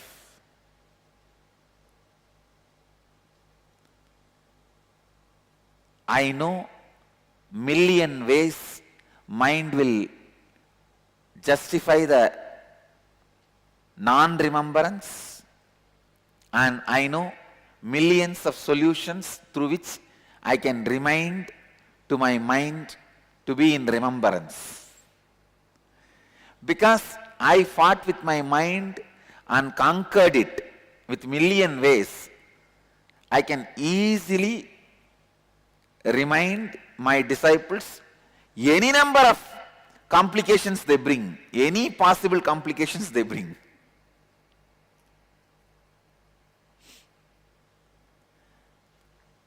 When I sit with them, I clearly remember the Brahma Sukhi in me. That was the name I was using. Till 12, I was called as Swami. I was never called by my parental name.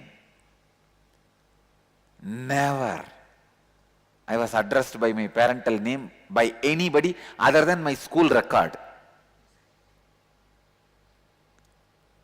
From 12 to 22, the Brahma Sukhi was the name I was carrying, which was given by Kuppammal.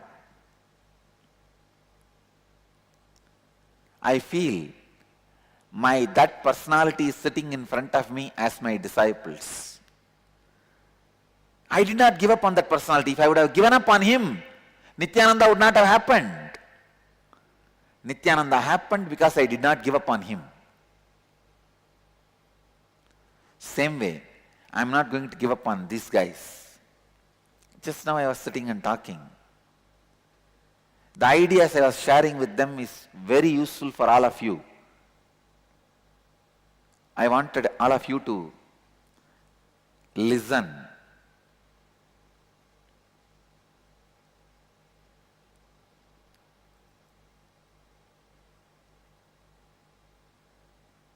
When there is an inauthenticity in you, you only pull down by others' inauthenticity. If there is an authenticity in you, you raise others from their inauthenticity. Let me define, listen. If there is an inauthenticity in you, you get pulled down by others' inauthenticity. If you are completely authentic, you raise others from their inauthenticity.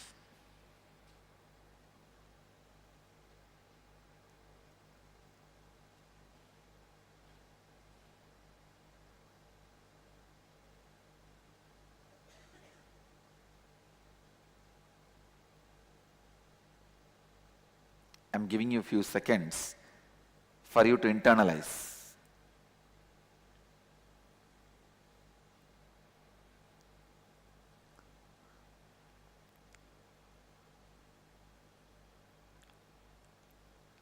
When you are not authentic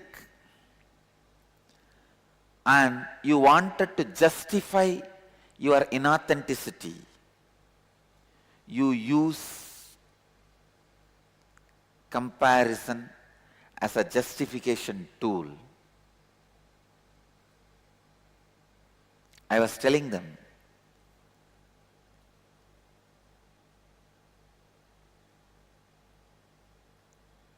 you go on justify your inauthenticity by comparing all the other fellows. Oh, why should I stretch me more than this? I am better than him. I am better than her. I am better than she. But you have not given up your life for them or he or she.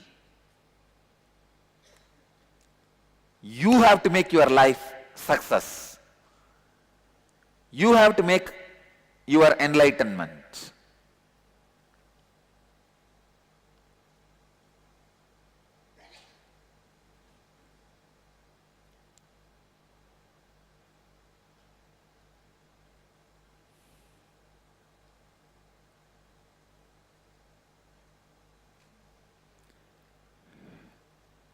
Jealousy starts as justification, ends as declaration of supremacy.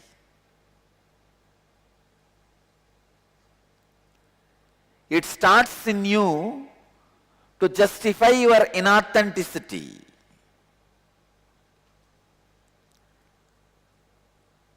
The moment you learn to justify your inauthenticity, you have started committing suicide. You just need to be buried, nothing else. Your destruction has started. For God's sake, at least don't justify your inauthenticity. Don't be inauthentic. If you are, at least don't justify your inauthenticity. Stand exposed, naked to your own inauthenticity, even though it is little difficult. Face it. Stand by it.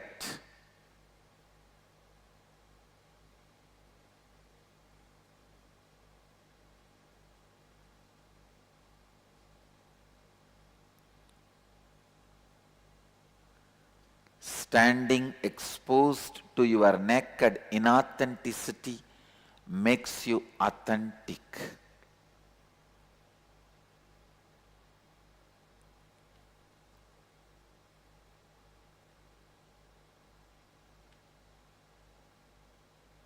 Listen, this is going to solve thousands of your problems. When you are inauthentic, you will not want to expand you to others' image about you. Then what you will do? You will carry impractical image about others, expectation about others, just to teach them a lesson. You fellow, you expect that from me. You will see now what I will expect from you. This clash is comparison and jealousy. How many of you are able to cognize with what I am saying? Do you understand? Actually, when there is a expectation from others, image of others about you, first thing what you should do, you should be authentic enough. If you feel like you have, by stretching yourself, you are going to expand, you should do it. Or at least you should be complete enough to remind yourself that is not the direction I am going to be fulfilled. For example, if somebody has an image of me as a Shiva, that I should heal them and give them boon, then naturally I am going to expand me, stretch me, and fulfill. I'll stretch myself to their image about me. But if somebody expects as an image of me, I should give 100 century in cricket, little more than Tendulkar, I am not going to do it. Understand? Listen. The anyakara which is falling in tune with your ahankara and mamakara, which expands your ahankara and mamakara, only is expected to be fulfilled by you. Jnanatma clear? For the question with which you are hunting my head? Last 2 days, these guys are hounding me with this question. I am having a very beautiful last few days. All the ashramites constantly nagging me for the deeper and deeper understanding, for authenticity and integrity. It feels so nice. It really feels so nice, because the way they ask the question, I know they already contemplated about it. Listen.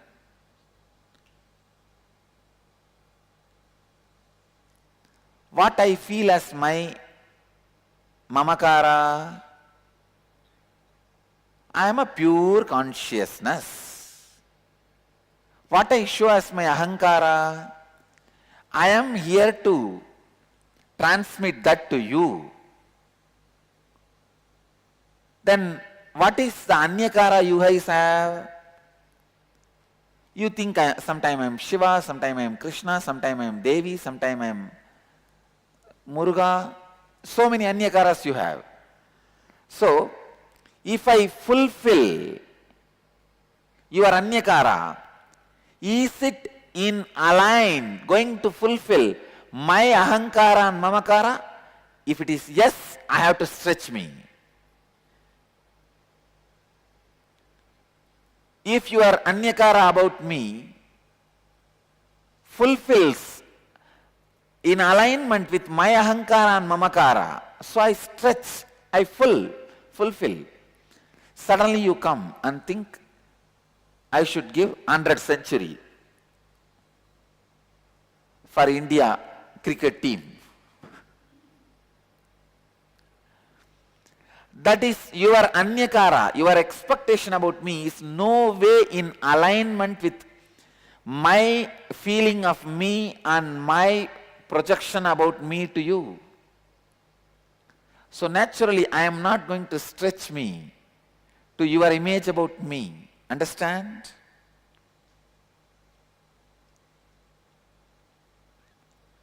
This clarification, to which image about you you should stretch, to which you don't need to stretch, will come only if you are clear about your ahankara and mamakara. So first things first, completion with you. Clear?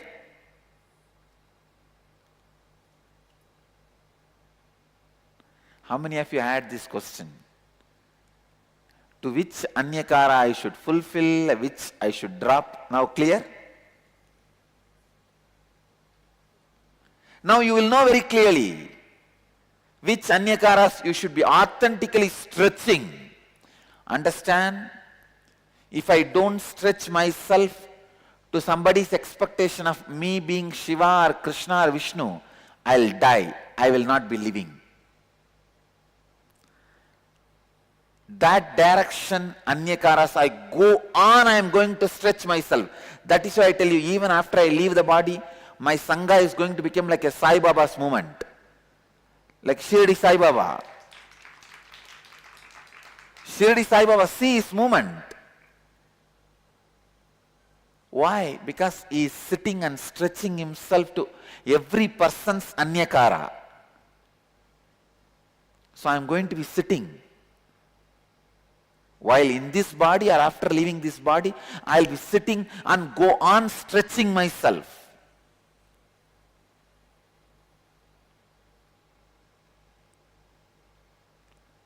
To everybody's anyakara about me. So naturally, if you expect me to be like Shiva, I will appear like Shiva.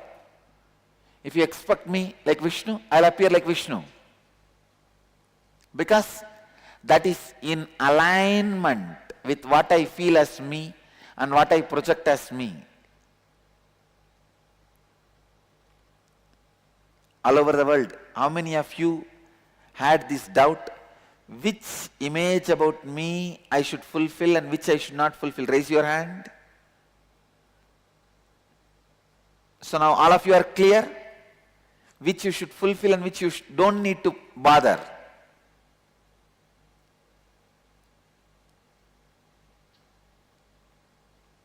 Listen. Sometime, even, relax, you can leave your, even if their image about you has to be fulfilled authentically, it is in alignment with your ahankara and mamakara, even then you feel violent towards them. Why? Why should I stretch me to you? Come on, now I'll show you. You try to torture me with your expectation, I'll torture you with my expectation.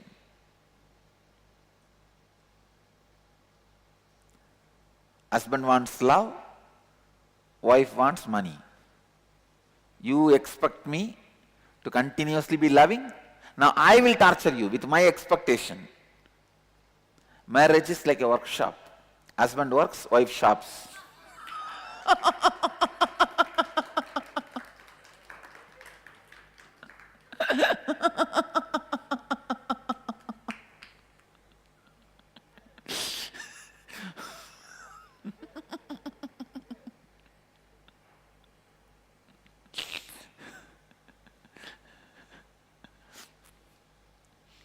No offense, please don't be offended.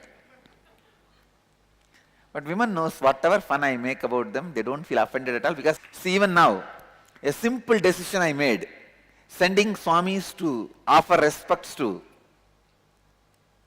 that Swami who passed away, I tell them very clearly, no, the image, even the statement you give, the image you project should be very clear from the beginning.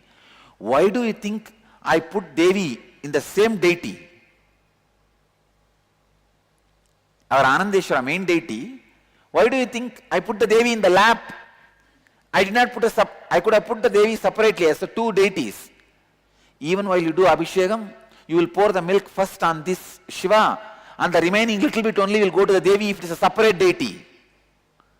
That is why I decided, no, keep as one deity, so equally it is poured.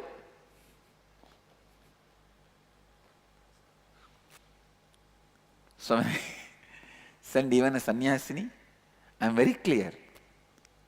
I have always two sannyasinis also, so that people should know from Dhyanapeetham, sannyasinis exist and they will always be there in any public appearance.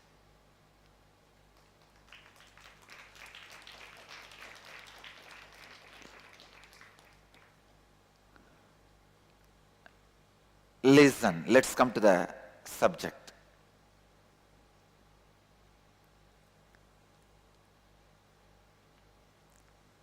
Jealousy is a violent expression you express due to inauthenticity, a violent expression of inauthenticity which starts for the survival by justification, which evolves as hiding mechanism of your inauthenticity and ends as declaration of supremacy.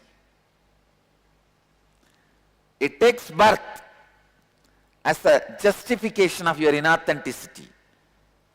It serves as a protection cover, hiding cover of your inauthenticity.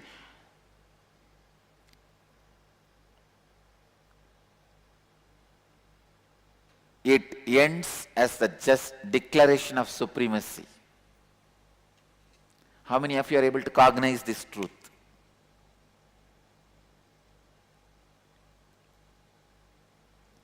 Can you do this as assignment? Just few minutes. See how jealousy in you has started for justification. In how many places you used jealousy to justify you. Second, in how many places you used jealousy to cover your inauthenticity, to defend your inauthenticity. Oh, you expect that from me? I will teach you a lesson by expecting this from you. So this way, defending, protecting your inauthenticity. When these two jobs are over, then your jealousy goes to the extreme of declaring supremacy.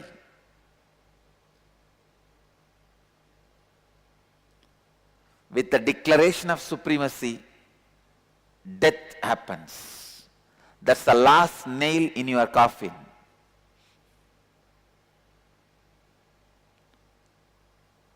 Declaration of supremacy is the last nail in your coffin.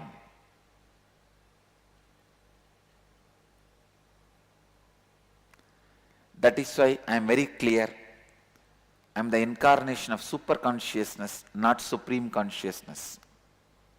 Because the word supreme consciousness is declaration of supremacy. It comes from violence. Even though super consciousness is supreme consciousness, the word comes out of violent declaration of supremacy. I make sure the violent declaration of supremacy is avoided in every interaction.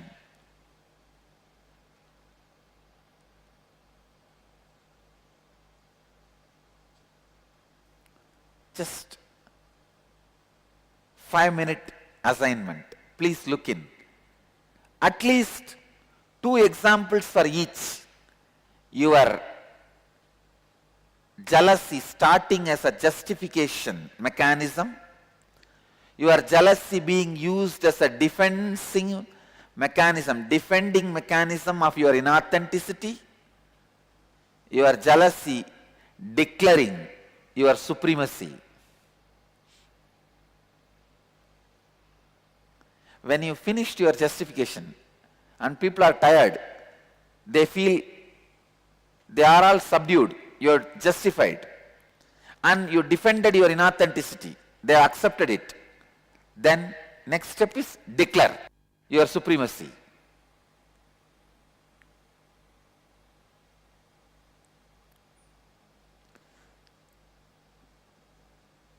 Just 5 minutes or 3 minutes. 3 to 5 minutes, okay. Just 2 examples.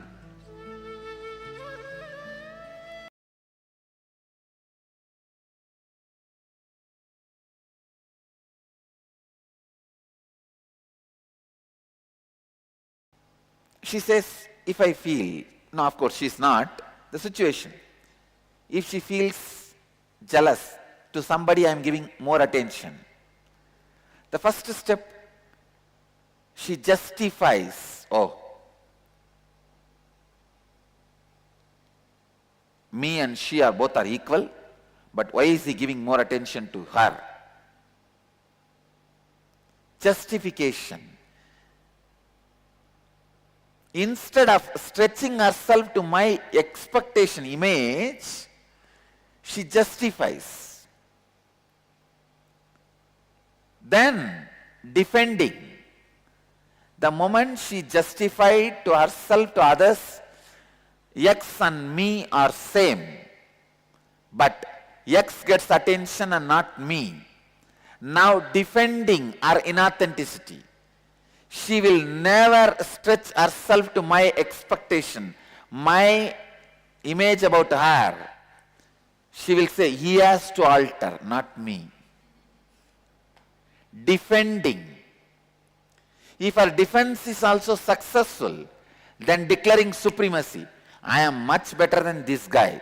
Who is he to give attention to her more than me? Who cares for his attention? Get lost. declaring supremacy. Understand? I am giving you one life example. Let me listen to at least 2-3 people's life examples. Come on. So that all these 3 people understand. See, when you justify, you tell very clearly to yourself and others, hey, what way she is better than me? Why is she getting more attention? You go on comparing your quality with our quality and justify.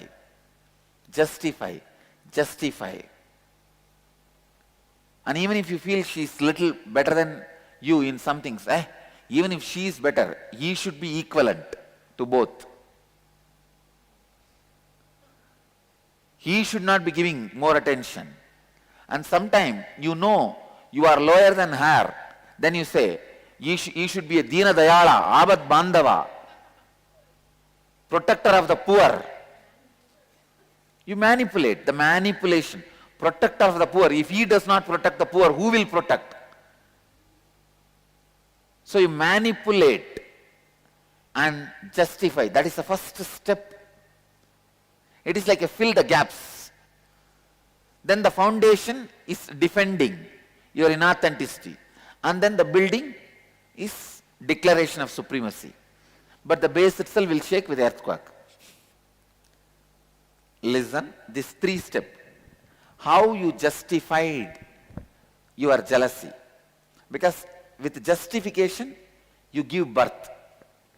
When that becomes a defensive mechanism, it grows. When it declares a supremacy, it is in its peak. Swamiji, this situation was when I was working for Microsoft, the last job I had, where I went through a really rough patch, and the truth of the matter is I wasn't able to rise up to that occasion. Now I justified it with various things, such that, I was pregnant, I was nursing, it was a bad economy, the organization wasn't supportive, etc. But that is what I used, the fact that all these things existed. Justification. All those were justification. And then as I see it, I quit the job, and then I realized that the entire spiritual path I'm treading is actually a way of declaring my supremacy over the fact that that wasn't successful for me. So while the truth is also there, that it is a quest, and I feel very connected to it, there is a part which is I'm out to prove that, guess what, this has made me healthier, this has made me more stress-free, this has let me live a better life than all you people in Microsoft. So there is a part of that. That's supremacy. Yes. Now understand, unless you are complete with that part which is trying to declare supremacy, you will never be able to inspire and help people. Understand? Because in your heart, the supremacy is just sitting with a veil of enriching people. You are not enriching. Understand? You are, few words you will talk about enriching, then within that few words, that veil will come out, you will declare your supremacy, and the other fellow will see who is sitting inside. Oh, this is a goat wearing a tiger skin, not the tiger itself. Because the skin will fall for few minutes. In few minutes.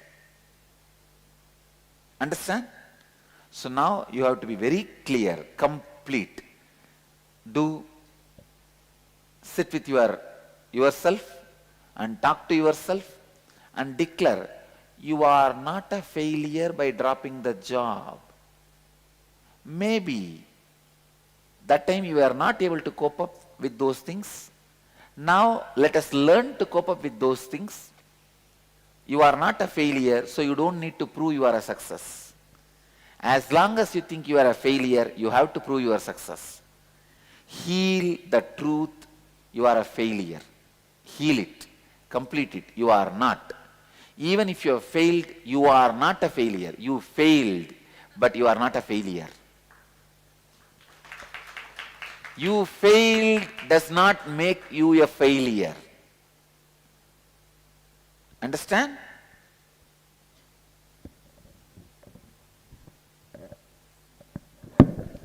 Anybody else? Real life situation. Please come out.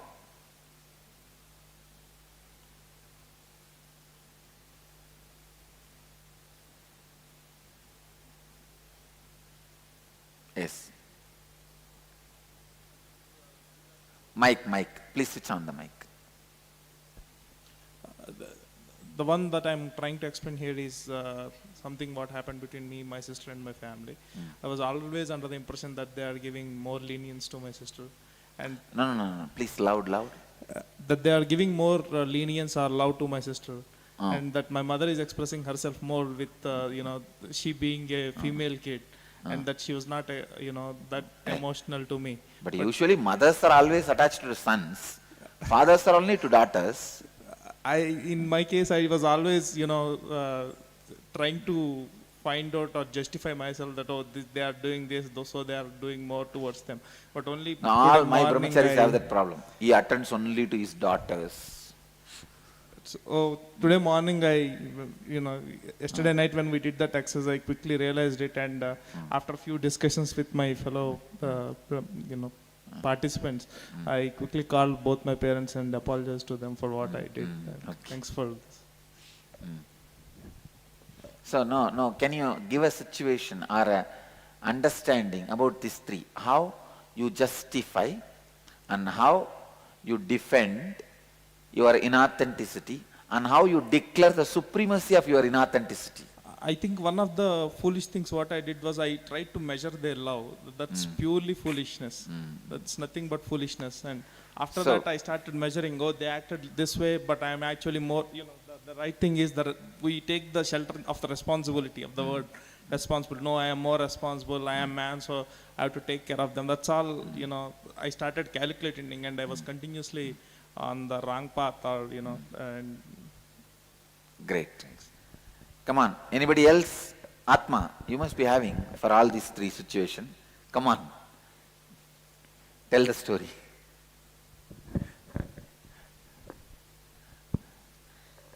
In one of the department which I worked, Swamiji, I had a problem with my co-ashramite.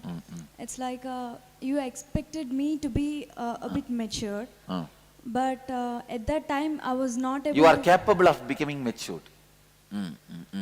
At that time, I was not able to stretch myself, stretch up to your Anyakara.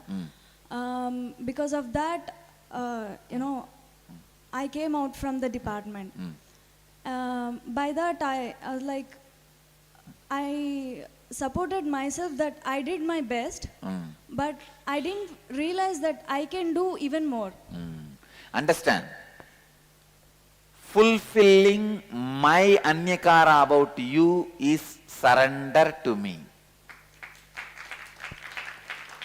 People go on claiming, I surrender me to you. I surrender to you. Oh Guru, I surrender to you. Sharanagati Prabhu, Sharanagati. I am defining Sharanagati, understand? Anybody who thinks you have surrendered to me, fulfilling my Anyakara is surrendering to me. If not, you are asking me to surrender to you. No, I surrender to you. You should be doing as I want you. It means what? So I have to fulfill your Anyakara. So I have to surrender to you. So all surrender is dangerous. You understand? Now how dangerous is the disciples' surrender? No, they say, I surrendered to you. Now you should behave as I wanted. You should have been God for me. Declaring the supremacy of your inauthenticity. First understand. Jealousy starts as the justification of your inauthenticity. It grows as a defense mechanism of your inauthenticity. It thrives as the declaration of the supremacy of your inauthenticity. The moment you declare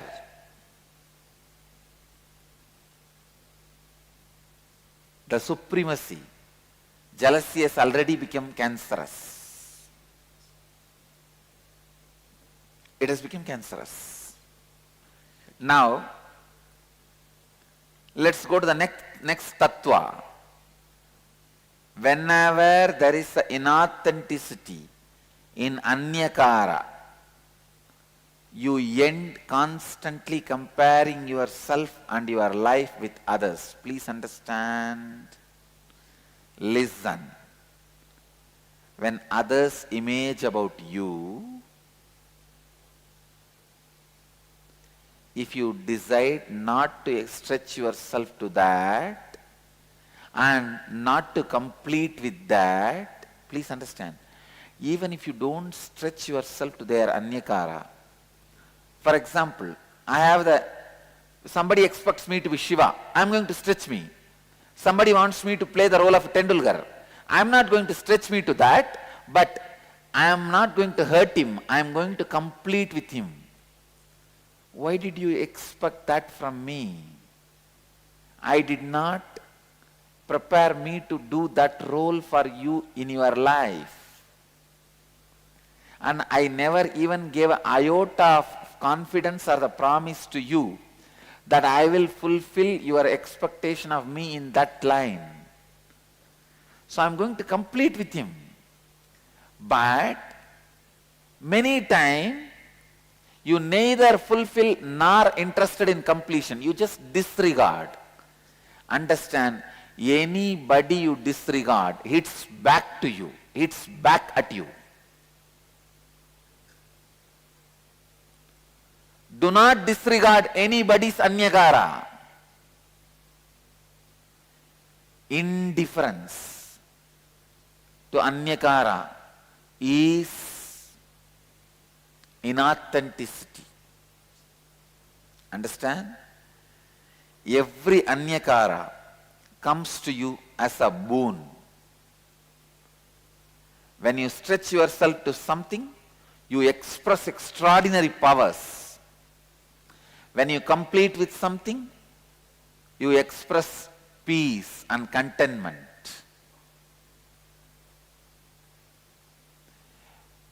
The person who expects me to play the Tendulkar role, when I complete with him, no, I will not be able to fulfill because I do not commit in that line, and I am going to stretch myself in a different line. When you complete, you are peaceful with yourself and others.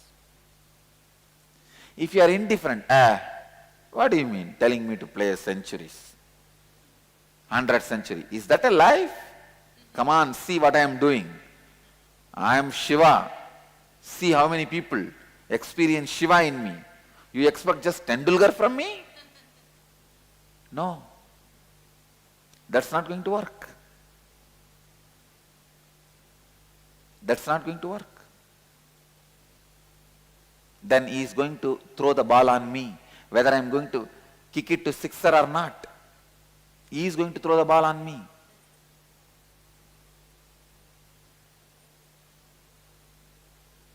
Whether I am going to kick the ball or not, ball is going to kick me. It is coming towards me. Either complete it by kicking it, or that is going to kick you.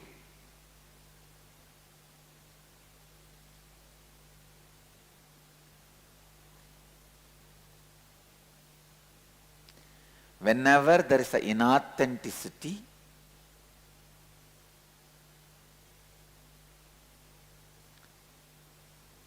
in you about others' expectation.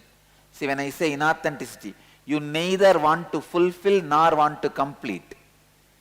Indifference, disrespect, abusal.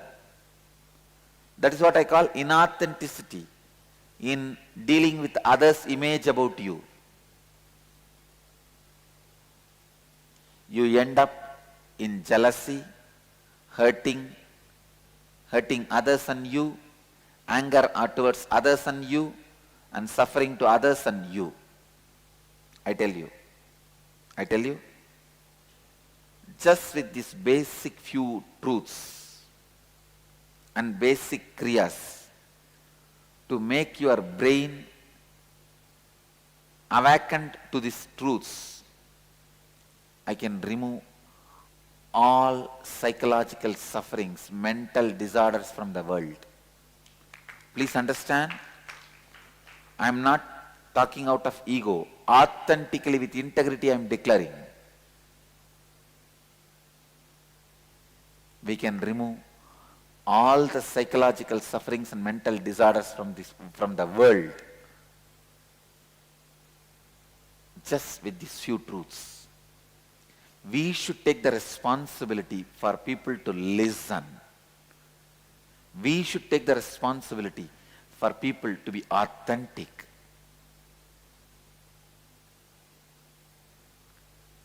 Whenever your throat center collapses due to jealousy, you operate in life from a very narrow and limited perspective.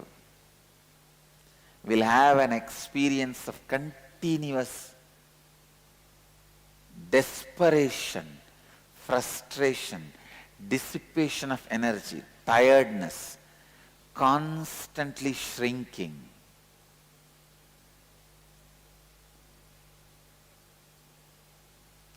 How many of you feel every year passing you are only shrinking? Then you have the problem, your throat center is collapsing. No. You have to complete your jealousy. You have to sit with yourself. Every year, every passing year, I only feel clearly I am enriching me and enriching others. Especially this year, oh God, the best. I have hit on the lottery of enlightenment.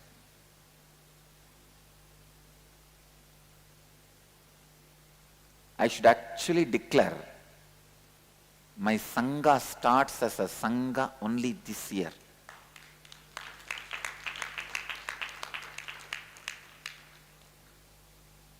With these great truths of Chaturveda, 4 Mahavagyas, Chatur Mahavagyas, integrity, authenticity, responsibility, enriching. Till now, I was only revealing the mystical components what I brought, like Kriyas, Yogas, meditation techniques, life solutions. But only now, my Sangha starts.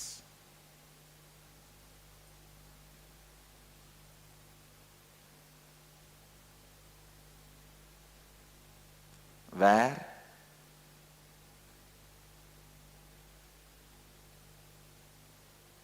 I share this treasure with millions.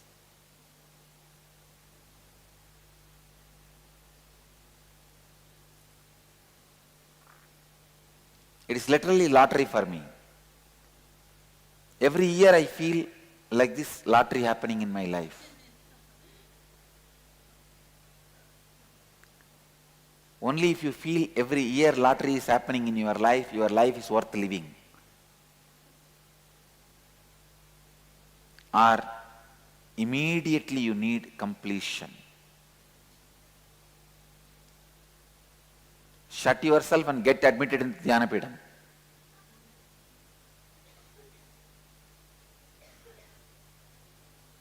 And get cured, then leave. I am actually planning.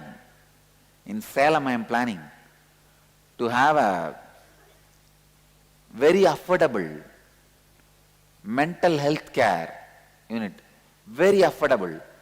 For a large scale mental health care with these great truths and kriyas.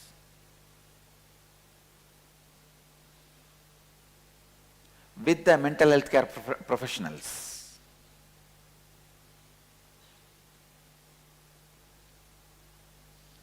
When your Vishuddhi Chakra is awakened, you have the direct access to infinite cosmic energy. When there is an alignment in the Anyakara that you carry about others, and the Anyakara others carry about you, your throat center is awakened.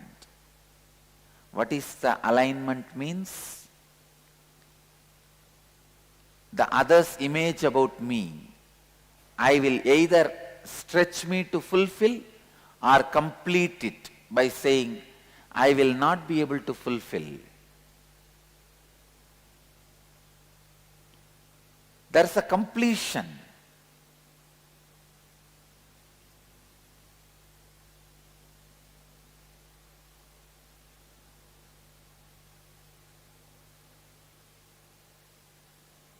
When there is a completion in others' image about you, your image about others also will come, evolve from that completion. It will not be taking revenge. It will be inspiring, supporting. That is why I tell you, my image about you is only supporting your expansion, not taking revenge on you. Because it comes out of my completion.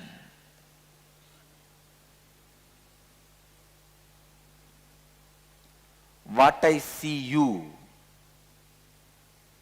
what I see as you,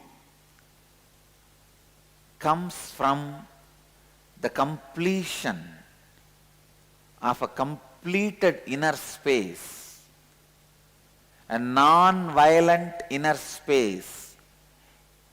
So when you stretch it to that, you are fulfilled. I'll answer. Whenever you are complete with all the others' image about you, your image about others will not carry violence, it will be complete.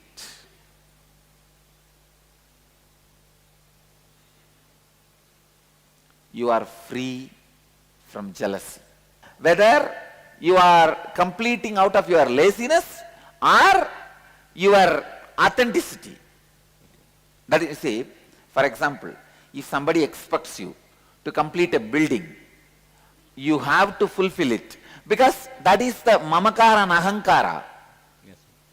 But if somebody expects you, like suddenly if somebody comes on same thing, like cricket, they want you to give 100th century. Even the iota of the 100th century exists in your mamakara or ahankara. Understand? See, your mamakara and ahankara, the leakage of your mamakara and ahankara can be anyakara, but not something completely different. See, the other sanyakara can be the export of your ahankara, mamakara. It cannot be import to your ahankara and mamakara. Listen. Others' image about you can be the export of your mamakara and ahankara, can't be the import to your ahankara and mamakara. Export means out of this, but can't be suddenly something out of the blue. When it is out of this, you know you have to fulfill it. When it is out of the blue, you know you have to complete it. So clear? Shall I go to the next Satya? Here is a question from Michael. What about comparison and jealousy that results in feelings of inferiority rather than superiority? Whether declaring supremacy or inferiority, there is no inferimacy word, na? Let's create it. Whether you declare supremacy or inferimacy, it is one and the same. Understand? You declaring supremacy or inferimacy. When you declare inferimacy, you get into the mental setup of victimhood. Being a victim is nothing but declaring inferimacy. You can infringe on me. That is what you declare. When you declare inferimacy, don't blame the people who are infringing on your rights.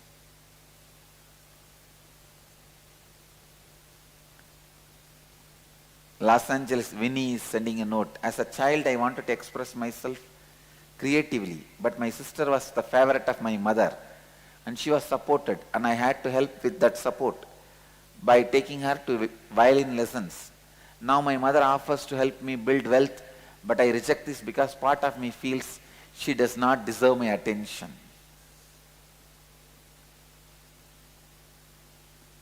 Winnie, many times when you have anger towards others, you punish you. You drink poison to kill your boss. Understand? You drink poison to kill your boss. Kill your boss. Now Winnie, understand. If you are not taking our help to create wealth, then who is going to suffer? You. You may take revenge on her. But with what cost? You are also suffering. It is like even if I lose one eye, it's okay, let her lose two eyes.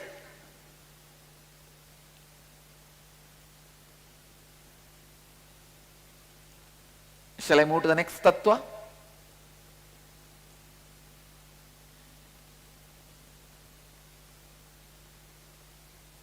Next tattva. When there is an alignment in the anyakara that you carry about others and others carry about you, your Vishuddhi is awakened and you start living the third basic satya of responsibility. Listen. When others image about you, your image about others, both are in alignment, suddenly you are inspired to take the responsibility. Responsibility comes and stays with you only if you are inspired. If the responsibility is put on you, you take it for a few days, then dump it in the garage.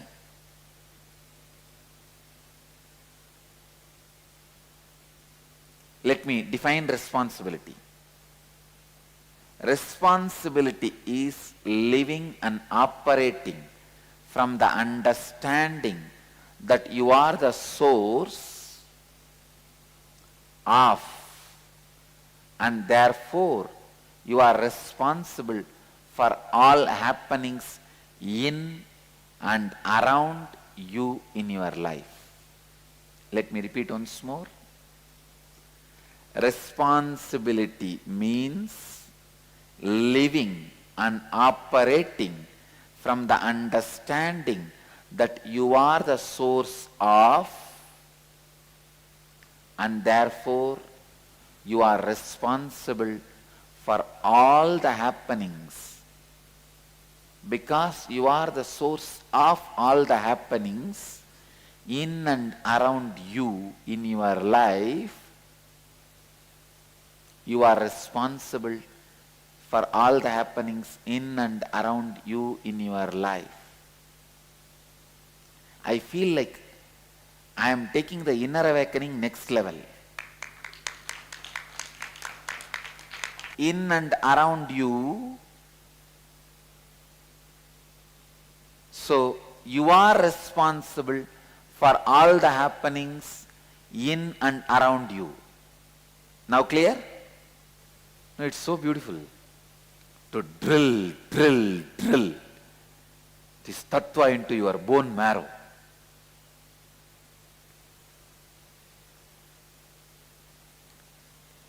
When you take the responsibility not just for your image about others, but also others' image about you, you expand. I tell you, you express miracle powers in you. This is the science of siddhis.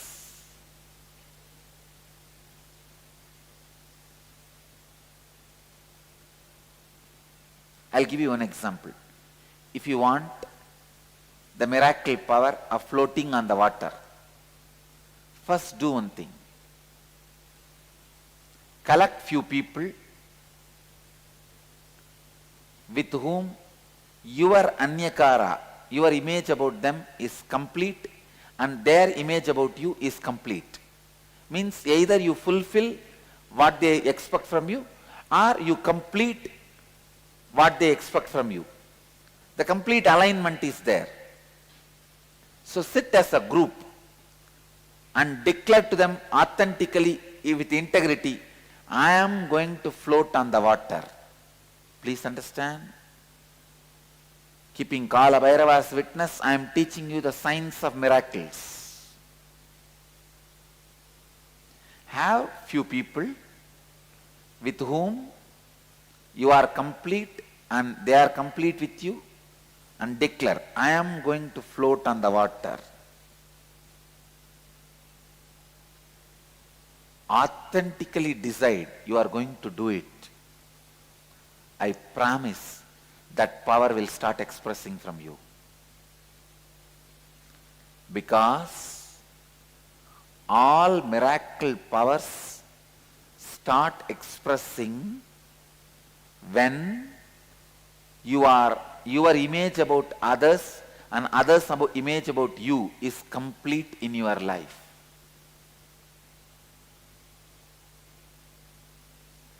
Don't imagine immediately, oh, these are all remote things, not for me. No.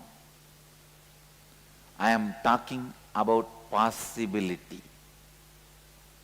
Straight possibility, not impossibility.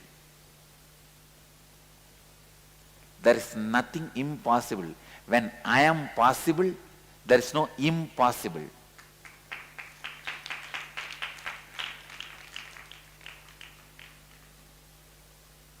No, I am not giving this as a quotation for clapping and just dumping it in a Facebook. No. It's for you. When I am possible, how can be impossible? Anything be impossible.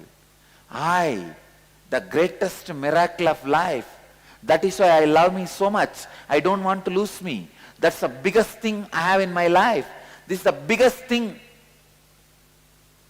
All of you know, you are the biggest thing for you. You don't want to lose that. When that biggest thing has happened, when I am possible, how can anything be impossible?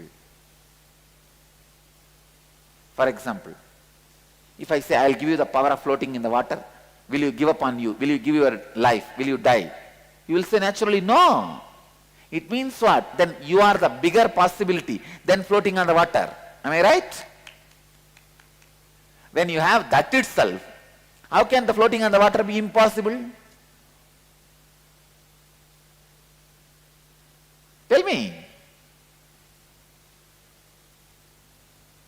See, I tell you, all right, I'll give you the power to float on the water. Please die, commit suicide. Will you do? You won't. Because you know that me, I am the biggest possibility.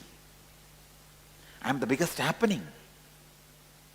How can I give up that just for floating on the water?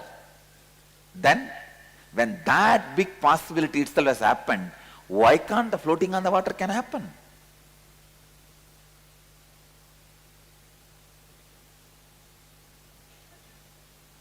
This is a science of miracles, understand? When I have, please understand, whenever I have the disciples who are complete with me and I am complete with them, anything I declare immediately becomes reality. Why sometime after Kalabhairava declares it takes few days for it to become reality? Because the receiver may not be complete. So little completion is required. But Kalabhairava takes the responsibility even for his incompletion and gives that as a boon. At least after the boon is delivered, he should make himself complete. Understand? If Kalabhairava says, It will happen when it happens. Then he may do 10 miracles out of 100 reading. But if he declares date, time and everything, he will do 80 miracles out of 100 readings. But the 20 failure is the biggest, the largest way he can stretch his hand is stretched.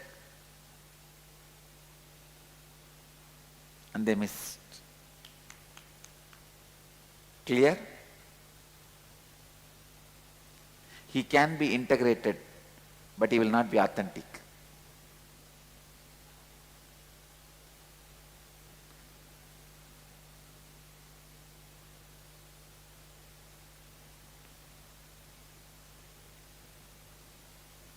Anybody has a doubt?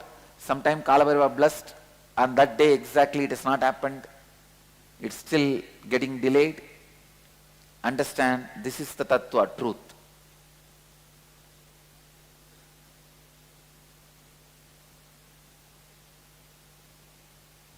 Understand?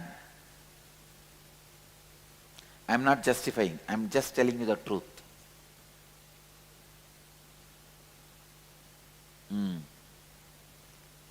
I am not justifying, I am just justing.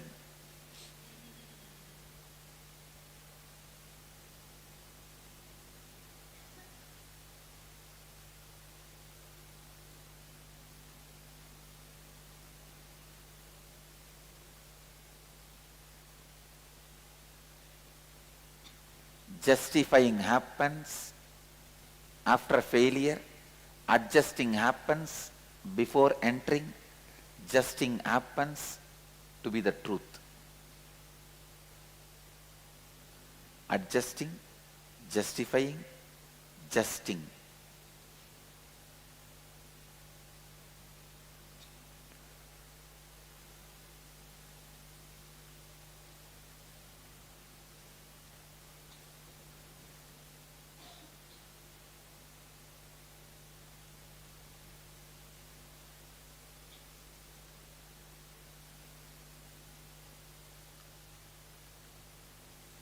Usually, you take responsibility based on your understanding of the peak of your energy. I wanted to make you very clear.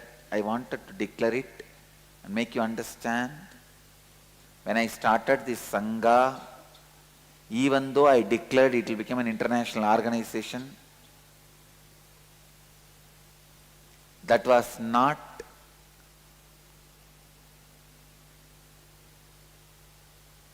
the peak of my energy at that time.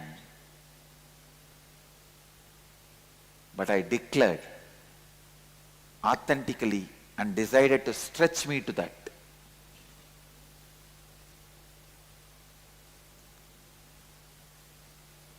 Usually we take responsibility based on our understanding of peak of energy. It is actually other way around. When you take responsibility with integrity and authenticity, the peak of your energy just expands and fulfill the responsibility you have taken up. Understand? With authenticity and integrity, I declared it will become the place to teach and radiate enlightenment science to the world. Enrich people with enlightenment science. I can see the responsibility comes up and fills that, makes it happen. Taking responsibility for everything happening in your life.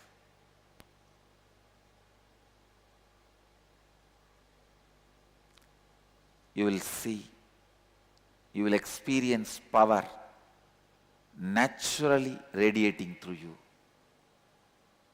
You don't need a separate boss chair to experience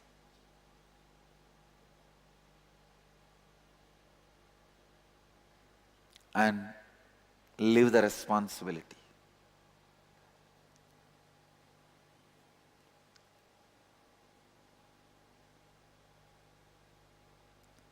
Please listen. How you always take responsibility, you think, oh, I can run 2 shops now. I'll take the responsibility of 3 shops. But if you work with authenticity and integrity, you think, hey, I can run 200 shops. And cosmic energy responsibility comes in, fills and makes it as 200 shop.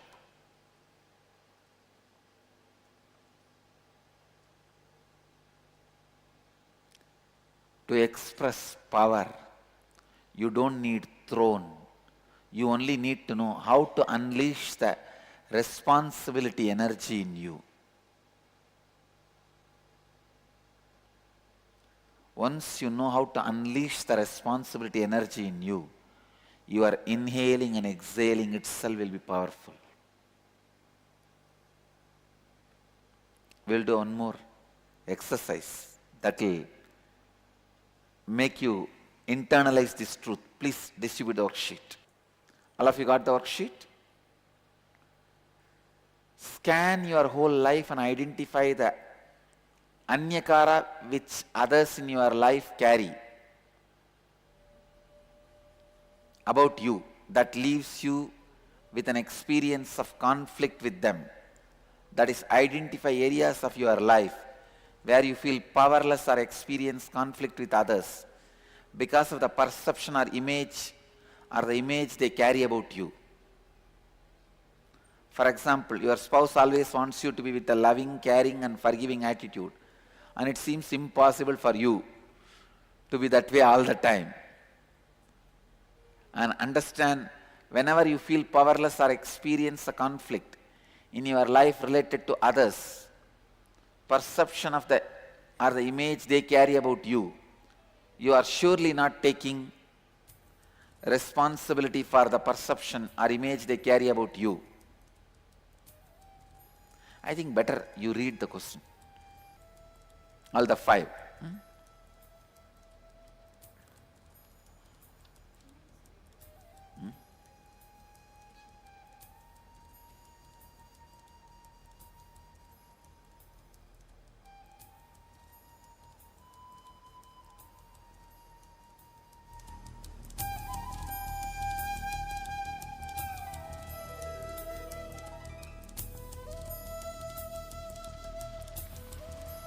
3 you have to write, 2 you have to practice.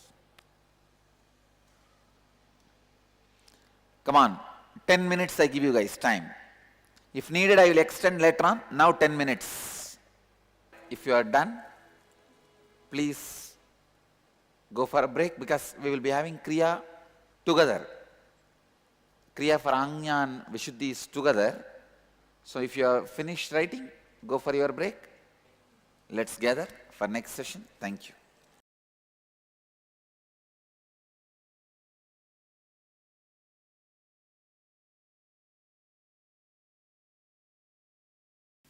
Now we will work on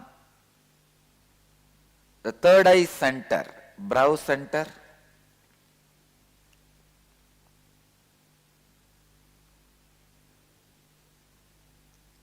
Earlier we worked on Mamakara, then Ahankara,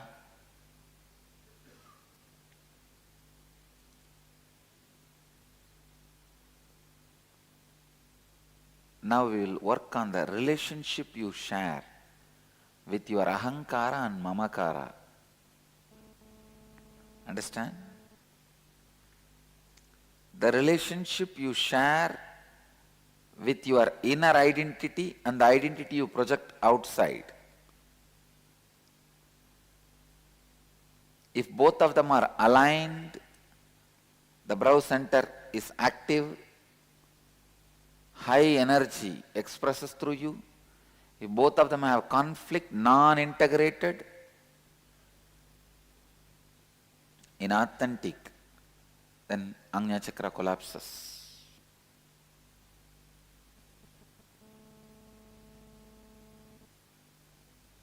Inside you, you always project yourself lower than what you are,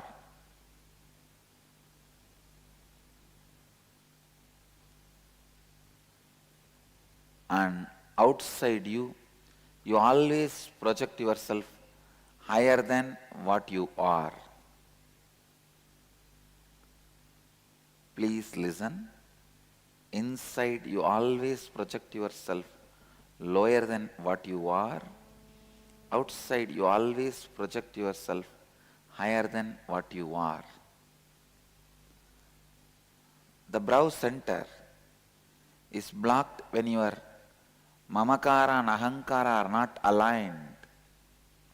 Whenever there is a mismatch in what you believe as you inside you and what you project as you outside you, you are living with failure. Understand? This is the right word I'll use. Your plan for life is failure. Please understand, if you plan for miracles, miracles will go on be happening in your life. If you plan for failure, failures will go on be happening in your life.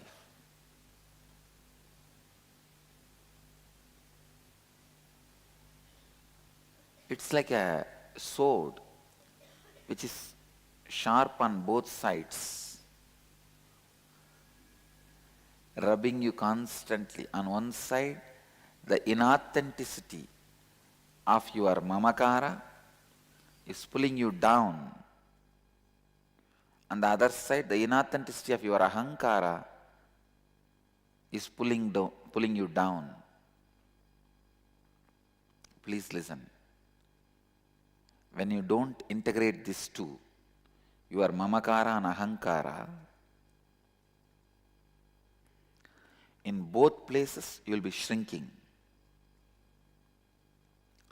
If you align both, the first thing will happen is you don't need to remember how you need to project you. That's the biggest relief.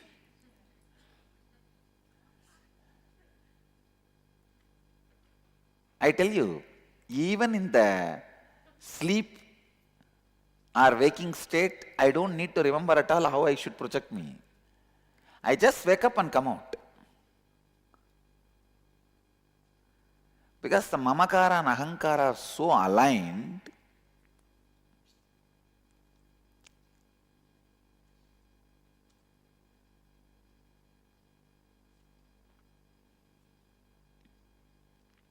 I don't need to remember constantly how I should project me.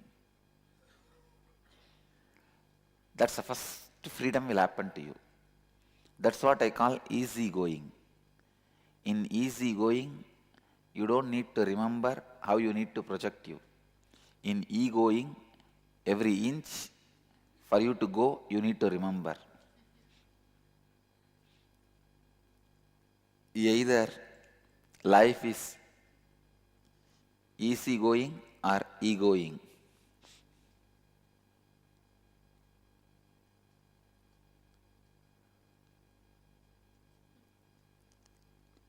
What I mean by the word aligning, let's analyze, let's understand.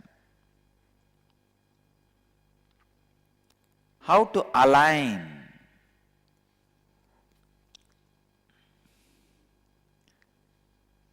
the inner identity and outer identity.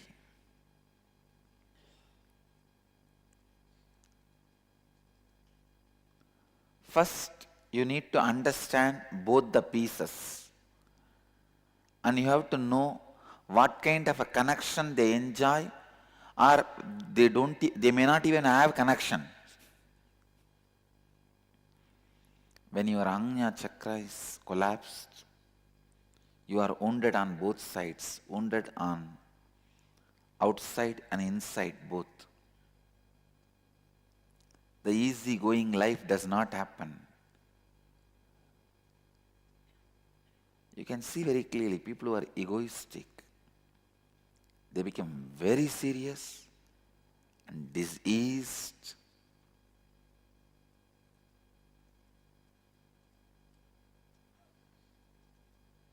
how to align them. It takes little realigning of your life for which you are afraid. That is where the problem is.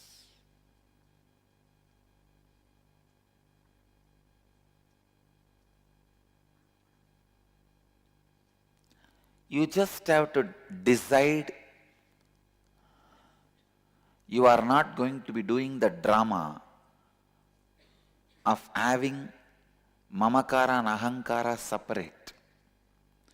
I am not saying you should be true to your mamakara.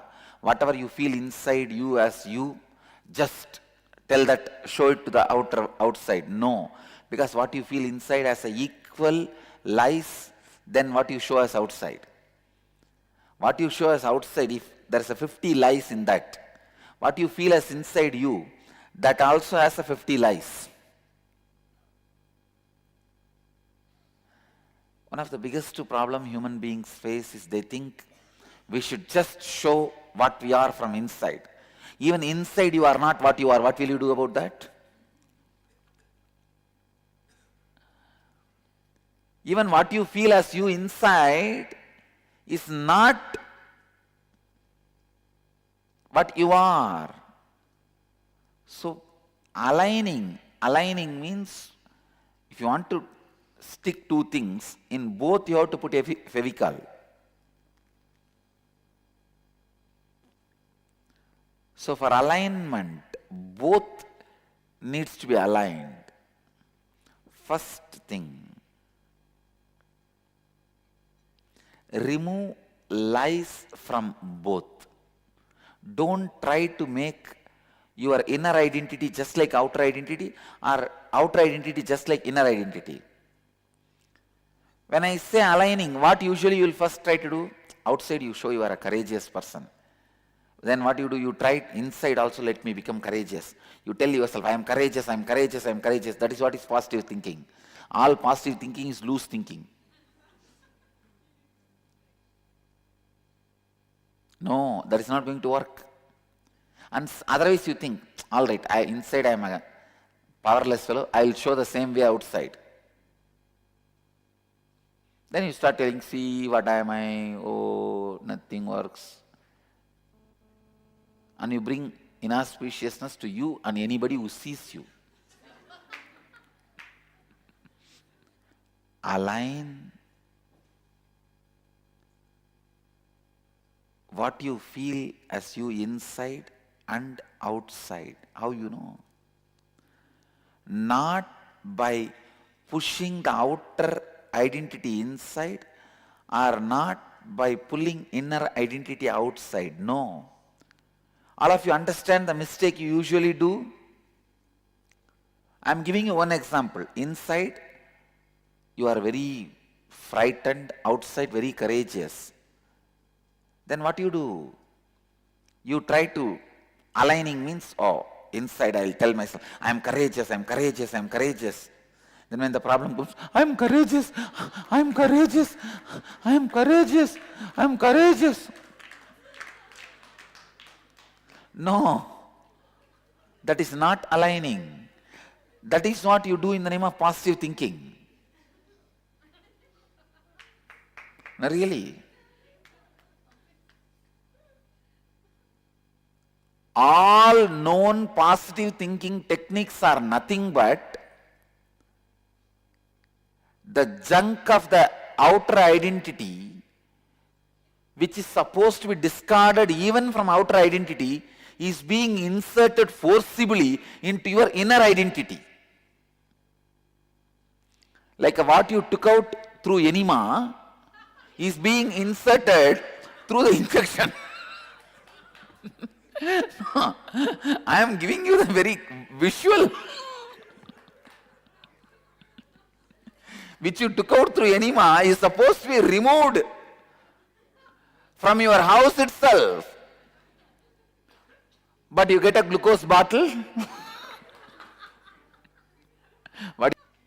and send the whole thing inside. That is what is your positive thinking.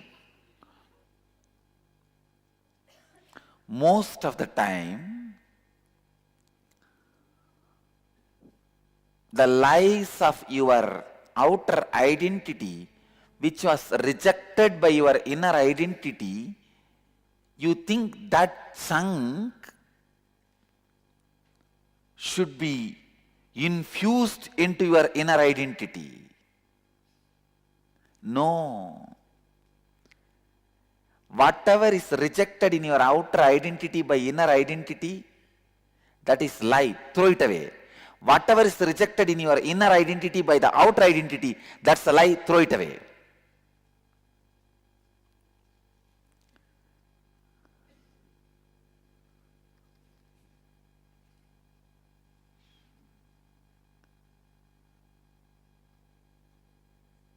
Your positive thinking is not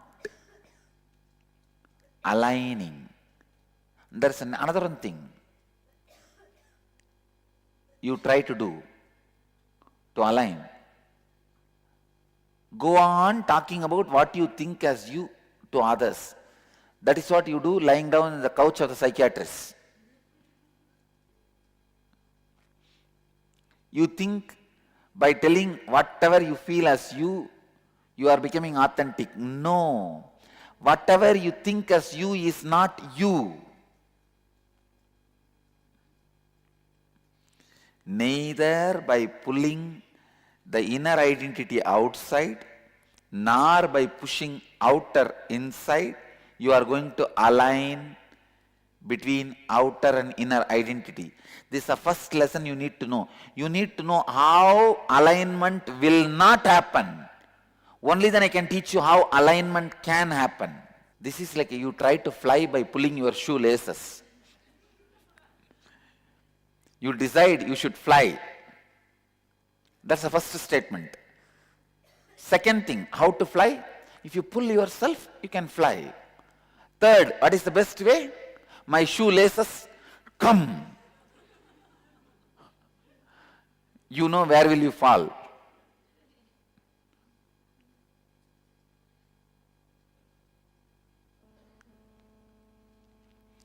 Trying to fly by pulling the shoelaces is not going to work.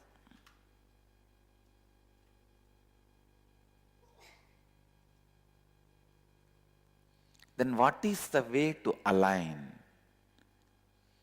Whatever you show as outer identity and not accepted by the inner identity. Like if you show what you show to the outer world, if you pen down, there are many characters, many things your inner identity will not accept. Hey, it is not true, it is not true, it is not true. Then throw all that. Say, I will not project all this anymore. I will not empower all this anymore. I will not repeat words or actions which shows these parts. And same way, write an essay about your inner identity. What do you think as you, feel as you? Many things your outer identity will reject in that. You will say, I am a frightened guy. So many ideas you will be having. I am a coward, I run away and all that. But your outer identity suddenly will tell, no, it is not the case. Many times we won the game. Many times we showed courage. Please understand. Aligning of both identities will literally end up in no identity.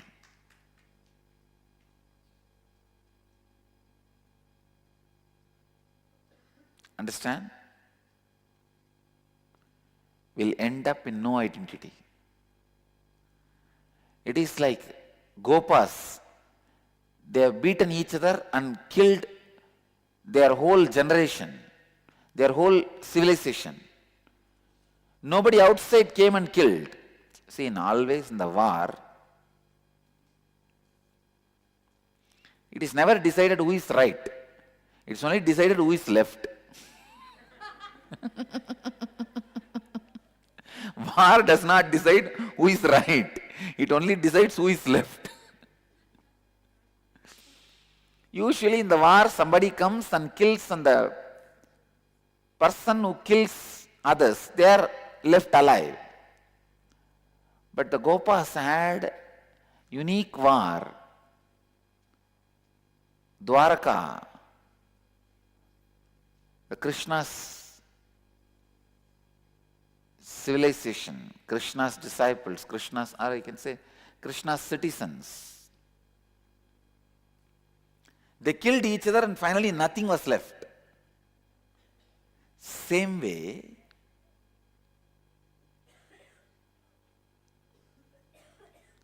drop whatever complaint your inner identity does about outer identity. And drop whatever complaint your outer identity has about inner identity. This is the assignment now you need to do.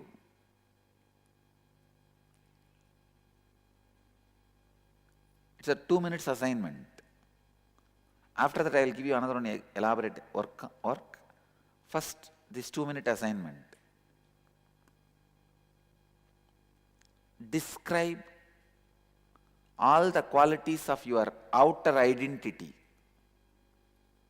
One side.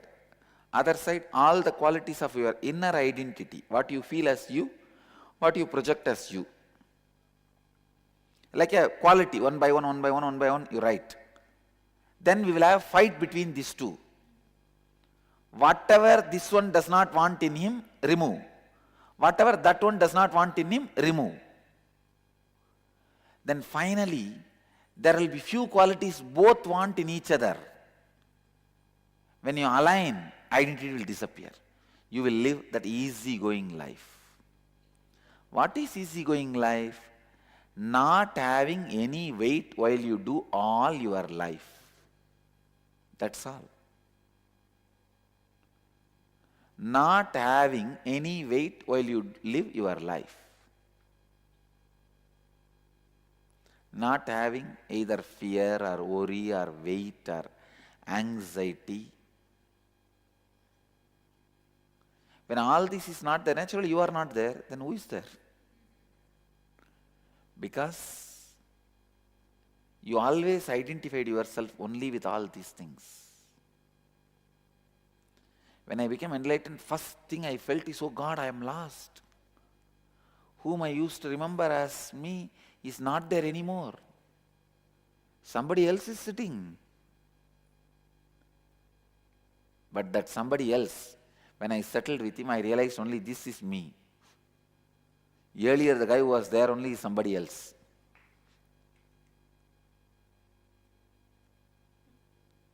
Let's do this assignment. Your outer identity and inner identity. Describe like qualities. Outside, I show myself courageous. And I am rich. Outside, how you project? I am rich. Inside, you may be feeling, no, I am poor. Outside, you will be showing as if you are a spendthrift. You spend. You are charitable and all that. Inside, you know, I am a miser. I don't touch. I don't even buy toilet paper. I bring it from the airport. Whenever I go there, I take 2 rolls and keep it in hand.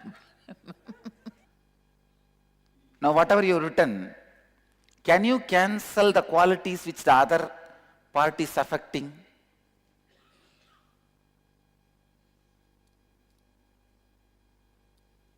See, if there is something in inner identity which outer identity does not like or does not reflect, cancel that. If something outer, the inner identity does not like, does not fall in tune, cancel. Finally, you will see only one or very few qualities where the other person does not fight. When you start living those few, you will just live without identity. Means in easiness.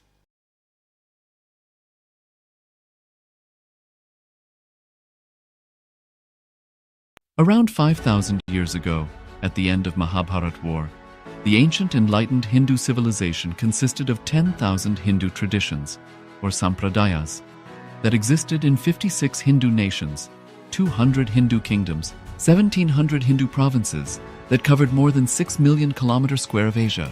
The Supreme Pontiff of Hinduism, SPH, Bhagavan Sri Nithyananda Paramashivoham, is the reviver of Kailasa, this ancient enlightened Hindu civilizational nation. Kailasa is an unbroken cultural, religious, historical, civilizational, and sovereign continuation and revival of multiple of these historical Hindu sovereign states and Hindu ecclesiastical entities. The unbroken continuity of these ancient Hindu nations through Kailasa results in the legal recognition of Kailasa as per the international customary law, particularly the Doctrine of Continuity. The international law, the Doctrine of Continuity, implies that upheavals and revolutions within a country, changes in government, territorial adjustments, measures taken during military occupation, or other internal transformations do not negate the existence of the country, do not affect the legal personality and international obligations of the country or state.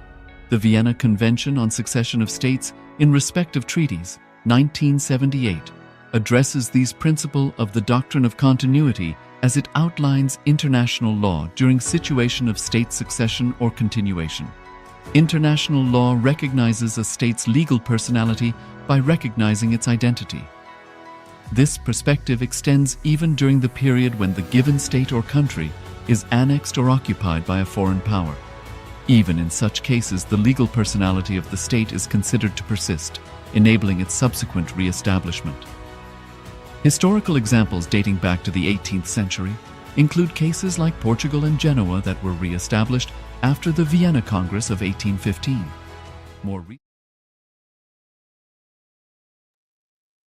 Yes. So beautifully Swamiji has revealed how to work on the broad chakra. So we'll be entering into the internalization exercise, what Swamiji revealed. So we'll be the first step is first of all take a notebook. You need to have a notebook. You need to have a pen. That's the first step. So just take a few moments. Once you have the notebook with you, let us know. We'll be entering into the exercise. So please have the notebook with you, pen with you. We'll be entering into this exercise. It's also requesting everyone to please switch on your cameras and be available in the camera frame. So we welcome Ma Anandeshwari Nithyananda and Ma Vera Lucia Agostinho Nithyananda. Welcome. And let's see, we have Suvidaya Nithyananda. Welcome. Ma Nitya Ganambananda Nithyananda. And who else is joining us? Ma Gora Swarupini Nithyananda. And Ma Nitya Saralananda Nithyananda. Good to have you all with us. Now, I'm requesting everyone to please switch on your cameras. If you haven't already done so, please switch on your cameras and be available in the camera frame. So, Ma Judy, Ma Thinetikananda, Ma Nitya Saralananda, Suvidaya, Ma Nitya Ganambananda, Ma Feng Aya, Letan, Ma Bridge, Wen Chin Aya, Ma Agora Swarupini, Ma Chao Yu Fang, Ma Shangti. Requesting everyone, please switch on the cameras and be available in the camera frame. All right, so let us start. So we have been looking at the brow chakra. So Swamiji has beautifully taken us through the brow chakra, how to work on the brow chakra. So let us now continue with the exercise for this, the internalization exercise for this chakra. First, once you have taken the notebook, divide your notebook into two columns. The left column, write down the inner image. Right column, write down the outer image. So again, divide your notebook, one page, into two columns. The first, which is the left one, is inner image, and the right one as outer image. So just mark these two columns. Once you have marked, in the left column, write down all the qualities of your inner identity. Means how you truly see yourself. And in the right, you'll be writing the corresponding outer identity. So let's go one by one. So let's take one and divide your notebook into two columns. Then we'll be moving to the next step. So meanwhile, you can also gather the pen and paper with you, notebook with you, and let's enter into this step.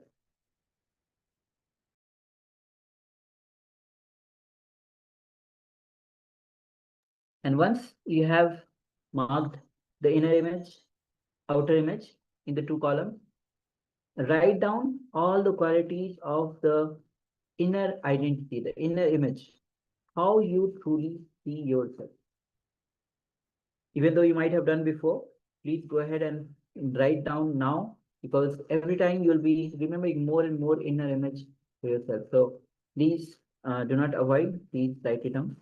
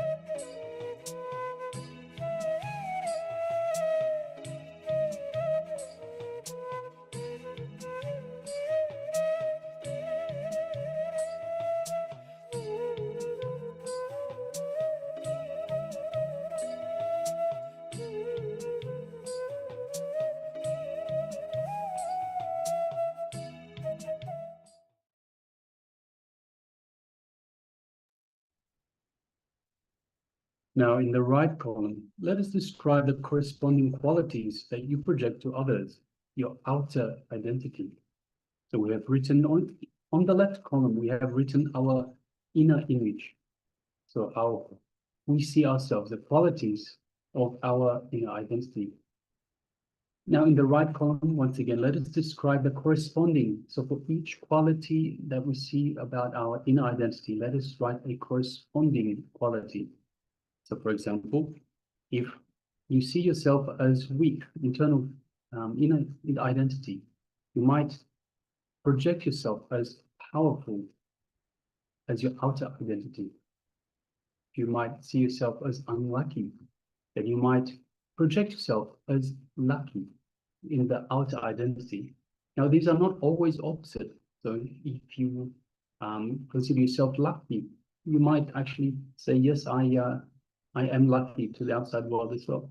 So these might be the same, but generally, when we have a lower quality for the inner identity, we have a corresponding higher quality for the outer identity that we display to others. So let us continue.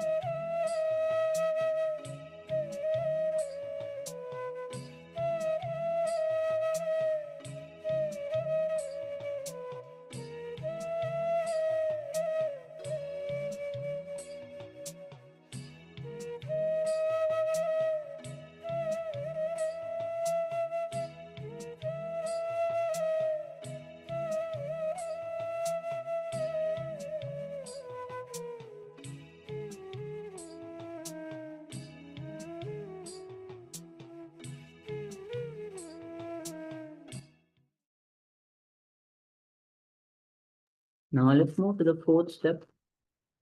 Now powerfully declare and decide to align yourself to the higher image. Means if your higher image is in the inner image, or if it's in the outer identity, choose and decide to align yourself to the higher identity. Whatever you do not want as your integrated image, simply remove them. So let's please continue with this fourth step.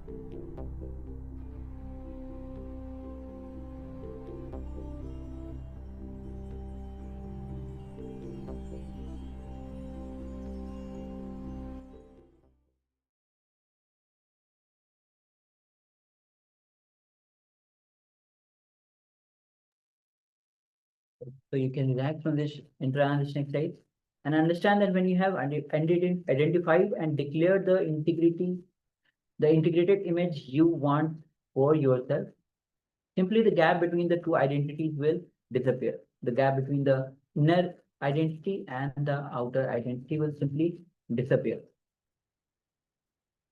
All right, so with this, we'll be entering into the power manifestation now. And today we are doing the power of Ashtamaha. So let's get ready to enter into the power manifestation round where you'll be increasing your own height. So let's get ready. Yes, so requesting everyone, please let us start by measuring your own height. So if you don't know exactly your own height, you can take your first base measurement right now. Now, if you have a measuring tape, you can use the measuring tape. If you don't have a measuring tape, you can always, if you have a sticky note, you can put it up on the wall and with the pen mark the height on the sticky tape so you don't damage the wall. Or you can just mark, make a small mark on if you have a cupboard next to and you can just make a mark that you can rub off later, perhaps with a pencil onto the cupboard. And let us take the initial measurement of your height. So we will be increasing your height. Now, don't worry, it won't be permanent. You can, if you practice it for 21 days continuously, it will become permanent. But it will revert back to the original height. You will revert back to the original height in a short while. So don't worry about remaining. If you're worried about being a little bit taller, that's perfectly fine. You will revert back to original height in a short while. So let's go ahead and mark our initial height. Requesting everyone, please let us mark our initial height. Take a measurement so we know exactly. So understand that the increases might be small. So if you know just roughly, perhaps you might be 1 meter 80 or perhaps 6 feet. Then you can you won't know exactly. So you could be 1 meter 80.5, or it could be just under 6 feet or just over 6 feet by a portion of an inch. So whatever your height is, make sure you know exact measurements, because it might increase by 1/4 of an inch, it might increase by 1/4 of a centimeter. You never know. The idea is to have a visual understanding of the increase, so you can identify, yes, I have increased in height. All right, so once you have marked your height at this point in time, let us get ready. And once again, requesting everyone with the cameras switched off to please switch on your cameras and get ready for this round of power manifestation. We have Ma Nitya Saralananda. We have Amritapananda Subhidaya. We have Ma Nitya Kanambananda. We have Ma Peng Aya. We have Ma Lei Tang. We have Ma Bridge. We have Wang Chi Tsing Aya. We have Ma Agora Swarupini. We have Ma Chao Yu Huang. We have Ma Zhang Si Ho and Ma Vera. So basically, everyone, let us turn on the cameras. So if you haven't already done so, please switch on your cameras. Also, Ma Judy and Ma Trikananda, please switch on your cameras and be available in the camera frame. All right, once you have measured your base height, let's get ready for the palm manifestation. Let's increase the height or increase our own height. Let's sit comfortably with the head, neck, and spine in a straight line. And let us bring our awareness to our inner space, our Anandaganda. It is the space that Swami has initiated us in to connect to him, to connect to the divine, to be in a space of oneness with the divine.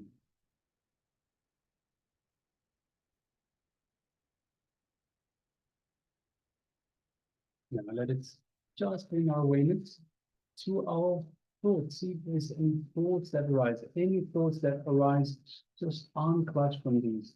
So we want just to connect to the divine. Any thoughts, distractions only get in the way.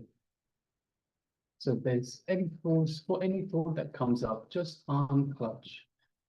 Distance yourself from it, label it as such, distraction, thought, whatever it might be, and become the seer, become the observer. Just watch it as it comes up and let it go back down. So again and again, just unclutch, become the observer.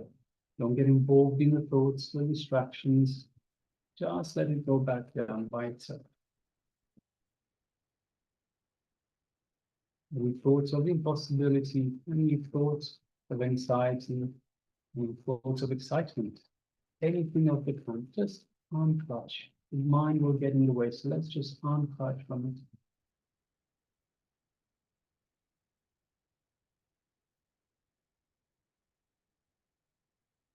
Let us bring our awareness once again to our inner space and into our feeling connection with the divine, the master. Just bring your awareness to your feeling connection to Swamiji, the supreme pontiff of Hinduism.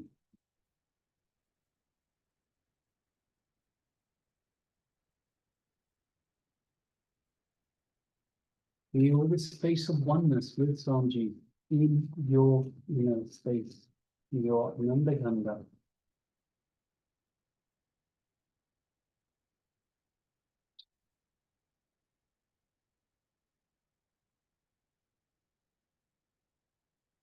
Just take a moment and feel all of that in your inner space.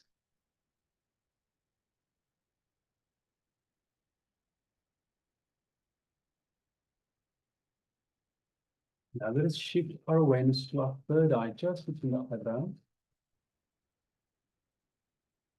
And let us visualize Swamiji in our third eye.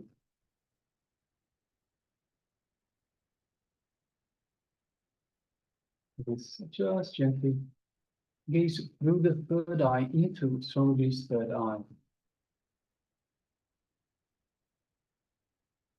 As we do so, we feel an energetic connection from the Master's third eye into our third eye.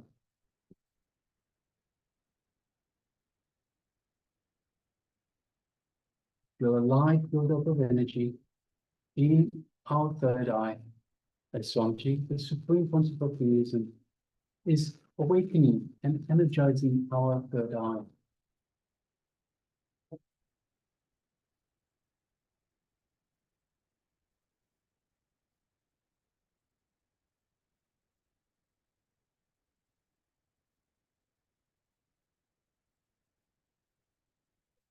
Now let us make a strong declaration, a strong intention to the cosmos to increase our own height. Strong declaration is the only truth that we are willing to entertain. Nothing else is true. Nothing else can be true except our intention to increase the height, increase our own height. Let's make that strong intention, strong declaration to Cosmos, and hold it in our third eye. Bring your awareness to your third eye and hold that intention, strong intention, in your third eye.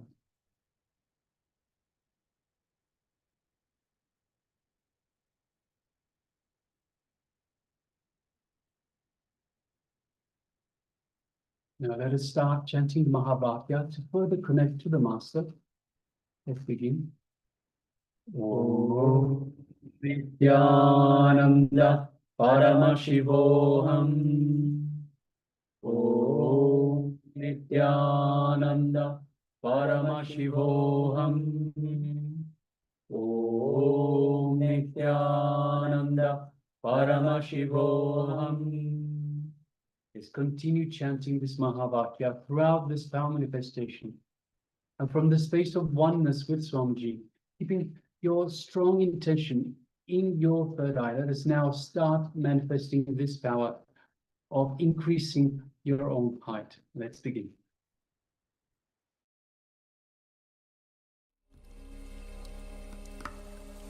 Om Nithyananda Paramashivoham.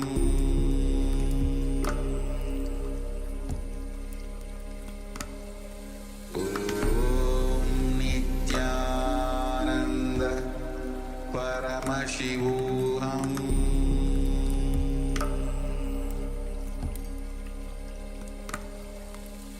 Om Nithyananda Paramashivoham. Om Nithyananda Paramashivoham. Paramashivoham.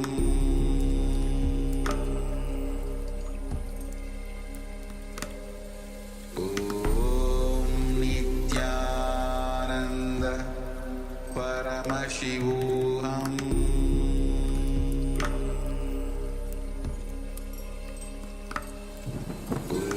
Om Nithyananda Paramashivoham.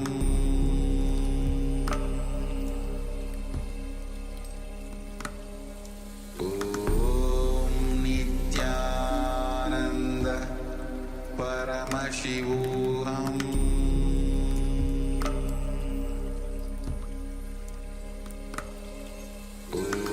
Om Nithyananda Paramashivoham.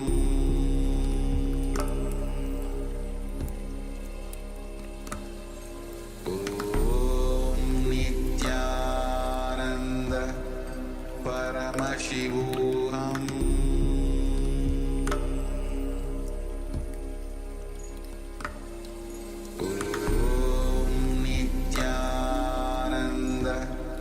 Paramashivoham.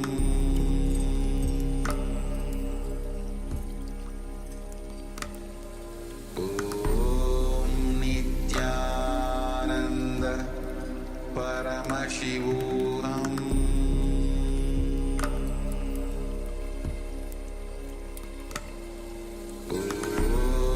Nithyananda Paramashivoham.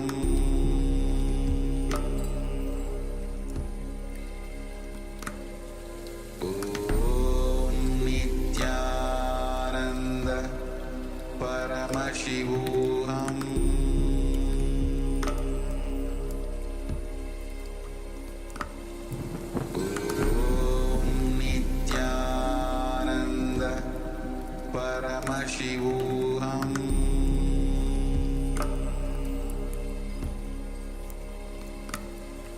Om Nithyananda Paramashivoham.